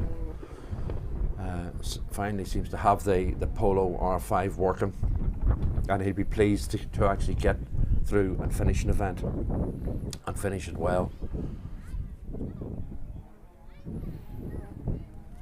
So there's the provisional top 5 leaderboard. Callum Devine wins the 2023 Milburn Concrete Circuit of Ireland Rally. Josh Moffat, a gallant second overall. Marion Evans, have to say, a very strong third. The boys in front got away from him, but he drove with his head, kept his pace, got into a battle with Johnny Greer at the finish. Johnny, great speed over the last couple of stages, nearly snatched third place. And Sam's had stayed out of trouble, clean rally. Gareth McHale coming into picture, another driver who's driven very, very well today as the day went on. I think as the year goes on, we're going to see Gareth becoming a stronger proposition. Desi Henry finishes the stage on 8:59.4. We thought his rally was lost earlier on when he got a puncture. He made a very cool, clever decision to drive on the puncture to the end of the stage, minimised his loss to a minute. So he dropped a minute. If you take a minute off his time, he probably would have finished fifth, and that's all. Just shows you the pace at the front. And listen, that would have been about right for him as well, if I'm being honest. He was up to fourth at one point. 9 minutes 0.1 second for Cahan McCourt. And even with his 3 minutes, I think Cahan's going to finish just outside the top 10 today with this pace that he's ran at this afternoon. Yeah. I mean, if you weren't with us earlier on, Cahan McCourt broke a drive shaft on the opening stage and then suffered another drive shaft failure on the second stage before getting into third.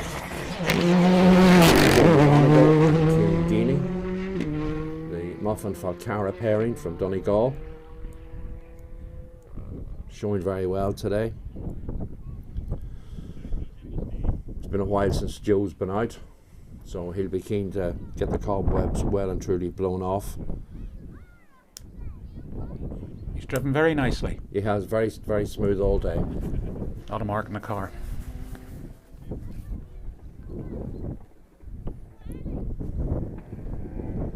Aaron McLaughlin's due with us. So Robert Barable's just popped in a nice 8:56.3 on that stage. So 1.8 seconds quicker than Desi Henry. So he pushes Desi down to 7th and moves up to 6th. That was a bit of an effort, wasn't it? And I'll tell you Didn't what, see that one coming. I think Robert will take that.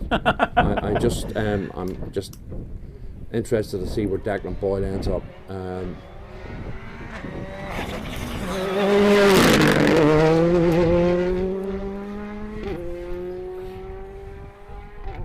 Yeah, 8:56.3, fifth fastest on the stage. Knew he was under pressure from Desi Henry. So he's beaten Desi by 1.8 seconds. Yeah, he'll be pleased with that. Yep.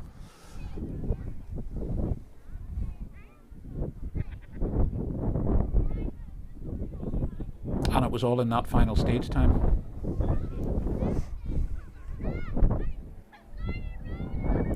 Are we going to get another a rally where we don't see a Ford inside the top 10? Where's Gary Jennings going to finish? That's the thing, isn't it?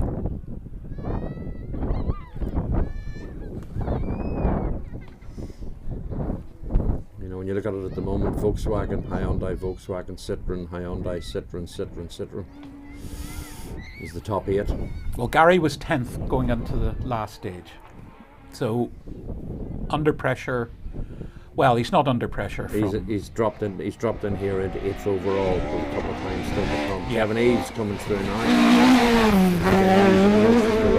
Just way to go for it, Kevin. Way to go. Not messing about. Declan Boyle will hopefully slot in there. And another driver who wasn't. Oh no! What's wrong? Who stopped? Who do you think stopped? Not Declan Boyle. Yeah. You're kidding. Declan Boyle's gone blue on the tracking system. Focus. Literally. Within sight of the finish. 2 corners from the end. Yeah. Let's hope it's a glitch. Let's hope it's a glitch. I hope it is. I hope it is. Goodness me, no, it is very tricky towards the end of this stage. Is it? Yeah, very, very tricky, narrow, tight corners, a lot of driving in it, very technical. Narrow? Yeah. Wayne Sisson comes into view.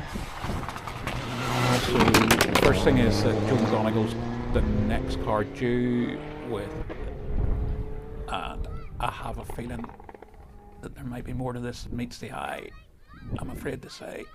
Yeah, I have 3 cars at 1 corner. Yeah, so at the moment we'll have a Declan Boyle and Gareth McHale, and now Joe McGonigal, and all gone blue, so we possibly have a stage blockage. Yeah, and before people get excited, it's and I mean that in a nice way, where these stages are narrow and hedges are high, and if you get out of sequence, as Michael has said many times throughout the day, lots of bumps and jumps, and you slide sideways, the next thing you know, you're wedged sideways across the road. You can drive forward 2 inches to one hedge and 2 inches behind you, and as we saw in West Cork, until you get 6 or 8 crews maybe where people can get out and give lift and pull and twist and shimmy the car around in the road, then nobody's going anywhere. So I know exactly where this is. Do you? Yeah, I know exactly where it is. Was sequence of bumps? Yeah, they stopped the stage, yep.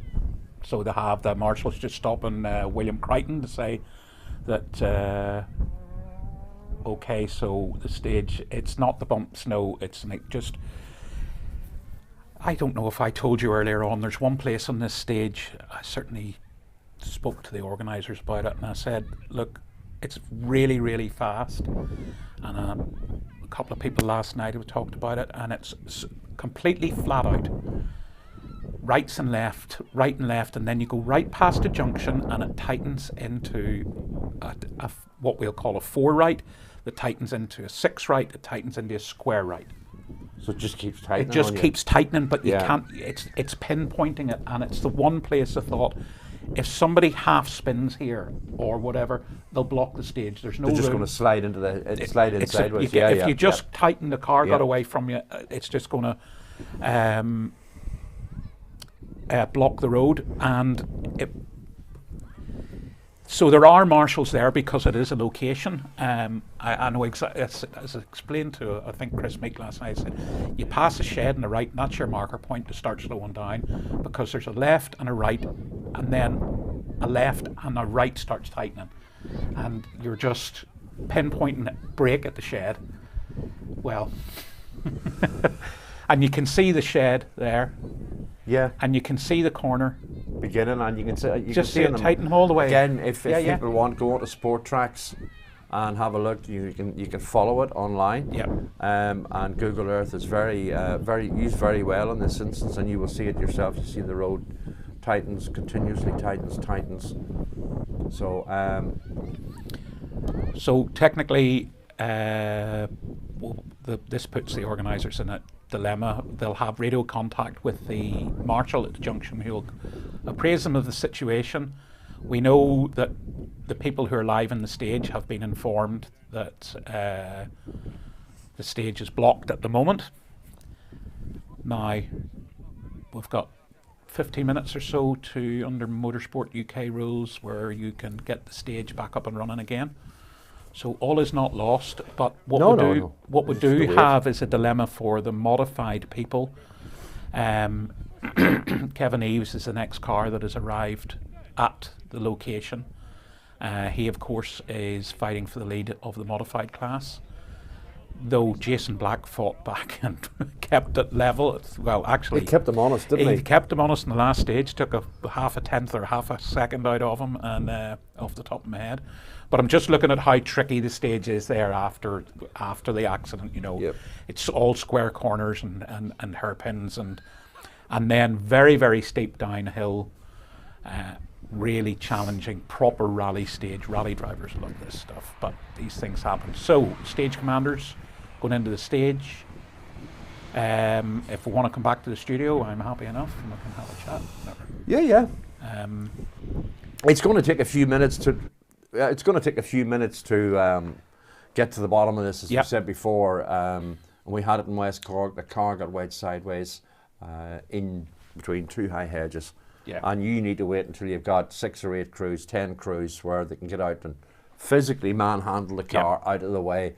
Where that kind of falls down is if by any chance, and it is Declan that has stopped the stage, if there's a damaged hub or a damaged wheel, then the car may not drive out of the way. It may be a case of have to get recovery in and clear the stage. So, fingers crossed for 5 or 10 minutes. But one thing that's not, I don't think they're going to slow down, is we'll have to be mindful of what we're doing. The finish may very well happen, because we'll have a 1, 2, 3, we'll have a winner, a second and a third, who are clear of the stage, and they're on a time schedule, and we may just have to go to the finish and see Tony and have a word with the winners, and then make a decision thereafter what we're going to do. I'm pretty sure that one of the cars just moved a bit at the scene of the stop blockage, Aaron McLaughlin. Kevin Eves has stopped at the previous junction, which is about 50 yards before the accident, so it's no distance at all. Gareth McHale has got going, so I suspect they will. So Kevin Eves is going to get a stage interrupted time, and that will be probably Gary Jennings' time, who is the Ford in the top 10 at the moment, because I suspect we've lost Declan Boyle, which is Heartbreaking for Declan. It is. Really is. He's had kiss of death, me. Yeah, I'm saying nothing. What did you say about the fat lady early on? Oh, stop. Oh dear. I know. I can see people now, so should I see them two in that studio? Honestly, see him on the left. Honestly. Well, I don't know what he's there for. Kiss of death, that fella. Well, interesting. I suspect now we've seen the official cars going through the stage, which well, they have to do that, don't they? Yeah. It wasn't emergency services, which is absolutely brilliant news. That's really good. Some of the cars are what we call going green on the tracking, which means they've manhandled the car out of the way, I suspect. And they're certainly Gareth McHale is on his way into the finish. I think probably we can get word back through our production team as to get maybe a report on the status. But will we get up and running again? I'm confident we will. Now, let's do Michael's old technical head and see where Jason Black is. So, Jason Black hasn't started the stage yet. So, Kevin Eves will get a stage interrupted time. I'm glad you're here because I wouldn't have a clue how to explain this. Okay, so he hasn't started the stage. So, if the stage gets back up and running, Jason gets a fair crack at it in a stage time. Kevin Eves is going to get a stage interrupted time, whichever the organisers deem is appropriate. It could be very unfair on Jason Black because it's Gary Jennings' time, though I don't think it is, because I think genuinely both Jason and Kevin have been going at a pace that's been in and around Gary's speed. So it might not be so unbalanced. But also halted in the stage are William Crichton and James Ford, which we saw on the camera. The marshal stopped them, so they're only stopped because they've halted the stage. You said there about the closest Gary all day. Well, stage 7, Gary was in a 7:10.5, 7 minutes 10.5 seconds. Yeah. Jason Black was 7 minutes 13.3 seconds, and Kevin Eves was 7 minutes 14.1 seconds. Right. So that could end up swings working. and roundabouts. Yeah. Yep. So it's maybe not the ideal way for it to end up in term, but it's not going to be.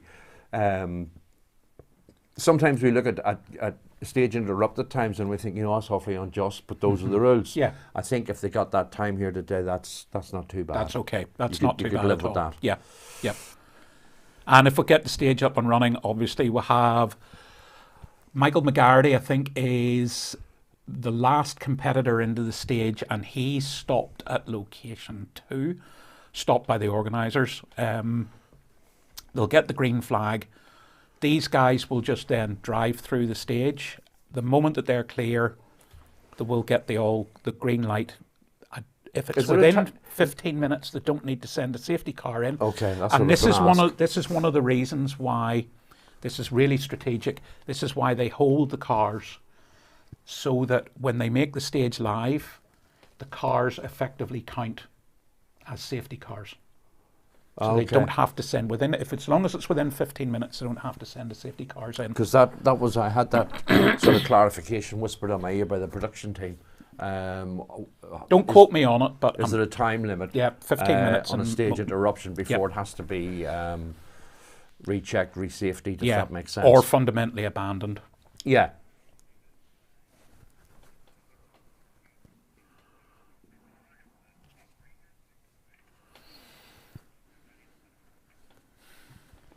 Well, we'll have to make a call. Apparently Well, you need to make a call on what you want to do. We're talking now live to our production team. I'm not entirely certain you can go to one and come back to the other, because we don't know how long the other is going to take. So we have the leading, as we predicted, we have the leading crews are now arriving into the finish. We are ready. We can go to the finish and go live. We don't know how long it's going to be before they restart the stage. It could be another 10, it could be 5 minutes. So personally, I would go to the finish for now and see how it unfolds. Yep. So in terms of finish, you have Callum Devine has won the event on 58 minutes 53.4 seconds with Noel O'Sullivan. Josh Moffat, Andy Hayes have finished second on a time of 59 minutes 3.6 seconds. Marion Evans and Jonathan Jackson will round out the top 3 podium on a time of 59 minutes 40.7 seconds. Johnny Greer holds on to 4th with Niall Burns on a time of 59 minutes 43.5 seconds. Rounding out the top 5, Sam Moffat and Keith Moriarty finish on a time of 1 hour dead 7.8 seconds. 6th will be Robert Barrable and Gordon Noble on a time of 1 hour 52.8 seconds. Now they jumped 2 places on the last stage ahead of Desi Henry. Desi Henry dropped a place. He's on 1 hour 54.6 seconds. Gary Jennings, Rory Kennedy at the moment are showing 9th on 1 hour 2 minutes and 2.8 seconds, with Cathal McCourt and Keelan McKenna showing 9th. But there are other cars that would still have to come through, because Cahan, we know, dropped 3 minutes. And showing on the results, the last car through at the moment, Gareth McHale, Ger Conway, showing 10th on 1 hour 7 minutes 34.1 seconds. Interesting that at this point they've given the stage maximum, so we know Gareth. Everybody is clearing the blockage now. Gareth has been given a stage maximum. That'll certainly change, almost certainly, to Gary Jennings' time of 9:11.7 for everybody in the stage interrupted, which we seem to think is a pretty fair time too. But it's not up to us. It's up to the results people to make that call. What we're going to do now, we're going to go to a quick ad break, and then we're going to go to Tony at the finish.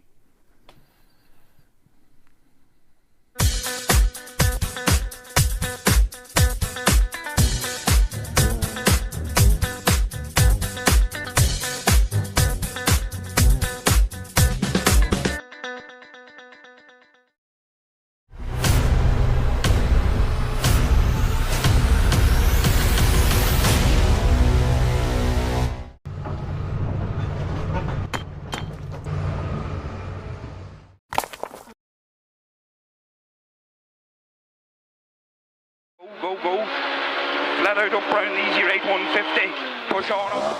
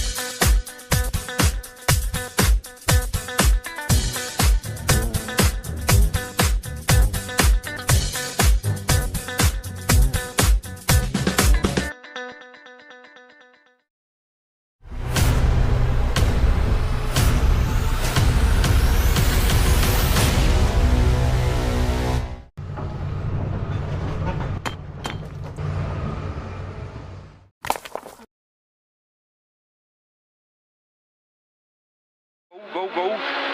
Flat out up round easy right 150. Push on up.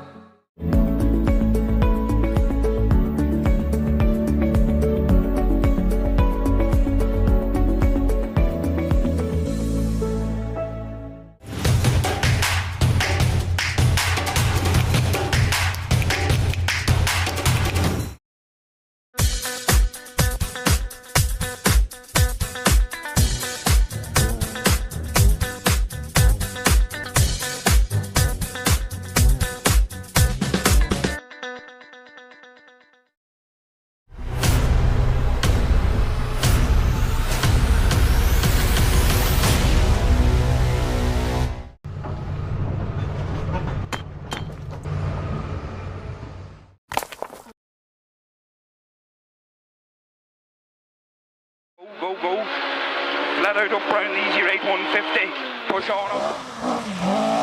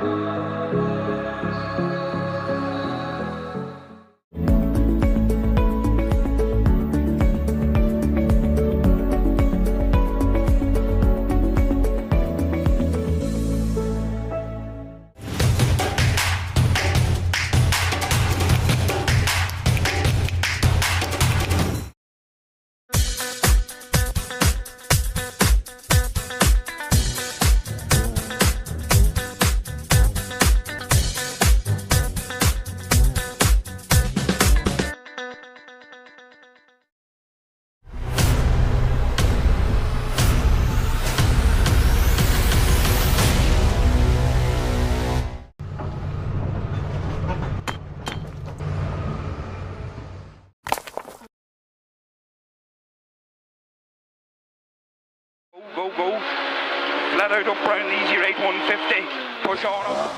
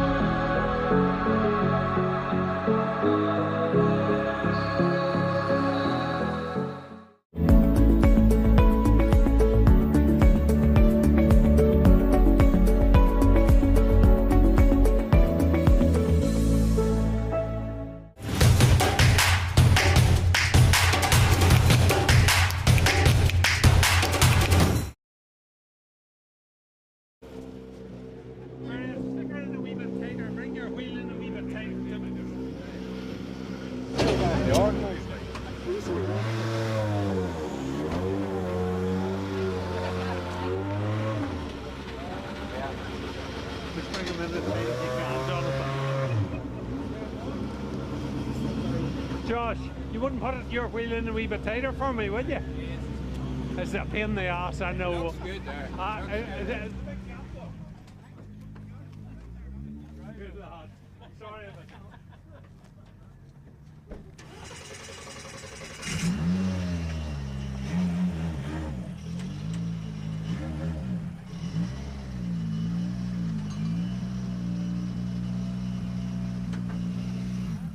So as you can see, guys, we're at the finish here in Cookstown at the Circuit of Ireland 23, and we're just going to let everybody get settled here now, and then we're going to get the winners over to the podium as soon as we can to get a quick word. Bear with me. I'm going to try and get Callum and Noel over here. What's happening? Thank you very much. Thank you. Well done. Can I get you some?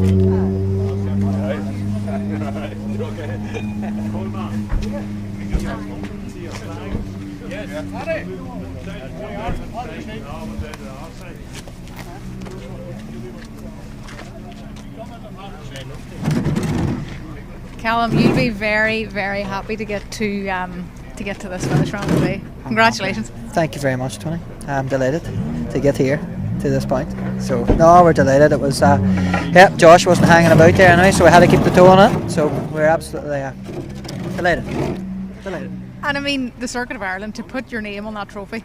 Yeah, that's what me and him were saying. The name is, I can't wait to take a look at it just to see all the names on it. And it's fantastic. Yeah, it's flipping fantastic, to be honest. That's what it is. It's so brilliant to see you so happy, and I mean, obviously to have this excitement now leading into the next event with the championship points and everything. Yeah, exactly. And like, there's 3 different winners there now from the three rounds there already. So, yeah, it opens it all up again. And yeah, we obviously won Killarney last year, so, and it's his home rally. So we're going to be pushing hard there too, hopefully. So, yeah, it's good for us to get this momentum now. Hopefully.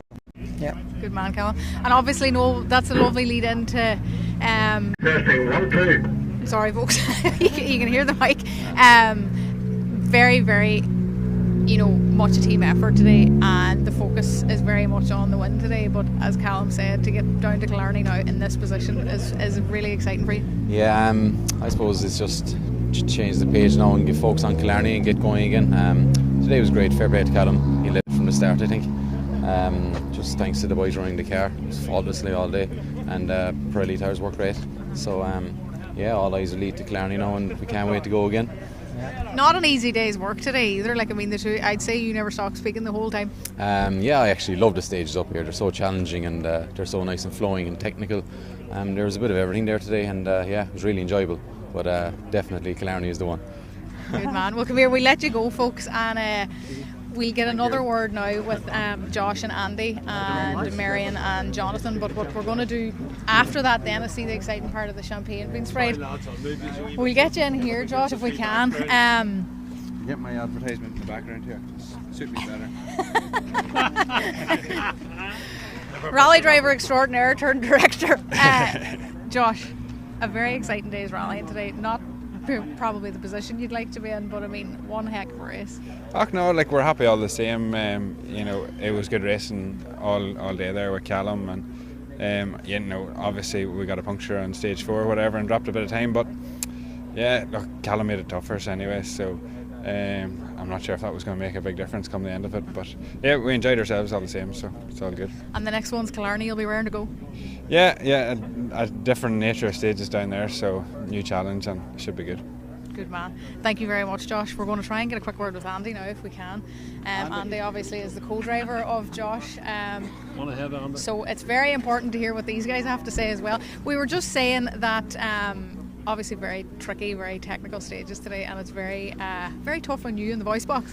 Yeah, it is, a bit horse actually as it happens, yeah. Yeah, tricky enough. A lot of bumps and jumps and kind of narrow bits of road and dust and dirt. So not one of the easier rallies, but it was a short rally and it was only one day, but there was nearly as much driving as a 2-day rally.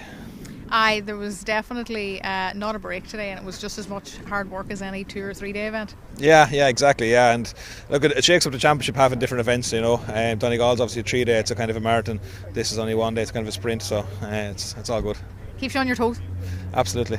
Good man, Andy. Thank you so very much, and again, congratulations on your result. And we're going to try and get Jonathan and Marion over to the podium as well. Guys, can we get you over for a quick word if you don't mind?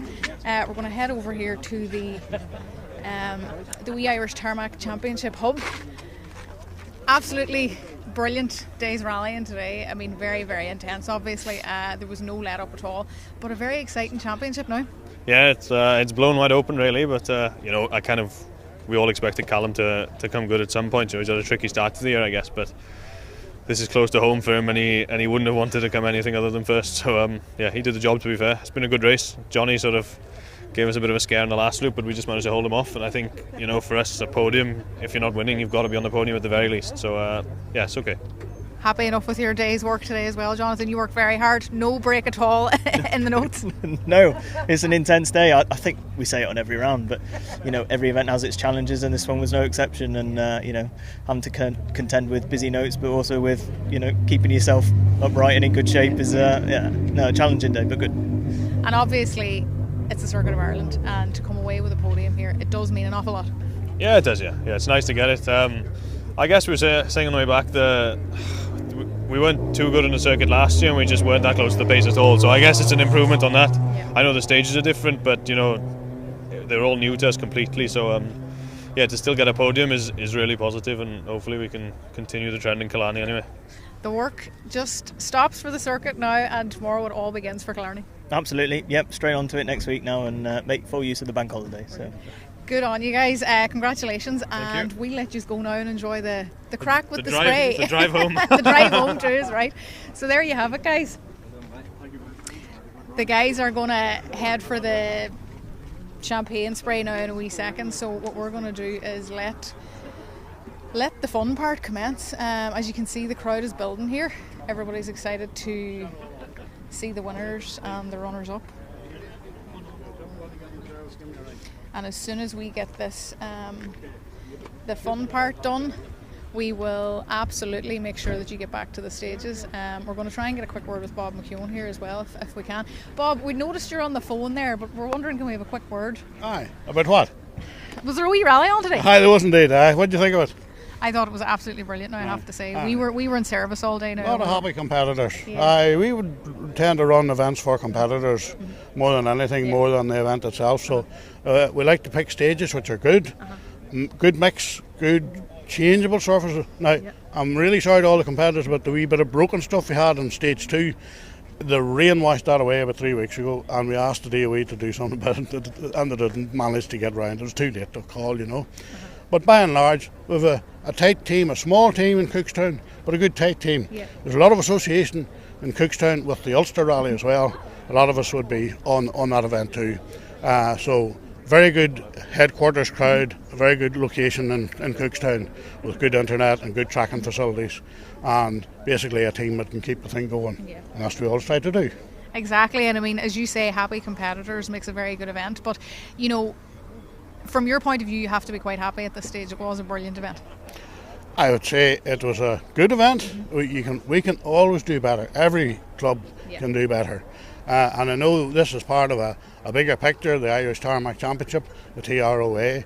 Now this is small fry compared to the sort of events that do happen in other parts, in Galway and Cork and all the rest of it. But this is only we hope it's only a stepping stone. And we'll sit down and look at what has happened, look at the data, as some of the Formula 1 guys would say, and see what way we go forward after that. Exactly, and I mean, as you say, it's no more than anything, you know, you can always make improvements, but with improvement there's growth. That's right, absolutely right, and that is so true. It's been fantastic to see this entry today. Probably as big an entry of any motorsport event that this area has seen in a long, long time. Excuse me. And I've tried to tell, well, some people in the local officials done that, and you know, it's still going over their head a little bit. The whole rally and 120 entries, what does that mean? Well, that means two crew, maybe 3 or 4 servicing them, you know, and it brings an enormous amount of people into the area, and every room in the area is full. Yes. And it still doesn't quite drop the penny with them yet, I think, but I think we have to work on this, you know, from that point of view as well. Yeah. So. Well, I mean, this is a great stepping stone, as you say, and congratulations on an event well done. You'll be celebrating tonight. Well, thank you very much for that. Congratulations, and yes, we'll celebrate a little later on after we get the prize giving done. Good on you. Thank you very much. Thank you indeed. Bye bye.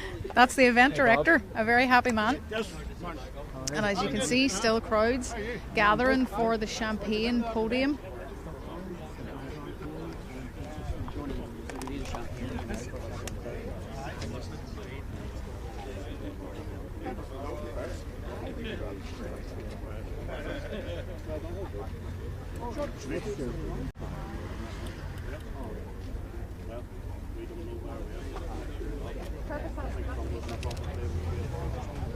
So we've just spoken to the Tarmac Championship manager, Paddy Flanagan, and he has informed us that the champagne spray that we all love, is going to take place here any minute now. And then after that, we'll be heading back to the stages to give you the rest of what's going on.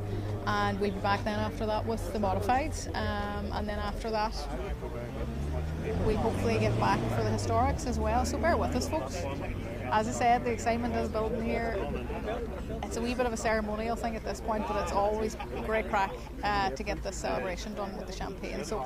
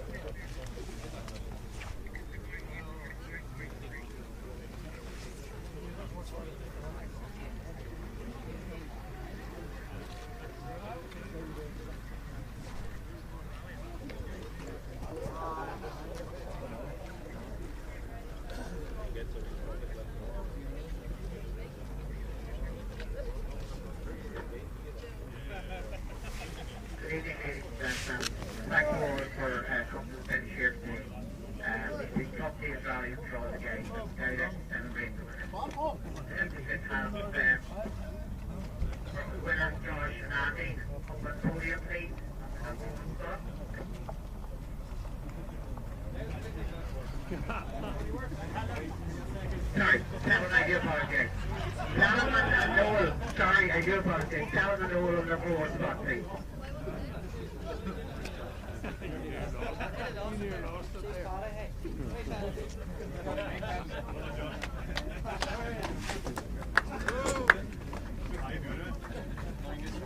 Okay, boys, you're squaring back and up you go.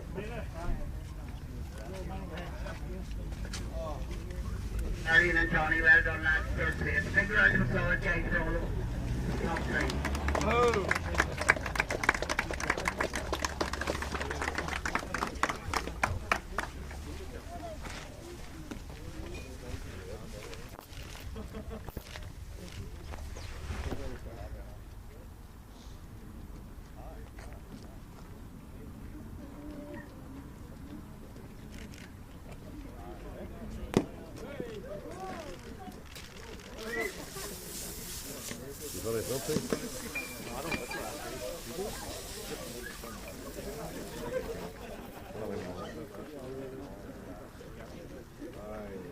And there you have it, guys, the top 3 from the Circuit of Ireland Rally 2023. We are going to head back to the stage very soon so you can see more live action.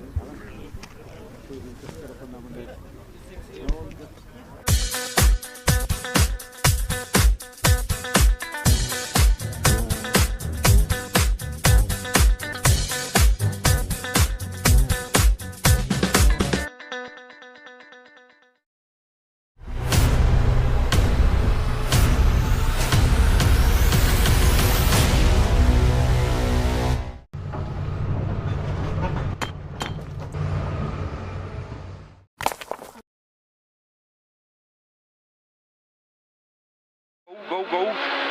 Flat out up round easy right 150. Push on up.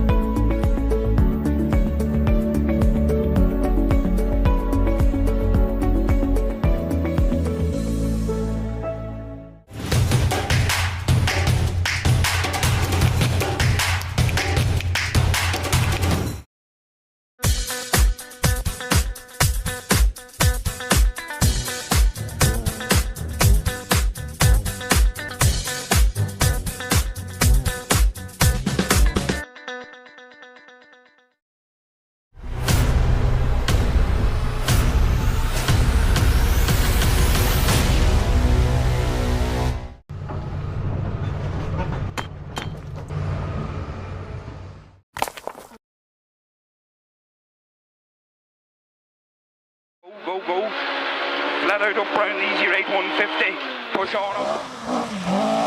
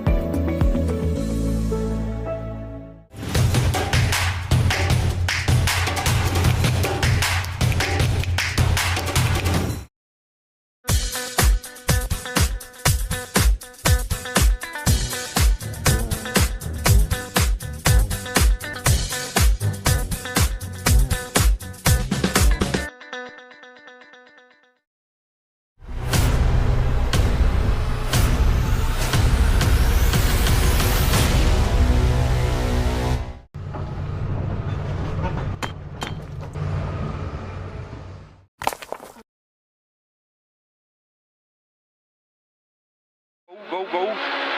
Flat out up round easy right 150. Push on up.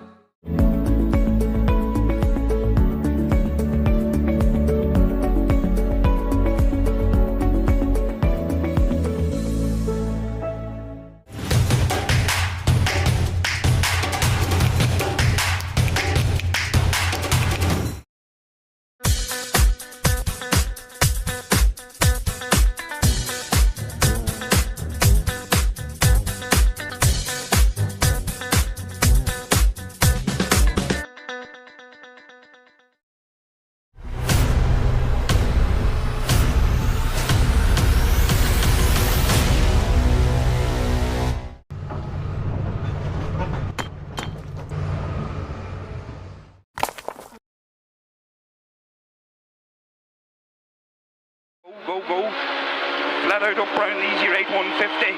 Push on up.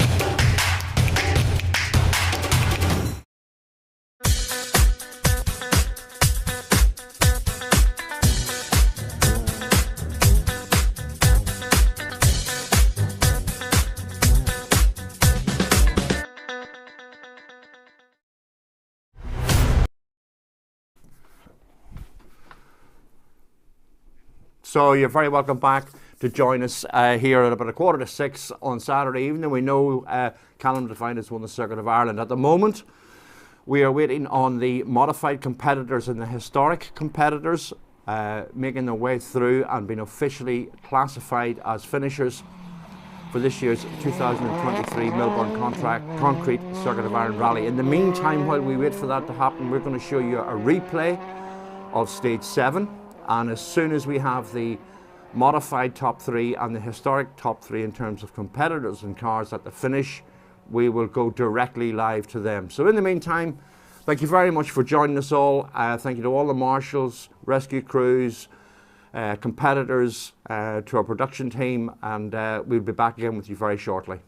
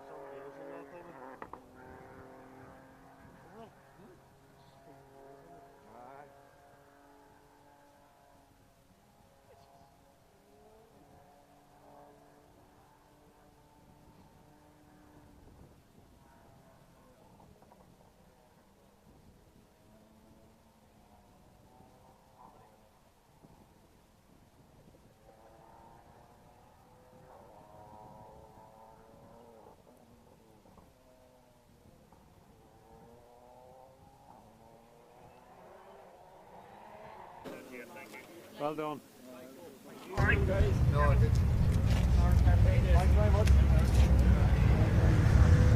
Here we are, guys, the modified winners. Jason Black and Carl Egan. We'll just give them 2 wee seconds to grab their bearings here, and then we'll get a quick interview. Jason, congratulations. You'll be delighted with that. Oh, definitely, for sure.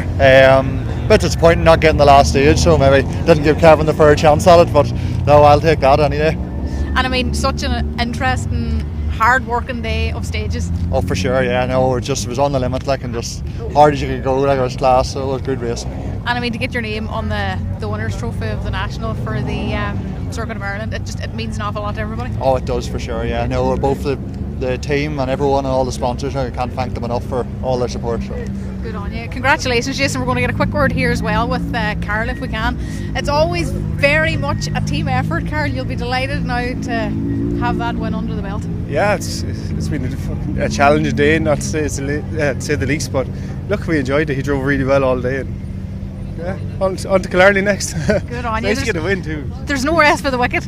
No, 2-3 weeks break now and we're back at it again, but yeah, we're enjoying it, like, we're looking forward to it. I mean, you said it's nice to get the win. Absolutely fantastic to get the win of the circuit. Yeah, look, it's one that everyone wants to win, like, it's a lot of history of this event, so yeah, look, we enjoyed it. We put in a good recce. No, it wasn't an easy day's race, and Kevin gives a good battle, a bit of a scare at the end there, but look, we're happy, yeah. Brilliant, good man. We'll let you go and get you to enjoy the champagne now. There you have it. The winners of the modified section of the Irish Tarmac Rally Championship for the Circuit of Ireland 2023. Paddy Flanagan out there putting the hats on the boys, and they're going to get a wee bit of champagne sprayed here now, so enjoy the celebrations.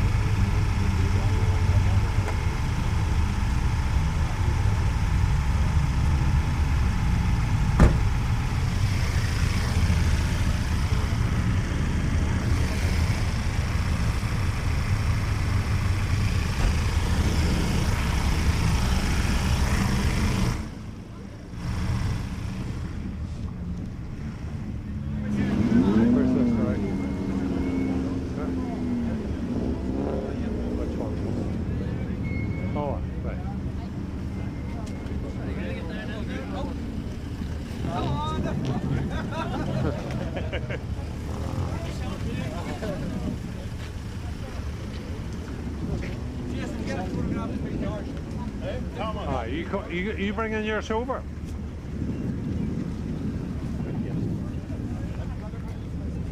think so, yeah, watch it again.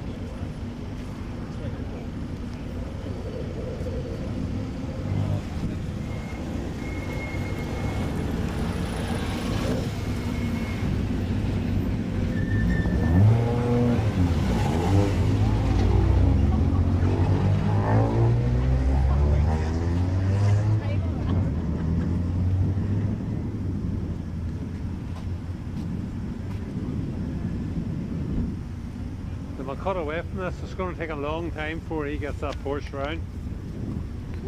Only is under, there's a queue.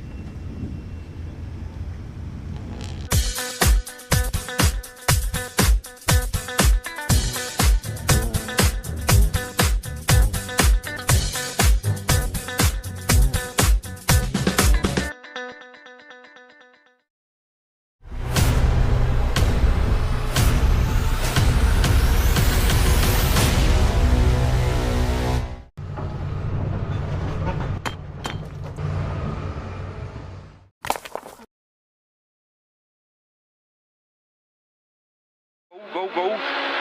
Flat out up round easy right 150. Push on up.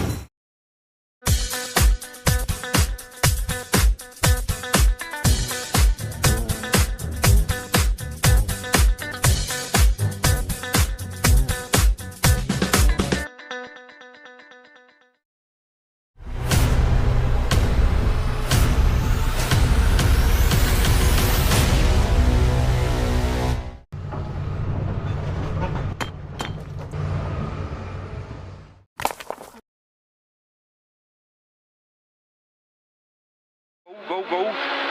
Flat out up round easy right 150. Push on up.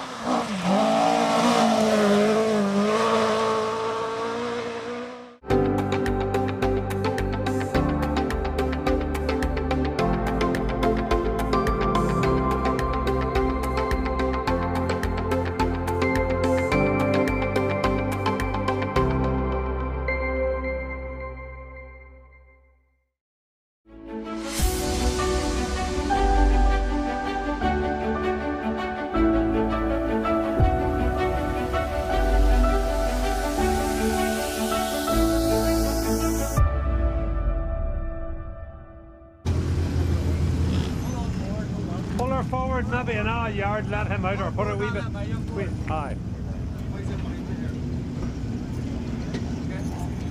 Aye, if you take yours forward, lovely.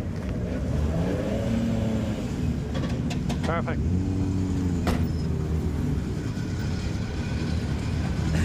Where is she?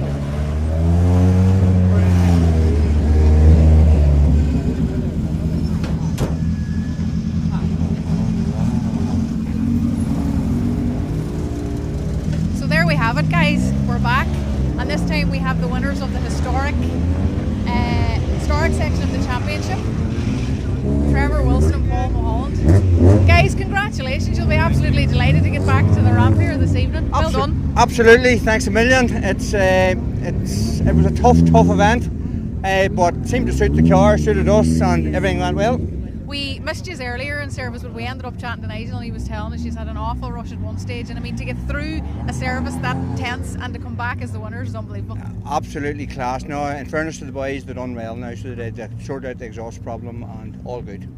Brilliant. Congratulations. And I mean, Paul, from your point of view, it just never stopped all day either, like. Yeah, it was busy in them stages now, in fairness, you were constantly on it, but no, it was a good drive, and yeah, it suited the car and suited us, so it was good. There'll be a wee celebration tonight. Yeah, hopefully so. Well deserved. Well deserved is right. We're going to let you go and have that wee celebration now. We're going to see the champagne. So, guys, we're going to be wrapping up fairly soon, and we're just going to get these two guys celebrating, because you have to see the celebration after watching the hard work all day. So we'll watch the excitement.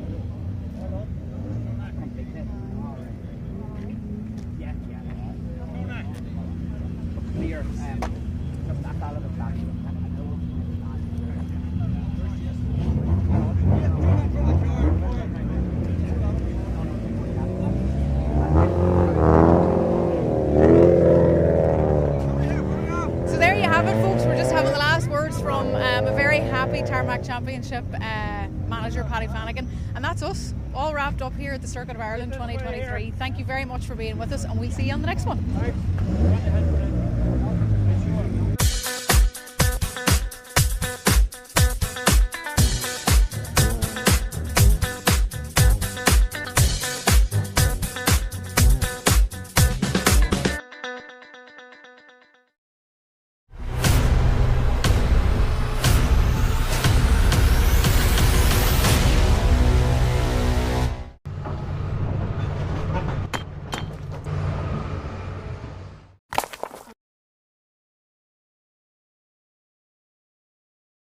Go. Flat out up round easy right 150.